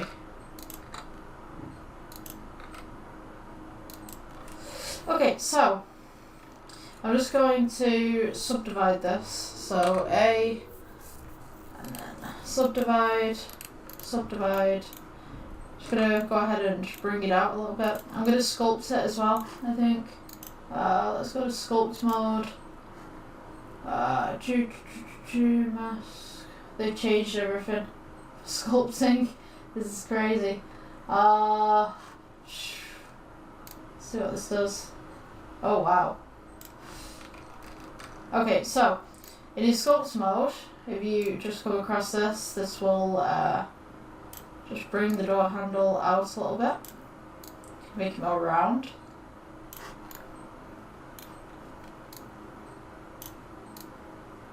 Very good tool for making things more round.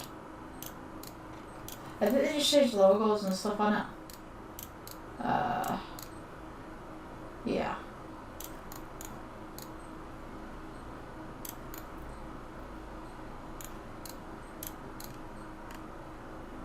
Make it a little bit bigger in some places, a little bit smaller in others.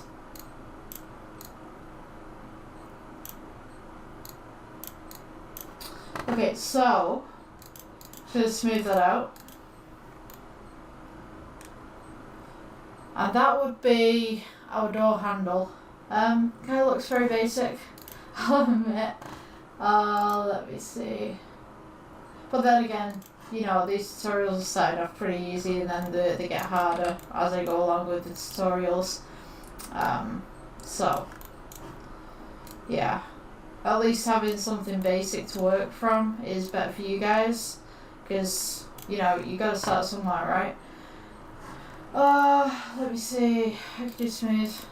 I can make this a lot better, but it'd take like a lot more time to do it. And I want some basic tutorials to start off with, you know. And and then we can work our way up. So yeah, I'm just going to change this to a silver, so I'm going to make a new material. We'll do silver. So we want kind of a grey, and then we're going to make it metallic. Take down the roughness.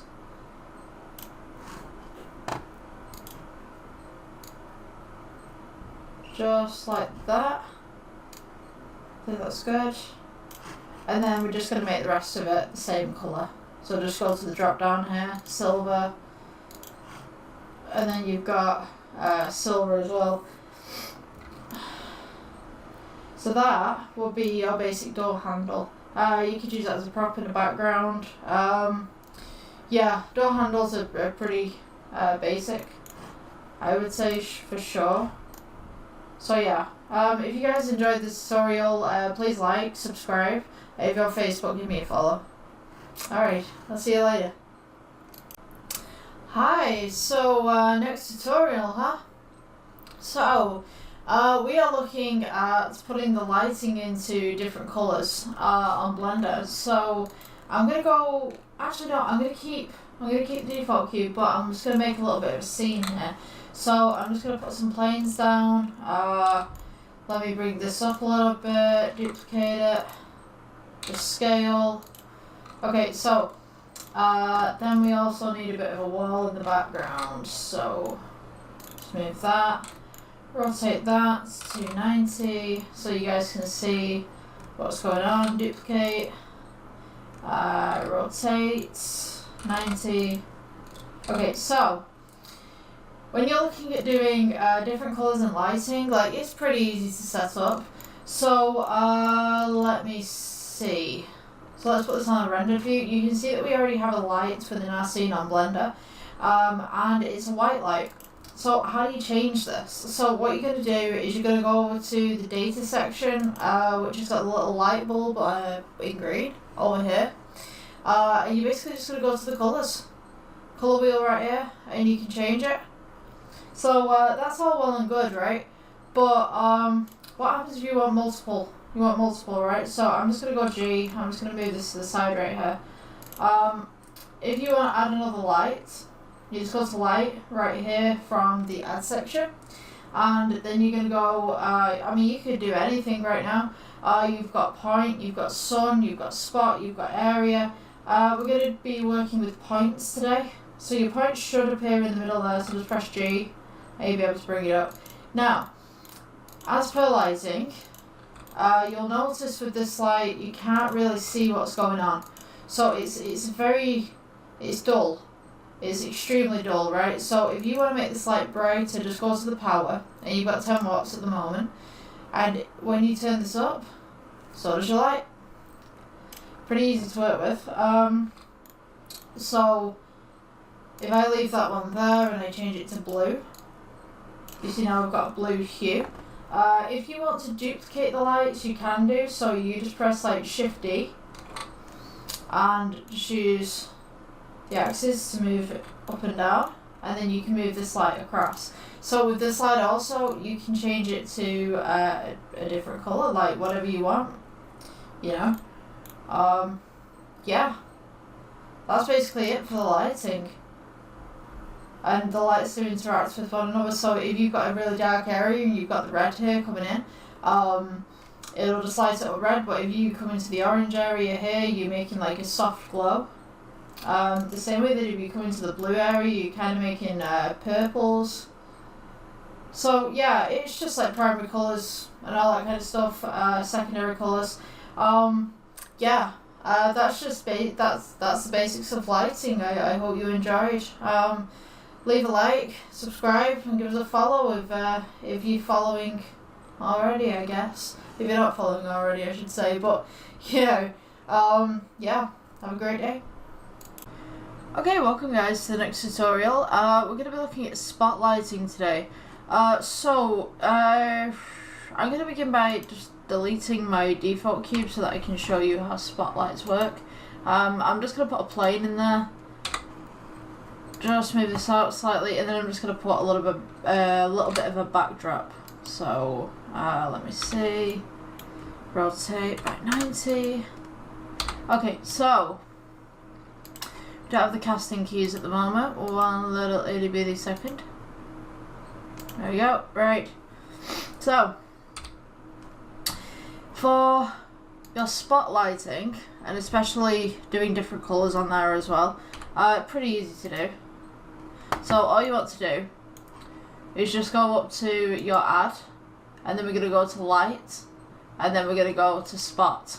It's kind of very easy install with those. So this is our first spotlight. I'm just going to go ahead and change my render engine to cycles, because that's what the tutorials are in currently. And we notice that we've got this light right here, but we can't see any light that's coming in at the present time. So I'm just going to darken the background as well so you guys can see this. This is on render view, if you're wondering. So we're just going to go to the data, which is the little light bulb at the bottom. And we're just going to increase the wattage just up at the side.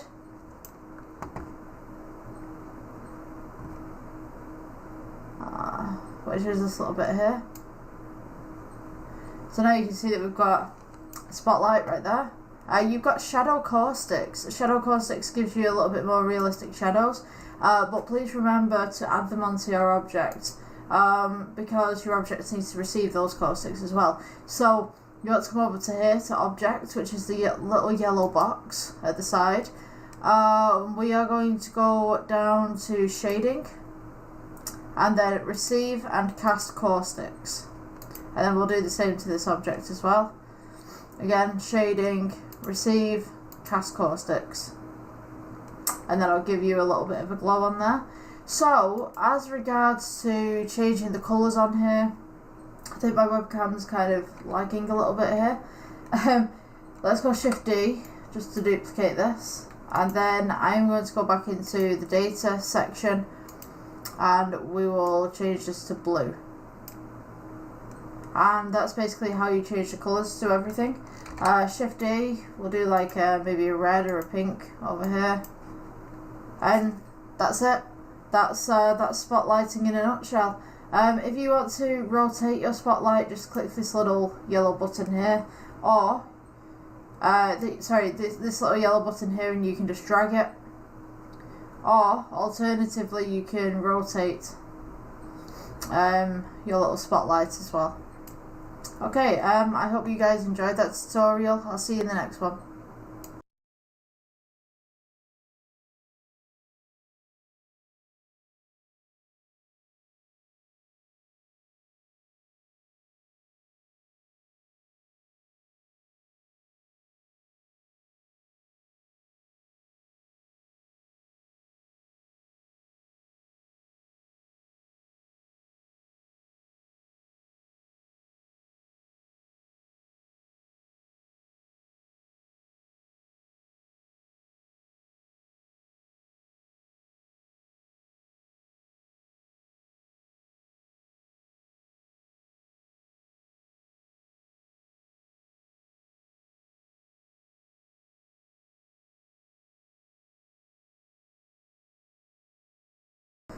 Okay, what's going on, guys? So we're on to our next tutorial now, which is screwdriver. We're going to be building a basic screwdriver today.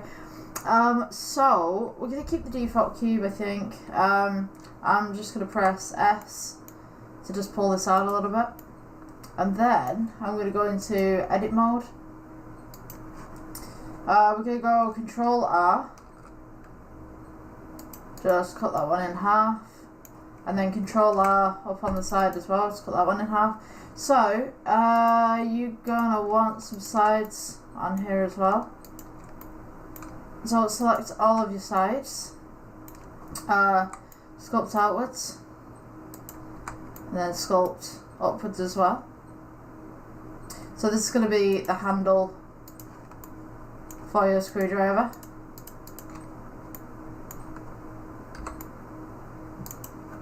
Then we're going to go E, and just pull it in a little bit, E, shape it in a little bit more, and we're just going to make it round at the end, so it's kind of a basic screwdriver shape. Then we're going to start making the handle. So the handle, I'm just going to bring it out a little bit, press G just to move it. So I think that's long enough, E. And then I'm going to scale it outwards. So you've literally just extruded it over the top and then just expanded it out. So we're going to go G, move it forward a little bit. E again. E again. And scale it inwards, just slightly. E again. And this is just going to be the front part. And scale outwards. E. Scale outwards again. Scale it. This is just going to be the front part of the screwdriver. And I'm just going to scale that one in. So now we want to do the handle. And if we go back to object mode, we'll add a cylinder. Rotate that by 90 degrees. Scale outwards. You want to scale across. Sorry. S to scale. Then we're going to place it where the handle should go. Now this is a little bit longer than we want it to be, so we're just going to scale that down a little bit. Just put it back in there. I think.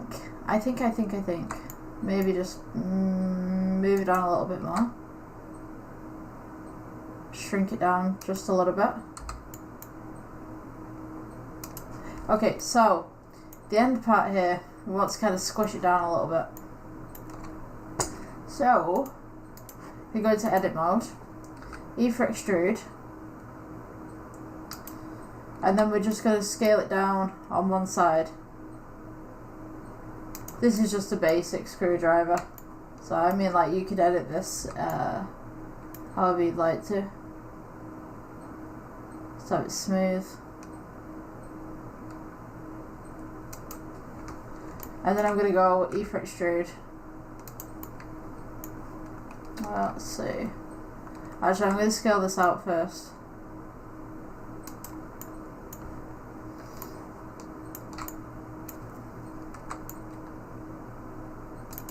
And I was thinking about putting, like, maybe the end just there with this object, but to be honest with you, they're more squared off, so I'm going to put a cube. And then move it across, and then we're just going to scale this down until it fits the end of our handle right there.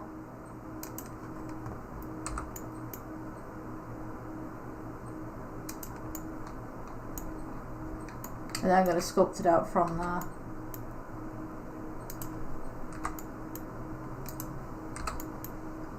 Okay, so I think that should be roughly right.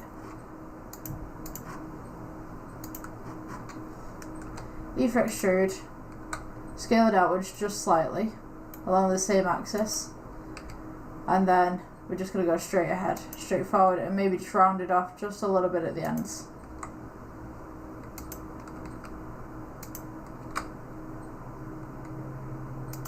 So that would be just a basic screwdriver. I could have made it a little bit better, but I think that would do for a basic screwdriver. You could just add the metal as well. So I mean, like, shade smooth, make this smooth as well.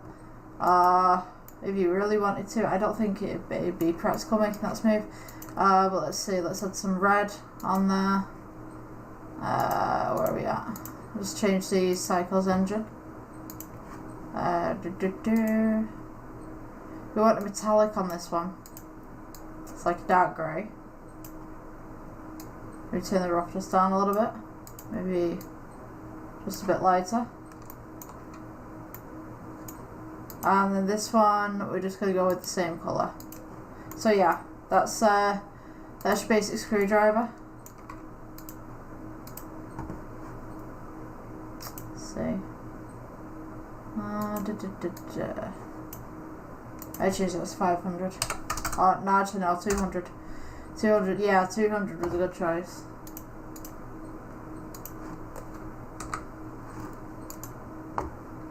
I'm just going to put a plane on there so you guys can see it a little better. I'm going to adjust that lighting as well. That's really harsh. see, let's put it at 50.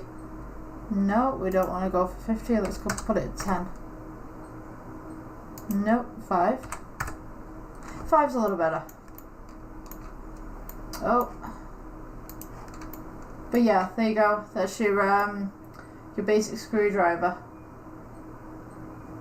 Hope you guys enjoyed. I'll see you in the next one. Hi, what's going on, guys? So we're going to be making a vase or a vase today, however you pronounce it. Because I've heard like so many people pronounce it in different ways. Right, what we're going to do, we're going to start by deleting the default cube. All of the commands, by the way, if you're new to this, they're all in the corner here. So you can see what I'm doing. So if I left click, it'll show up. If I right click, it'll show up. If I press spacebar, it'll show up. You know the whole gist of it. Right, so to start off making our vase, we're going to go into add, mesh and circle.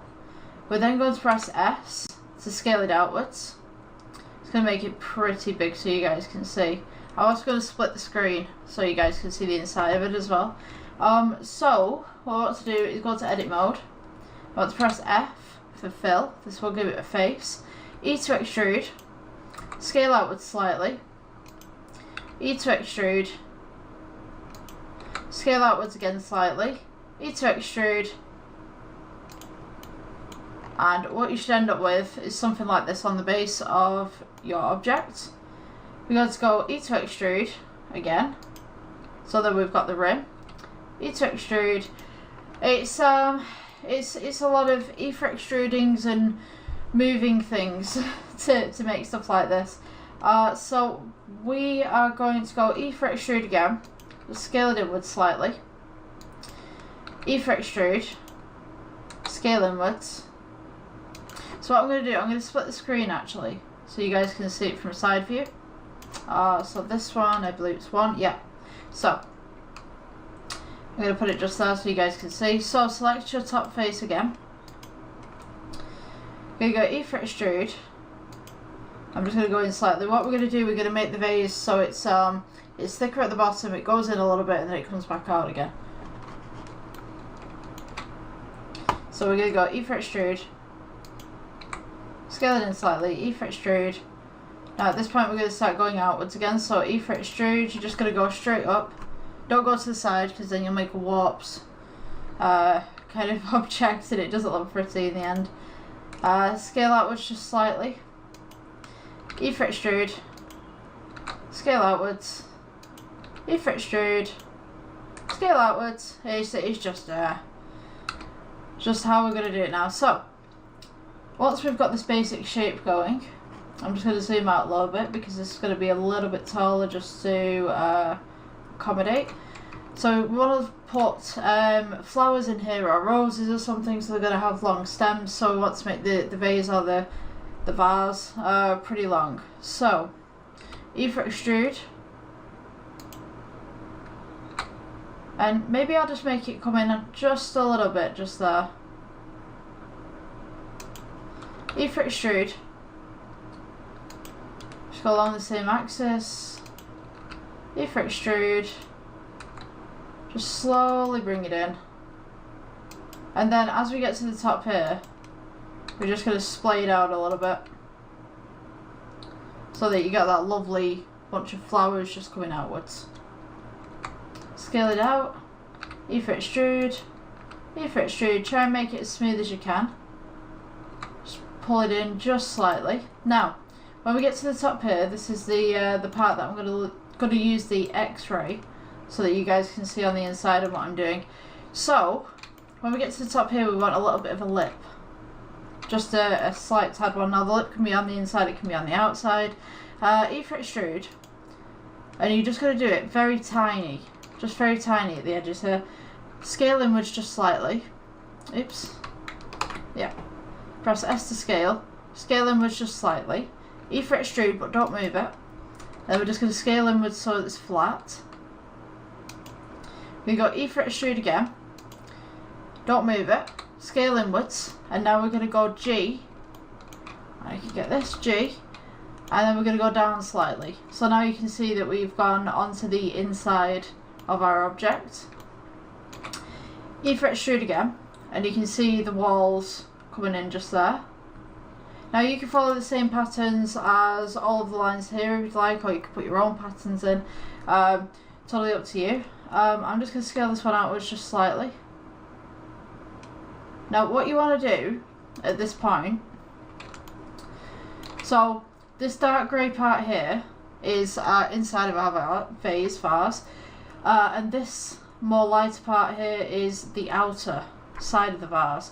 So what you want to do is you want to just leave a tiny gap. So if we go for E-fret extrude again, you'll notice that we've got a little bit of a gap, and E-fret extrude, because if you go on the outside of this, then the vertices come out. So for example, that doesn't look very good if it's like that.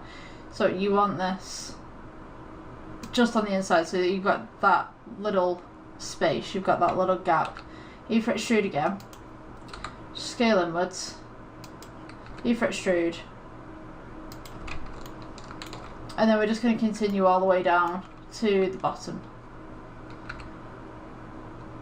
I might just cheat a little bit and just mosey this on in, but you don't need as many vertices on the inside, I don't think, at least compared to your outside, because no one's really going to see it. So I mean, unless you've got a virtual camera going straight into your vase, then that's different, but generally if this is just a prop just sat there, no one's going to see the inside of it.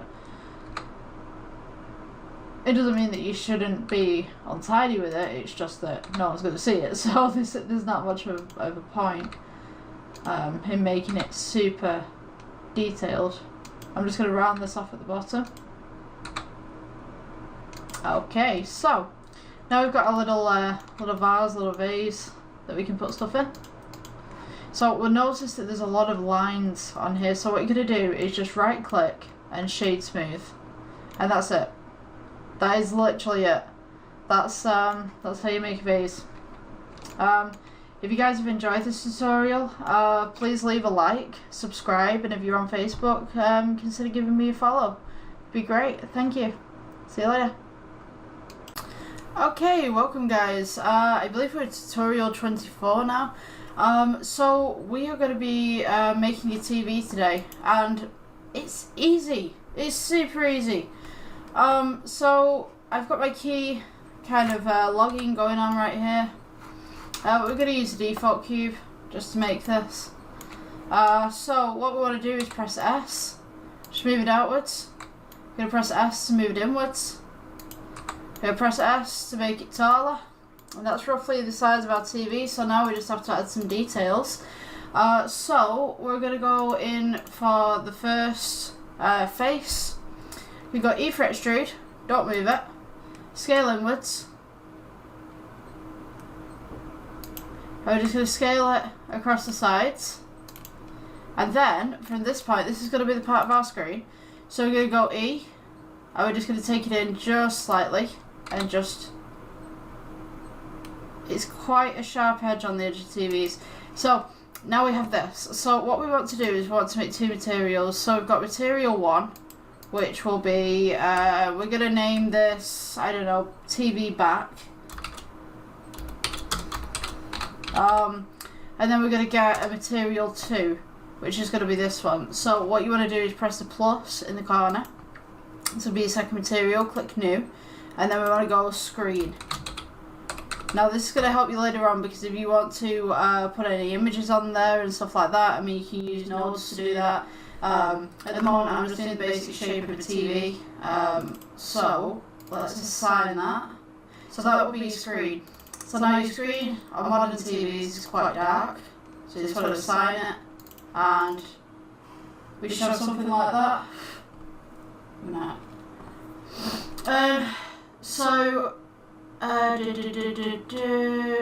Right, you want your TV back as being a kind of dark plastic. They always are, they're always black kind of plastic. Now, notice that the edges are a bit sharp on this. So what I'm going to do is edit mode again.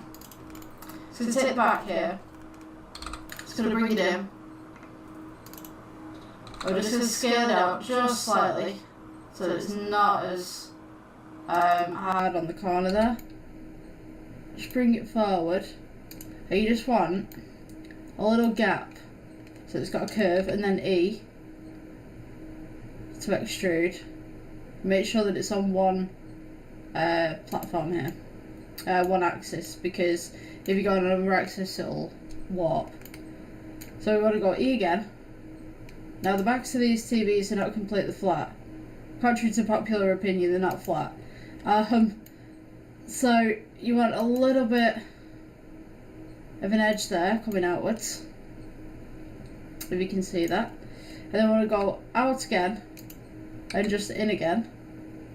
And this will be the back of your TV. This will be where all your wires are. So we just want to go G, just move it down. We go E for extrude, and we're just going to go inwards. And that'll be back your TV. Now I don't like it in one block, so I'm just going to press Ctrl Z and just undo that. So what I'm going to do,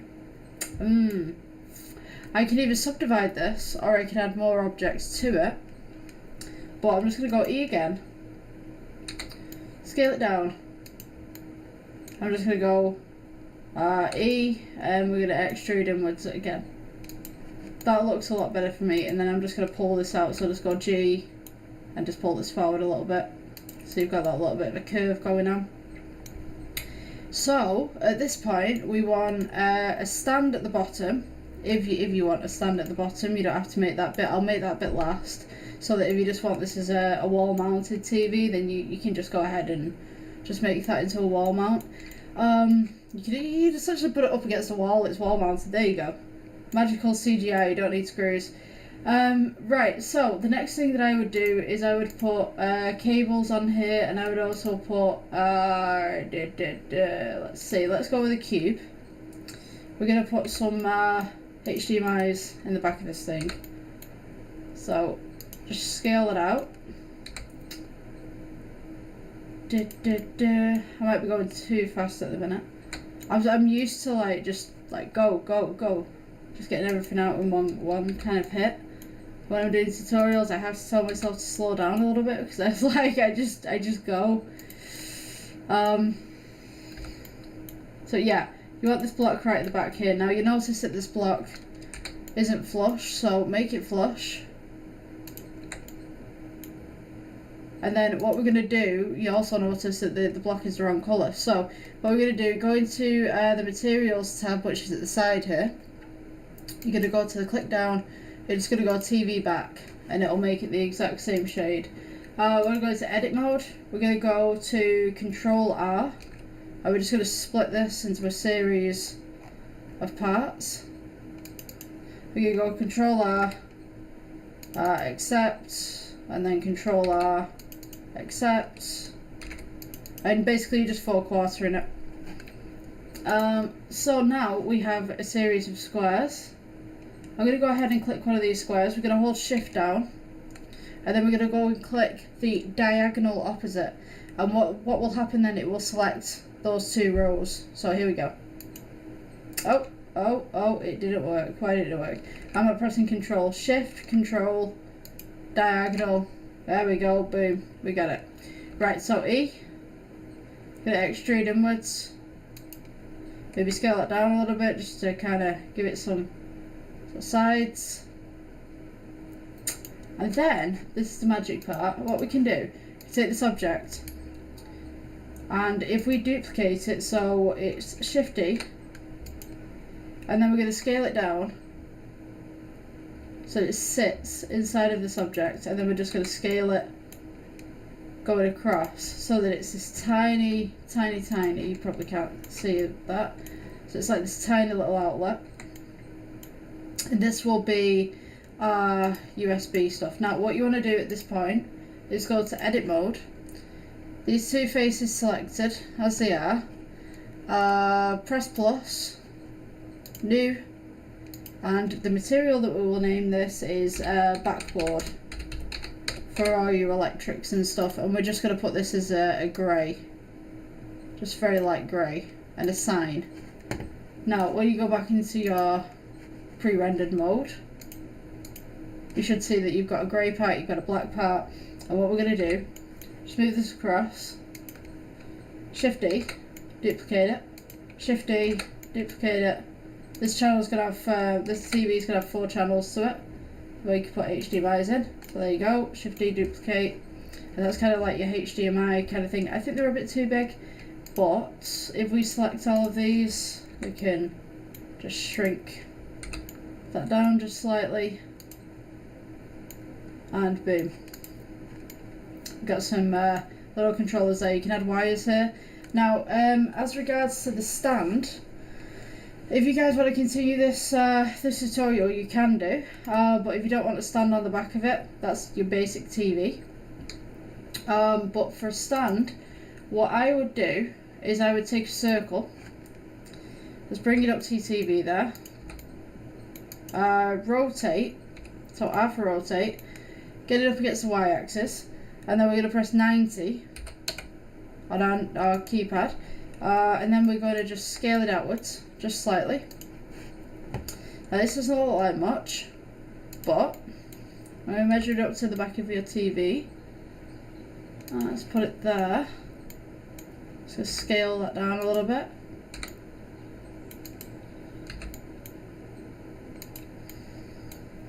I think it's a little bit too big. Usually they just have a bracket on the back of them. For a TV that I've seen, it was on the bottom. So we're going to have edit mode. You press F for fill, E for extrude. Just going to extrude into the back of the TV just a little bit so it's flush. I don't like how that's clipping, so I'm just going to select the entire thing and just either move it down or just squish it down a little bit. There we go. I'm going to press right click for smooth. That's going to be the bracket, the beginning of the bracket for the TV. And then we will go with the cube. We go upwards, scale it down. Make sure that it's flush to the back of the TV once more, but is also flush to the stand. So I just want to scale that down a little bit. That should be dead center. And then, to scale it outwards, I'm just going to curve it inwards so that it sits flush to that. Then we're going to go up to the bottom here. We're going to go E for extrude, scale outwards slightly, E for extrude, scale outwards slightly, E for extrude. You get where I'm going with this again. Let's see, I'm also going to pull the back out a little bit, just so it's got a curve. Let's see, I want to be on this one.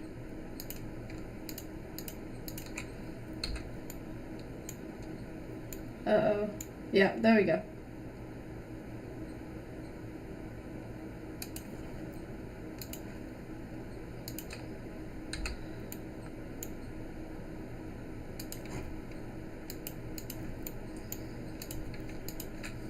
E for extrude, scale outwards.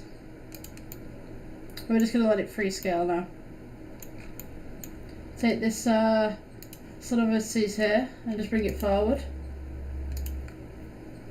The G, bring that forward a little bit, so slightly, and then the E for extrude, scale outwards, E for extrude, scale outwards.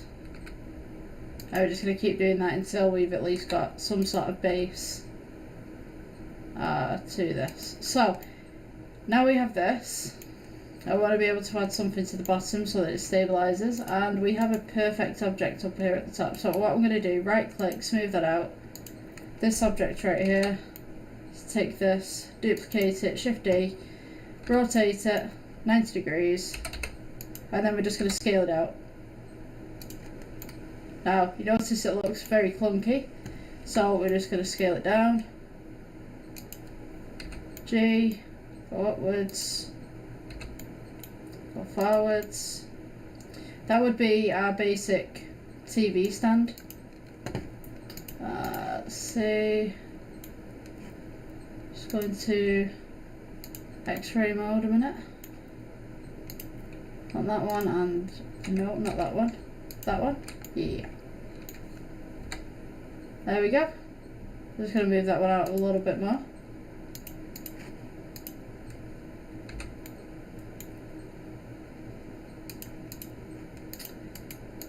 It doesn't look very neat, but I would say that's a basic TV stand. I'm just going to scale this one up a little bit.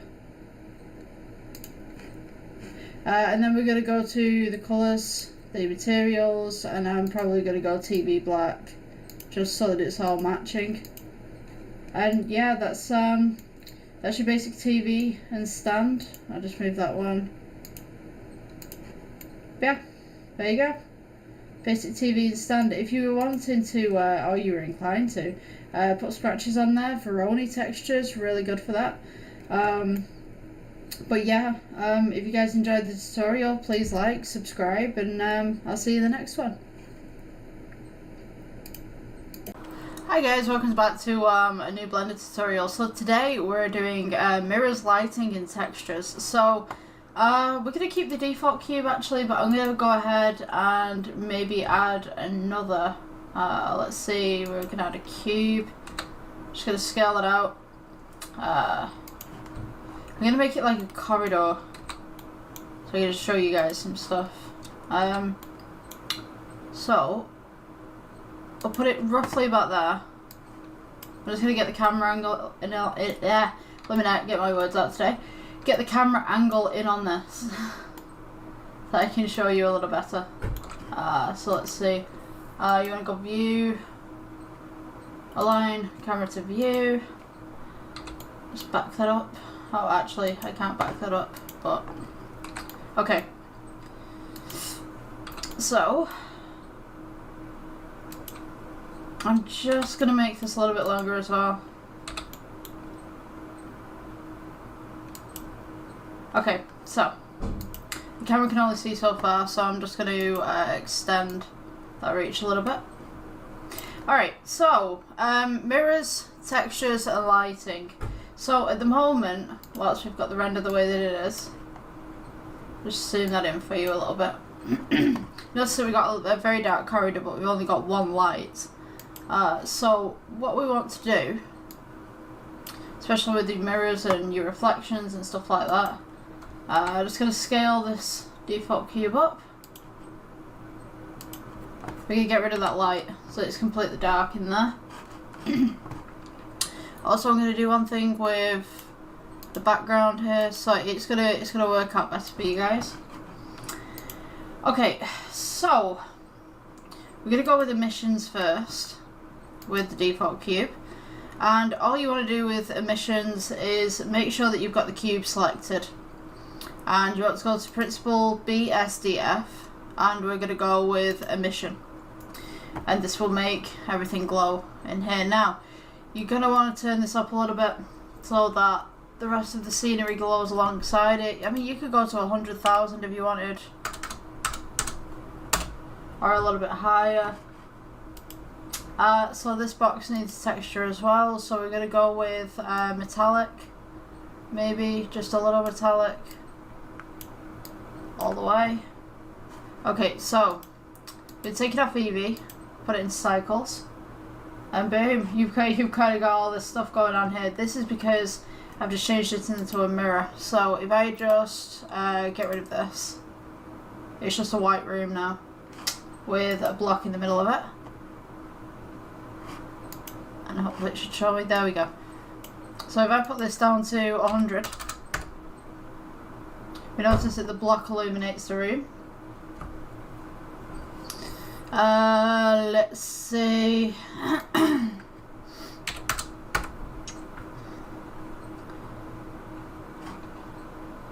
So yeah, we have the block illuminating the room right there.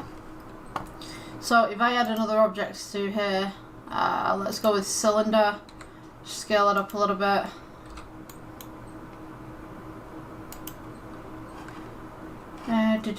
We'll make the cylinder a green colour.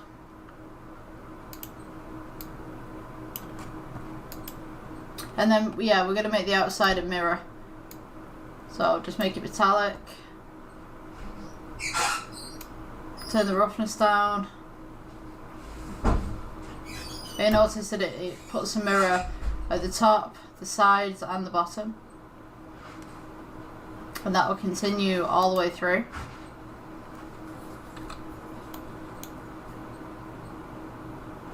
Until the end. So you can kind of get this like really funky pattern when it actually loads in. Because we're currently on the render page, but it's taken a while.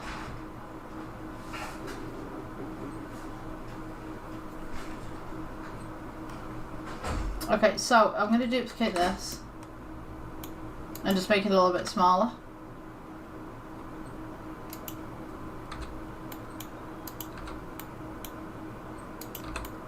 We see that it has a reflection on the floor there. Just like that. Coming for you a little bit.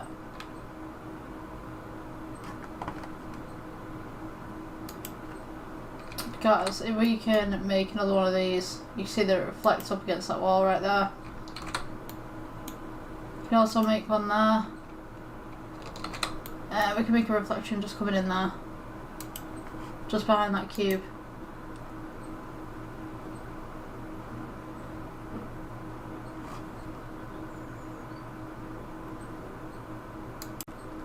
So yeah, this tutorial is a little bit of a strange one today, but this is basically mirrors, and you've got emissions in there as well. Different lighting techniques and stuff like that. So I hope you guys enjoyed. Please leave a like, a follow, subscribe, whatever you can do really. See you in the next one. Hi guys, welcome back to another tutorial. So today we're going to be doing just a regular smartphone. So yeah, we're going to start off with the default cube. Just scale it outwards, and so you've roughly got the shape of a smartphone. Now we're going to scale it down, so you've roughly got the back of one right there. Okay, so I mean, you could do this in any way that you wanted, really, depending on what model of phone you're modeling. I'm just going to go with like a generic shape, but you guys can go for something else. So what we're going to do, select the top. We're going to have curved edges.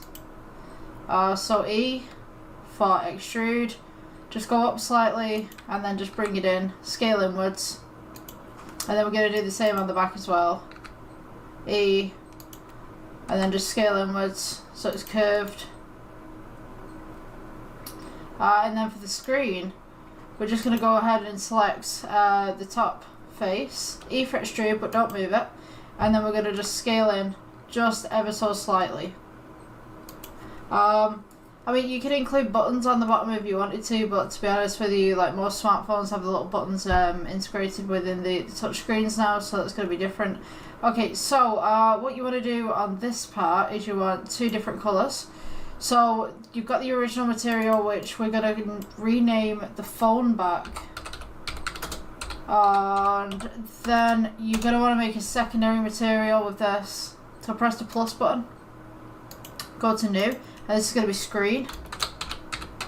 So screen is just going to be for the front of the phone. The rest of it will be the phone back. But if you want to create a different back for the phone, then you can make a third colour if you'd like. I'm going to do that in a second. But for the screen, we're just going to click assign. And then we're going to go here and we're just going to make it a little bit grey. And a little bit reflective as well. Now you can add stuff on here in the shading tab if you wanted to. You could have a photo.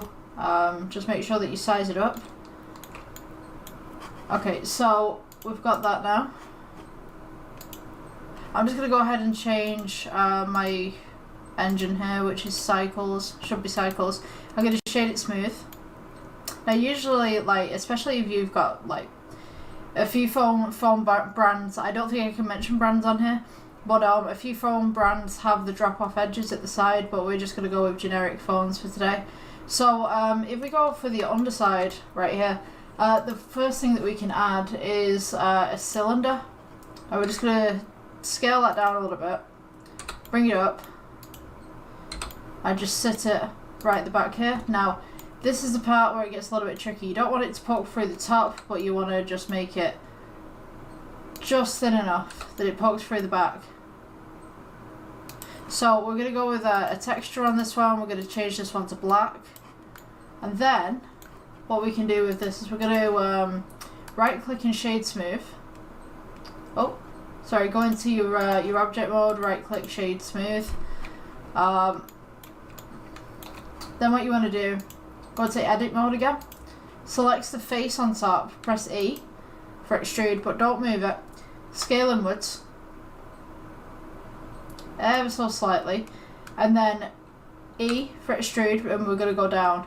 But don't clip the phone, just have it just there. Now, you're going to make a secondary material on this item as well. So, of course, we're going to press plus in the corner, press new. We'll go for a silver, but we're going to go full metallic and roughness down. So, when we render, we'll see like this. Now, obviously, press the sign. So, you want to go, this is camera lens.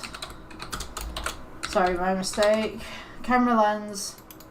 Then we'll call this one camera base. So your camera lens, you're going to want to assign that. So now a lot of phones do have a backing to their cameras, so we're gonna put a few of these just at the side. So Shift D to duplicate. Just move it across. Make sure that you're moving on one axis, so you're not going like this. So they're all at the same height. We could go put one down here, maybe another one here. Have one of those phones where it's like weirdly covered in lenses, which is every smartphone nowadays. Yeah, so something like that would be real great. Now what we're going to want to do is put it back to this, just to enclose them a little bit. Now you can use a cube to do this. Yeah, I'm going to use a cube. So just go ahead. I've just gone back onto the viewport shading here. Go ahead, put this over the top. You might want to use this one, which is the X-ray. You can use that on viewport shading on the second option. So just scale it down so it just sits under the lenses, but it doesn't clip the actual phone itself. I think I got that one right.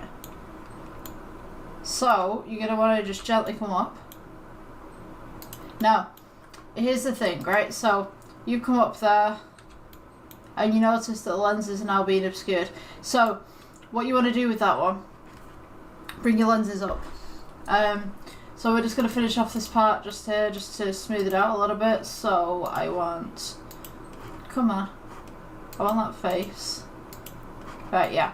I'm going to select that face and that face. Just going to press E for extrude. And then we're going to go S for scale, bring it down a little bit. S for scale, bring it in a little bit, just so that it smooths off.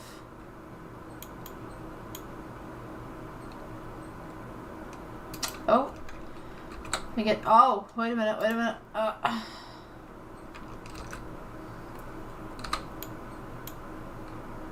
There's just my save files. Right, yeah. Okay, so we've now got this. For some reason my save files decided to pop up. Right, now I don't want that in the center. So we go Control R, just scope it here, just at the side, so it's got kind of a little bevel around the edge. And then go back into object mode, right click, smooth shade, and we are going to go with maybe, I would say a white for the back. So now I'm going to go ahead and select all my lenses, so just click, press shift, hold, and just click all your lenses here. And then we're just going to press G, bring them up.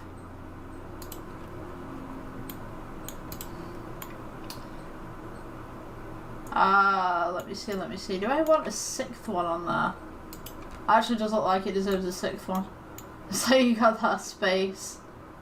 So of course this is just a generic kind of phone layout. Just click all those.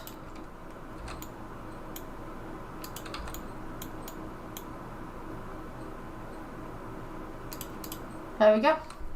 So now this back, I want to change this back of the phone. So we're going to go into edit mode. Just select the back. I'm going to take this x-ray off actually. Face. Yep. Okay, so I'd like a kind of green colour. So we're going to add another colour to this. Click assign. And then we're going to go with kind of like a greeny kind of colour maybe. I'm just going to put this onto object mode so we can see that a little better. That's too green, I think. That's pretty cute. So you kind of have this it's nice smartphone going on. So, I mean, you can add a logo at the bottom there, you can add some details at the bottom there, a little bit of text, like they have like the terms and conditions on the bottom of phones as well, I've seen. So yeah, that's basically the phone shape. So now, depending on how your phone will function and depending on the brand of your phone, you're probably going to want some USBs, you're probably going to want some little places to charge things. So I mean, we're going to go E for extrude, and this will be the charge port. Scale it down a bit. E for extrude, and then you could have it that way. Then you could go E for extrude, scale it inwards. So if you guys can see what I'm doing here. And then you kind of have a point. Now, let me think. So, yeah, here you go inwards.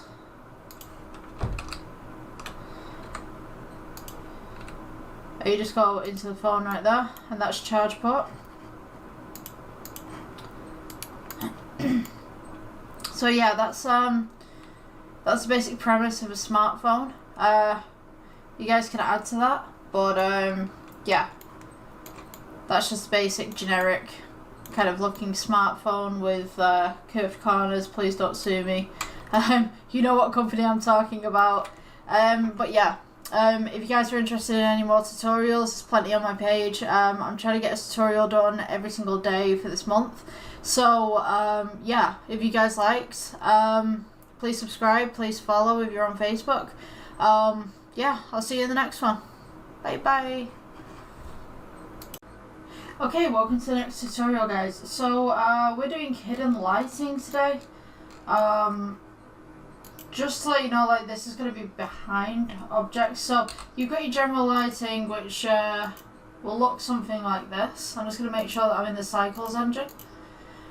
Excuse me. So your general lighting should look like this. You move it across the room. But what happens if you want some hidden lighting, you want some lighting under shelves and stuff like that. So the lighting that we're going to be doing today, we're just going to add a cube. And I'm just going to elongate it. I mean, this is so simple to do. So we're going to put it up against this wall here. Just move it inwards just there. So this is going to act as our temporary shelf. And instead of having our lighting right up against the wall like this, and you know, you can't see the bulb or whatever like that, if like you don't want to make any lighting like that.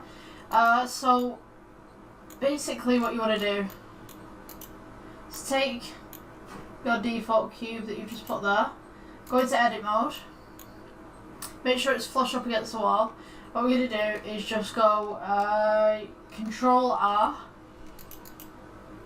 and then we're going to bring this one down. So press E and just bring it down, and then here's the clever bit. We put our lighting underneath, so it's hidden within the scene. So now what we have is something like this. Hold on.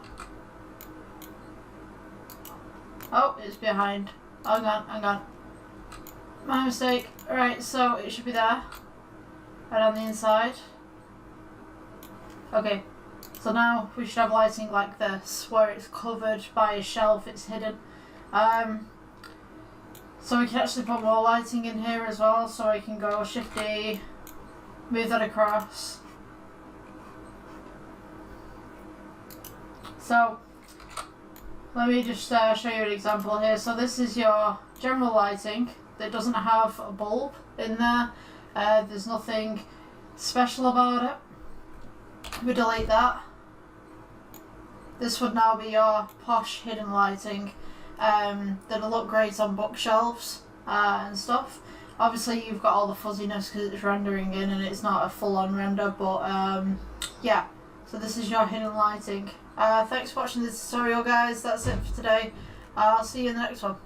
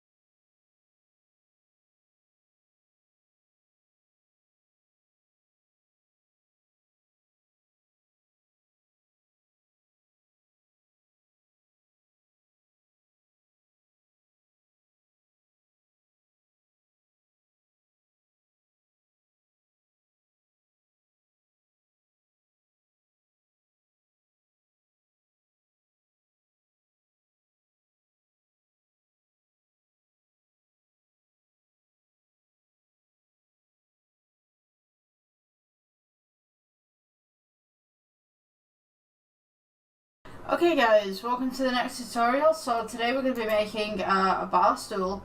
I'm just going to make the generic one, I think. Let me see. So we're going to start off with a cylinder and we're just going to work with the cylinder from there. So let's start this off. So we're going to go G, just bring that up a little bit because we're going to have to put the legs underneath. You want to go into edit mode. Control R. Just to kind of bring the middle out a little bit. What we're going to do is just select everything and just squish it down. So S for scale. Go along the Z axis. You know what I'm going to I'm just going to do a little bit of editing here. So S to scale down. I was going to put the vertices around the edge and then like pull them out, but to be honest with you, like you're going to get some weird calculations going on there as regards to how big things are. So I'm just going to do it like this. So squish your cylinder down a little bit. You're going to go E for extrude, S for scale, just to go in, E for extrude, S to scale, E for extrude, S to scale. And just get that right in there. For the bottom, we're going to go E for extrude, and we're just going to split out just a little bit.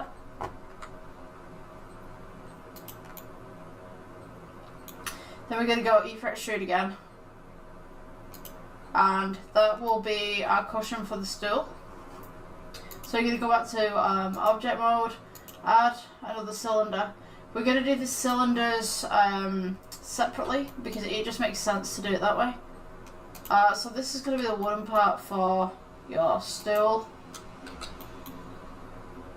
Also, it gives us more opportunities to do different things with the materials rather than having to click a load of vertices.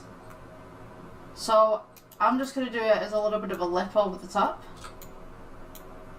Just put that right there. So I'm going to right click and we're just going to shade this smooth. And then we're going to take this one and also shade this smooth. So when we get to the underside of the seat, go to edit mode, click the bottom. We're going to go E for extrude, leave it where it is, scale inwards, and then we're going to go E for extrude again, and then E for extrude, leave it where it is, scale it inwards, and that's going to be the basis for the wooden part. Now I'm just going to make the cushion a little bit taller, so we're going to go scale, I just scale it across the y-axis a little bit.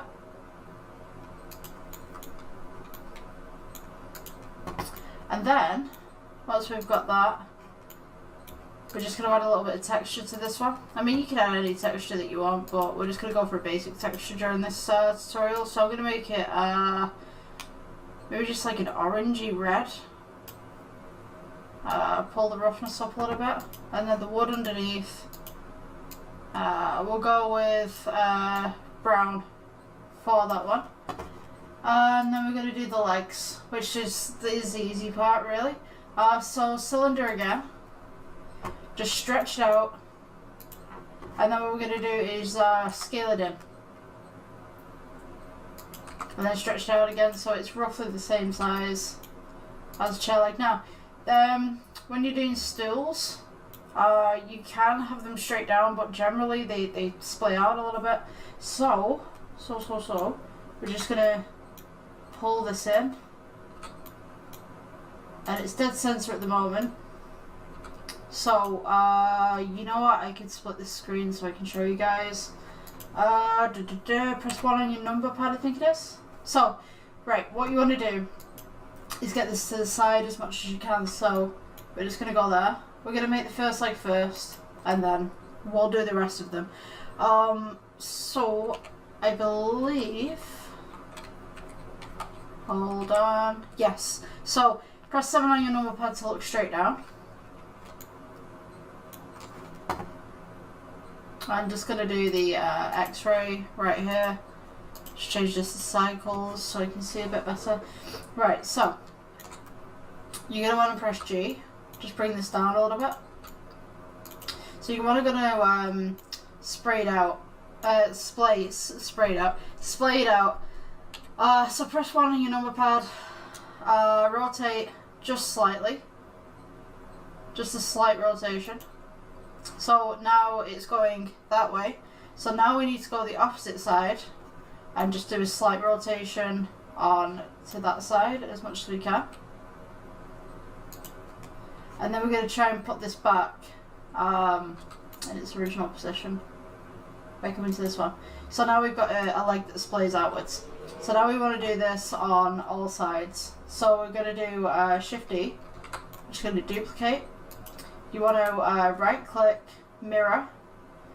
Now this might take a while because it's just kind of you can do X, I do Y, that's the opposite. I generally get mixed up with this because every time I press something it's like, oh, I got that in the wrong position. So it's not Y. Let me see. I just want to like mirror it. Sorry, I got the wrong one. It's a little fiddly. I think that's correct. Is it? I feel that's correct. Like something in the back of my mind is going like, that's not correct, but it looks correct. So we're just going to put it again on the quarter here. So now, after all that's over and done with, we can actually go ahead, click both of them, hold down Shift. Shift D for duplicate, and then we're just going to mirror them again.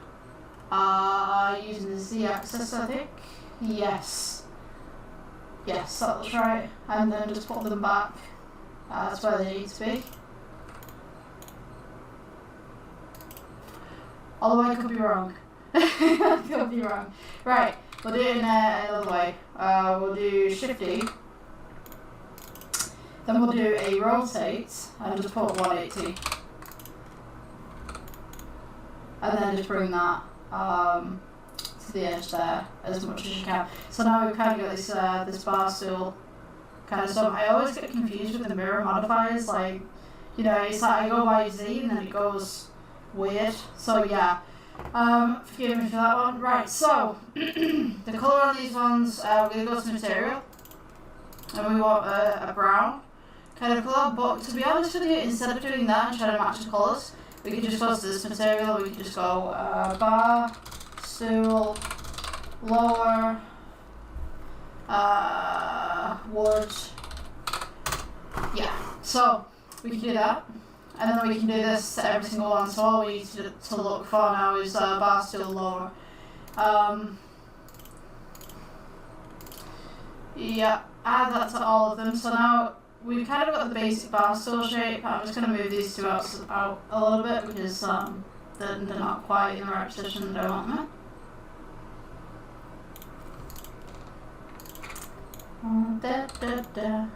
Right, so now, oh, that's outside of it. Right, I think that's roughly right. Got some clipping going on. I'm just going to sort this out. Yeah, so now we can get on the cylinder. Add cylinder. We're going to rotate this one 90. So 90 on your number pad. Scale it down, elongate it, and this is going to be the footrest for the bar stool. So I mean, you can make this as big or as short as you want. Just move that up there.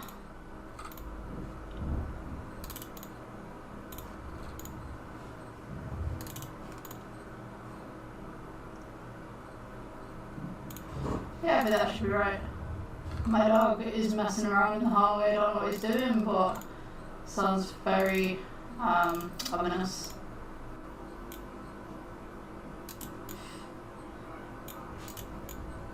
Just make some adjustments to where you need that to be. And then we have the colour to this. We're looking at bar stool lower, and then Shift D to duplicate, and just bring it over to the other legs. And this part will really tell you if the other legs are in the right place as well.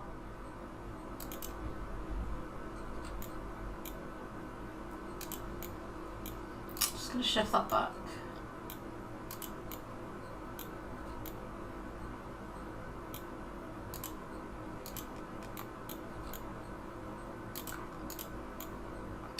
So yeah, that's your basic bar stool. I mean, you can take these two and you could Shift D and then rotate on your Z-axis 90 on your number pad.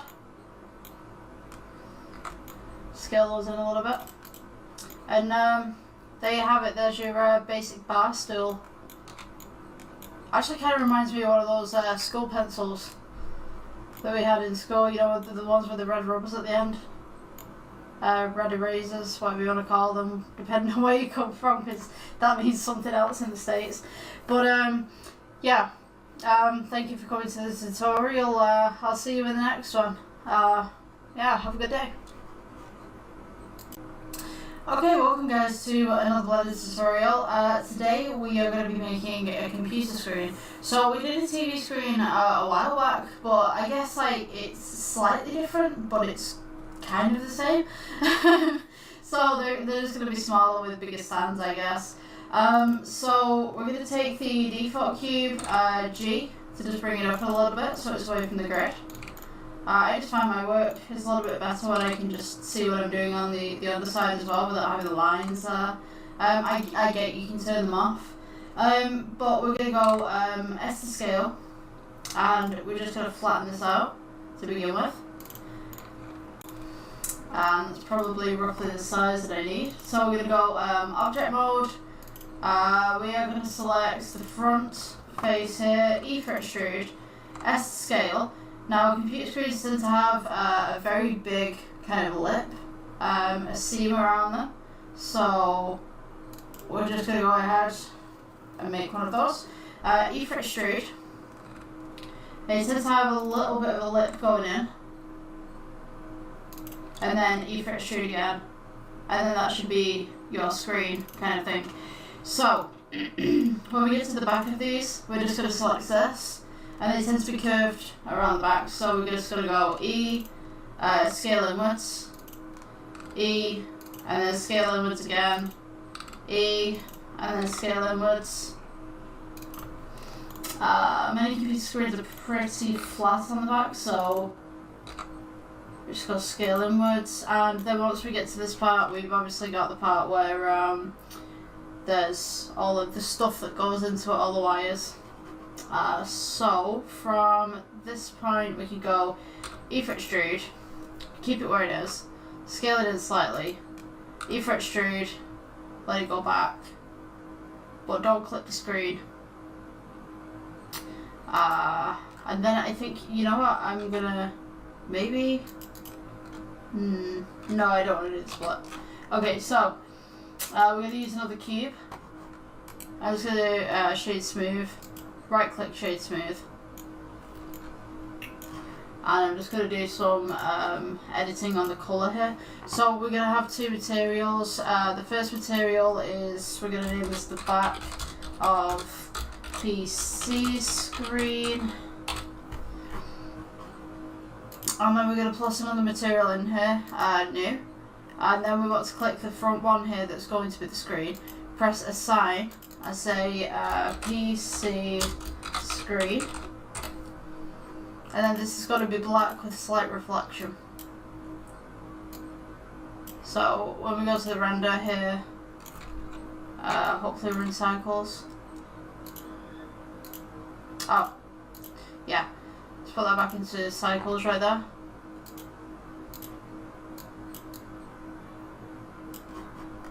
PC screens tend to be quite dull, so I'm just going to bring the roughness up just slightly. And that's the front of our screen right there. Okay, so the back is in regards to the back. We're just going to put some stuff on the back here. So we want, let me think. I think, yeah, I might just split this one, do it differently than I did to the TV screen. So just do that. E for extrude, and then this is where all the wires would go. So I'm just going to go E for extrude on this one, just bring it across just slightly, and then we're going to do all the technical stuff on this kind of thing.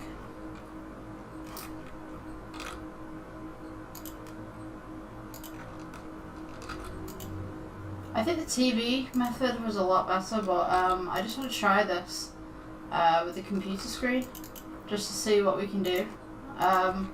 Whole lot of Blender stuff is just about experimenting, really.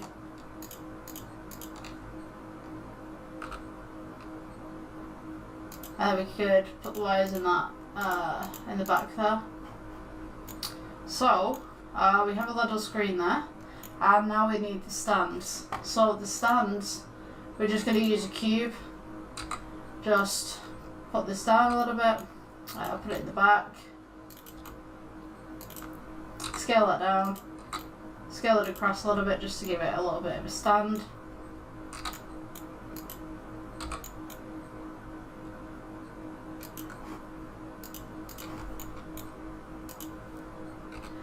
E for extrude.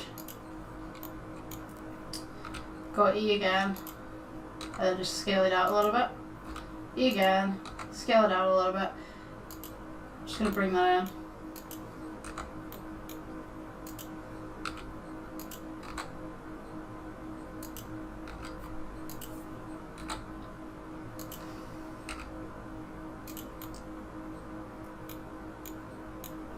I'm just going to scale it out as much as we can at the bottom,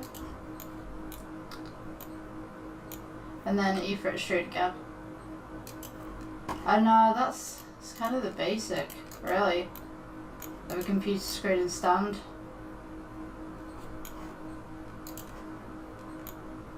I don't like it. I'm going to be honest with you, I don't like it. I am a little bit pushed for time right now, but it's okay, I guess. I could have done better on that for sure. But yeah, that's your typical 90s computer screen from what I can at least remember that they look like. So well, 90s noughties, especially the flat ones, which were those weird ones. Yeah, so thanks for watching, I guess. I'll see you in the next one. Hi, welcome back, guys. So today we're going to be making a small flask. So we're going to start off with a circle first. That's probably the best way to do this. So circle, scale outwards, and then we're going to go to edit mode, F for fill, E for extrude, scale outwards just slightly, E for extrude again, scale outwards, E for extrude, we got E for extrude again, and I mean like it's just going to be a basic small water bottle. So when we get to this point we're going to start curving it, so we're just going to go S, E for extrude, S, E for extrude, S, and just build it up until you've got the bottleneck.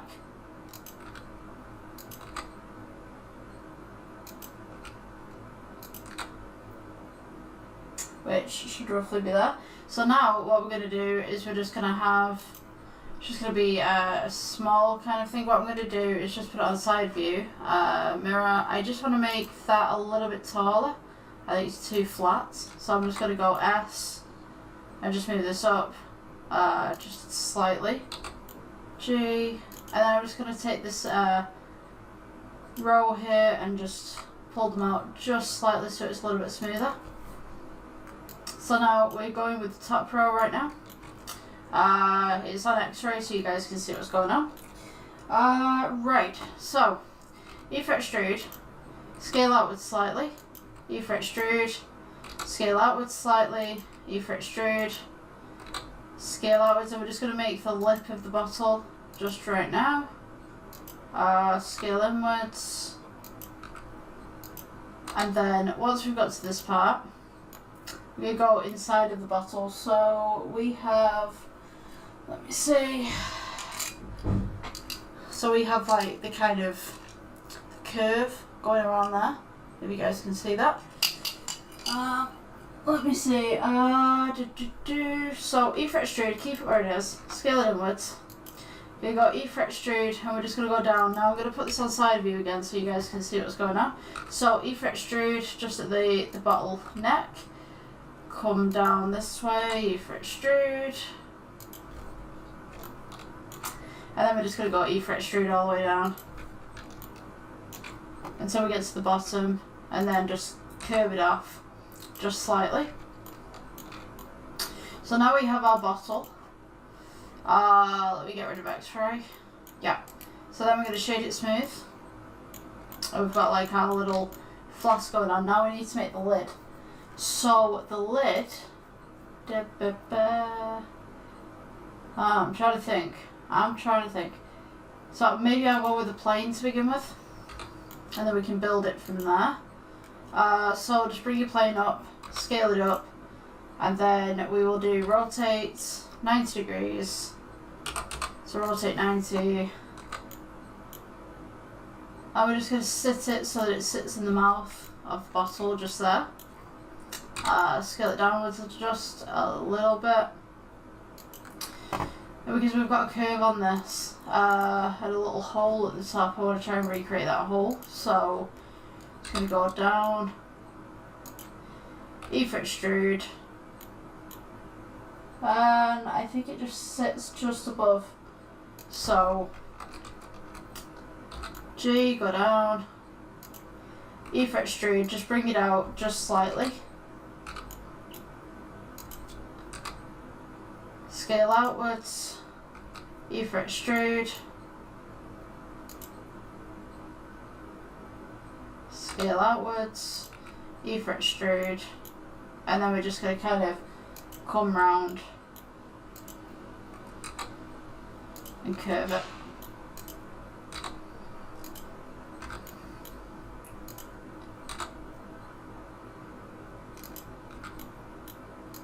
And this is why the hole is at the top of the bottle, so I just want to E for extrude that. Let's take this, just pull that out a little bit. Set this one, do the same. Okay, so now we want to make the hole in the top of the bottle, so we're going to go with Control R. Just move it to the side there, and then we're going to go Control R again. Again, move it to the side. Then we're going to go Control R again because I want all the vertices up at the top right there. And I'm just going to take these 2 points and just pull them in.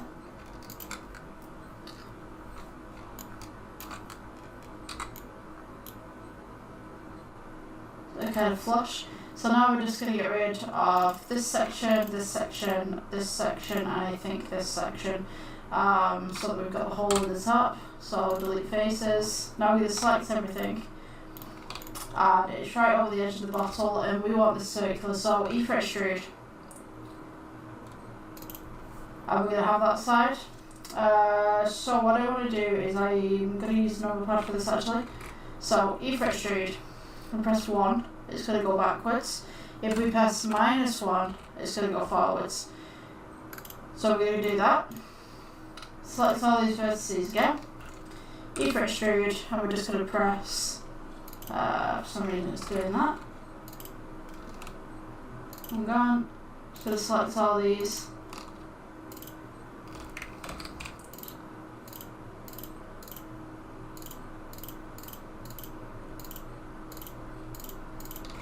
E for extrude, and then 1. Or should we go -1? There we go. Right, so now we're going to want to select this side as well. So we've got 2 sides selected. We're just going to scale them inwards so they follow a curve. E for extrude, but don't move them at the moment. And we're just going to scale outwards.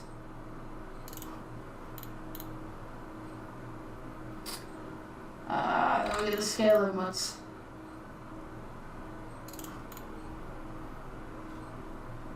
And maybe down as well. Just slightly. So we still have the hole going through the middle. Then E for extrude, and scale outwards again. And just going to scale them in.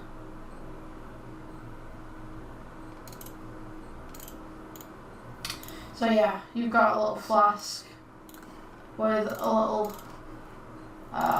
lid with a hole through it, I guess. I'm just going to make that bigger actually. It just look a little flush. Go upwards. Okay, so that's our flask in a nutshell. Yeah, I guess you guys could add details to it if you wanted to. We don't have a sun. Where's our sun? Excuse me.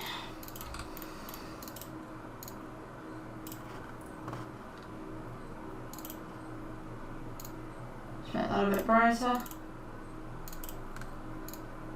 Yeah, so that's just a basic flask. Make it a little bit metallic, I guess. Give it a little bit of shine. You could add some stuff on there, some logos, or if you wanted to add some little dints and stuff like that, you could go ahead and do that one. So yeah, that's our flask. Thank you for joining the tutorial. I'll see you in the next one.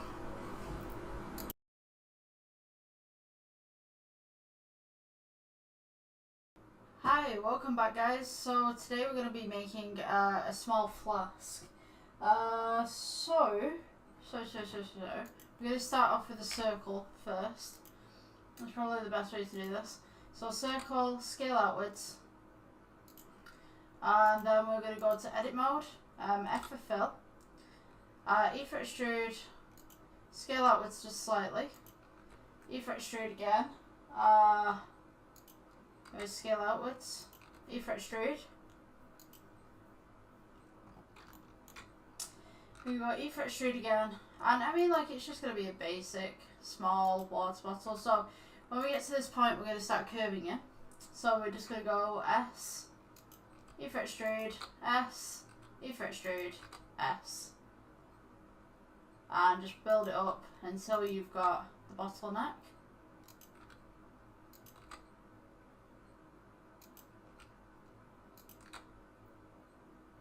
Which should roughly be there. So now what we're going to do is we're just going to have, it's just going to be a small kind of thing. What I'm going to do is just put it on side view, mirror. I just want to make that a little bit taller. I think it's too flat. So I'm just going to go S and just move this up just slightly. G, and then I'm just going to take this row here and just pull them out just slightly so it's a little bit smoother. So now we're going with the top row right now.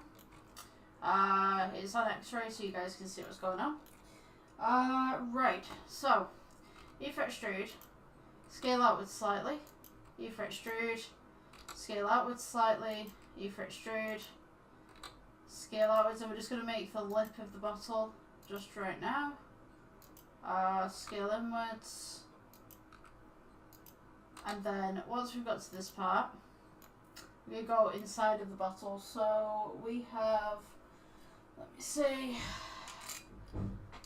so we have like the kind of curve going around there, if you guys can see that. Let me see, so E for extrude, keep it where it is, scale it inwards. We got E for extrude, and we're just going to go down. Now I'm going to put this on side view again so you guys can see what's going on. So E for extrude, just at the bottle neck. Come down this way, E for extrude. And then we're just going to go E for extrude all the way down until we get to the bottom, and then just curve it off just slightly. So now we have our bottle. Let me get rid of X-ray. Yeah. So then we're going to shade it smooth.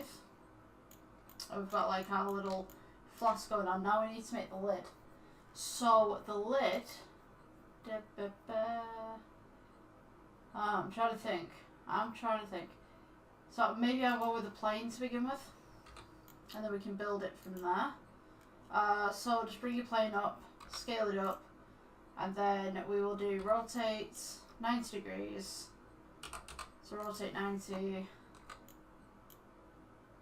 And we're just going to sit it so that it sits in the mouth of the bottle just there. Scale it downwards just a little bit.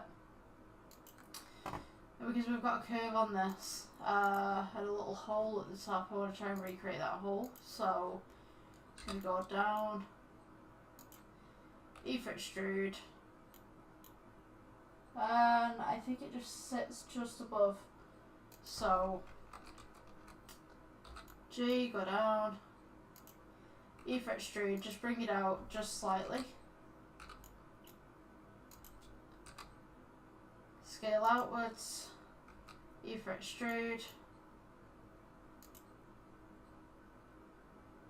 scale outwards, E for extrude, and then we're just going to kind of come round and curve it.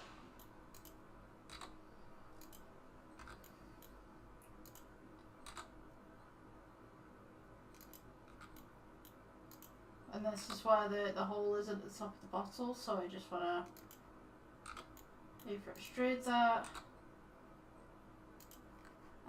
Let's take this, just pull it out a little bit. Set this one, do the same. Okay, so now we want to make the hole in the top of the bottle, so we're going to go with Control R. Just move it to the side there, and then we're going to go Control R again. Again, move it to the side. Then we're going to go Control R again because I want all the vertices up at the top right there. And I'm just going to take these 2 points and just pull them in.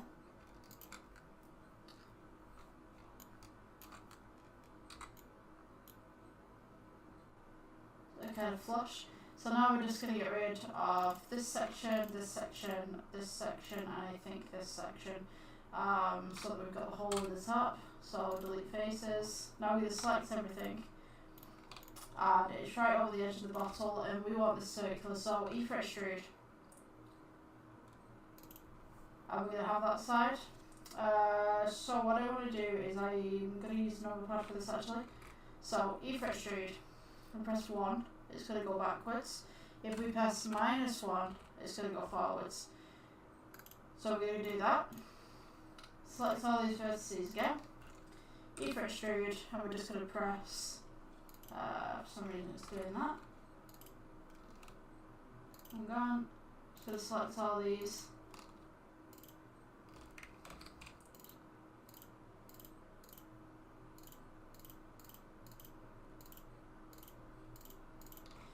E for extrude, and then 1. Or should we go -1? There we go. Right, so now we're going to want to select this side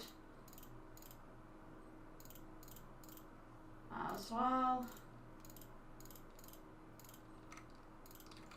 So we've got 2 sides selected. We're just going to scale them inwards so they follow a curve.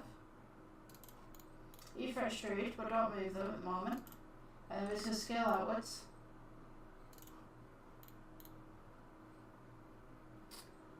Then we're going to scale inwards.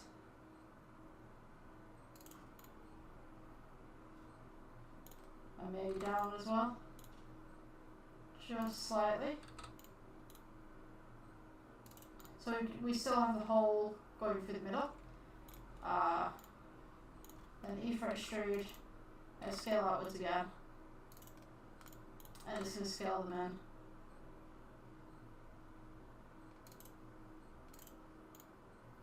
So yeah, you've got a little flask with a little lid with a hole through it, I guess. I'm just going to make that bigger actually. It just look a little flush. Go upwards. Okay, so that's our flask in a nutshell. Yeah, I guess you guys could add details to it if you wanted to. We don't have a sun. Where's our sun? Excuse me.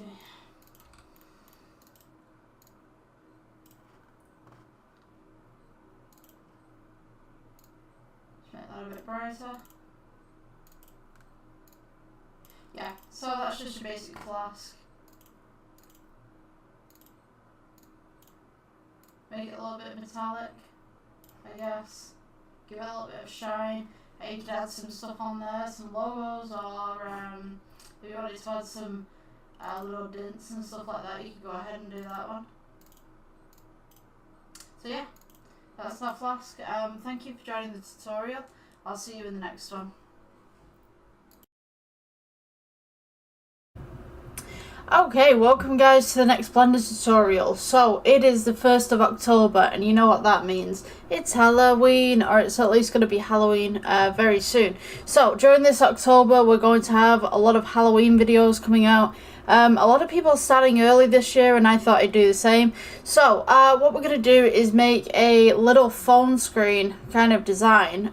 What you're going to have to do to begin with is go to render. We're going to switch out the Eevee to cycles. And then we're going to go to the camera, which is right here. And what we'll do is we're going to change the size of the image. So you're going to have to go to the output right here. And we've got resolution under format just at the beginning right here. And place in by pixel the size of your screen. If you don't know, Google should be able to tell you. Just type it in, see what it brings up. So you just need to put in your phone model, and Google should be able to tell you the rest of how many pixels across and how many pixels up you have. Once you have that, you'll have something like this. Now, leave it where it is for the moment, because what we're going to do, we're going to go ahead and delete the default cube, and I'm going to add a, let's go with UV sphere. We're going to go ahead and shade smooth. And what I'm going to do from this point on is we're going to go to material at the bottom right here. We're going to go new. And I'm just going to name this as glow. This is going to be for the eyes. And the eyes on this project are going to be a little bit rough as well. So what I'm going to do is we'll go to Principled BSDF. We'll change this to emission. Change this to kind of like a nice yellow colour, or you could have any colour that you want depending on your colour preferences. And you'll notice that when we go to the viewport shading on rendered, that we have this nice glowing circle. So what we're going to do from here is we're going to go add plane. You're going to press G with this, bring it up, scale it outwards to how big you want your ghost to be. And what I'm going to do is let's go to edit mode real quick. We're going to go right click subdivide, right click subdivide, subdivide, subdivide.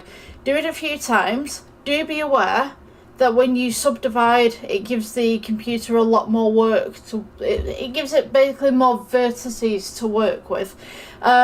So if your computer's quite slow, or maybe I don't know, a little outdated, maybe less subdivision than, say, someone who's got more of an advanced PC, because it's going to take up a lot more RAM memory to be able to run something like this. So what we're going to do, I'm just going to subdivide mine as much as my computer will be able to handle it. I'm going to go back to object mode, and what I'm going to do is, let's go on to the wireframe for a moment. I think someone just texted me, if you can hear that. Something's just gone vroom. We're going to go to 7, press 7 on the numpad, which is the top right here. So what you want to do in reality is roughly plan where the eye holes are going to be, because once we animate this to fall over the sphere, we're going to need some eye holes. So what I'm going to do is, I'm going to animate this first and show you guys what you need to do, and then we can go ahead and put those eye holes in. So we have the sphere right here, which is going to be our model. So this will be our collision, and this will be our cloth. So to do that, what we're going to do, go over to, it's not the modifiers, it's physics. The top one here, which is your plane, you're going to make this cloth. The bottom one here is going to be your collision. Now before I make it collision, what I'm going to do, I'm going to press play and just show you what happens. So you'll notice that the cloth just falls straight through because we haven't made this the collision yet. So let's go back to 0, just on that timeline at the bottom right here. And what I'm going to do, we'll click collision on this one. So remember, this is all in the physics tab.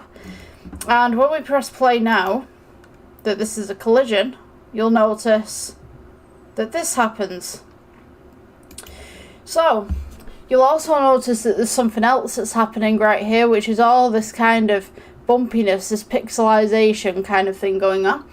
And what we want to do is we want to remove that. So what we're going to do, let's bring this back to 0, to the starting point. We're going to go and click the material that we have, shade smooth, and when we press play again, we'll have something that's way more smoother. It's not perfect, just at the moment we do need to make some adjustments, but it's better than nothing. You'll also notice when the animation comes here at the bottom that it kind of collides with itself. You see all this where it's coming in? So what we need to do is we need to make an amendment on this. So what you're going to do, go to the physics tab, and we'll go all the way down to the bottom towards collisions. And what we're going to do, open the collision tab, you've got object collisions, go down one more, and we've got self collision. Now obviously nothing's going to happen at this point, because what we need to do is we need to bring this timeline back to 0 again. So now when we play this, it'll be a little bit slower. Don't worry if it's slow, it's just a computer reading. And when we come back down, we come back down again, down, you'll notice that this cloth is now going to hang a little bit more naturally. It's less collision, and when it comes down to the peak, nothing's crossing over, it's just hitting itself and it's coming back out. That's what we want. Now you can go ahead and you can amend the settings as much as you want. I really do encourage you to experiment with this, because it's going to be, you know, it's your project at the end of the day. I would rather you experiment and understand what you're doing with it, rather than just following instructions and going, oh, Becky said to do it like this, so therefore I'm going to do it like this. If you've got your own way of doing something, then do it that way, if that works for you. You know what I mean? As long as you're getting to the same goal, say like I've got one way of doing something, you've got one way of doing something, but we reach the same goal, who cares, right? So that is your collision. We're not really going to need the material to go down that far, but that's fine. So I think I'm going to go ahead and just reduce the tension ever so slightly. We'll see what happens. And the compression, I would say just keep it where it is, and we'll see what happens. Because about 5-10 minutes ago I was actually experimenting with the tension and the compression to make this look a little better. So we can see now that it comes down, we have a few more folds and stuff like that. Now, depending on how you want the ghost to look and how flayed out the material is at the bottom, is totally up to you. What I would suggest is, with all these bumps as well, we could go to modifiers and we could actually add a smooth if you wanted to. Totally up to you, but it's an option. So we can go to smooth and you can start to kind of morph some of this as well, or you could have like crazy kind of textures going on. To be honest with you, it's totally up to you whether you want to use smooth or not, but if we come back to the physics tab and we just mess around with the compression and maybe just pull that compression just down just ever so slightly, take this back to 0.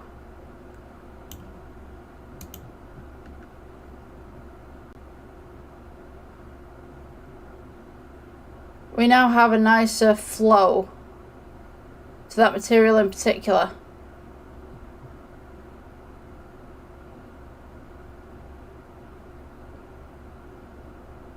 And it just comes down a lot nicer as well.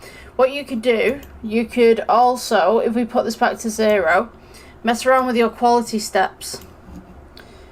Now I'm just experimenting at the moment just to see where it comes to. I notice it's going very, very slowly now. It's going like frame by frame by frame. The more stuff you put to it, the slower it's going to be, but hopefully the better the result. So it's kind of one of those things, you have to be patient with it. Trust the process, so to speak.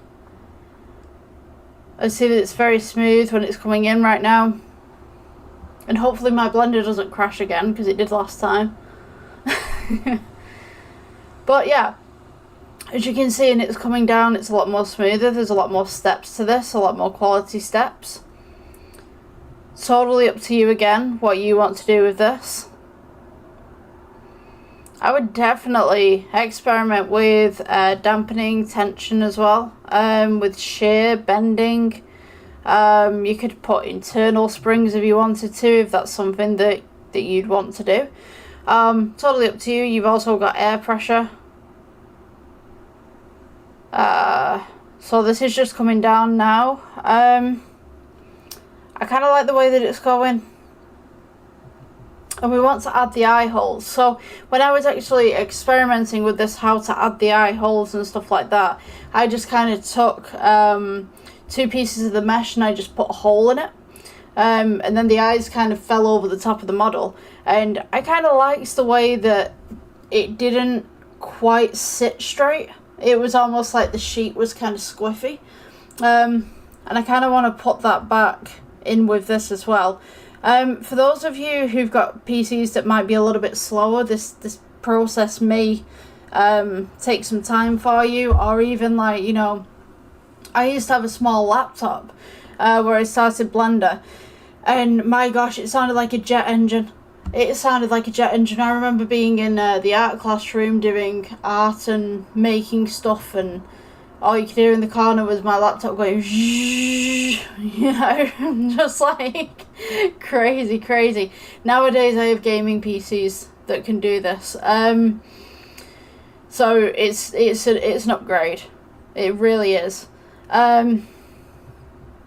I quite like the way that this is going. What I'm going to do, I'm going to stop this, just press pause. I quite like the way that that's hanging. So to make the eyes, you do need to make some adjustments right here. So what I'm going to do, let's go back to 0 and just watch where your material is falling over the ball, and then just try and find out where that is onto the frame itself. So we've probably got about here. Let's go into wireframe just real quick. So we probably want to go this section here and this section here. Let's go on to edit mode. When it edits, it's going to go flat. So you have to kind of use your imagination here. Let's go ahead. We're going to go on to select the face. Let's go this to this, and maybe this to this. Delete. You can delete edges or you can delete faces. Totally up to you. I personally would delete faces. I'm just going to press F for fill so I can see where those are. And I'm going to press delete. And we'll go faces. So now we've got a hole in the tapestry, so to speak. What I'm going to do, let's go back to object mode. when Blender responds. There we go. Okay, so now we've got these nice little eye holes that are going on. I'm going to go back to 0. And let's let this fall, and we'll see where this ends up. And again, we're probably going to be waiting. We're going to be waiting again. So, yeah. I think the more powerful the PC that you have, the less problems that you'll have in Blender. But I have found a solution to that. If you have a PC that's not very powerful, and you go to, say, an older version of Blender, you can download the older versions of Blender, and they work wonders. They work really wonders. The only problem that I would say is the way that Blender has developed over the years is it's different, because when I first started with Blender, if you were making water or anything like that, you were making liquids, you had to program, like, it wasn't lines of programming, but you had to tell the computer what you wanted it to do. Nowadays it's just a button, you know, you just go liquid, cloth or whatever like that, and collision, and it'll just do it like this, you know what I mean? Like, but back then it was, you have to make all the parameters. So that's the only downside if you're going to an older version of Blender, but it tends to work better with computers that haven't got as much power. So, you know, it's a bit of give and take. It is a bit of give and take. So yeah, I think I got the eye holes in the right place. I mean, totally up to you what you guys want to do. I will advise one thing though. So if you copied and pasted this model that you've just made, you'll have to redo the physics for the next model, if that makes any sense. So you'll have to just redo everything but next to it. So I'll show you what I mean in a minute. When we copy and paste over, that's if you want to. Let's see. You could also do a little smiley face as well if you wanted to. So you know where the eye holes are. If you're happy with the eye holes being here, you can go back to 0 and you can make like a little smiley face or something like that. You know what I mean? And I just kind of like re-render it, just redo the physics. Totally up to you. But yeah, I kind of like. Excuse me. I kind of like the way that that's going. So, what I'm going to do to make this look a little bit more material-like, we'll go into the shading tab. And we should be on cycles. Yes, we're on cycles. Okay, so you might need your material tab right here. So, this doesn't actually have a material at the moment, so we're going to go new. I'm just going to go ahead and put cloth. And what I'm going to do, we've got Principal BSDF here, we've got the material output, we'll go to add, we're going to go brick texture. You can go colour to base colour, it doesn't really matter. But now you've got this nice little brick texture going on. So what you want to do is take the brick width and just make it all the way out. So now we've just got all these little stripes going on. We want to go ahead and scale this up. So you could have like a blanket maybe or something like that, you know, with stripes. But to be honest with you, I'm using this for more of a texture. And I'll show you what I'm going to do with it afterwards, because we're not going to keep this in base colour, we'll move this. So, you've kind of got this nice little lines going across, and then you've got this line coming across this way. It's just the brick, we can't really get rid of that, but it looks like a bit of a seam, like it's been stitched together. So, once we have this, what we're going to do, we're going to go to add, we'll go bump mode, and we're going to go and place the bump between the brick texture and the Principal BSDF. We'll take the brick texture and we'll go to height rather than normal. So now we've got this nice little height going on, and we have kind of like this nice little multicoloured ghost going on. And what we're going to do, you can do this one of two ways. You could have a colour ramp right here, or you could switch this out to metallic. Now we've got this nice little texture going on. We still have these little bit of bumps, but that's okay. Don't worry about that. Kind of adds to the effect, I guess. So you can put this in metallic, you can put this in roughness, you can put this one in whatever you'd like. scale it out, scale it down, whatever. What I'm going to do, let's go ahead. I'm just going to go and scroll out of that just slightly. Let's select everything. So we've got space. I'm going to go ahead and take the bump texture and the brick texture. We'll go copy and we'll go paste, or you can go Shift D. I'm going to go ahead. Oops. And we'll have one brick texture, one bump texture, one brick texture, one bump texture. The top one we can place in base colour. The bottom one's going to go into the metallic. And what we're going to do, we're going to add a colour ramp. Just at the top one here. So this is the layout that you should have. So we've got brick texture, bump, colour ramp, which goes into base colour. Brick texture, bump, and then one that goes into metallic or roughness, depending on what you want. So we can now see that we've got these nice little stripes going on, and that should be picked up within our final piece. So we can go ahead and we can pull the black towards the white, and this will contrast it just a little bit. We can have the white being pulled towards the black, and you can get some of that shadow and shade underneath. Totally up to you. And again, you've got the modifiers with smooth, so you can go out and smooth that out a little bit. So when we go back to our layout, we should have something like this. So upon the render, if we go to render tab, you can kind of see a little bit of detail of the cloth around the edges. Now, what I'm going to do, because obviously cloth isn't just one plane, you do have a little bit of lip on it. We'll go ahead and take the cloth. Let's go back to 0. And hopefully this works. Let's go to edit mode. A to select everything. E for extrude. And you just want to extrude it just a tiny little bit. Just a little thumbnail kind of thing. Just to add a little bit of depth and texture. Oops. G, I'm just going to bring that down. Okay, just about there, yeah? So now, if we press play on this, or spacebar, we should get an animation, but mine's kind of crashing a little bit. So, I mean, if yours starts crashing, just backspace it a little bit. Control Z until you've got one plane. I think mine's struggling. So what I'm going to do, let's go and press pause. Hopefully we get a pause. There we go. Right, I'm just going to go ahead and just backspace mine. So it's one plane. But if your computer can achieve it, then go ahead and do that. So let's see. You could also, let's add some shape maybe. Shrinking factor. You could go and experiment with this, to be honest with you. Let's see. I'm going to keep it the way that it is. I'm going to keep this the way that it is.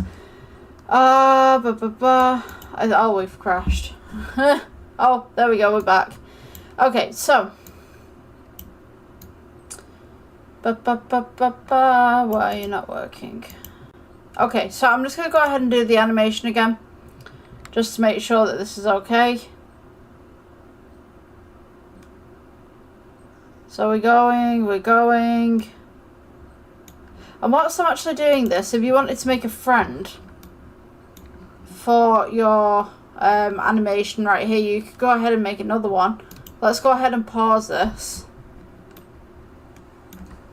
I'm going to go ahead and just take them both. Shift D, duplicate.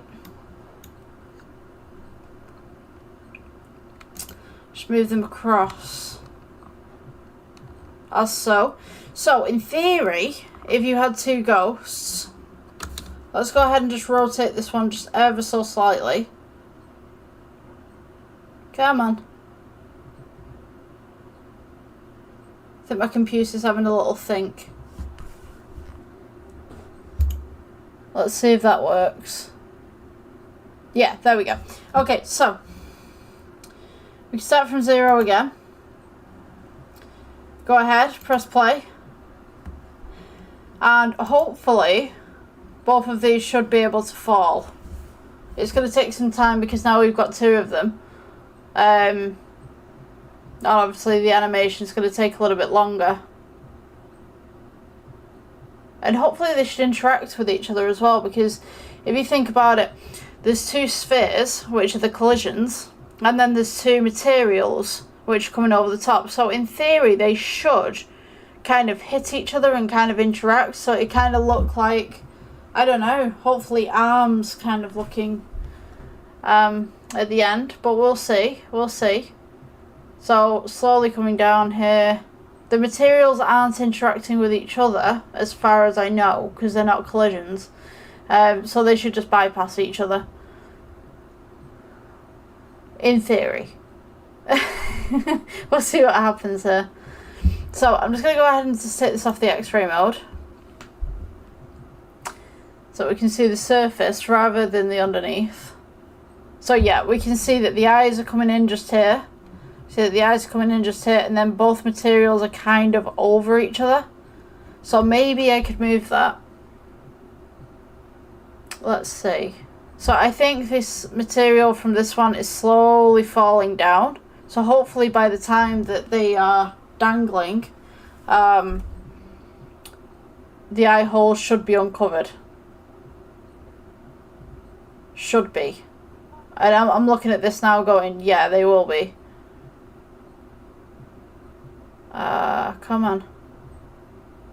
Just kind of waiting, just kind of watching. I think it's a really good idea just to watch your work kind of unfold, because then you can learn where it's going wrong and where it's going right, and you can see like frame by frame what's happening with it. So you see that this material right here from the one on the right is reacted to the one on the left, so it's folding in different ways. So it's all about physics and stuff like that. So you'll notice that material seems to be a bit further back on this ghost than the one on the left, which is kind of cool because it looks like the ghost is looking up. So I think that's pretty cool. We'll get some lettering in the back here. We'll get the camera at a certain angle so it looks cool. I think I might need to move the material forward on the ghost on the right. Or maybe I could keep it. Maybe because we have the text above. It might look okay actually. And they should also carry the same materials as well.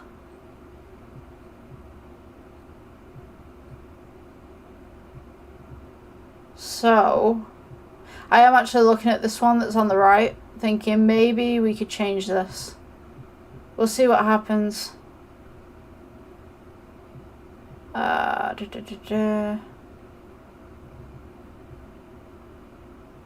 just want it to droop a little bit more. More droop. Come on. You know what, I think I kind of like it like this. I'm going to pause this. We'll work with it from here. But I don't like the fact that the eyes are a little bit too high on this one. So, I mean, you could go back and you can edit it. Or you could have it kind of like a surface. So let's go with add plane. I'm just going to go ahead and scale this out.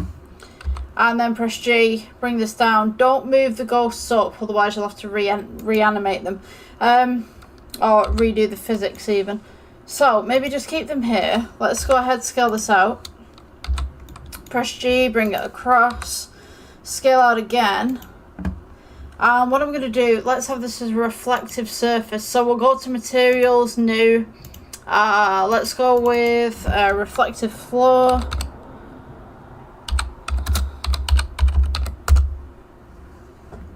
I've just put felt floor. It's just abbreviated so I can read it better.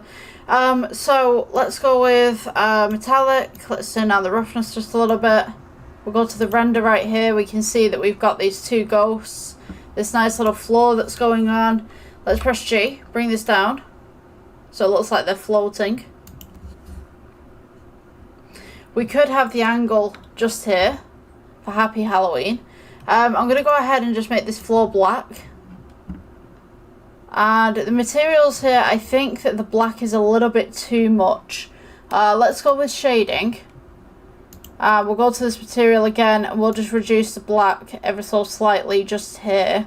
And pull the white maybe a little bit further up. And then when we go back to layout, we should have a little bit more of a lighter tone to our material. If we turn the roughness down, we might get something else. Yeah, if we turn your roughness up and your IOR just up slightly.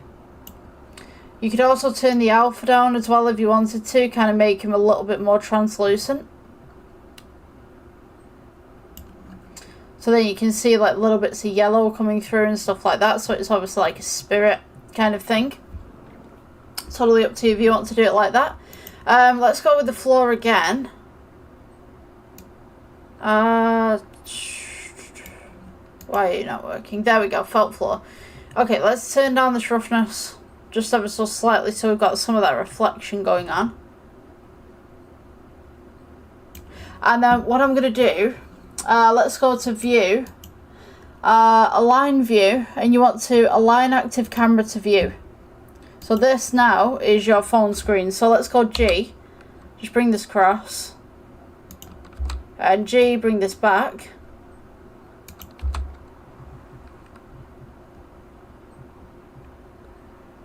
So then we can go ahead, just bring this up.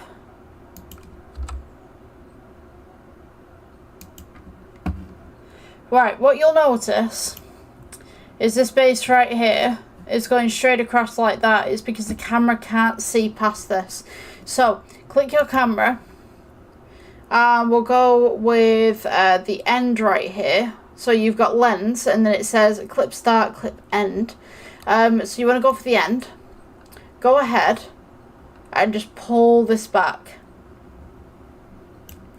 Now you've got more depth of field. So I'm just going to go ahead and press S for scale. We'll go up just there. What I'm going to do, we want depth of field, but we don't want it right now. So the depth of field that we need generally is to blur the background and make sure that the foreground is in focus and the ghosts are in focus. Now, to do this, we can do this with a point, or we can select an object. Totally up to you what you want to do. You just need to make sure that, let me show you. So if I take the camera right here, we can go depth of field. If we click that, you want to take the dropper, select whatever it is that you want to home in on. And then the f-stop right here under aperture, you want to make sure that that's at 0. So what that will do, it will blur the foreground, it will blur the background. The higher the aperture that you have, the more detailed everything will be. The lower the aperture, well now that's a whole word to say. The lower the aperture you have, it will blur the background and foreground. Yeah. So you could also mess around with the blades as well, and I believe ratio. If you've ever seen movies where they kind of have those lens flares coming across, I believe that's ratio that causes that. So you can have that as well if you wanted to. I would say experiment with it, see what works for you. So we need to add text. Let's go with A for text, add and text. So your text will appear right here. If you can see that just in the corner, I'm going to go ahead and split the atom so you guys can see what's going on both sides. So we've got the phone screen side right here. I'll leave that where it is, and then I can rotate this one around and mess around with it in the way that I would like to. So I believe for the text for this, we're either going to go trick or treat or Halloween. Totally up to you, again, what you'd like. So let's go ahead and press G. Oops, select your text, press G, bring this up. So you can see your text is going on right here. I'm going to go to edit mode, and then we're going to start writing text. So I think we should go with trick. I'm just going to leave that one as trick. Let's go to object mode. Come over to the data section right here. And what we can do with this is we can do font. So font is kind of an interesting one, and I don't think you're going to see my pop out because it comes up in another window. So you can open fonts here, and at the moment you can't see anything, but I can.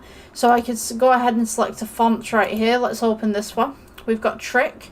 So this is, I'm going to mispronounce this so much, forgive me, Altimonte Snow Regular, I believe it's called. So you could have this one. We're going to go ahead, let's go and rotate this by 90 up on the x-axis right here. So just go ahead, press R, and get it on the x-axis, and then we go 90 on the side. So you'll notice that it doesn't face the camera at all, so we're just going to turn that around. It doesn't matter if it's straight, it's fine. Let's press S for scale. And what I'm going to do, let's go and press G, bring this up so we can go Trick, and just move this to the side. So we've got our little barriers right here, if you guys can still see that. Let's go with Trick right here. You can make it a little bit bigger if you wanted to, but we need geometry. And we want to extrude this. So when we extrude it, it gets bigger at the side right here. It's a nice thick lettering. You don't want it too much. You don't want it like, say, there or something like that. You want it just nice, just chilled. We can go to Materials tab. We can go New. Principal BSDF switched out for emission. Maybe go for a nice little purple for this one. Let's go with just improving that strength just ever so slightly. So we've got that nice little Trick. And then what we can do is we can go, let's go Shift D, duplicate this. And we can go to Edit Mode. And we could go with And. I've got a different keyboard from you guys, so it's like everything's everywhere. Let's go ahead, press G. You can move this over. So you could go with the And. We could get rid of this material. We could go New. Let's go Principal BSDF switched out for emission. We could go for a nice little kind of Halloweeny green. And what you could do, you could rotate this so that it sits where it needs to be. And maybe like tilted and stuff, so like Trick and then we could go Treat at the bottom. So let's go Shift D, move this down, press G, move it across. It doesn't matter if it's not straight or anything like that. We can amend that. Let's go with the Treats. Sorry, yeah, Treat. I was like reading it then, going Trick and Trick. No, we need Treat. So, oh, yeah. The English language is like so weird, the way that everything is like done. Sorry, 1 second, I'm having a moment with language. Yeah. No, I'm just like, it's not the fact that I'm getting it wrong, it's the fact that I'm kind of looking at this and going like, it looks like it's spelt wrong, but it's not. Like, this is what happens when you learn languages. Like, you come back to your own native language and you go, that's really weird. Like, you know. So, let's get rid of the material on this one, and we'll go ahead with a different material. So, let's get rid of this pink. Let's go New. We can go blue or something like that. Yeah, you find like a lot of different things. I'm going to rotate this actually. A lot of different things with different languages and the way that different languages do things. It's interesting. Yeah. Grammar's really interesting as well. It's like backwards and stuff compared to English. Obviously, it's the right way for them, but to us it's backwards. It's really interesting. So anyway, we'll put this in.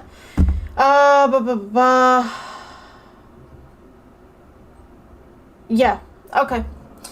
I'm happy with that. If you guys are happy with your design, you can go ahead and amend whatever you need. So we've got the Trick and Treat going on.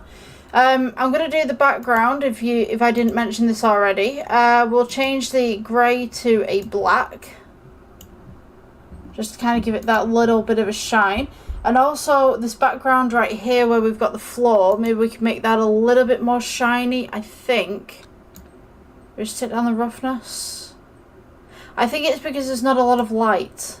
I think that's what's going on. If we get rid of this light that's just in the middle right here and delete it, we can see that this happens.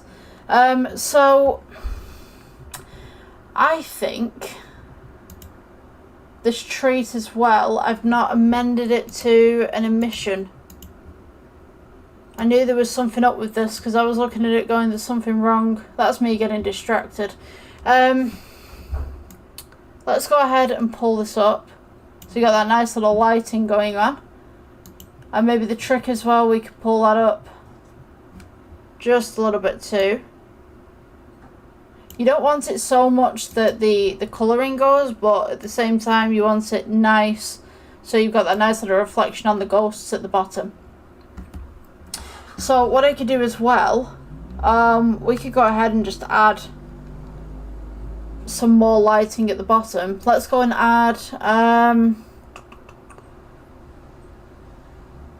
yeah, let's go light. We'll go with point.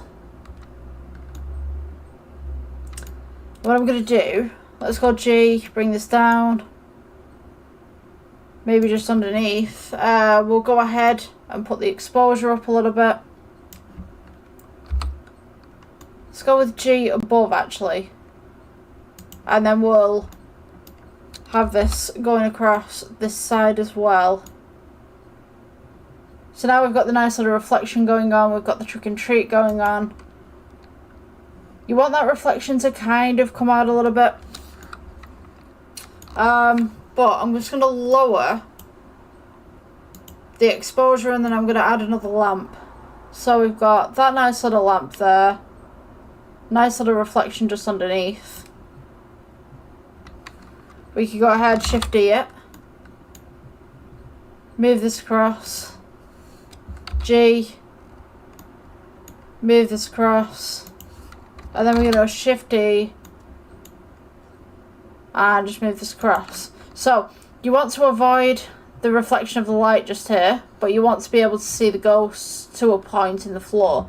I'm going to go ahead and just lower the trick and treat just for a moment. Primarily because I just think that the more light that we have in this scene, the more it's going to kind of disrupt it a little bit more. So, yeah. We've got something like that.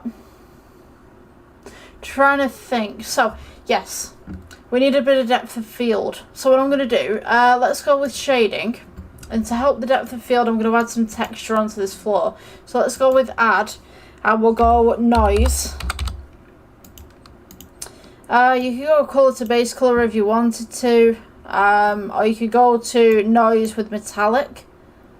Totally up to you. Just, you see how there's bumps starting to appear the more that I pull the noise across. So that's just giving it a little bit of detail, a little bit of texture. Pull the roughness up just a little bit. So now you can see that we've got this kind of reflective floor with a little bit of texture going on. Go back to layout.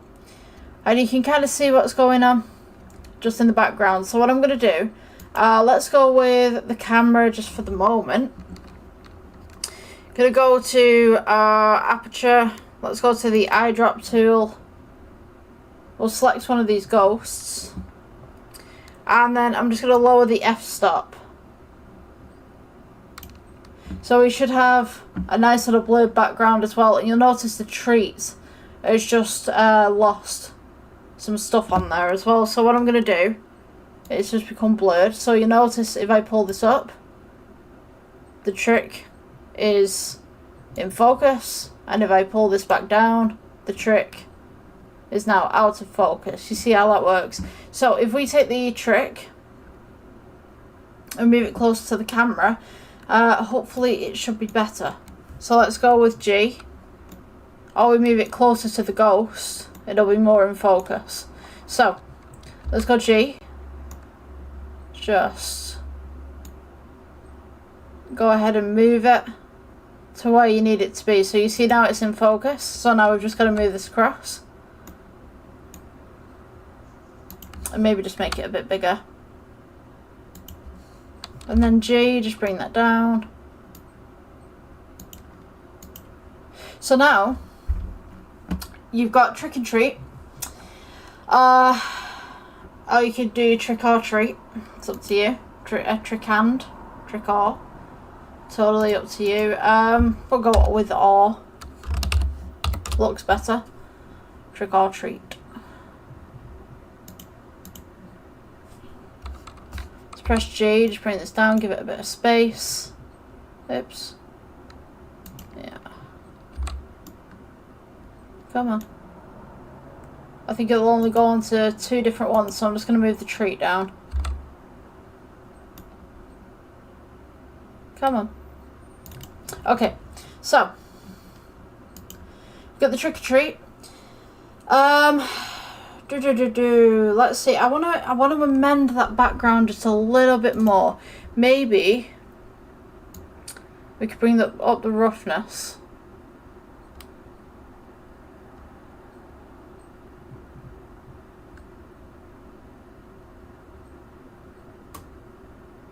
Okay, so we can drop the roughness. And maybe we could have something in the background, maybe another ghost or something. Maybe we could duplicate these and just have them fall again. It's totally up to you if you want to do that. You could just leave it like that if you wanted to. I'm just going to go ahead and save mine. Let's go with save. Hopefully it doesn't pop up on your screen. Yep, okay.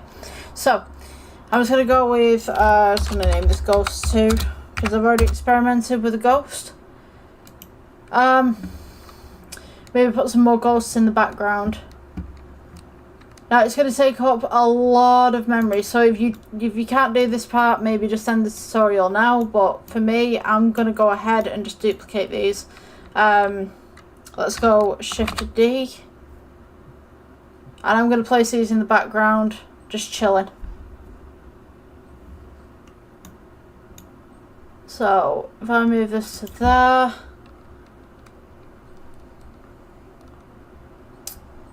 I feel like, oh yeah, I was just about to say, I feel like I'm waiting for the computer to react here. So we could just do trick or treat, have some like little ghosties in the background. I think we're waiting again for the computer just to catch up. Yeah, okay, so I'm gonna go ahead and re-render mine. Let's see what this looks like. We should have some blur ghosts in the background, some in focus ghosts at the front. If this crashes, we've already saved it. So we'll just work from there. Yeah, I think that's about it for the tutorial, to be honest with you. This is going to be a difficult one to render in the end. I think this tutorial's gone on for about an hour. Yeah, we're just kind of waiting now because obviously we've got 4 of them on the go. This is going to take at least 4 times the amount of space, I do believe. See, many of the models that I looked at, they're saying like trick and treating. You know, some of them are saying like trick or treat, so depends on what you want to put for the title, really. I mean, I grew up with trick-or-treating. You know what I mean? It's not like... But, from learning languages and stuff like that, sometimes people say it in different ways. So yeah, totally up to you, what you want.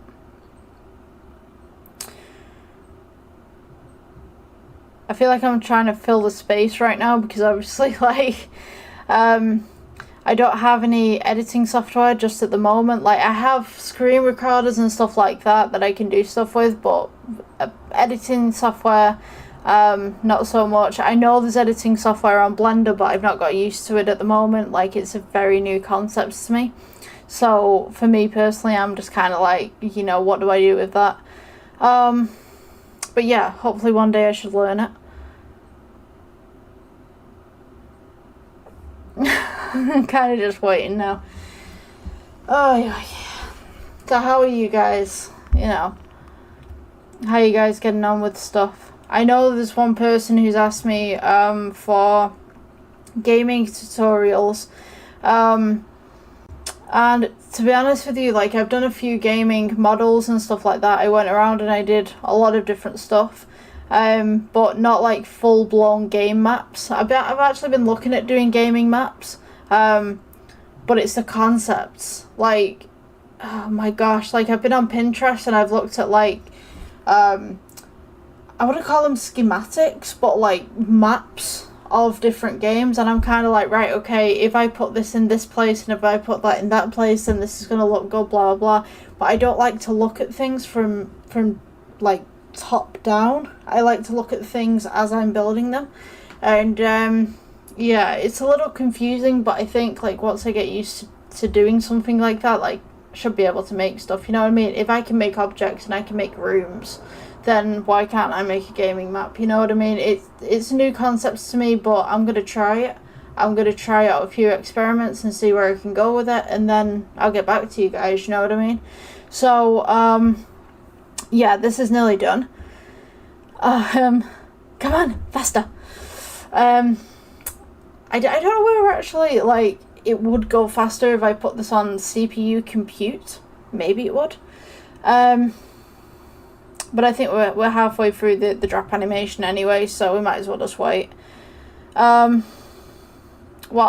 sort of halfway. Maybe like 3/4. I kind of like this. I don't like the repeat in the background. Maybe we could have, you know, amended some of these a little bit or rotated them. But to be honest with you, for this tutorial, you know, I've been sat here for near an hour now. I mean, you guys have got more time than me. You know, you can make some amendments. Excuse me. So, what we should have when these drop, we should have some blurred background ghosts and some in focus ghosts. Focusy ghosts. So, yeah, I'm going to let this drop for a couple more frames, and then we'll see what we have. Come on. Maybe 65th frame will do us.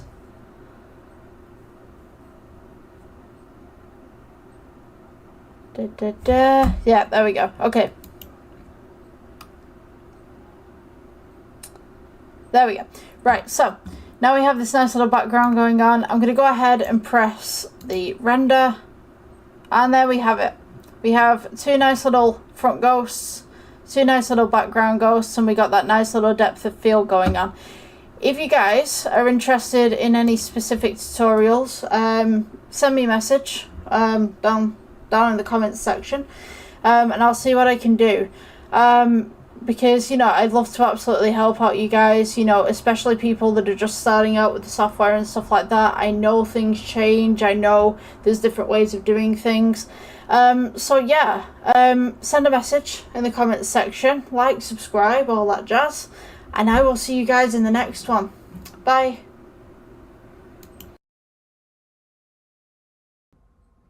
Okay, welcome guys to the next Blender tutorial. So today we're doing kind of a posh bathroom. Now, I've practiced on some of the stuff that I wanted to show you, and to be honest with you, when I did the floor, it was kind of like this flat floor, and then I did a brick texture, and then I did nodes over the top of it so that it was kind of popping out and a little bump kind of stuff going on. But I don't think it looks very good. So I want to do the tiles at the end, but I'm going to do the floor as just a plane to begin with. And then I'll show you how to do the tiles, because I know some of you, your computers might not be able to handle the amount of data that's going to be going into this project. So we'll start off with a flat floor to begin with. We'll do the floor last. Start off with a plane. Just bring it out. You know, delete your default cube. Scale outwards. And what I did was I started with this wall, and then I started with this wall on some arches. But to be honest with you, I think that I'll just do the arches kind of, I think I'll clone them and then bring the wall into it, because that just seems like a more logical option for me. So we're going to go ahead and do a plane. Press G, bring it up. R to rotate 90. Scale it down. This is going to be one of our archways, and then we'll just duplicate this into place. Okay, so we'll start with this one. I think that's going to be the best option. Because when I tried to make this to begin with, just to kind of practice, like, some of the stuff that I was doing, I was kind of like, it works, but it doesn't. So we'll cut this one in half, and then we'll go in half again, and just half those. And then we're just going to want midway, half, half, and then half, and then half. So the way that I did it originally was I extruded downwards for the archways, but to be honest with you, this I'm just going to go like this. And then just click diagonally. So shift and control, go to the middle. Oops, no, sorry, don't do that. Just click kind of to the middle, just like this. We're going to go delete and then faces. So now we've kind of got this rough, kind of rugged kind of look. So if you come over to here to where we can pick at the points, select these 2 points right here, scale inwards, then press G, just bring it down. And you just want to get these just in between. Make sure that you're staying on a flat axis when you're doing this. So G just to bring it down, and then scale to bring them together or apart, depending on your angle. Then select the next 2 upwards. You just want to be following the external dots. So G, bring it down. S to scale inwards. Just bring it round. And then we can do some adjustments afterwards just to make sure that everything's where it needs to be. G, go down, scale, sorry, S to scale inwards. So with this, we can actually go G, bring it up just a little bit, so we can get that archway kind of curved. These 2 points right here, we can bring these just up just slightly, scale them outwards. And the idea of this is just to build the archway itself now, so scale outwards. Come on, scale outwards. Just kind of get some sort of archway from this.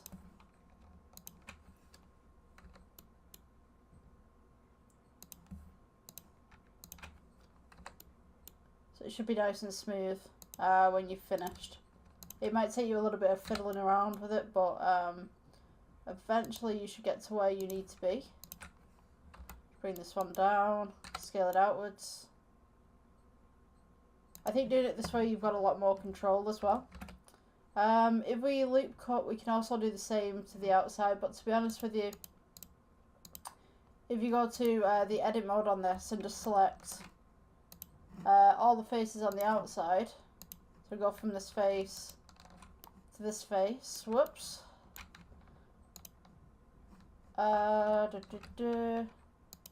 Press for the actual faces. Just click off that 1 second. You want to go for the edges, just right here. Try and get them all in without selecting anything else.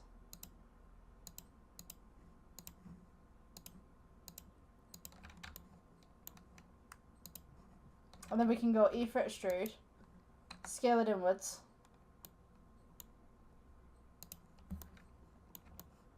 And then just press G, bring it down just slightly. And now you've kind of got this inner archway that you can use for, say, a little bit of a window as well. So that should be completely flat. What I'm going to do, I'm going to bring this forward actually, where the archway actually is. So if we go A, and then we go E, you can bring that forward just a little bit. Take these faces at the front right here where it comes around the archway. Oops.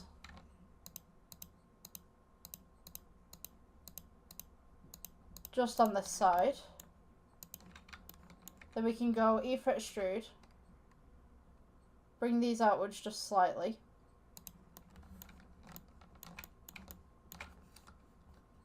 Just press G if we need to bring it back. So now we've got a little bit of a lip around where the window is going to go in. Now we can take this side. Select all the vertices on this side, press G, just bring it in just slightly. Or, alternatively, you can also select this side. You scale them both in. Let's try right click shade smooth. Then once we've done this, we can go Shift D and just join them together in the middle. Bring them together just there. We're going to be putting some little details and artwork just in between them here, so that little crease that we've got won't exist. So this one right here, we want to go edit again. Select all these sides on this side. G, move it outwards. And then we'll go to making the next wall. So we'll go with a cube. Just thin it out. Scale it across. And scale it up.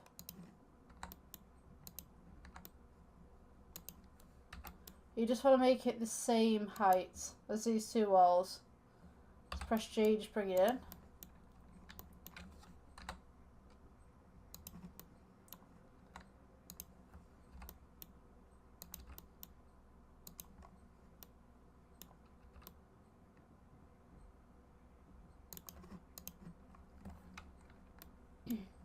So now you should have a room that roughly looks like this. So now this room has got a little bit of